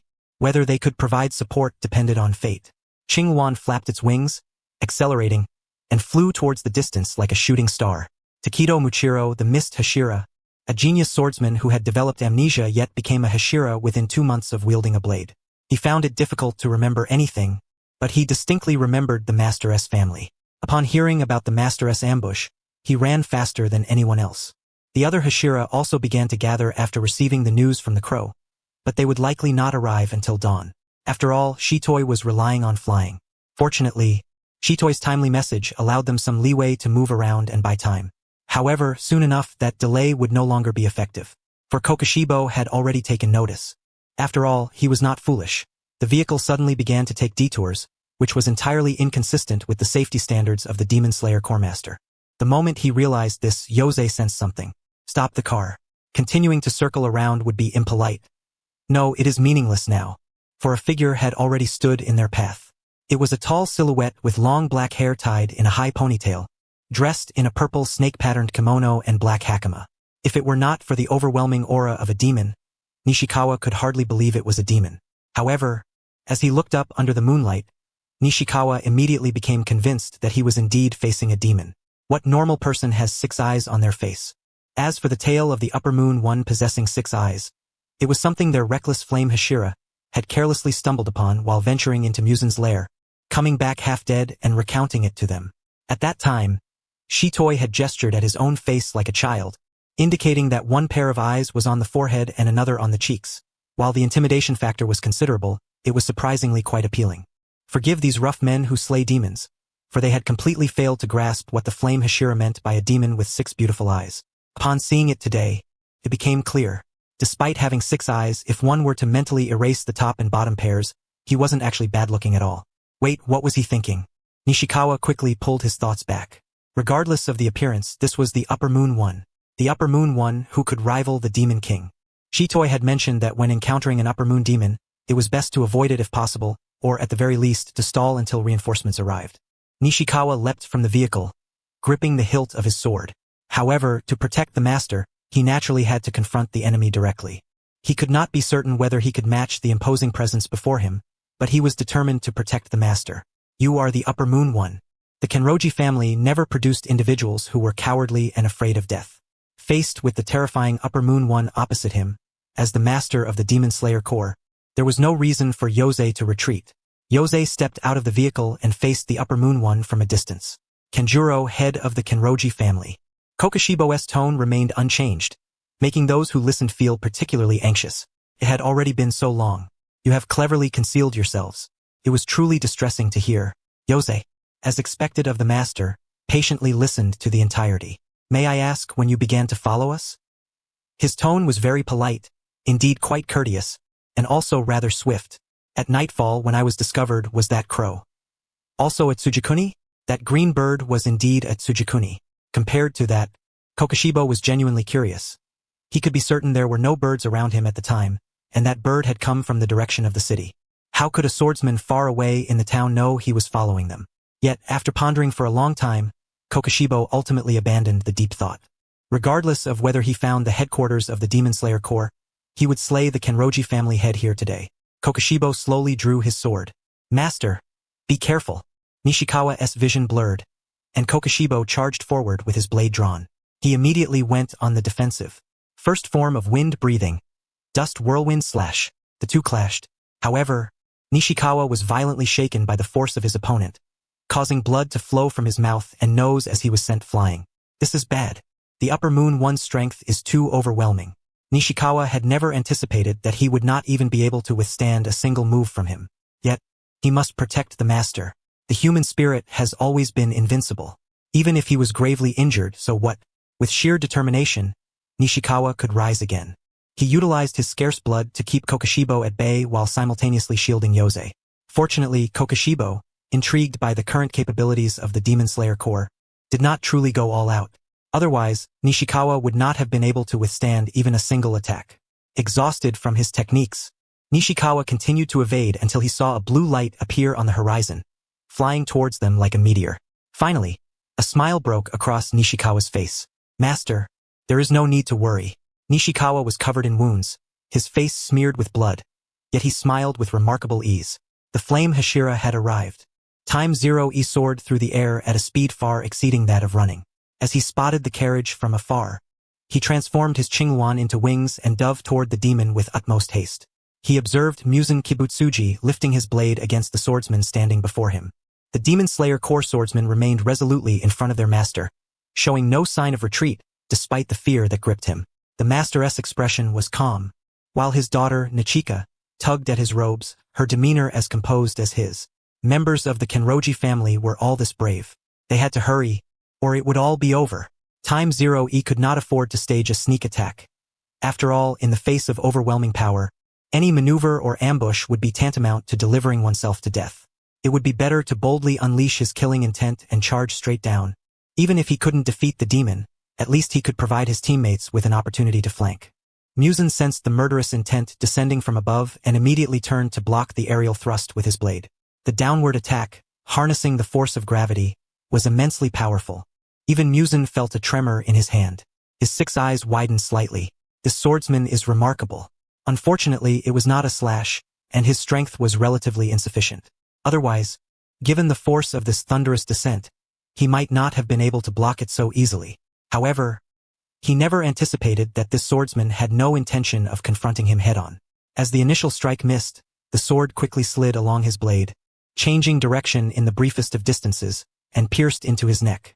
With a flap of his wings, the sword buried in his neck twisted, nearly strangling his hardened neck by half. Muzan raised his blade but was thwarted. Behind him, Sanemi Shinazugawa seized the opportunity to charge forward, delivering a slashing blow to the other side of Muzan's neck, successfully landing a hit.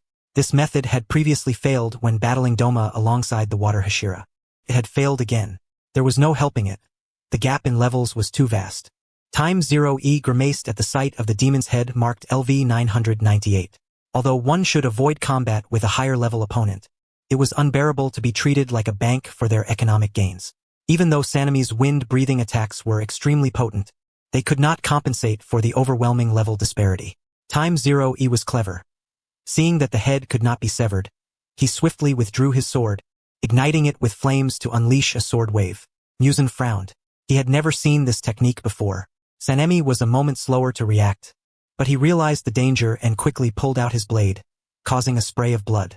Time Zero E saw a torrent of red pouring down and, without a moment to be surprised, he flicked his cloak to block it, ensuring not a single drop fell upon his lord behind him. He looked as graceful as a hero. Consequently, Sanemi was immediately disregarded by Muzan. "You quite impressive. Come, become a demon. That esteemed lord will appreciate you." Time Zero E exclaimed. "Here we go again. Are demons really that short-staffed? Everyone who encounters me just says, 'Become a demon.' As if the benefits are great, the boss is kind, and one won't die. You should open your 6 eyes wide and see clearly. Kibutsuji Muzan and the Kenroji family's Yosei behind me. Who is the better boss is all too evident." He raised his sword, fixating on Muzan. "What a surprise, Upper Moon One. I did not expect you to be so impatient following my lord. Why are you so restless? If you had waited a little longer, the demon slayers could have turned a 2-on-1 into a full brawl." Time Zero E swallowed his retort, keeping a wary eye on Muzan, the yellow rings flickering around him. Those were the system's indications of weaknesses. Yet they were all places he could not strike. No matter how swift Time Zero E's thrust was, Muzan would have time to raise his blade to block, and once he approached, the chances of Time Zero E having to restart his attack would significantly increase. This meant he could not close the distance. It also indicated that all the countless strategies and plans he had devised along the way would now essentially be rendered useless. This was truly dire. Aside from the possibility of subversion, he had no other options. He firmly shielded his lord behind him while declaring, "Humans are the most intelligent beings among all, and I am not so foolish as to become a rat in the gutter. My apologies to the rat. I have demeaned you, therefore let us die." In the next moment, Muzan appeared before Time Zero E with such speed that even artificial intelligence could not react. Moon breathing. First form. Dark Moon Night Palace. Time Zero E could barely see the blade of Muzan's strike, but he could see the crescent moons covering that slash. Dodging was simple. However, he could not evade, for his lord was behind him. Phoenix breathing. Fifth form. Wudong nesting phoenix. Yellow flames transformed into a colossal tree that shot skyward. Among the branches, a divine bird soared down, sweeping its tail to nullify the attack. Time Zero E seized the opportunity to unleash a sword wave aimed directly at Muzan. Muzan dismissed this sword wave entirely, casually swinging his sword to extinguish it. As for Time Zero E, despite putting considerable thought into crafting the defensive counterattack of the fifth form, Wudong Nesting Phoenix, he found it exceedingly difficult to withstand this blow due to the vast level disparity. The blade grazed his chest, causing blood to spurt forth. He glanced at his status panel. Beautiful, a single strike causing me to bleed continuously. This was truly maddening. How to fight? Time Zero E felt a headache coming on. The pain was now of little concern. Before the Hashira could arrive, he feared he would have to rely on swordsmanship to contend with Muzan. My lord, please step back a bit. Time Zero E took a deep breath and requested a Blood Demon Art Experience card from the system. His grip was indeed inadequate. Aside from relying on the system, he had no other means. The flames of the burning sun, Vermilion Phoenix, and the Blood Demon Art flowed down the blade, and even his exhaled breath was imbued with heat. So perhaps I should indeed seek ultraviolet rays. Demons are truly foolish creatures, especially the upper moons and the demon king he encountered. They ask everyone if they want to become a demon, unaware that even as demons, they cannot withstand nuclear weapons. Underestimating humanity will ultimately lead to their demise. Reflecting on the days when the breathing techniques had yet to confront the Demon Slayer core, they could still clash with demons for 100 years. Were it not for the Demon King's cowardice, who would waste time with him? Muzan's attempt to recruit him into his pitiful organization was genuinely distressing. If only this tiny country were a little larger, these demons would likely be physically exorcised into dust by humans on the spot. If all else fails, Time Zero E thought he could be a bit more ruthless. Go back, change his major, and figure out how to obtain an atomic bomb to bomb Asakusa. Let us see if the Demon King dies. System. It's not that he sympathizes with the civilians or that he is overly altruistic. Primarily, this behavior violates their international agreements, so it is advised against. Fine. Help me see if there's a route I can charge through. The system quickly calculated the path. What about the Kenroji side? Time Zero E could not completely restrain Muzan. Sanemi was already severely injured, still holding on by a thread, but struggling to wield his blade, and that swordsman was hardly worth considering. Set up a barrier for them. Time Zero E was becoming somewhat agitated. He swiftly reviewed the system's path, which was mostly a trade of injuries. However, demons could recover quickly from wounds, while humans could not. The system proved to be quite clever. It not only calculated the attack speed of Kokushibo but also identified the weak points in the fifth form of the moon-breathing defensive technique using the system's intelligence. In summary, the message was clear. One must charge forward with all might, executing a relentless series of combos. Even if one were to lose an arm or a leg, as long as the attacks were fierce enough, there was no need to worry about the main body sustaining injuries. So why not be concerned about the possibility of injury? A crossroads appeared in Shirling Yi's mind. Forget it, he decided not to quibble with the system any longer. Gritting his teeth, he cast aside his cloak and unleashed the flames of the Crimson Phoenix and the flame of the Blade of Fire, their brilliance intertwining upon his sword as he propelled himself forward with explosive force. Dozens of silhouettes appeared in the air simultaneously, launching an assault on Upper Moon 1. Kokushibo's 6 eyes scanned the surroundings. This swordsman moved with incredible speed and employed a bizarre fighting style. He had never encountered anything like it before. Kokushibo was immediately intrigued, albeit with a hint of a deadly intent. Shirling Yi, undeterred by Kokushibo's fascination with new challenges, dashed forward at full speed, taking advantage of his clones as cover, and thrust his sword. Kokushibo's expression remained calm. He merely lifted his head slightly. Fifth form, Moon Spirit Disaster Vortex. A massive whirlpool of wind blades erupted around him, with several crescent blades accompanying the trajectory of the strike. This move could deflect enemies that approached too closely. However, he had miscalculated. While his technique had a broad range, it was not an absolute defense. Coincidentally, the sword of the flower cultivator was designed for assassination, and Shirling Yi had never intended to engage him in a head-on clash. Sixth form, Phoenix Breathing, Blue Luan accompanying the chariot. Shirling Yi leapt into the air, flapping his wings as he dove downward. Kokushibo's eyes widened slightly, and he swiftly altered his attack. 16th form, Moon Breathing, Moon Rainbow leaving the moon. Countless massive moon blades descended from the sky, shattering the earth below. In mid-air, Shirling Yi had nowhere to evade. Kokushibo felt a twinge of regret. If it were possible, he would have preferred Shirling Yi to transform into a demon. What a pity it was. As a demon, one could continually ascend to the pinnacle of martial prowess. However, the murderous intent did not wane. Instead, it intensified. Kokushibo suddenly jolted. In the gap of the moon spirit disaster vortex, a sword lunged toward him, and he did not have time to block it. The blade flew straight and severed half of his head. With a successful strike, Shirling-E immediately retreated, but he was still unable to evade Kokushibo's counterattack. He skillfully maneuvered to avoid all life-threatening areas, yet he was still struck by a diagonal slash that tore from his right shoulder to his left side, nearly ripping his body apart, revealing his pale ribs. The pain was excruciating. Shirling-Yi's mind became foggy, blood gushing and painting his vision red. Yet, he managed to remain conscious. Observing that he had not perished, Kokushibo appeared somewhat puzzled. His anger over the loss of half his head diminished. Did you think that was the main body up there? A joke. That was merely the fourth form, dual-flying Yatagarasu's clone. Shirling-E would not be foolish enough to risk his main body. Severing just half of his head was utterly futile. However, the Hashira had indeed arrived. Yet, Shirling-E quickly realized he could not allow the boy to recklessly charge in.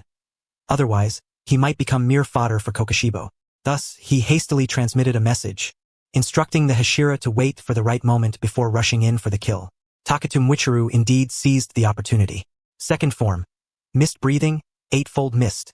At the moment the moon spirit disaster vortex dissipated due to its master being harmed, an eightfold slash suddenly emerged from behind him, aimed directly at his neck. There was a chance. Shirling-Yi's eyes brightened. With half his head severed, surely the remaining half of his neck could be directly chopped off. Haven't you always wanted to sway this demon? The system expressed its confusion. This person had once gathered so much intelligence to sway Upper Moon One, yet now that Upper Moon One was right before him, he seemed to wish to seal his title instead. Swaying him is a concern that the few immortal beings cannot judge whether he is using a cheat. Shilling-E kalmli applied. Now, without needing anyone to die, one can seal his title to prove he isn't using a cheat. I still hope he can be sealed directly. After all, swaying was a desperate measure. Sealing his title would naturally be a permanent solution. However, Takatu Michiru failed. His speed, while impressive, could not change the fact that an old saying rings true. Your ancestors are always your ancestors. They have lived for hundreds of years and consumed more than you can imagine. They are not someone a mere junior can behead. Takatu Michiru was fast, but Kokushibo's reaction speed was even faster. Shirling-E realized that as Kokushibo raised his blade, there was no time left. He could only lift his sword to unleash a wave of sword energy to deflect Takatu Michiru, thus averting the boy's fate of being bisected. Otherwise, he would have been unable to save him in time. The Hashira spun in mid-air, landing in front of the master alongside Shirling-E, facing Kokushibo together. Upper Moon One, his hollow eyes filled with the image of that entity. Kokushibo's head quickly regenerated, and he gazed at Takatu Michiru's face, falling into contemplation. This feeling, so it is you are my descendant. The words came slowly, and Shirling-E felt as though he had last heard such a hypnotic manner of speaking during a previous encounter. Takatu Michiru was a descendant of the Tsujikuni clan, a fact Shirling-E had long known. He had gathered information regarding the Tsujikuni clan through the Takatu family. Blood ties were undeniable, and Kokushibo recognized it at a glance. Takatu Michiru remained composed. What he said was inconsequential, for he would soon forget it anyway. You are the descendant of our Tsujikuni children. In other words, I am your ancestor. Shirling-E blinked, his vision blurring due to blood loss and excruciating pain. For some reason, in that fleeting moment, Shirling-E momentarily saw Takatu Michiru as a young Tsujikuni Yorichi. Indeed, there was a slight resemblance. However, upon careful comparison of the disparities between the two sides, Shirling-E felt he was still not strong enough to confront Upper Moon One. Both his mind and the system indicated that it was unfeasible. Moreover, looking at the time, they could not delay until the later stages. Daybreak. Takatu Michiru gripped his blade. That previous strike was sufficient to demonstrate the gap between them. The boy's eyes ignited with fighting spirit. What should be done now? They couldn't let the two of them engage in combat, could they? Shirling-Yi's mind, deprived of sugar, was slightly malfunctioning, yet it continued to function faithfully. Takatu-kun, do not confront him directly, he advised. But my lord, without fighting, how can we protect you? What else could be done? They could use words to deceive him. Kokushibo stood silently, appearing devoid of any fighting intent. Likely, he believed there was no need, as they were all destined to die here. Shirling-E thought it best to speak first before resorting to combat. Takatu-kun was indeed a descendant of the Tsujikuni clan. It must be said that he was truly a warrior from a noble family, with many prodigies wielding blades, be it Takatu-kun or his younger brother. Shirling-E quickly organized his words, smiling as he spoke. You are all extraordinary talents. Kokoshibo's 6 eyes fixed intently upon Shirling Yi. Do you know who my brother is? The way this sentence was punctuated seemed to suggest a fear that he might not understand. Kokoshibo asked this question not out of surprise, but rather out of curiosity. Did the Demon Slayer Corps record the fact that he had turned into a demon? No, they did not. It is a hereditary trait of you Neon people to lack respect for history. I naturally know that your brother is the swordsman Kaneo Tsuyuri, who originally employed the first breathing technique. You are his twin brother, are you not? Shinjiro smiled with narrowed eyes. Kaneo Tsuyuri. Suddenly, the air grew quiet. Everyone fell into collective silence. It was well known that the Flame Hashira was an information fanatic, even risking himself to break into Musen's lair for information. But no one expected that he would unearth such a long-forgotten story and even uncover the name of this demon. Kokoshibo regarded Shinjiro. You are a clever man. It would be impolite to continue this conversation further. So please understand that those who recognize the times are the true heroes. No, I am not. Shinjiro continued to smile. Images flashed through his mind, and the fervor of his homeland surged within him. You seem to be doing well. You have awakened the mark, which typically means you would not live past 25. Did you become a demon out of fear of death? Shinjiro pulled Michiro Takedo behind him to shield him from their master, and took a few steps forward to face Kokoshibo directly. No, that is not it. Otherwise, you would have dodged my sword just now. A person afraid of death would instinctively avoid harm, no matter how fast their reaction time. Could it be that you wish to surpass your brother who used the first breathing technique? Shinjiro's pupils darkened suddenly as he thrust his sword forward. Kokoshibo frowned. To his eyes, Shinjiro's movements were full of openings, and the direction of his sword was not aimed at the fatal spot of his neck. He did not stop him, allowing him to approach, but he never expected that Shinjiro would not stab into his flesh. Instead, with a twist of his wrist, his long sword gently extracted something from Kokoshibo's clothing. That was... Kokoshibo's eyes widened in shock. No. He immediately drew his blade and aimed a strike at Shinjiro's crown. Shinjiro nimbly dodged, his long sword easily deflecting the force. A half of a flute slid down from the long sword and fell into Shinjiro's hand. System. Please, players, do not step into the danger zone. The system was so startled that it faltered. That flute was not an ordinary item. If Shinjiro accidentally dropped it, Kokoshibo would surely chase him to the ends of the earth. Kokoshibo, disregarding technique, charged forward to reclaim the half-flute. In his distracted state, Kokoshibo exposed many weaknesses, and Shinjiro easily evaded several of his slashes, finally drawing his sword to block Kokoshibo's blade. Upper Moon One with a broken flute on his person. Shinjiro's smile widened. Why? It has nothing to do with you. Despite being merely a statement, why did Shinjiro perceive an ellipsis in his words? It indeed has nothing to do with me, but I have heard a legend. It is said that during the Warring States period, a samurai family gave birth to twin sons, which was seen as an ominous sign. Therefore, the eldest was chosen as the heir, while the younger was confined indoors, never to be seen. Kokoshibo's expression gradually became a bit erratic. It seemed he had struck a nerve. However, the eldest took great care of the younger, once giving him a handmade bamboo flute, saying, "If you are ever in danger, blow this flute, and your brother will come to help you." The long sword clashed against the blade again, producing a crisp sound. Kokoshibo's strikes became heavier, causing Shinjiro's arm to go numb. Even with the Nichiren blade, it could not compare to the Kaneo Tsuyuri of the past. Merely suppressing the demon's regeneration was incomparable. I thought it was just a legend, but seeing it today, I find it to be reality. Kaneo Tsuyuri. His speed accelerated, the light of his sword flashing around Kokoshibo, his figure becoming elusive. Unbeknownst to him, Muchiro Takedo, witnessing his movements, suddenly felt enlightened. A new sword technique seemed to be emerging. It was all in the past. Kaneo had already perished. Kokoshibo clashed his blade against the long sword and quickly separated. In the next moment, the thrust of the long sword was upon him. Kokoshibo immediately adopted a defensive stance, his moonlit catastrophe sending the attacking swordsman flying, the flute slipping from his grasp and landing in Kokoshibo's hand, untouched. He reclaimed the flute. The swordsman covered his mouth and coughed up blood, a low chuckle escaping him. Kaneo Tsuyuri, how pitiful. Upon hearing this, Kokoshibo's expression finally shifted significantly. Brother, how tragic, Kaneo. For some reason, the figure of the swordsman gradually overlapped with that of the aging Kaneo. They were both speaking of how pitiful he was. It was one thing for Kaneo to say so, but why did the swordsman echo the same sentiment? What right did he have? Cough. The feeling of blood hitting his face brought Kokoshibo back to his senses. He had just unleashed his true speed, gripping the swordsman's throat and pressing him to the ground. The swordsman coughed up more blood, his sword slipping from his grasp, yet his expression remained nauseatingly cheerful. Kokushibo tightened his grip suddenly but felt unexpectedly weak. He should raise his blade and behead this swordsman. What? Not going to strike? Sensing the tightening of the grip around his neck cease, Shinjiro smiled widely. Player, please do not provoke him. Ah, we are about to revert to a previous checkpoint. The system was frightened into a panic. It's fine. He hasn't directly struck me, which shows he is still willing to listen to what I have to say. Shinjiro remained optimistic. The system replied, your optimism should not be applied in such situations, my player. Shinjiro's understanding of human hearts was remarkably adept. One might even say he had a good grasp of the game's rhythm. Kokushibo indeed did not intend to kill him outright. Shinjiro subtly raised his hand to signal the Hashira behind him, urging them not to act rashly. Then he continued to tread dangerously. Kaneo Tsuyuri. Kaneo is a child of destiny. He possesses the treasures bestowed upon him by the heavens. Shinjiro still appeared joyful. How can you compare yourself to Kaneo? Besides, he is a child of the gods. How could he ever allow us mortals to chase after him?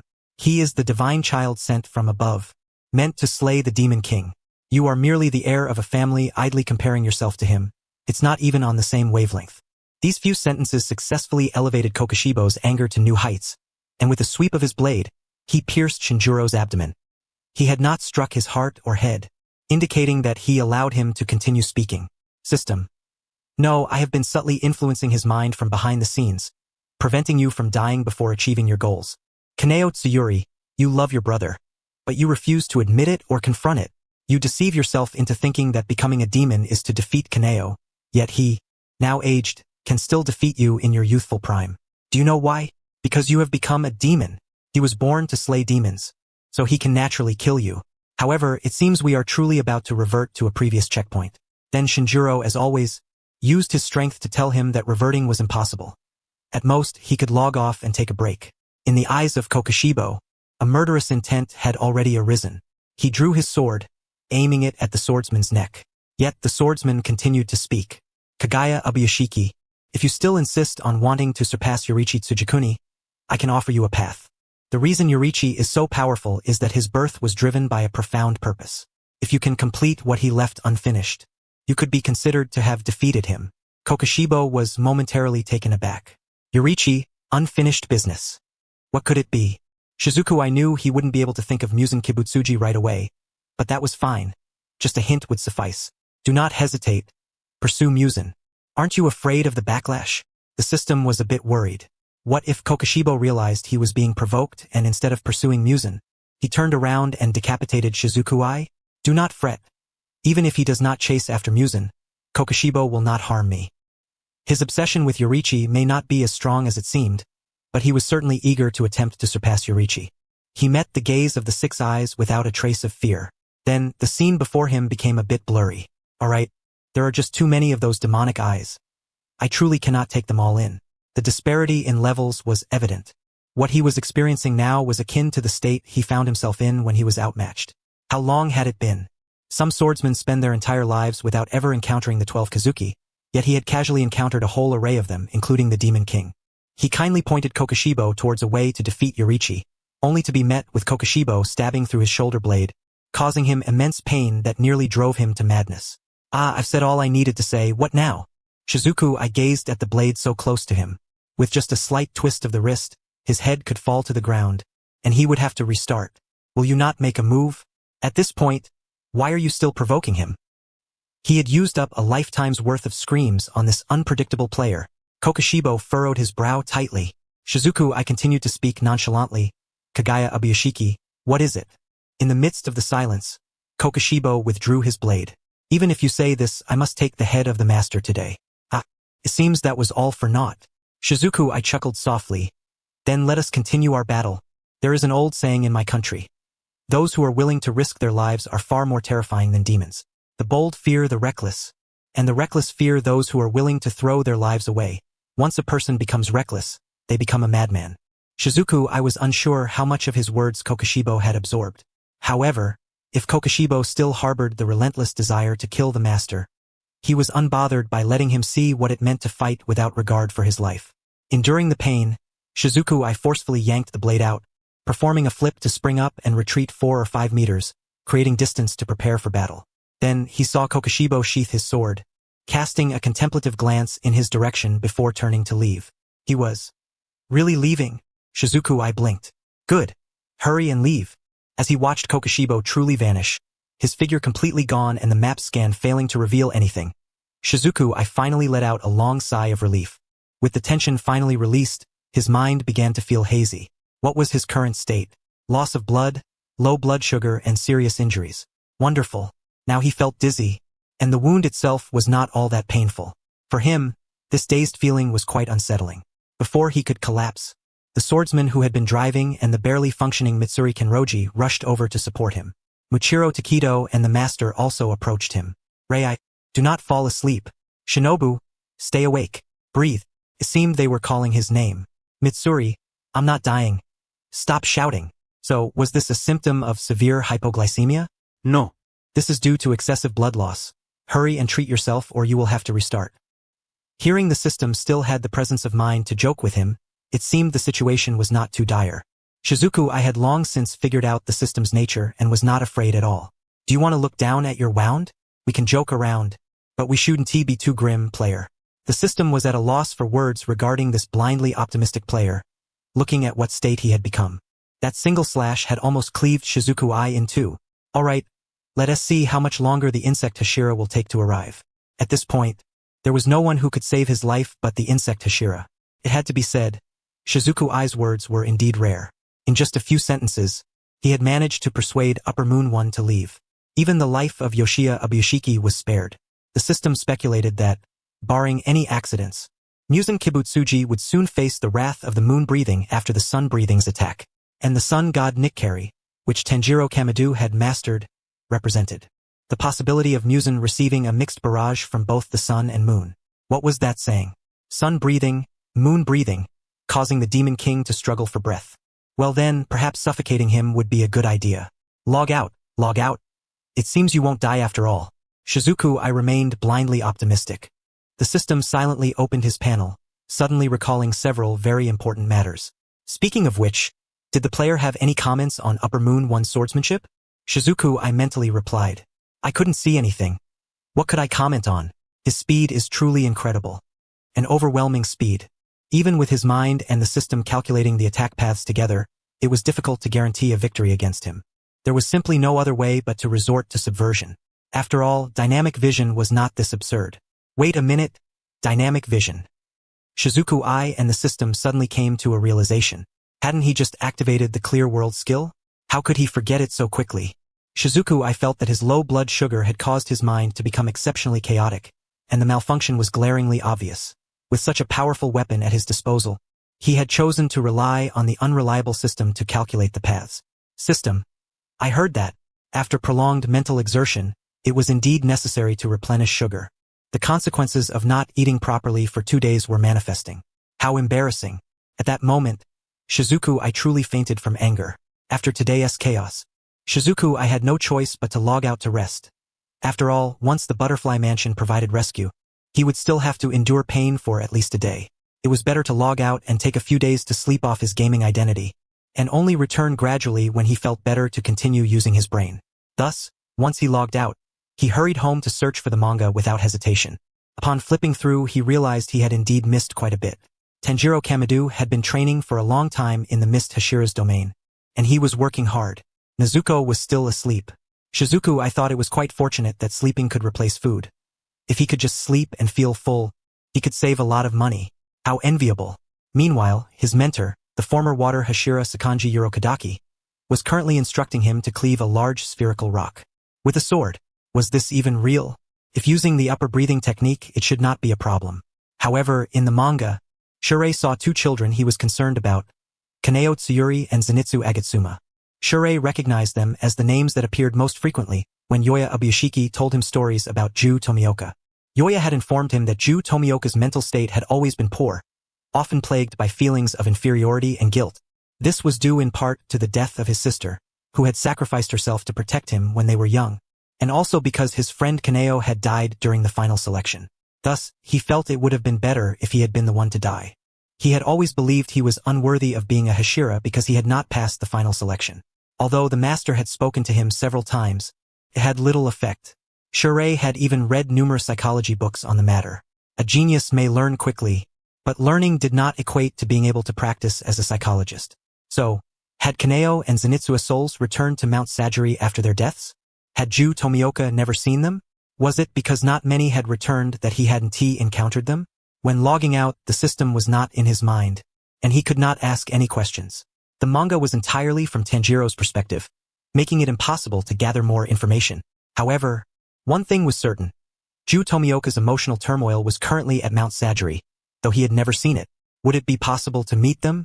Wait, helping someone resolve their emotional issues should be the protagonist's job, right? Shirei tossed his phone onto the bed. What was he making a fuss about? Forget it. He would continue to log in tomorrow. But how exactly was this strange place determining the passage of time? Although curious, current Earth technology could not achieve that. He would first look into how to create a simple ultraviolet device, wondering if it could be realized during the Taisho era. But reality told him no. Due to communication and logistics issues, it was difficult to procure materials. Therefore, attempting to create a simple ultraviolet device during the Taisho period was quite unrealistic. Did that mean he could only create a complex device?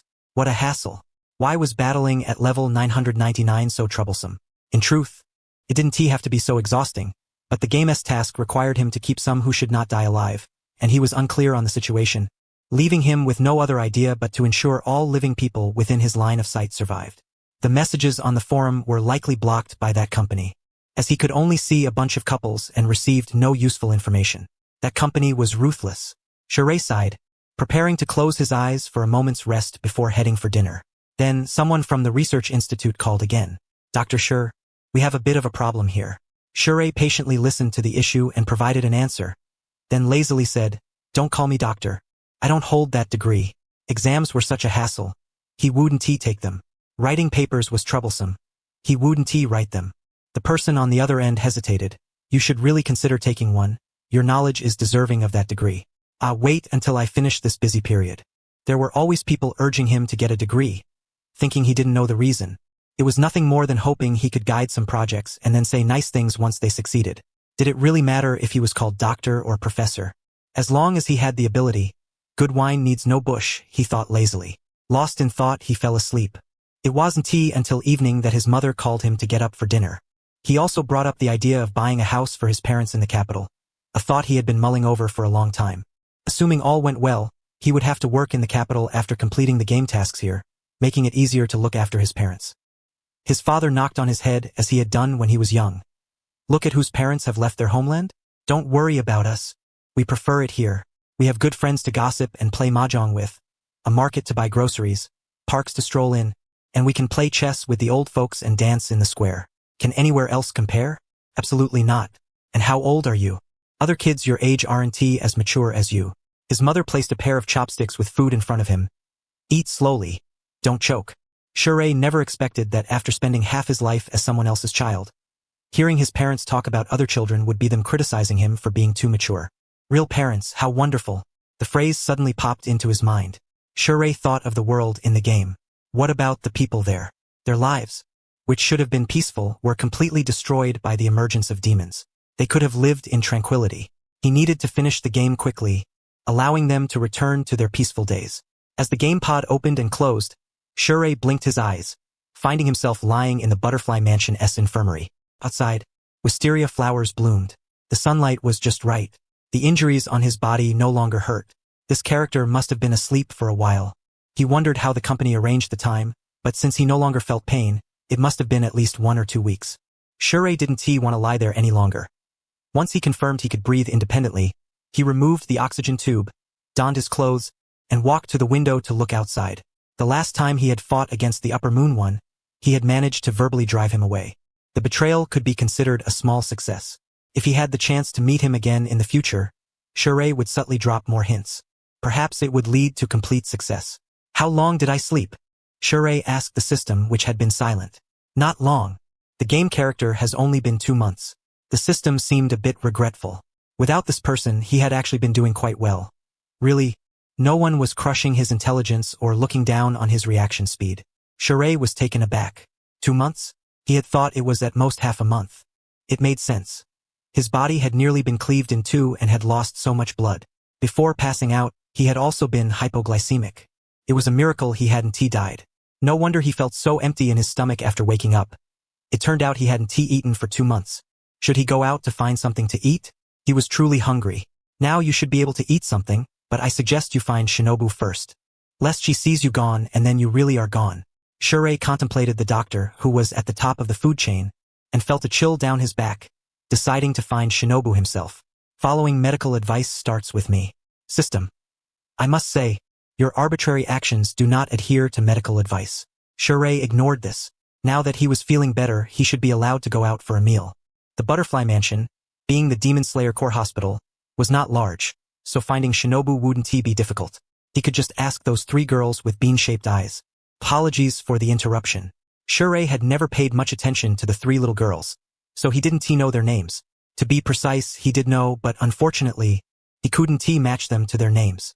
However, he looked down to ask a girl with 2 braided pigtails. The girl blinked her big eyes. Master Shinobu, you're awake. She was quite delighted. Shure felt that something was off.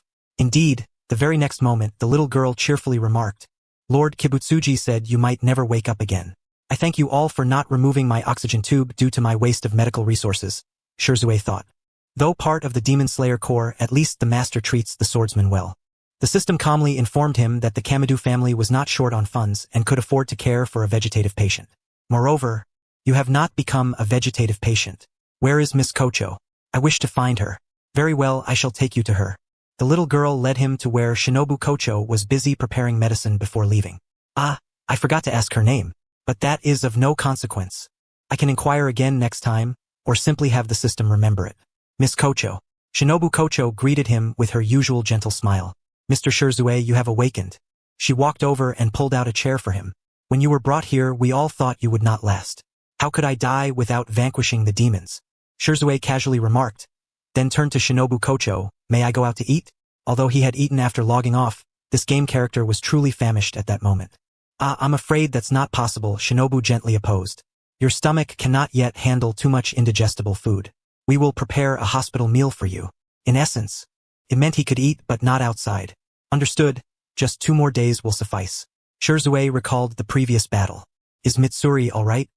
He had been thoroughly beaten by Kokoshibo without mercy, but surely he was not fundamentally harmed. Shinobu replied, Mr. Mitsuri is much better off than you. He awoke quite early and often comes to see you. Lord Abushiki is also quite worried about you. It was Shirzue who had sent a messenger crow to relay the message that had given them the chance to delay. Otherwise, Kokoshibo would have followed them straight to the Demon Slayer Corps headquarters. Speaking of which, did Mr. Shirzue realize this from hearing Muzan Kibutsuji's words? Yes. I heard that the master had been keeping an eye on Muzan Kibutsuji after he set out, thinking there would be no issues, only to be surprised when Upper Moon One appeared there. Kokoshibo had been puzzled as to how a swordsman so far away in the city could detect him and send a crow to notify them. He suspected there might be a traitor among the demons, yet all demons should be under Muzan's control. Fortunately, although Upper Moon One was awake, the arrogant demon king would not suspect that he had leaked information. He could still gather intelligence on the upper moons from Muzan Kibutsuji. Those 5 brains of Muzan were merely for show, and this fact was once again proven true. Shinobu pondered for a moment before asking, Mr. Shirzue, what do you think of Upper Moon One? The intel on the upper moons was crucial. Although Mitsuri and Lord Abushiki had learned some, no one could match Shirzue's keen understanding. A being unable to see into its own heart, Shirzue described Kokoshibo. Despite being brothers with the initial breathing-style swordsman, he had no clarity on his own desires, becoming trapped in his own stubbornness and resulting in such a pitiful state. And yet, he was also detestable. Isn't it strange, Miss Kocho? Shirzue asked, that I can empathize with demons? How could that be? Shinobu smiled softly. Rather than empathy, it is more accurate to say that you have always had a precise grasp of the heart. Such individuals are the most frightening. Yet if they are allies, they provide the greatest support. Shirzue tightened his haori and stood up. I'm tired. I shall return now. It was better to go back to sleep. Shinobu's smile felt somewhat chilling. Mr. Shirzue. Shinobu called out to him from behind. Do not die. The Demon Slayer Corps experiences life and death every day. Ordinary swordsmen slay demons, and if they are unlucky enough to encounter the 12 Kazuki, there will surely be sacrifices. Some say that no matter who dies, there will always be another to weep for them. Shinobu urged him not to die. The game character had indeed faced a near-death experience, but Shirzue had not. Aren't you going to say something? The system reminded the dazed Shirzue. It was then that he came to his senses. He did not turn back. Rest assured, I will not die until I have returned home to honor my ancestors. When he spoke of home, he referred to the house across the ocean. After all, the character was set as an international student born in Japan, raised by a student uncle. This aligns quite well with his character image. Despite the many flaws in the character's background, it was not an issue as long as one did not delve too deeply. Having spoken this, Shirzue departed. Shinobu lowered her head and smiled. It was precisely because of this that she felt Mr. Shirzue could never fully integrate with them. After all, Mr. Shirzue was destined to return home. Unable to go out to eat, Shirzue could only return to the hospital room. Ultimately, nothing was more important than adhering to medical advice. Reporting work also required a couple of days of rest. Thus, for these 2 days, Shirzue began to struggle with remembering the names of the 3 little ones.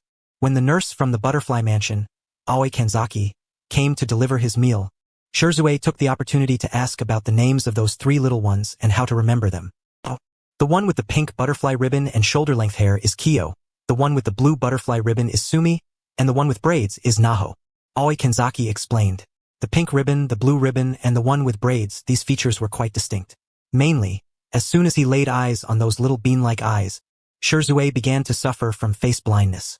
It was indeed a challenge. Lord Rengoku and Lord Tomioka have visited you these past few days. Aoi Kanzaki suddenly recalled and deemed it necessary to inform him. You and Lord Tomioka have a good relationship. After all, Ju Tomioka had always kept his distance from the butterfly mansion. Usually, he would not even glance in their direction, let alone approach them. I actually think he is quite nice. Shirzue poked at the hospital meal prepared by the butterfly mansion. It just takes a bit of brain power to understand what he says. Aoi Kanzaki was left speechless. Does it take brain power? No, it requires a brain like yours. Lord Tomioka's way of speaking is truly infuriating. Sisui replied, No. I find it infuriating as well. I need a translator too. At least I am alive. Originally, his colleagues had intended to visit him. However, Shinobu had stopped them, saying Shirzue needed better rest. This past week, Shirzue had genuinely enjoyed himself, not needing to run around gathering information or slaying demons, merely resting at the butterfly mansion. Reading and sleeping. Why not read the news? The current newspapers had written a bit about international affairs, but he chose not to read them. He lived quite leisurely. However, after a week, he would need to get busy again. First, he had to meet the master. Shirzue felt that his chances of meeting the master were quite frequent. No. Actually, you haven't met the master that often. It's just that you are particularly concerned about those few meetings, which makes them feel frequent. Thinking back, the last time he saw the master was actually a year and a half ago. He had stayed in Asakusa for a long time without returning to headquarters. Just think, how many people in the Demon Slayer Corps are as willful as Rengoku? He did not attend the Hashira meeting, specifically went to Asakusa to buy a house just to keep an eye on the Demon King. He was risking his life trying to slay demons, and he even had the mind to think of ways to turn the enemy into an ally. However, it is fortunate that he had a plan in advance. Otherwise, if he had encountered Upper Moon 1 that day, everything would have been lost. Upon entering, everything remained the same, and it was not until he sat before the Lord that anything changed. The dialogue, however, had shifted. This was not a Hashira meeting. The ones who came to pay their respects to the Lord were the 3 Hashira from 2 months ago. Thanks to you, I managed to survive by a stroke of luck. Yose bowed to them, saying thank you. Shiryu paused for a moment, and Takedo Michiro had already stepped aside. My lord, please do not say that. It is our duty. Shiryu, having regained his composure, spoke. My lord, please do not say such things. I have said before, regardless of what happens, you must not be harmed, especially at this critical time. It is of utmost importance that we have finally confirmed the air to the sun breathing technique, and the main plot is about to unfold. We cannot afford any turmoil within the Demon Slayer Corps at this juncture. Although change is good, it must be approached with caution. My lord, let us discuss the matter of Upper Moon 1. Thus, the topic of gratitude was put aside, and they turned to more serious matters. Yose nodded. By the way, Shiryu, what did you say to Upper Moon 1 at that time? Remembering the situation, it truly was perilous. Shiryu scratched his head. Since it was confirmed that he was the elder brother of the initial swordsman, it was only natural to bombard him mentally. I pointed him towards a path, hoping to see if I could persuade him to switch sides. If we cannot defeat him, then let him join us. It would be quite simple. The system still suspected Shiryu had read the original work, but he had no evidence. Huh? Persuade him? Shinazugawa's expression grew grim. It must be known that those are man-eating demons. How could they possibly be persuaded? Come on, don't joke around. Once Musen Kibutsuji is killed, they will all disappear. Which demon would be so foolish? Upper Moon One is not afraid of death. His obsession is quite clear. The sacrifices required to defeat him are truly enormous. I estimate that 1 or 2 Hashira would not be able to bring him down. Shinazugawa snorted coldly. Do you think any of us fear death? I fear death. Is that enough? Shiryu said jokingly, then turned serious. It is not worth risking Hashira-level swordsmen to take down Upper Moon One. It is better to stay alive to deal with the Demon King. So listen to me, we should find a way to persuade him. Once he is on our side, the Demon King will be close to death. Shinazugawa still appeared unconvinced. Takedo Muchiro remained in a daze, seemingly lost in thought. Moreover, how can you be sure you can persuade him? Shinazugawa asked, frowning. Shiryu shook his head. I do not know, but it is better than letting everyone die just to take down one Upper Moon. After all, if it were not for the system task, he would not bother thinking so much. Shinazugawa still did not fully accept Shiryu's proposal. What would you do if your plan led to sacrifices? This was already pressing him to make a decision. Yosei also sensed something was amiss and was about to speak up to stop it. What can I do? Shiryu's expression darkened. Do you expect me to treat the people here as those who need protection? At such times, we must elevate our thinking. Shinazugawa was taken aback, and his expression also soured. Shiryu fearlessly met his gaze. Rest assured, I know what I am doing. I have a sound mind, and you need not worry. In the next moment, he shifted the topic but simultaneously evaded Shinazugawa's question. If we want to achieve the best results with minimal sacrifice, do not doubt my actions. I will find a way to eliminate those that must be eliminated. For example, Domo. That creature cannot be spared. But if it costs too many lives, I will find another way. Hashira-level swordsmen are not cabbages. Musen Kibutsuji can create upper moons by offering blood, but we cannot just obtain one Hashira casually. Hashira-level swordsmen are consumables. We must save them whenever possible, understand? Shinazugawa was momentarily bewildered by his convoluted reasoning and could not react promptly. However, Yosei understood. Shiryu wanted to save more people.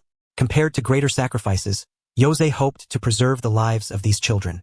If Shiryu could truly persuade the sword demon, it would also be good news for them. Alright, Shimi. He interrupted Shinazugawa, who was about to continue questioning. I believe in Shiryu. Yosei looked at him gently. You also do not wish for the children to die, which is why you proposed this method, correct? Shiryu's pupils constricted. Looking at the Lord's smiling face, he momentarily did not know how to react. Why do I suddenly feel healed? Shiryu was well aware that the persuasion plan would find at least 90% of the Demon Slayer Corps opposed, and the remaining 10% likely joined the Corps for money. He never spoke of his plans to others for this very reason. This was the first time he was prepared to face opposition in front of the Lord and his colleagues, and he had thought of hundreds of ways to persuade them. But at this moment, being unexpectedly supported truly felt warm. Thank you, my lord. You are truly kind. Even the 12 Kazuki next door would be envious to tears. With the Lord speaking up, Shinazugawa no longer pressed the issue, but judging from his expression, he still seemed quite uncomfortable. Yosei had a more pressing question to address. Shiryu, where did you begin your investigation into Upper Moon One? What was the path? I want to send someone to take a look.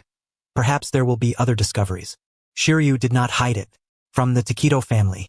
He glanced at Takedo Muchiro, who looked puzzled upon hearing the name. Just this.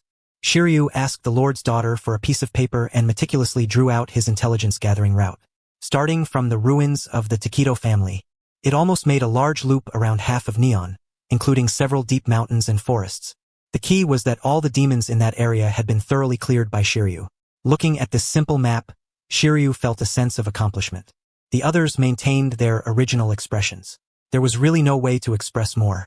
They had a new understanding of Shiryu's ability to gather intelligence without taking on missions. He did not need to accept missions. He just needed to slay demons while gathering information. For some reason, Shiryu seemed to possess a rather miraculous ability. Wherever he went, he could find a large group of demons.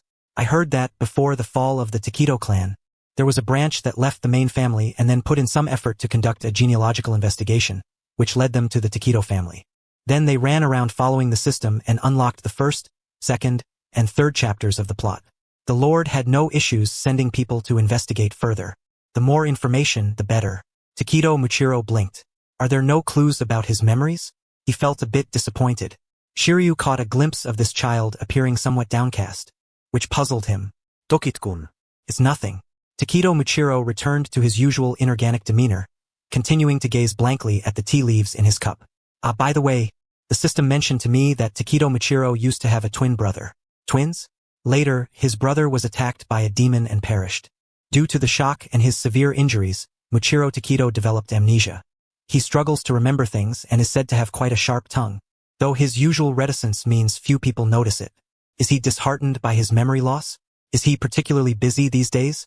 Ju Tomioka has to take him to the Misty Mountain to see if they can encounter the souls of Kaneo and Shinobu, while also keeping an eye on Kokoshibo and the Demon King, requiring utmost vigilance.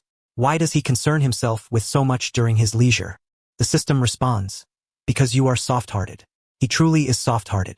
Whenever a colleague encounters a minor issue, he feels compelled to offer guidance, even going so far as to run out and gather a plethora of medical books in an attempt to transition from a genius in computers to a prodigy in medicine. Perhaps it is a whim, but it seems a bit out of character. It simply illustrates that he is handsome and kind-hearted, always wanting to lend a hand to unfortunate children. The key is that he is indeed capable of helping. Of course, I am a genius. Shirori I is quite proud. Even if he were to switch to studying medicine now, it would not pose a problem. He is a genius and learns quickly. So, what is the situation with Muchiro Takedo? Not long ago, he was engrossed in psychology, particularly concerning memory, yet he had not delved into it. With the master willing to trust him and allow him to explore freely, Shirori I felt quite satisfied and did not comment further, attentively listening to the summaries from Shinazugawa and Muchiro Takedo. It had long been stated that the power of the Upper Moon One is formidable, but experiencing it firsthand was a novel sensation. Intelligence is crucial. Aside from Shirori I, who has a chance to counterattack against Kokoshibo and can provoke him to leave, the other Hashira would likely face defeat upon encountering him. No wonder the Flame Hashira always instructs them to avoid battle whenever they detect the presence of an upper moon. For this reason, Shinazugawa thought it best not to trouble Muchiro with the rebellion plan. He discreetly glanced at Shirori I. This person and Muchiro were both fixated on the tea leaves in their cups, their actions remarkably synchronized. What are they doing? Are they simply daydreaming together? Not quite. Shirori I was reflecting on the lessons from the previous battles. He finds it easy to slay demons, but facing the upper moons still requires assistance. The most troublesome aspect is his inability to fully grasp the situation. Even the Demon King sometimes neglects his responsibilities. His mind is filled with the so-called blue spider lilies. What can one expect from him? Furthermore, that flower is still with them. Musen Kibutsuji is indeed quite unfortunate. He forgot to ask Shinobu about the blue spider lilies during the butterfly dance. He will inquire next time he visits the butterfly mansion. The Demon King will not engage in a battle of wits. The strength of Upper Moons 1, 2, and 3 is so overwhelming that they do not bother with trivialities, they simply attack. It is manageable while one is present. But what happens when one is absent? When a Hashira encounters them, it is tantamount to a death sentence. Do you think giving each Hashira an embedded teleportation talisman would have any significant chance of success? This was the best solution Shirori I could conceive. The system replied, please be realistic. Teleportation arrays are not toys. They are consumables, and using one means losing one. Do you remember the teleportation array Shirori I used the last time he visited the Kamadu household? It is no longer available. Moreover, what if you miscalculate the angle when teleporting? Delivering takeout? A pie falling from the sky? Fine. Shirori I set down his teacup. If you have matters to attend to, you may leave first. Yose sensed Shirori I's restlessness and was typically unwilling to linger, feeling uneasy. Let him go first. Then I shall take my leave, esteemed master. Shirori I stood, bowing respectfully. Wishing you good health, peace, and joy.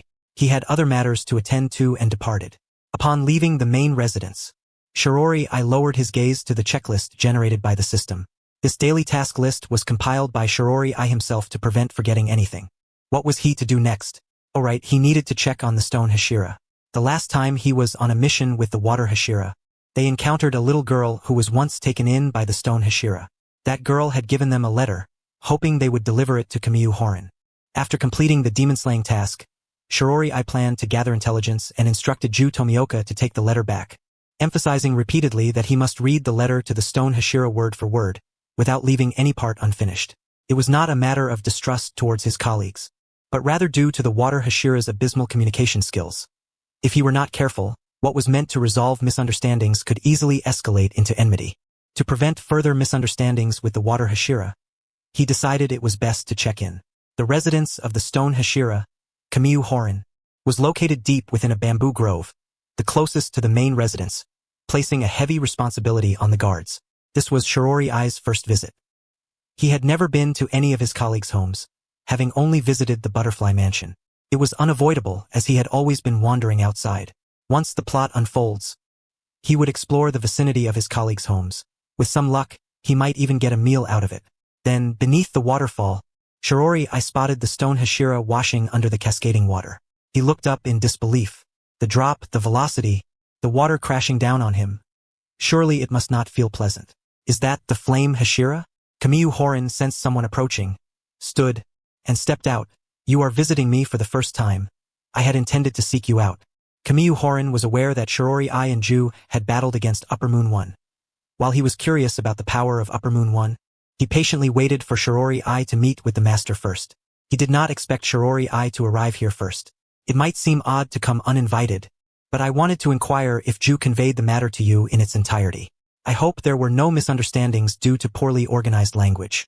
Kamiyu Horin oddly perceived the puzzled atmosphere surrounding Shirori Ai. He clasped his hands together, tears welling up. Ju has informed me, and I have also read the letter from Shaddai. I am very grateful to you. Untangling the knots of the heart that have persisted for so many years is no easy feat, however. At least knowing the truth from that time has brought him some comfort. Shaddai mentioned in her letter that she initially intended to refer to the monster, but did not know why it disappeared. Because sunlight shone down, the demons vanished.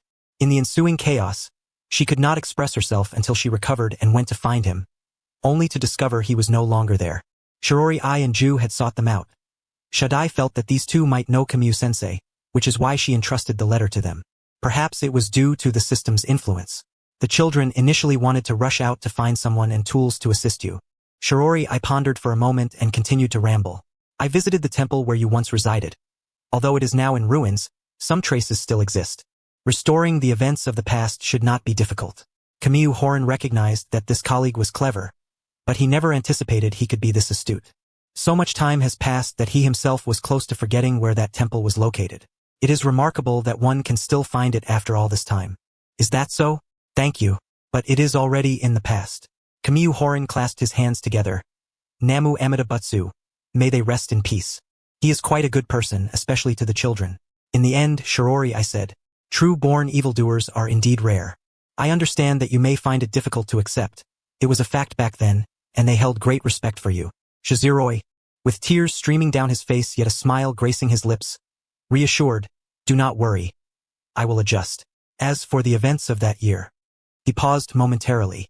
I have come to terms with it. The tale concerning the Stone Hashira had reached a conclusion.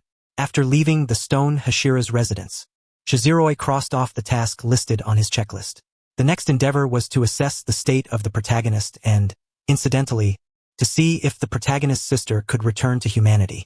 The destination was the Misty Mountains, so it would be prudent to bring Ju Tomioka along, allowing him an opportunity to converse with his deceased friend, perhaps alleviating his melancholia. Feng Ming lead the way he instructed.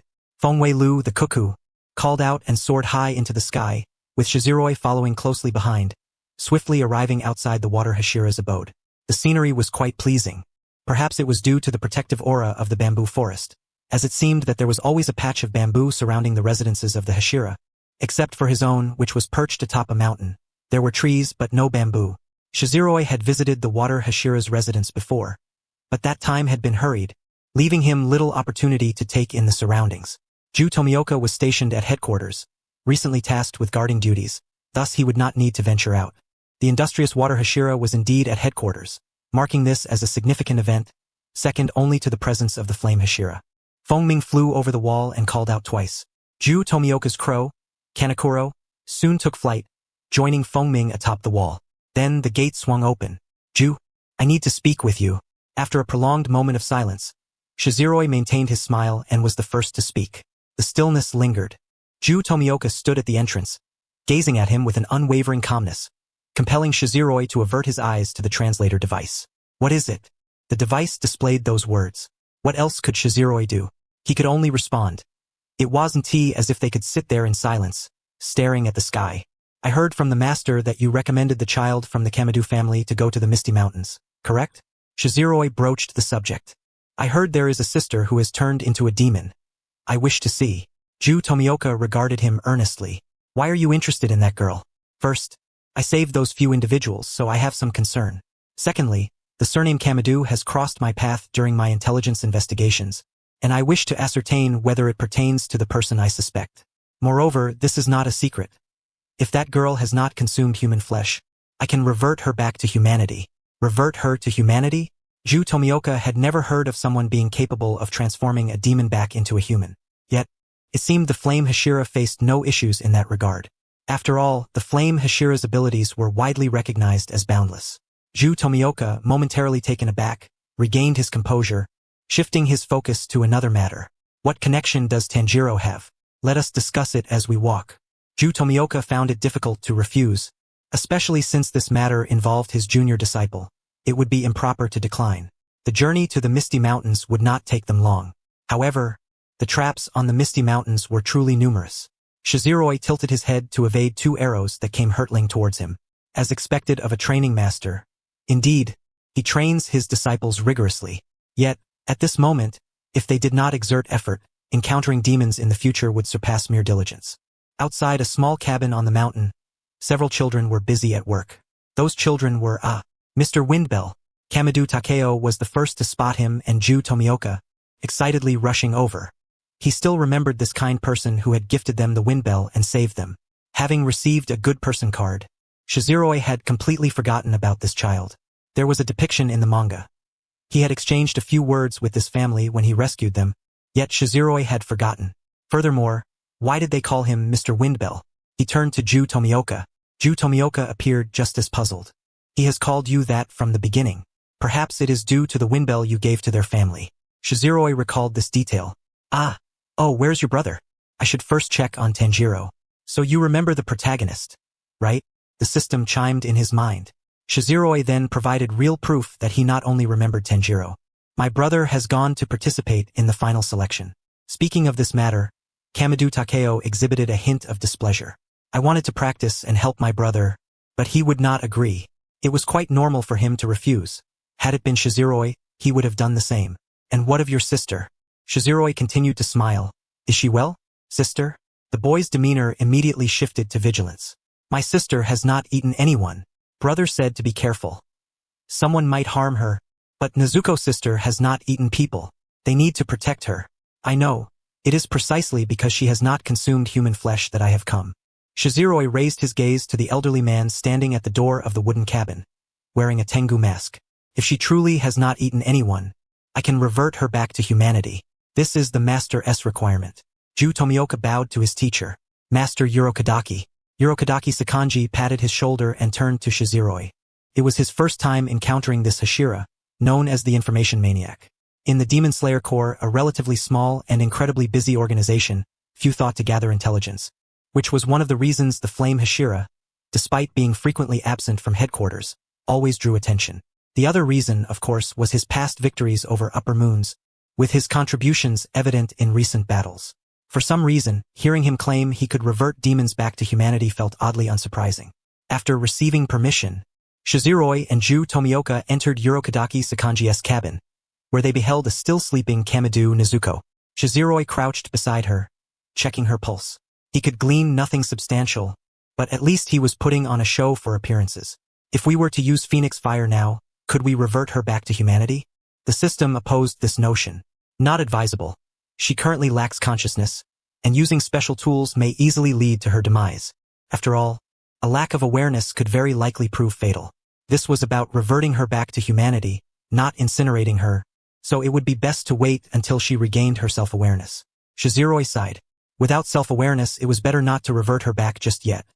It was too risky. Shizuroi meandered over to Ju Tomioka, sitting cross-legged beside him, facing the training master.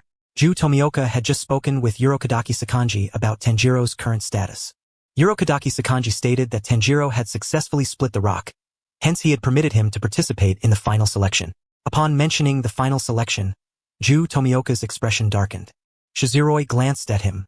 The self-doubt and guilt radiating from him felt almost tangible.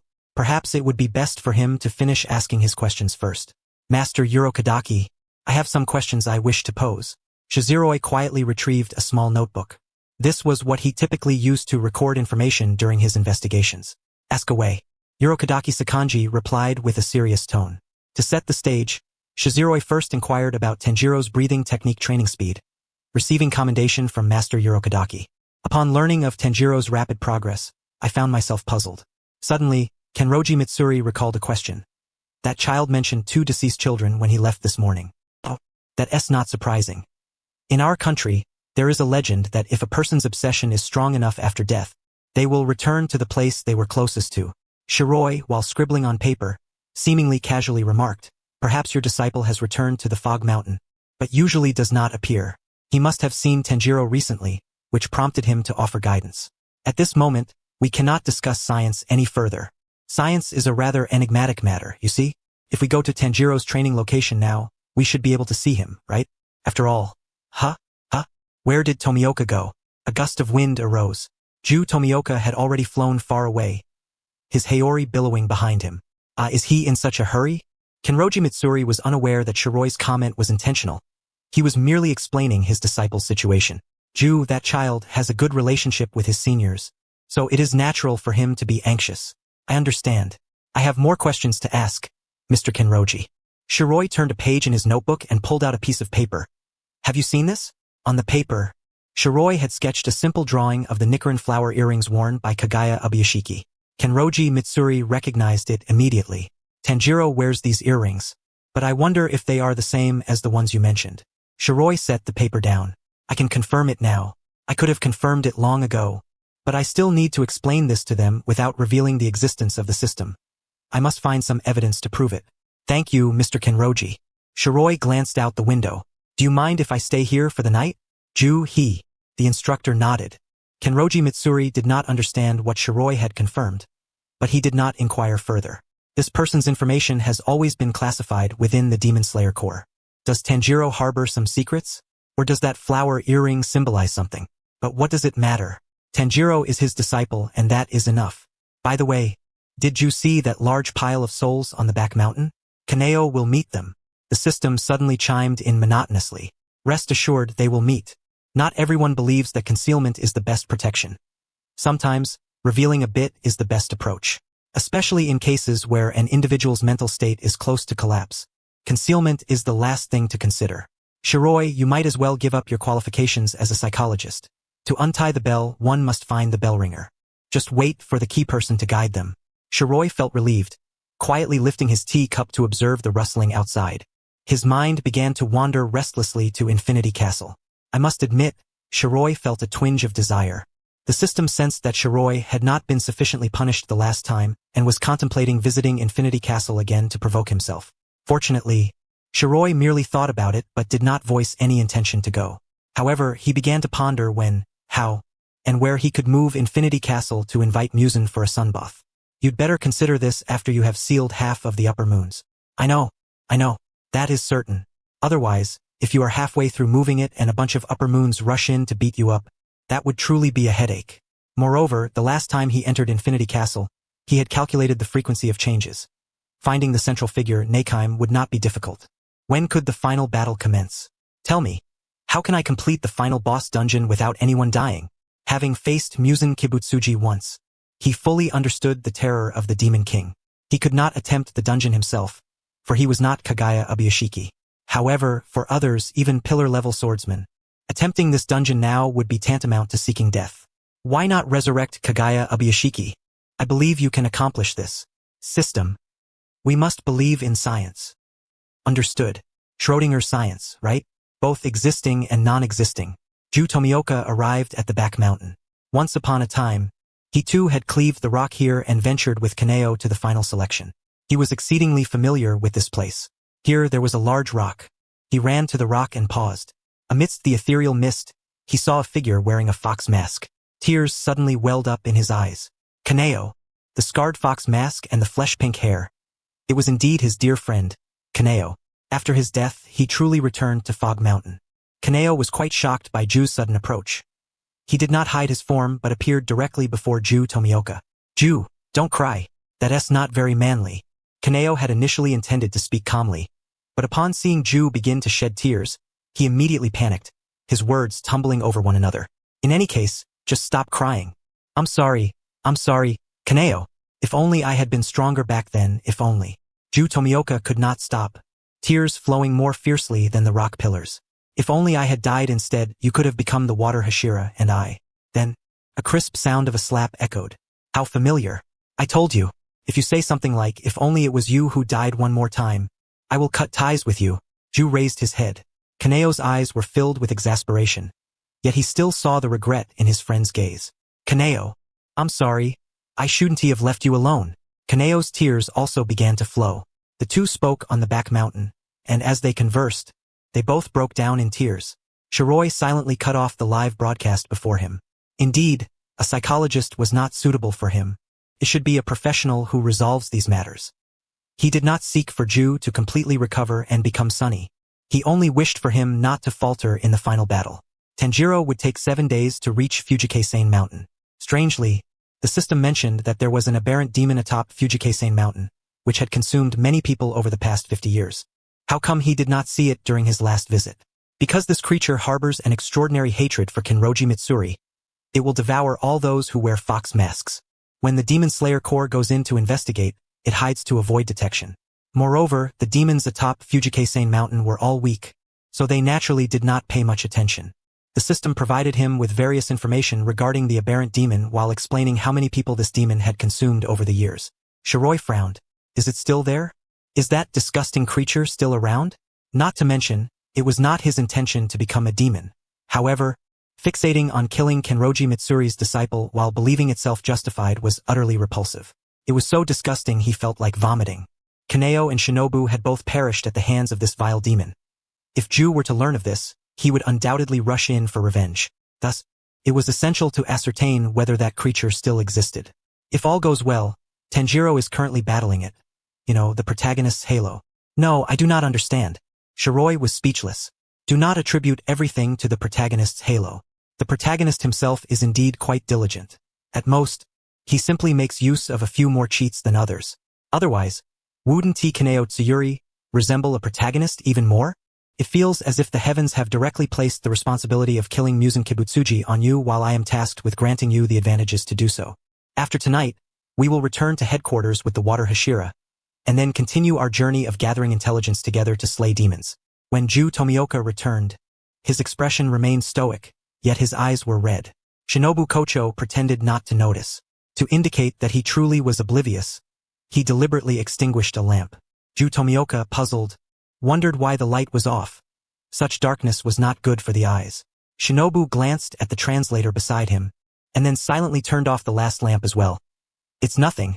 I'm just tired and want to sleep. He wanted to spare him some dignity, but it was evident he had failed. Ju Tomioka did not mind if others saw him cry.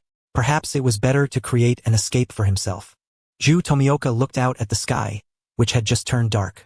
He wisely refrained from saying anything, instead lying down on the tatami mat beside him. The atmosphere fell into silence. However, neither of them fell asleep. In such a quiet setting, Ju Tomioka suddenly spoke up. Do you wish to adopt Tanjiro Kamado as your son? Not at all, Shinobu Kocho replied, perplexed. He had never hinted at any desire to adopt a child. Then why do you ask about Tanjiro? For the purposes of gathering intelligence. It's no secret. I see no reason to hide it. Tanjiro is the heir of the sun-breathing technique. I am certain of that. Ju Tomioka's eyes widened in astonishment. Sun-breathing? You know what that is. It is the progenitor of all breathing styles, extremely effective against Muzan-S regeneration. This is also why Kaneo Tsuyuri was able to force the Demon King into hiding until he dared to reappear only after his death. Shinobu's gaze was deep. Water Hashira, I know what you are thinking. It is nothing more than your hope that Tanjiro can inherit the position of Water Hashira. But I can tell you this, I hope this generation of Hashira is the last. Even if it is for the sake of our leader, I wish for him to be the final master of the Demon Slayer Corps. As long as the Demon King is dead and demons are completely eradicated, the Corps will disband, and whether it be the leader or the Hashira, they will all be the last. Although his speech was somewhat disjointed, remarkably, Ju Tomioka understood his meaning. He turned his head to look at the ceiling. Your hopes will be realized. They will undoubtedly eliminate the Demon King. However, Tanjiro knows the sun breathing technique. The last time I saw him, I did not sense that he could perform any breathing technique. Was he asleep? Ju Tomioka had originally wanted to ask more questions, but he noticed that the breathing next to him had become even and steady. He had fallen asleep so quickly? Early the next morning, after checking on Nezuko's condition, Shinobu Kocho bid farewell to Sakanji Urokodaki and left Mount Sajiri. He was unsure how long Nezuko would continue to sleep, and he had no desire to wait there indefinitely. It would be best to wait until she awoke to discuss things.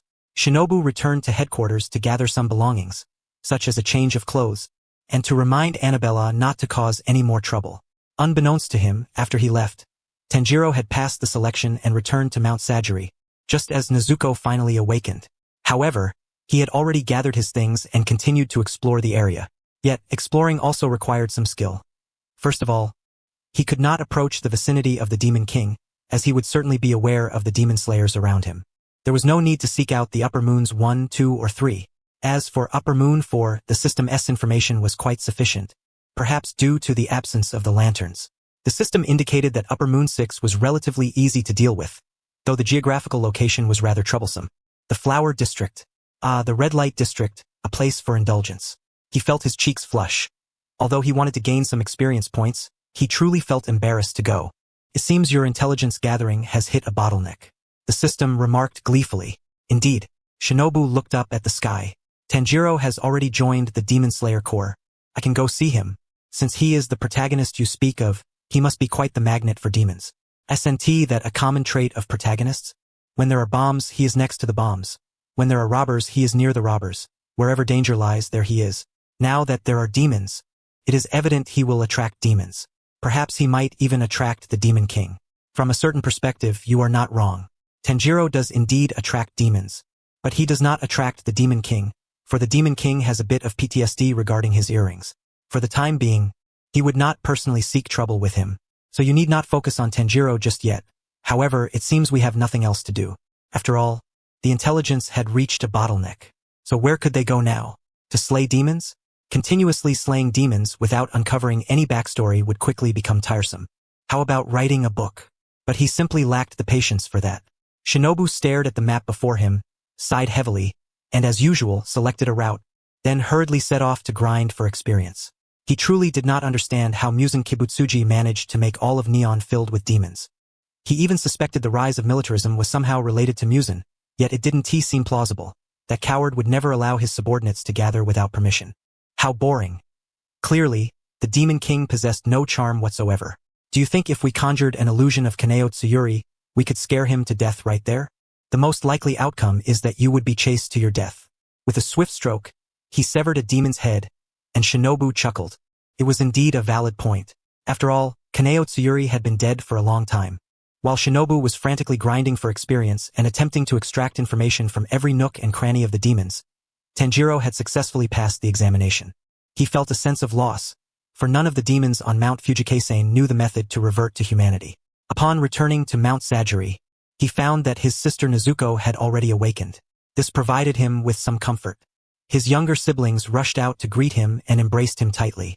15 days later, the blacksmith from the swordsmith village presented him with a Nichiren blade capable of slaying demons. His sword was pitch black, reportedly quite rare. Then, he was set to begin his work. His crow, Tengen Yuzui, was strict with a resounding name and quite a workaholic. Thus, Tanjiro commenced his fervent journey of slaying demons. Sakanji Urokodaki had made him a box to carry his sister with him. He had forgotten to inform Tanjiro about the matter of his sister reverting to humanity. No matter, someone would tell him soon enough. Tanjiro first dealt with a malevolent demon in a rural town that enjoyed abducting young girls for consumption, but he did not gain any favorable intelligence from it. How could he make his sister revert to humanity? Then, following the instructions of his crow, he arrived in Asakusa, Tokyo. He was disoriented by the rapid development of the big city. Had the city really progressed to this extent? The simple boy from the countryside gazed in shock at the towering buildings and the neon lights of the night. Dazed, he pulled Nezuko into an alley and bought a bowl of noodles to eat. However, his remarkable sense of smell suddenly detected a scent that filled him with deep loathing. Musen Kibutsuji, the child, a bit reckless, dashed outside the moment he caught the whiff, forgetting even his sister. Fortunately, Muzan was startled by the flower card earrings and did not immediately kill him. Instead, he transformed a passing man into a demon and hurriedly fled. Along the way, he mistakenly thought he had heard someone speak ill of him and killed a few wandering samurai. Meanwhile, Tanjiro, upon witnessing someone transform into a demon, was unable to pursue Muzan further, and thankfully did not chase after him. Otherwise, the protagonist could have met his end in an instant. However, the ensuing chaos attracted the police. Fortunately, the demon Dr. Tamayo appeared just in time and used her blood demon art to assist Tanjiro. Following this, Tanjiro accompanied Tamayo's assistant, Yashiro, to her hideout. Tamayo explained her identity to Tanjiro. She had once been turned into a demon by Muzan Kibutsuji, but after centuries of transformation, she had long escaped his control and only required a small amount of human blood to survive. For over 100 years, she had only transformed Yashiro into a demon, who, like her, required even less human blood. Tanjiro, in his naivete, asked, "Then, Miss Tamayo, how old are you this year?" He was promptly punched by Yashiro. "Do not inquire about a lady's age. Do you not understand manners? Yashiro, if you dare to hit him again, I shall never forgive you." Tamayo scolded. Understood. Even an angry Lady Tamayo is quite beautiful, Yashiro thought, truly hopeless. Tamayo did not wish to increase the number of demons. She would only resort to this special treatment in front of those suffering from terminal illnesses or severe injuries, asking if they wished to become a demon beforehand. After all, living forever in darkness without the ability to see the light would be truly sorrowful. Tanjiro sensed a refreshing aura of sincerity from Tamayo. He could trust her. Therefore, he looked up and asked, "Miss Tamayo, is there a way for those who have already become demons to turn back into humans?" This doctor might have a method to restore Nezuko to her human form. They were unaware that 2 demons had already approached their hideout. These were assassins sent by Muzan Kibutsuji. The words of the demon slayer Shinobu Kocho, who was still nearby hunting demons in the deep mountains, were not mistaken. Tanjiro truly attracted demons. There is indeed a method to revert demons back into humans, Tamayo stated. Tanjiro's expression changed, filled with excitement. "Then please tell me. Do not approach Lady Tamayo casually." Yashiro's gaze only recognized 2 types of people: Lady Tamayo and everyone else. Others were of no consequence. Yashiro. Tamayo was slightly annoyed. This child was very protective of her, but his actions were sometimes quite vexing. "Lady Tamayo, I did not hit him. I merely pushed him," Yashiro asserted with utmost seriousness. It almost seemed reasonable. Tamayo sighed. "In any case, resorting to violence is unacceptable." Tanjiro quietly returned to his seat, continuing to listen to Tamayo speak. Regardless of the type of injury or illness, there are medications and therapies that can cure them. However, as far as I have heard, only one person possesses the ability to revert demons back into humans. There is a way. Tanjiro's eyes lit up instantly. "Please tell me who that person is, Miss Tamayo." His eyes sparkled with hope at the prospect of restoring his sister to human form.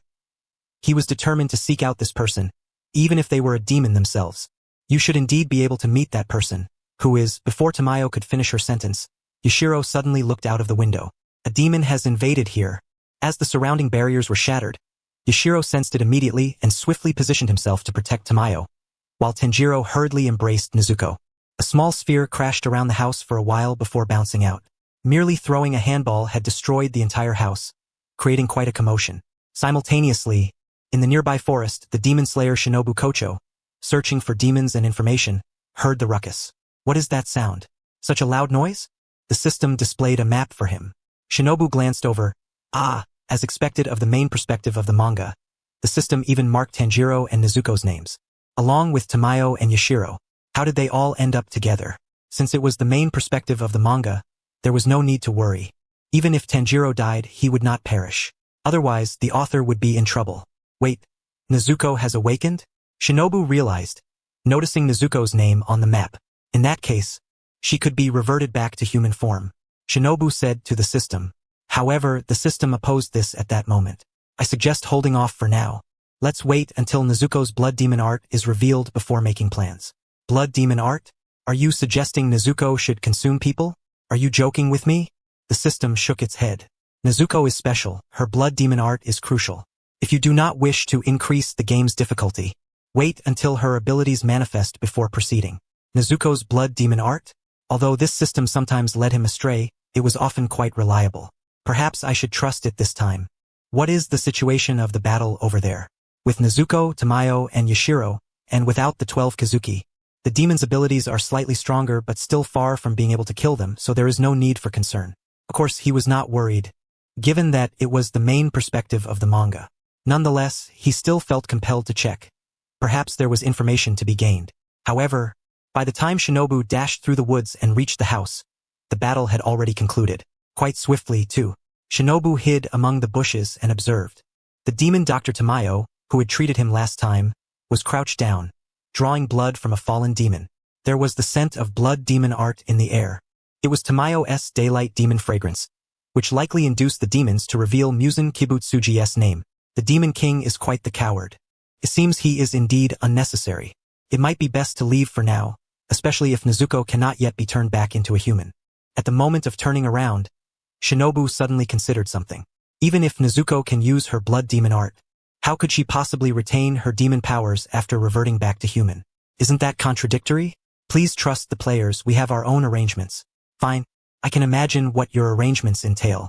Shinobu expressed his understanding. It seems Nezuko's blood demon art is specifically designed to combat demons. Isn't that even more absurd? Blood demon art countering demons? What has the demon king created? The upper house had been destroyed, and Tanjiro and Tamayo had descended to the basement. Nezuko was quite fond of Tamayo, clinging to her upon her return. Yashiro was furious. Then she reached out and patted Yashiro's hair. Nezuko had been in this state since earlier. Is everything all right? Tamayo expressed some concern. Tanjiro shook his head. It's fine. Nezuko probably sees you both as family. Tamayo looked puzzled. I senti the implication of Nezuko's condition to see humans as family? Jushiro was evading Nezuko's hand, exclaiming, "We are demons. Stop it." Tanjiro replied, "But Nezuko sees you as humans, which is why she wants to protect you. While I also disapprove of Nezuko being influenced, it appears that, in her subconscious, she believes humans." Upon hearing this, Tamayo was momentarily taken aback. The thought that she was still considered human was not a novel one for Nezuko. The demon slayer she had saved years ago, who was capable of battling the demon king, had expressed similar sentiments. However, that hunter had carried a certain hostility, not toward demons, but toward humans. Yet, she still felt genuinely moved. Tears welled in Tamayo's eyes. Tanjiro, startled, assumed Nezuko had hurt her. "I am terribly sorry. Nezuko, please let her go. This is quite rude." But Tamayo tightened her embrace around Nezuko, saying, "Thank you, Nezuko-chan, thank you." Jushiro was also touched by this display. The moment they became demons, it was exceedingly difficult for them to turn back, yet there would always be some warm presence willing to soothe their hearts. After a brief pause, Tanjiro asked, "Could you tell me where to find the person who can turn demons back into humans?" Tamayo nodded. "That person is also a demon slayer from the Demon Slayer Corps, one of the highest-ranking Hashira. I have forgotten his name, but he has a golden phoenix tattoo on his face." Regretfully, Tamayo felt sorry for having forgotten after several years. A Hashira from the Demon Slayer Corps? Tanjiro noted this and resolved to inquire about it the next time he returned to the Mist Mountain. He wondered if he was the same person as the Mr. Kazan that he had heard his siblings mention. Also, while I do not know how that person achieved this, if he did, there must have been some cost, whether great or small, but there would certainly be one. If he refused. Tamayo hesitated for a moment before making this request. "I will do my utmost to find a way to turn demons back into humans, but I need to ask you for two things." Tanjiro immediately stood up straight. "Please go ahead. First, I hope you can allow me to conduct research on your sister's blood. Second, I hope you can collect blood from demons that contain more of Muzan Kibutsuji's blood within their bodies for my research." Nezuko's condition was quite rare. Not only had she freed herself from Muzan Kibutsuji's control, but she was also able to strengthen her body without consuming humans. Ordinarily, a demon would become violent even if they went a day without feeding. Yet Nezuko could replenish her strength through sleep, which was indeed a remarkable phenomenon. I truly do not know how Nezuko accomplished this, the system mused. It earned a rolled eye from Shirzue. The Kamadu family has blue spider lilies growing at their doorstep. If nothing unexpected has happened, those things have all been treated as wild vegetables. Have you forgotten, or do you not know at all? This matter had come to Shirzue's attention the previous day when he had gone to the cloud-capturing mountain, hoping to revisit the site and search for clues. At noon, he had seen the blue spider lilies on the ground and was at a loss for words. Furthermore, the blue spider lily only blooms during the day. Although he could not decipher the system's meaning about it blooming only 2 or 3 days during the day throughout the year, it generally meant that the wild demons in the darkness could not find it.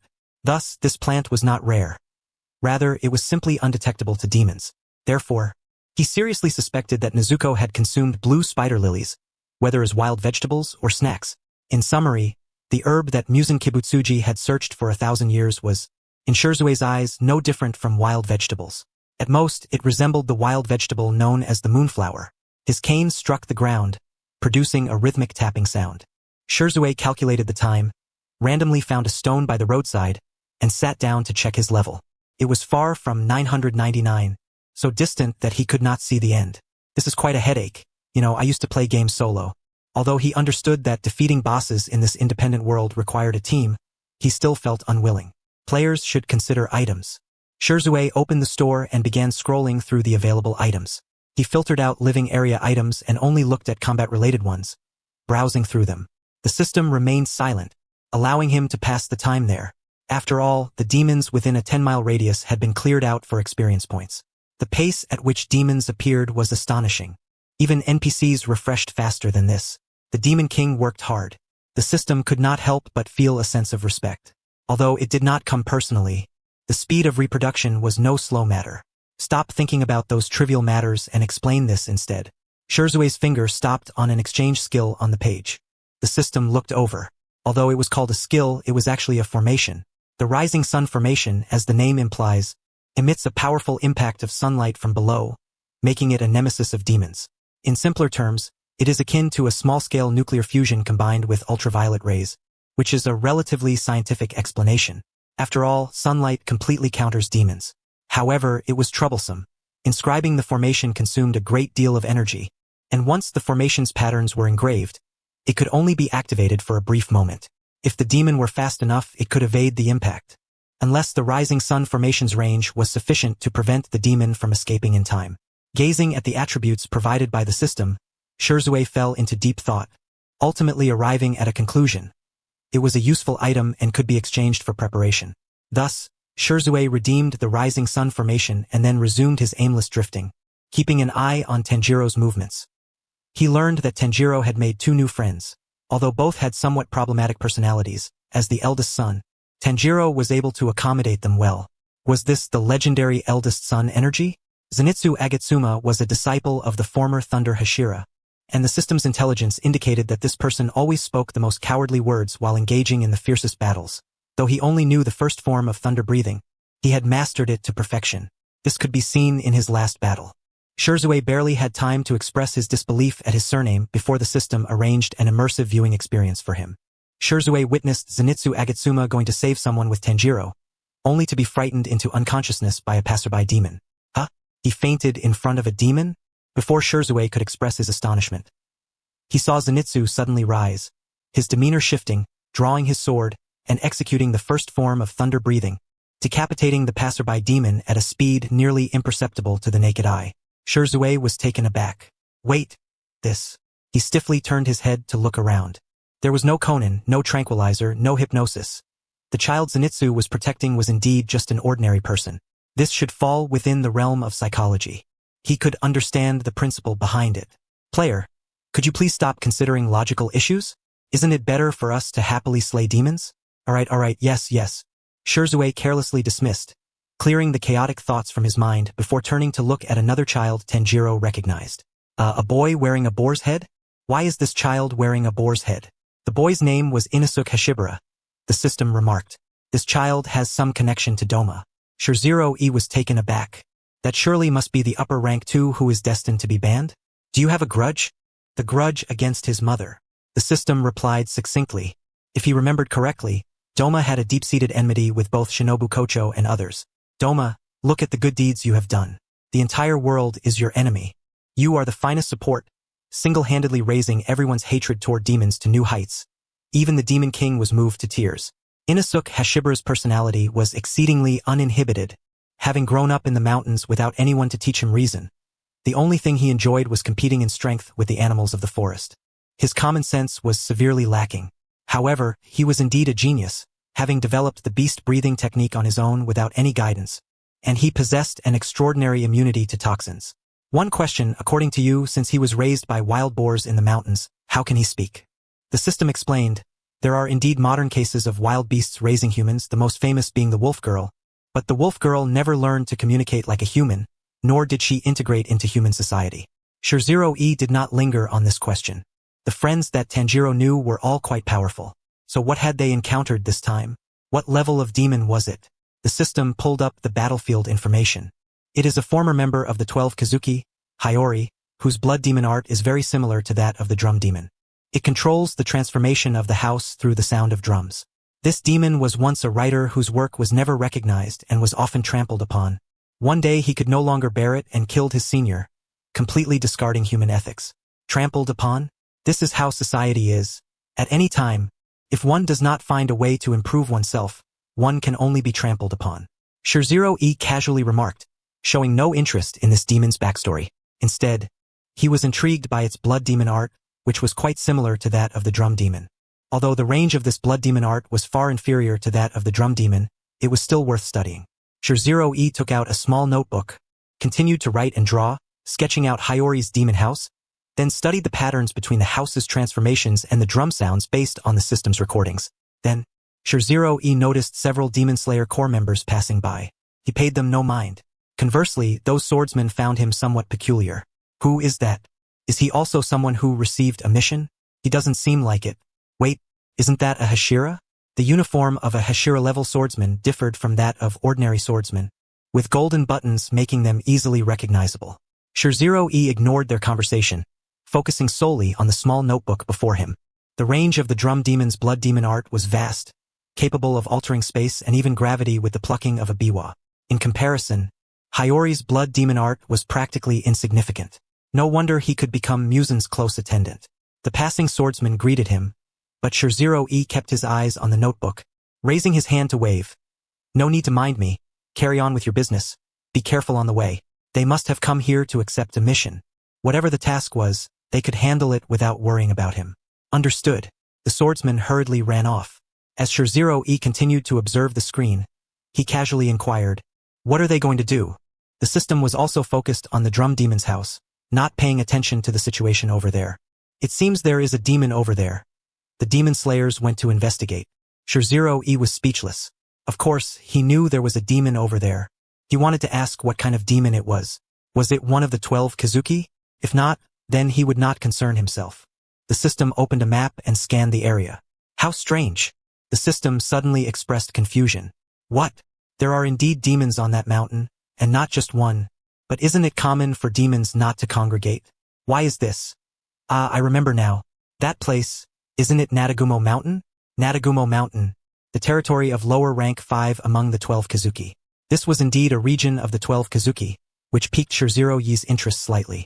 He recalled the number of people who had just passed by him. With so many people going by, a swarm tactic could drown him, right? While he said this, Shirziro-e still put the small notebook away, stood up, and picked up his cane. Player, do you think a swarm tactic could drown the Demon King now? The system smiled enigmatically. Ah, yes. 0 doesn't matter how many. Combined, it's still 0, but Shirziro-e was still curious. There are quite a few demons in this area. Why? Doesn't the Demon King care? That cowardly being has always been afraid of demons gathering, worrying they might rebel against him. The system pulled up the data for him. Lower rank 5, Rue the spider demon is a favorite of Musen Kibutsuji. Shirziro-e diverted his attention to the system's data. Rue was weak and sickly from birth, and doctors predicted he would not live past 20. Perhaps this stirred memories for Musen Kibutsuji, who, under the guise of salvation, transformed Rue into a demon. After becoming a demon, Rue was compelled to consume humans. His parents, pained by this, contemplated killing him to prevent him from harming the innocent, even thinking of dying together with him. Hui, Azademo, thus believed the bond with his parents to be hypocritical, and in his anger killed them.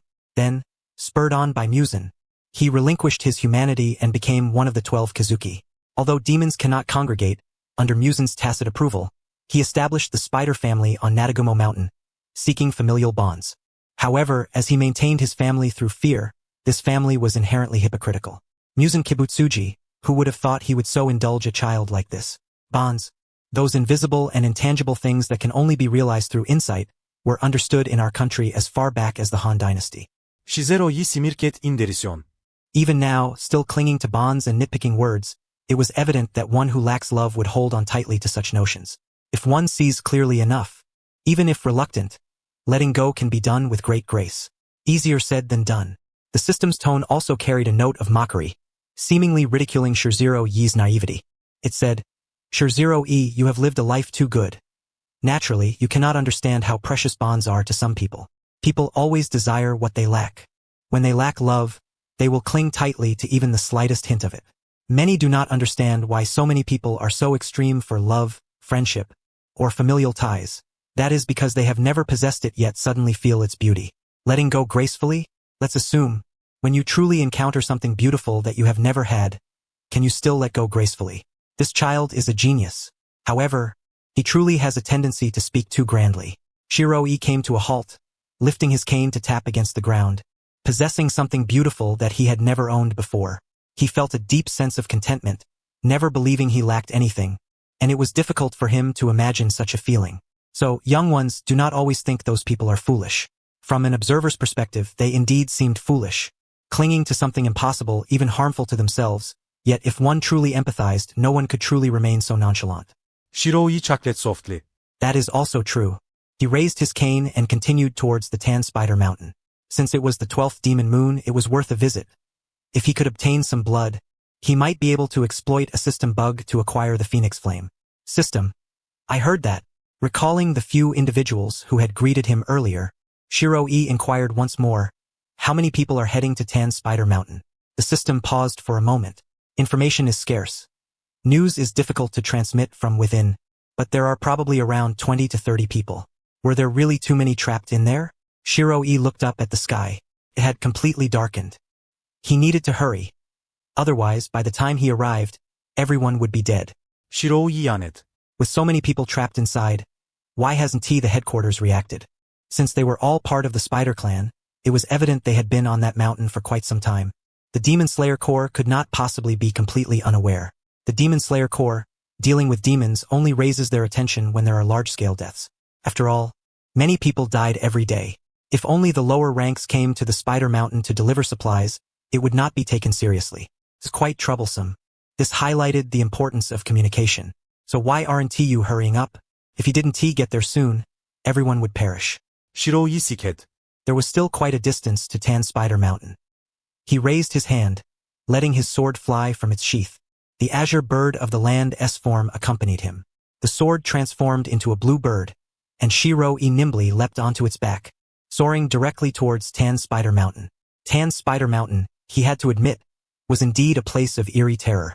From atop the blue bird, Shiroi looked down upon the mountain. In the night, the atmosphere of Tan Spider Mountain grew even more sinister. He did not send a crow to headquarters for assistance, as there were no upper moons and no need for several Hashira to handle the situation. He was merely passing by, and since the system had alerted him, he decided to take a look. The mountain was densely forested, and from above, only a few narrow paths were visible, making it impossible to fully discern the demons hiding within. Therefore, he could not continue flying. There were about 4 paths leading up the mountain. He would simply choose the easiest one. Shiroi thought to himself, ready to select the most convenient route. He was indeed lazy and would not entertain any rebuttals. Just then, he suddenly heard a scream. Help! Help me! The power of the blue bird gathered behind him, and with a flap of its wings, Shiroi dove straight down. The system kindly provided him with a weak point lock in a yellow circle. Thus, even though he had no idea what was happening and had not seen any demons, Shiroi deftly maneuvered his wrist, feeling as though he had severed some threads. Then, he caught hold of the swordsman's uniform and landed steadily on the ground. The swordsman looked up at him, nearly startled. Hashira? A Hashira? Shiroi replied coolly. I'll have you sent back. The swordsman immediately shouted. Yes. May I ask who you are? It was entirely normal for him not to have seen Shiroi before. After all, his time at headquarters was exceedingly brief, and having monopolized the economy, he had hardly encountered many members of the Demon Slayer Corps. However, Shiroi had no intention of answering his question. He looked up at the pitch-black mountain. It was hard to believe that the intelligence in this area was so lacking that supplies had been sent for so long without headquarters noticing. Shiroi furrowed his brow and turned to the other swordsman behind him. Even I have not. Then he paused. The 3 young men behind him, their faces, the scars on their heads, their boxes. What a coincidence. Just then, a gust of wind blew, lifting the hair Shiroi had used to cover his face, revealing the golden phoenix pattern. Tanjiro's eyes widened. A swordsman with a phoenix pattern? Phoenix, the phoenix pattern? You are. Just then, there were still people present. You all take him to the nearest wisteria house. Do not enter the mountain. Shiroi entrusted the injured swordsman to Tanjiro. Ignoring whatever else he wanted to say, he turned, and with a flash of azure light, he directly flew into the woods. His speed was incredibly fast. Tanjiro did not have time to call out to him before he vanished from sight. A swordsman with a phoenix pattern. Tanjiro looked at the swordsman before him, his gaze growing resolute. Zenitsu, please take him to a safe place. He directly pushed the injured swordsman to the somewhat hesitant Zenitsu, then followed the path of the azure light into the mountain. Huh? Hey, didn't the Hashira say not to enter the mountain? The injured swordsman was astonished. Then, he saw the boar-headed boy charging in with 2 blades, shouting, I'm going in too. Charge, charge. He had no time to stop them, but entering with those lower ranks was essentially a death sentence. Zenitsu glanced at the woods, then looked down at the swordsman. I'll take you to a safe place first. At least there was one person who was relatively clear-headed. Tanjiro dashed in, determined to find the young man with the phoenix pattern on his face, hoping he could help turn his sister back into a human. But as soon as he entered, the person was nowhere to be seen. So fast. Inosuke followed him into the mountain. Hey, Tanjiro, is that you, Tanjiro? Why did this person always forget his name? Inosuke paid no mind to Tanjiro's words, only saying to himself, that guy from earlier was incredibly strong. He is a Hashira of the Demon Slayer Corps, one of the strongest. Shinobu had told him about the Hashira, so Tanjiro naturally understood. The strongest? Inosuke's interest immediately piqued. If I defeat him, I'll become the strongest, right? Charge. Inosuke, don't. Having already flown deep into Tan Spider Mountain, Shiroi heard the commotion from the direction of the others and felt quite speechless. Thankfully, he hadn't followed them. He was not surprised that Tanjiro had followed. After all, he was the protagonist and would always possess that spirit of courage. The key was that this person needed to gain something from entering. Had Nezuko's blood demon art not appeared yet? Although the main character knew that Tanjiro was bringing a demon along, if other Hashira discovered it, they would not have time to send a crow back to inform the main character. This mountain was indeed very dark. Shiroi looked around, then glanced down. There was a spider on the ground, a spider with a human head. Wow. Shiroi stared at the spider, and the spider stared back at him. This creature is quite unconventional. Shiroi sighed. Player, please look up. Shiroi silently raised his head. Then, he beheld a house suspended by spider silk so fine it was nearly transparent. There were also members of the Demon Slayer Corps hanging there, some of whom had begun to take on the appearance of spiders. Were they poisoned? There were 2 swordsmen who had already lost consciousness. Although the spider silk was remarkably strong, suspending a house along with so many people was simply unscientific. Why are you so obsessed with science? This world is like Schrodinger's science. It both exists and does not exist. The system emitted a mournful wail. All right.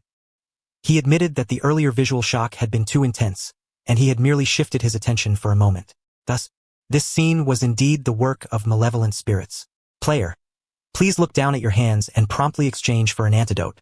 The system spoke in a flat tone, indicating there was no need for concern. Shirziro raised his hand. He too had been poisoned. What does it feel like to turn into a spider?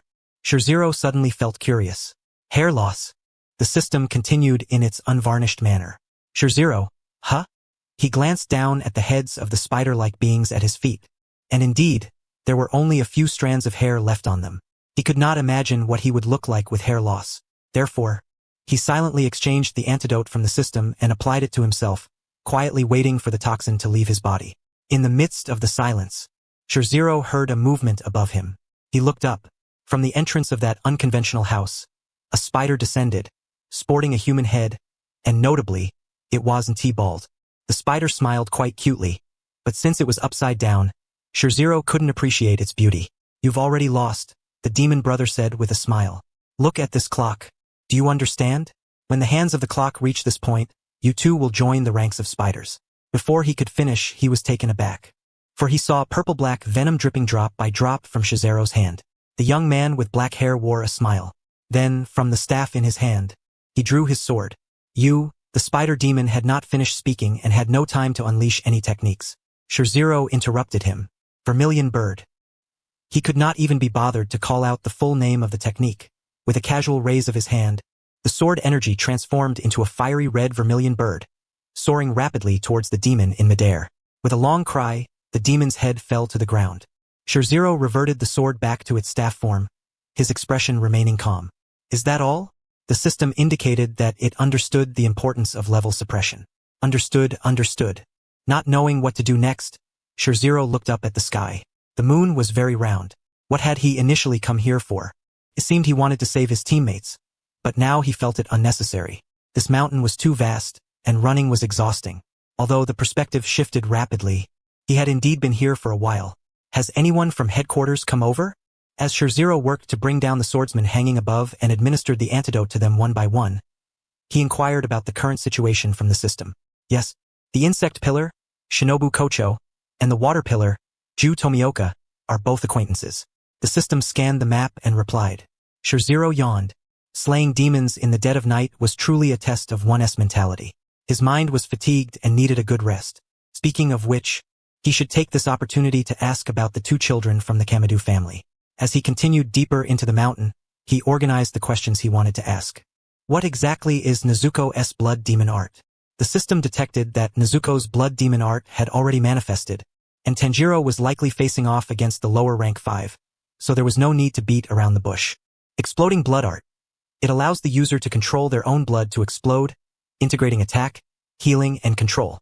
It is speculated to have effects that are infinitely close to sunlight, capable of attacking demons, specifically targeting their toxins and incinerating them, and it can also help people break free from Muzan Kibutsuji's control.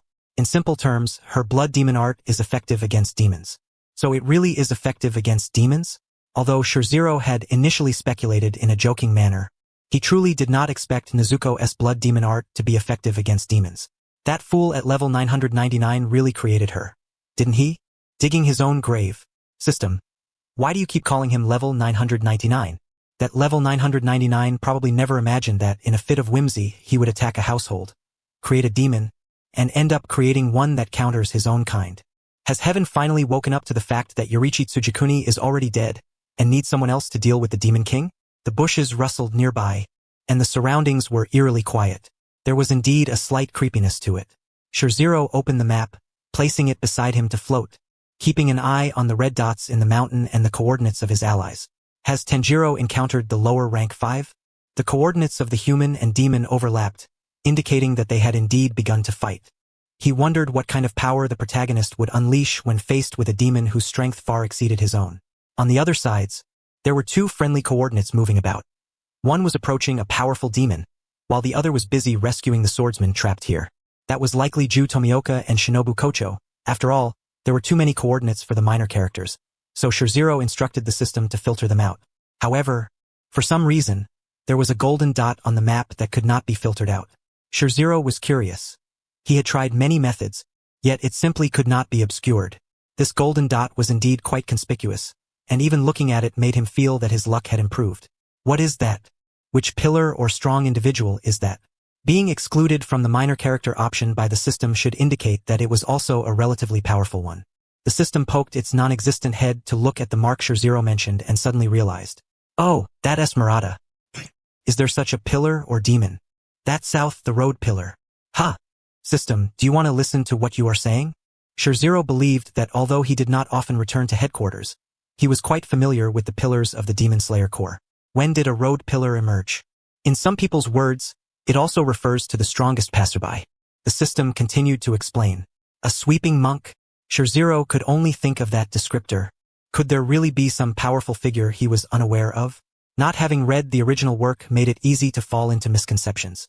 Not quite. Oh, then he understood. Shirziro sighed. Combined with the system's teasing title, this person must be quite lucky. In this precarious Demon Slayer Corps, to say nothing of surviving, just to encounter the 12 Kazuki and live through it, that would indeed make one lucky. So just how fortunate was this swordsman named Murata? He could even be called the Road Pillar. The swordsman of the water-breathing style, currently a level grade member, Mr. Murata, was a Demon Slayer Corps member who passed the examination alongside Ju Tomioka and Kaneo Tsuyuri. Mediocre in ability, yet he managed to carve out his own wide path through the self-created Breath of Europe. The first form of the Breath of Europe Spider Mountain Escape. The second form of the Breath of Europe, training with the pillars. The third form of the Breath of Europe, surviving in Infinite Castle. With these three forms alone, this Mr. Murata, the European pillar, managed to survive from the beginning to the end, and because he did not awaken the mark, he need not worry about lifespan issues, living a very happy latter half of his life.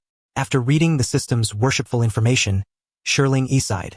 In life, one does not necessarily need to achieve greatness. Suffices to live well like Murata. Many people could have lived well. Unfortunately, there exists Kibutsuji Musen. Therefore, 999. You should hurry out to bask in the sun. Shirling E silently turned off the information on the light screen, feeling somewhat speechless at this moment. This child could practically be singled out as a model, couldn't he? However, I still hope everyone can share in his good fortune. I should go find Tanjiro. If Butterfly Shinobu sees him with a demon, it would be troublesome. After all, unlike the other Hashira, Ju Tomioka would listen to Tanjiro, but the others would not. Speaking of which, has Ju Tomioka even remembered Tanjiro after all this time? The system marked out the fastest route for him. By now, the water pillar and the insect pillar must have already passed. The system was not mistaken. After encountering the lower fifth moon, Tanjiro and Nezuko both erupted. One had acquired blood demon art, while the other unleashed the family S-fire goddess Kagura, which is the sun-breathing. Working in tandem, Tanjiro used his broken blade to sever the head of the lower fifth moon. However, it was not that simple. The lower, in a last-ditch effort, severed his own head with threads to avoid a fatal injury. Tanjiro, having exhausted his strength from using the fire goddess Kagura, could no longer continue battling the lower fifth moon. The lower, enraged, did not wish to show mercy. He unleashed his blood demon art kill net. His fingertips twisted as if weaving a flower rope, and a massive net firmly ensnared the fallen Tanjiro, seemingly ready to strangle him. In a critical moment, a figure suddenly rushed down the path, stirring up a gust of wind that sent leaves fluttering, moving so swiftly that it left behind a trail of afterimages. With a gentle flow of water upon the blade, the figure instantly severed all the hardened threads, rescuing Tanjiro. Tanjiro did not recognize the person who had guided their family to Mist Mountain. Ju Tomioka also failed to recognize the boy he had once spared, who was now accompanied by a demon. These two had poor memories in common. I'll hold on until you arrive. After that, leave it to me, Ju Tomioka said, turning his back to Tanjiro. Tanjiro was taken aback. The lower was growing impatient. One after another, everyone was attempting to interfere with him. It was truly infuriating. Blood demon art marking spiral. Red threads, the hardest of all, wove into a whirlpool-like cocoon and shot toward the person before him. Ju Tomioka remained unfazed. 12 forms of water breathing, 11th form, calm. The threads were all severed the moment they entered his range. The lower could hardly believe it. Refusing to yield, he prepared to attack again. But Ju Tomioka had already appeared beside him. With a swift stroke of his blade, the lower's head fell. Though he felt a sense of unwillingness, he froze in an instant. The lower saw Tanjiro over there, steadfastly protecting his sister, who had already become a demon. In the face of death, he recalled memories from when he was still human. He remembered that his bonds were actually severed by his own hands. He was unwilling to accept reality and chose to follow Kibutsuji Musen's words. Despite forming a hypocritical family, a part of his heart always felt empty and unfulfilled, for he was the strongest, with no one to protect him or shelter him. Only moments before his death did he realize that his parents had wanted to die alongside him, that they were not unwilling to protect him. Ultimately, he was consumed by the flames of hell alongside his waiting parents. The body he left in the human world also dissipated. A very sad story. It is a pity that sadness alone cannot absolve his sins. Nevertheless, Tanjiro still felt pity for the child. Ju Tomioka stepped forward, directly treading upon the lower's clothing. There was no need to feel sympathy for a demon that had consumed humans. Even if its appearance was that of a child, it was merely an ugly monster that had lived for decades or even centuries. Ju Tomioka advised. Within the Demon Slayer Corps, only the Flame Hashira holds the utmost respect for the past of demons. He has always respected life. Yet, he would never show such expressions for demons. Shirling E. Why should I feel pity for demons? They may be pitiful, but are not those who were devoured also deserving of pity? Ju Tomioka worried that Tanjiro might feel sympathy for the demons due to their past. Such a mindset was dangerous and could lead to death. Naturally, Tanjiro did not possess such a mentality. He could distinguish between priorities. However, feeling the heavy sorrow emanating from this demon would still move him. To repay those who were killed, and to prevent new victims from arising, I will not hesitate to sever the demoness head. Yet, Demons also have their own difficulties. He countered. Do not trample upon demons that regret their actions, for they were once human just like me. Please remove your foot. They were not ugly monsters but rather sorrowful, empty beings. Ju Tomioka was taken aback. Speaking of which, having witnessed Shiling Yi's actions after slaying demons, he found it rather peculiar and did not agree with Shiling Yi's behavior of giving demons a grave. What had he said back then? If demons possess remorse, even in their last moments, their words should be kind. There is no need to trample upon their dignity. He turned to look at Ju Tomioka. It is merely a simple task. If there is no time, then do not do it. Recalling this statement, Ju Tomioka felt somewhat dazed. These two individuals were rather similar, weren't they?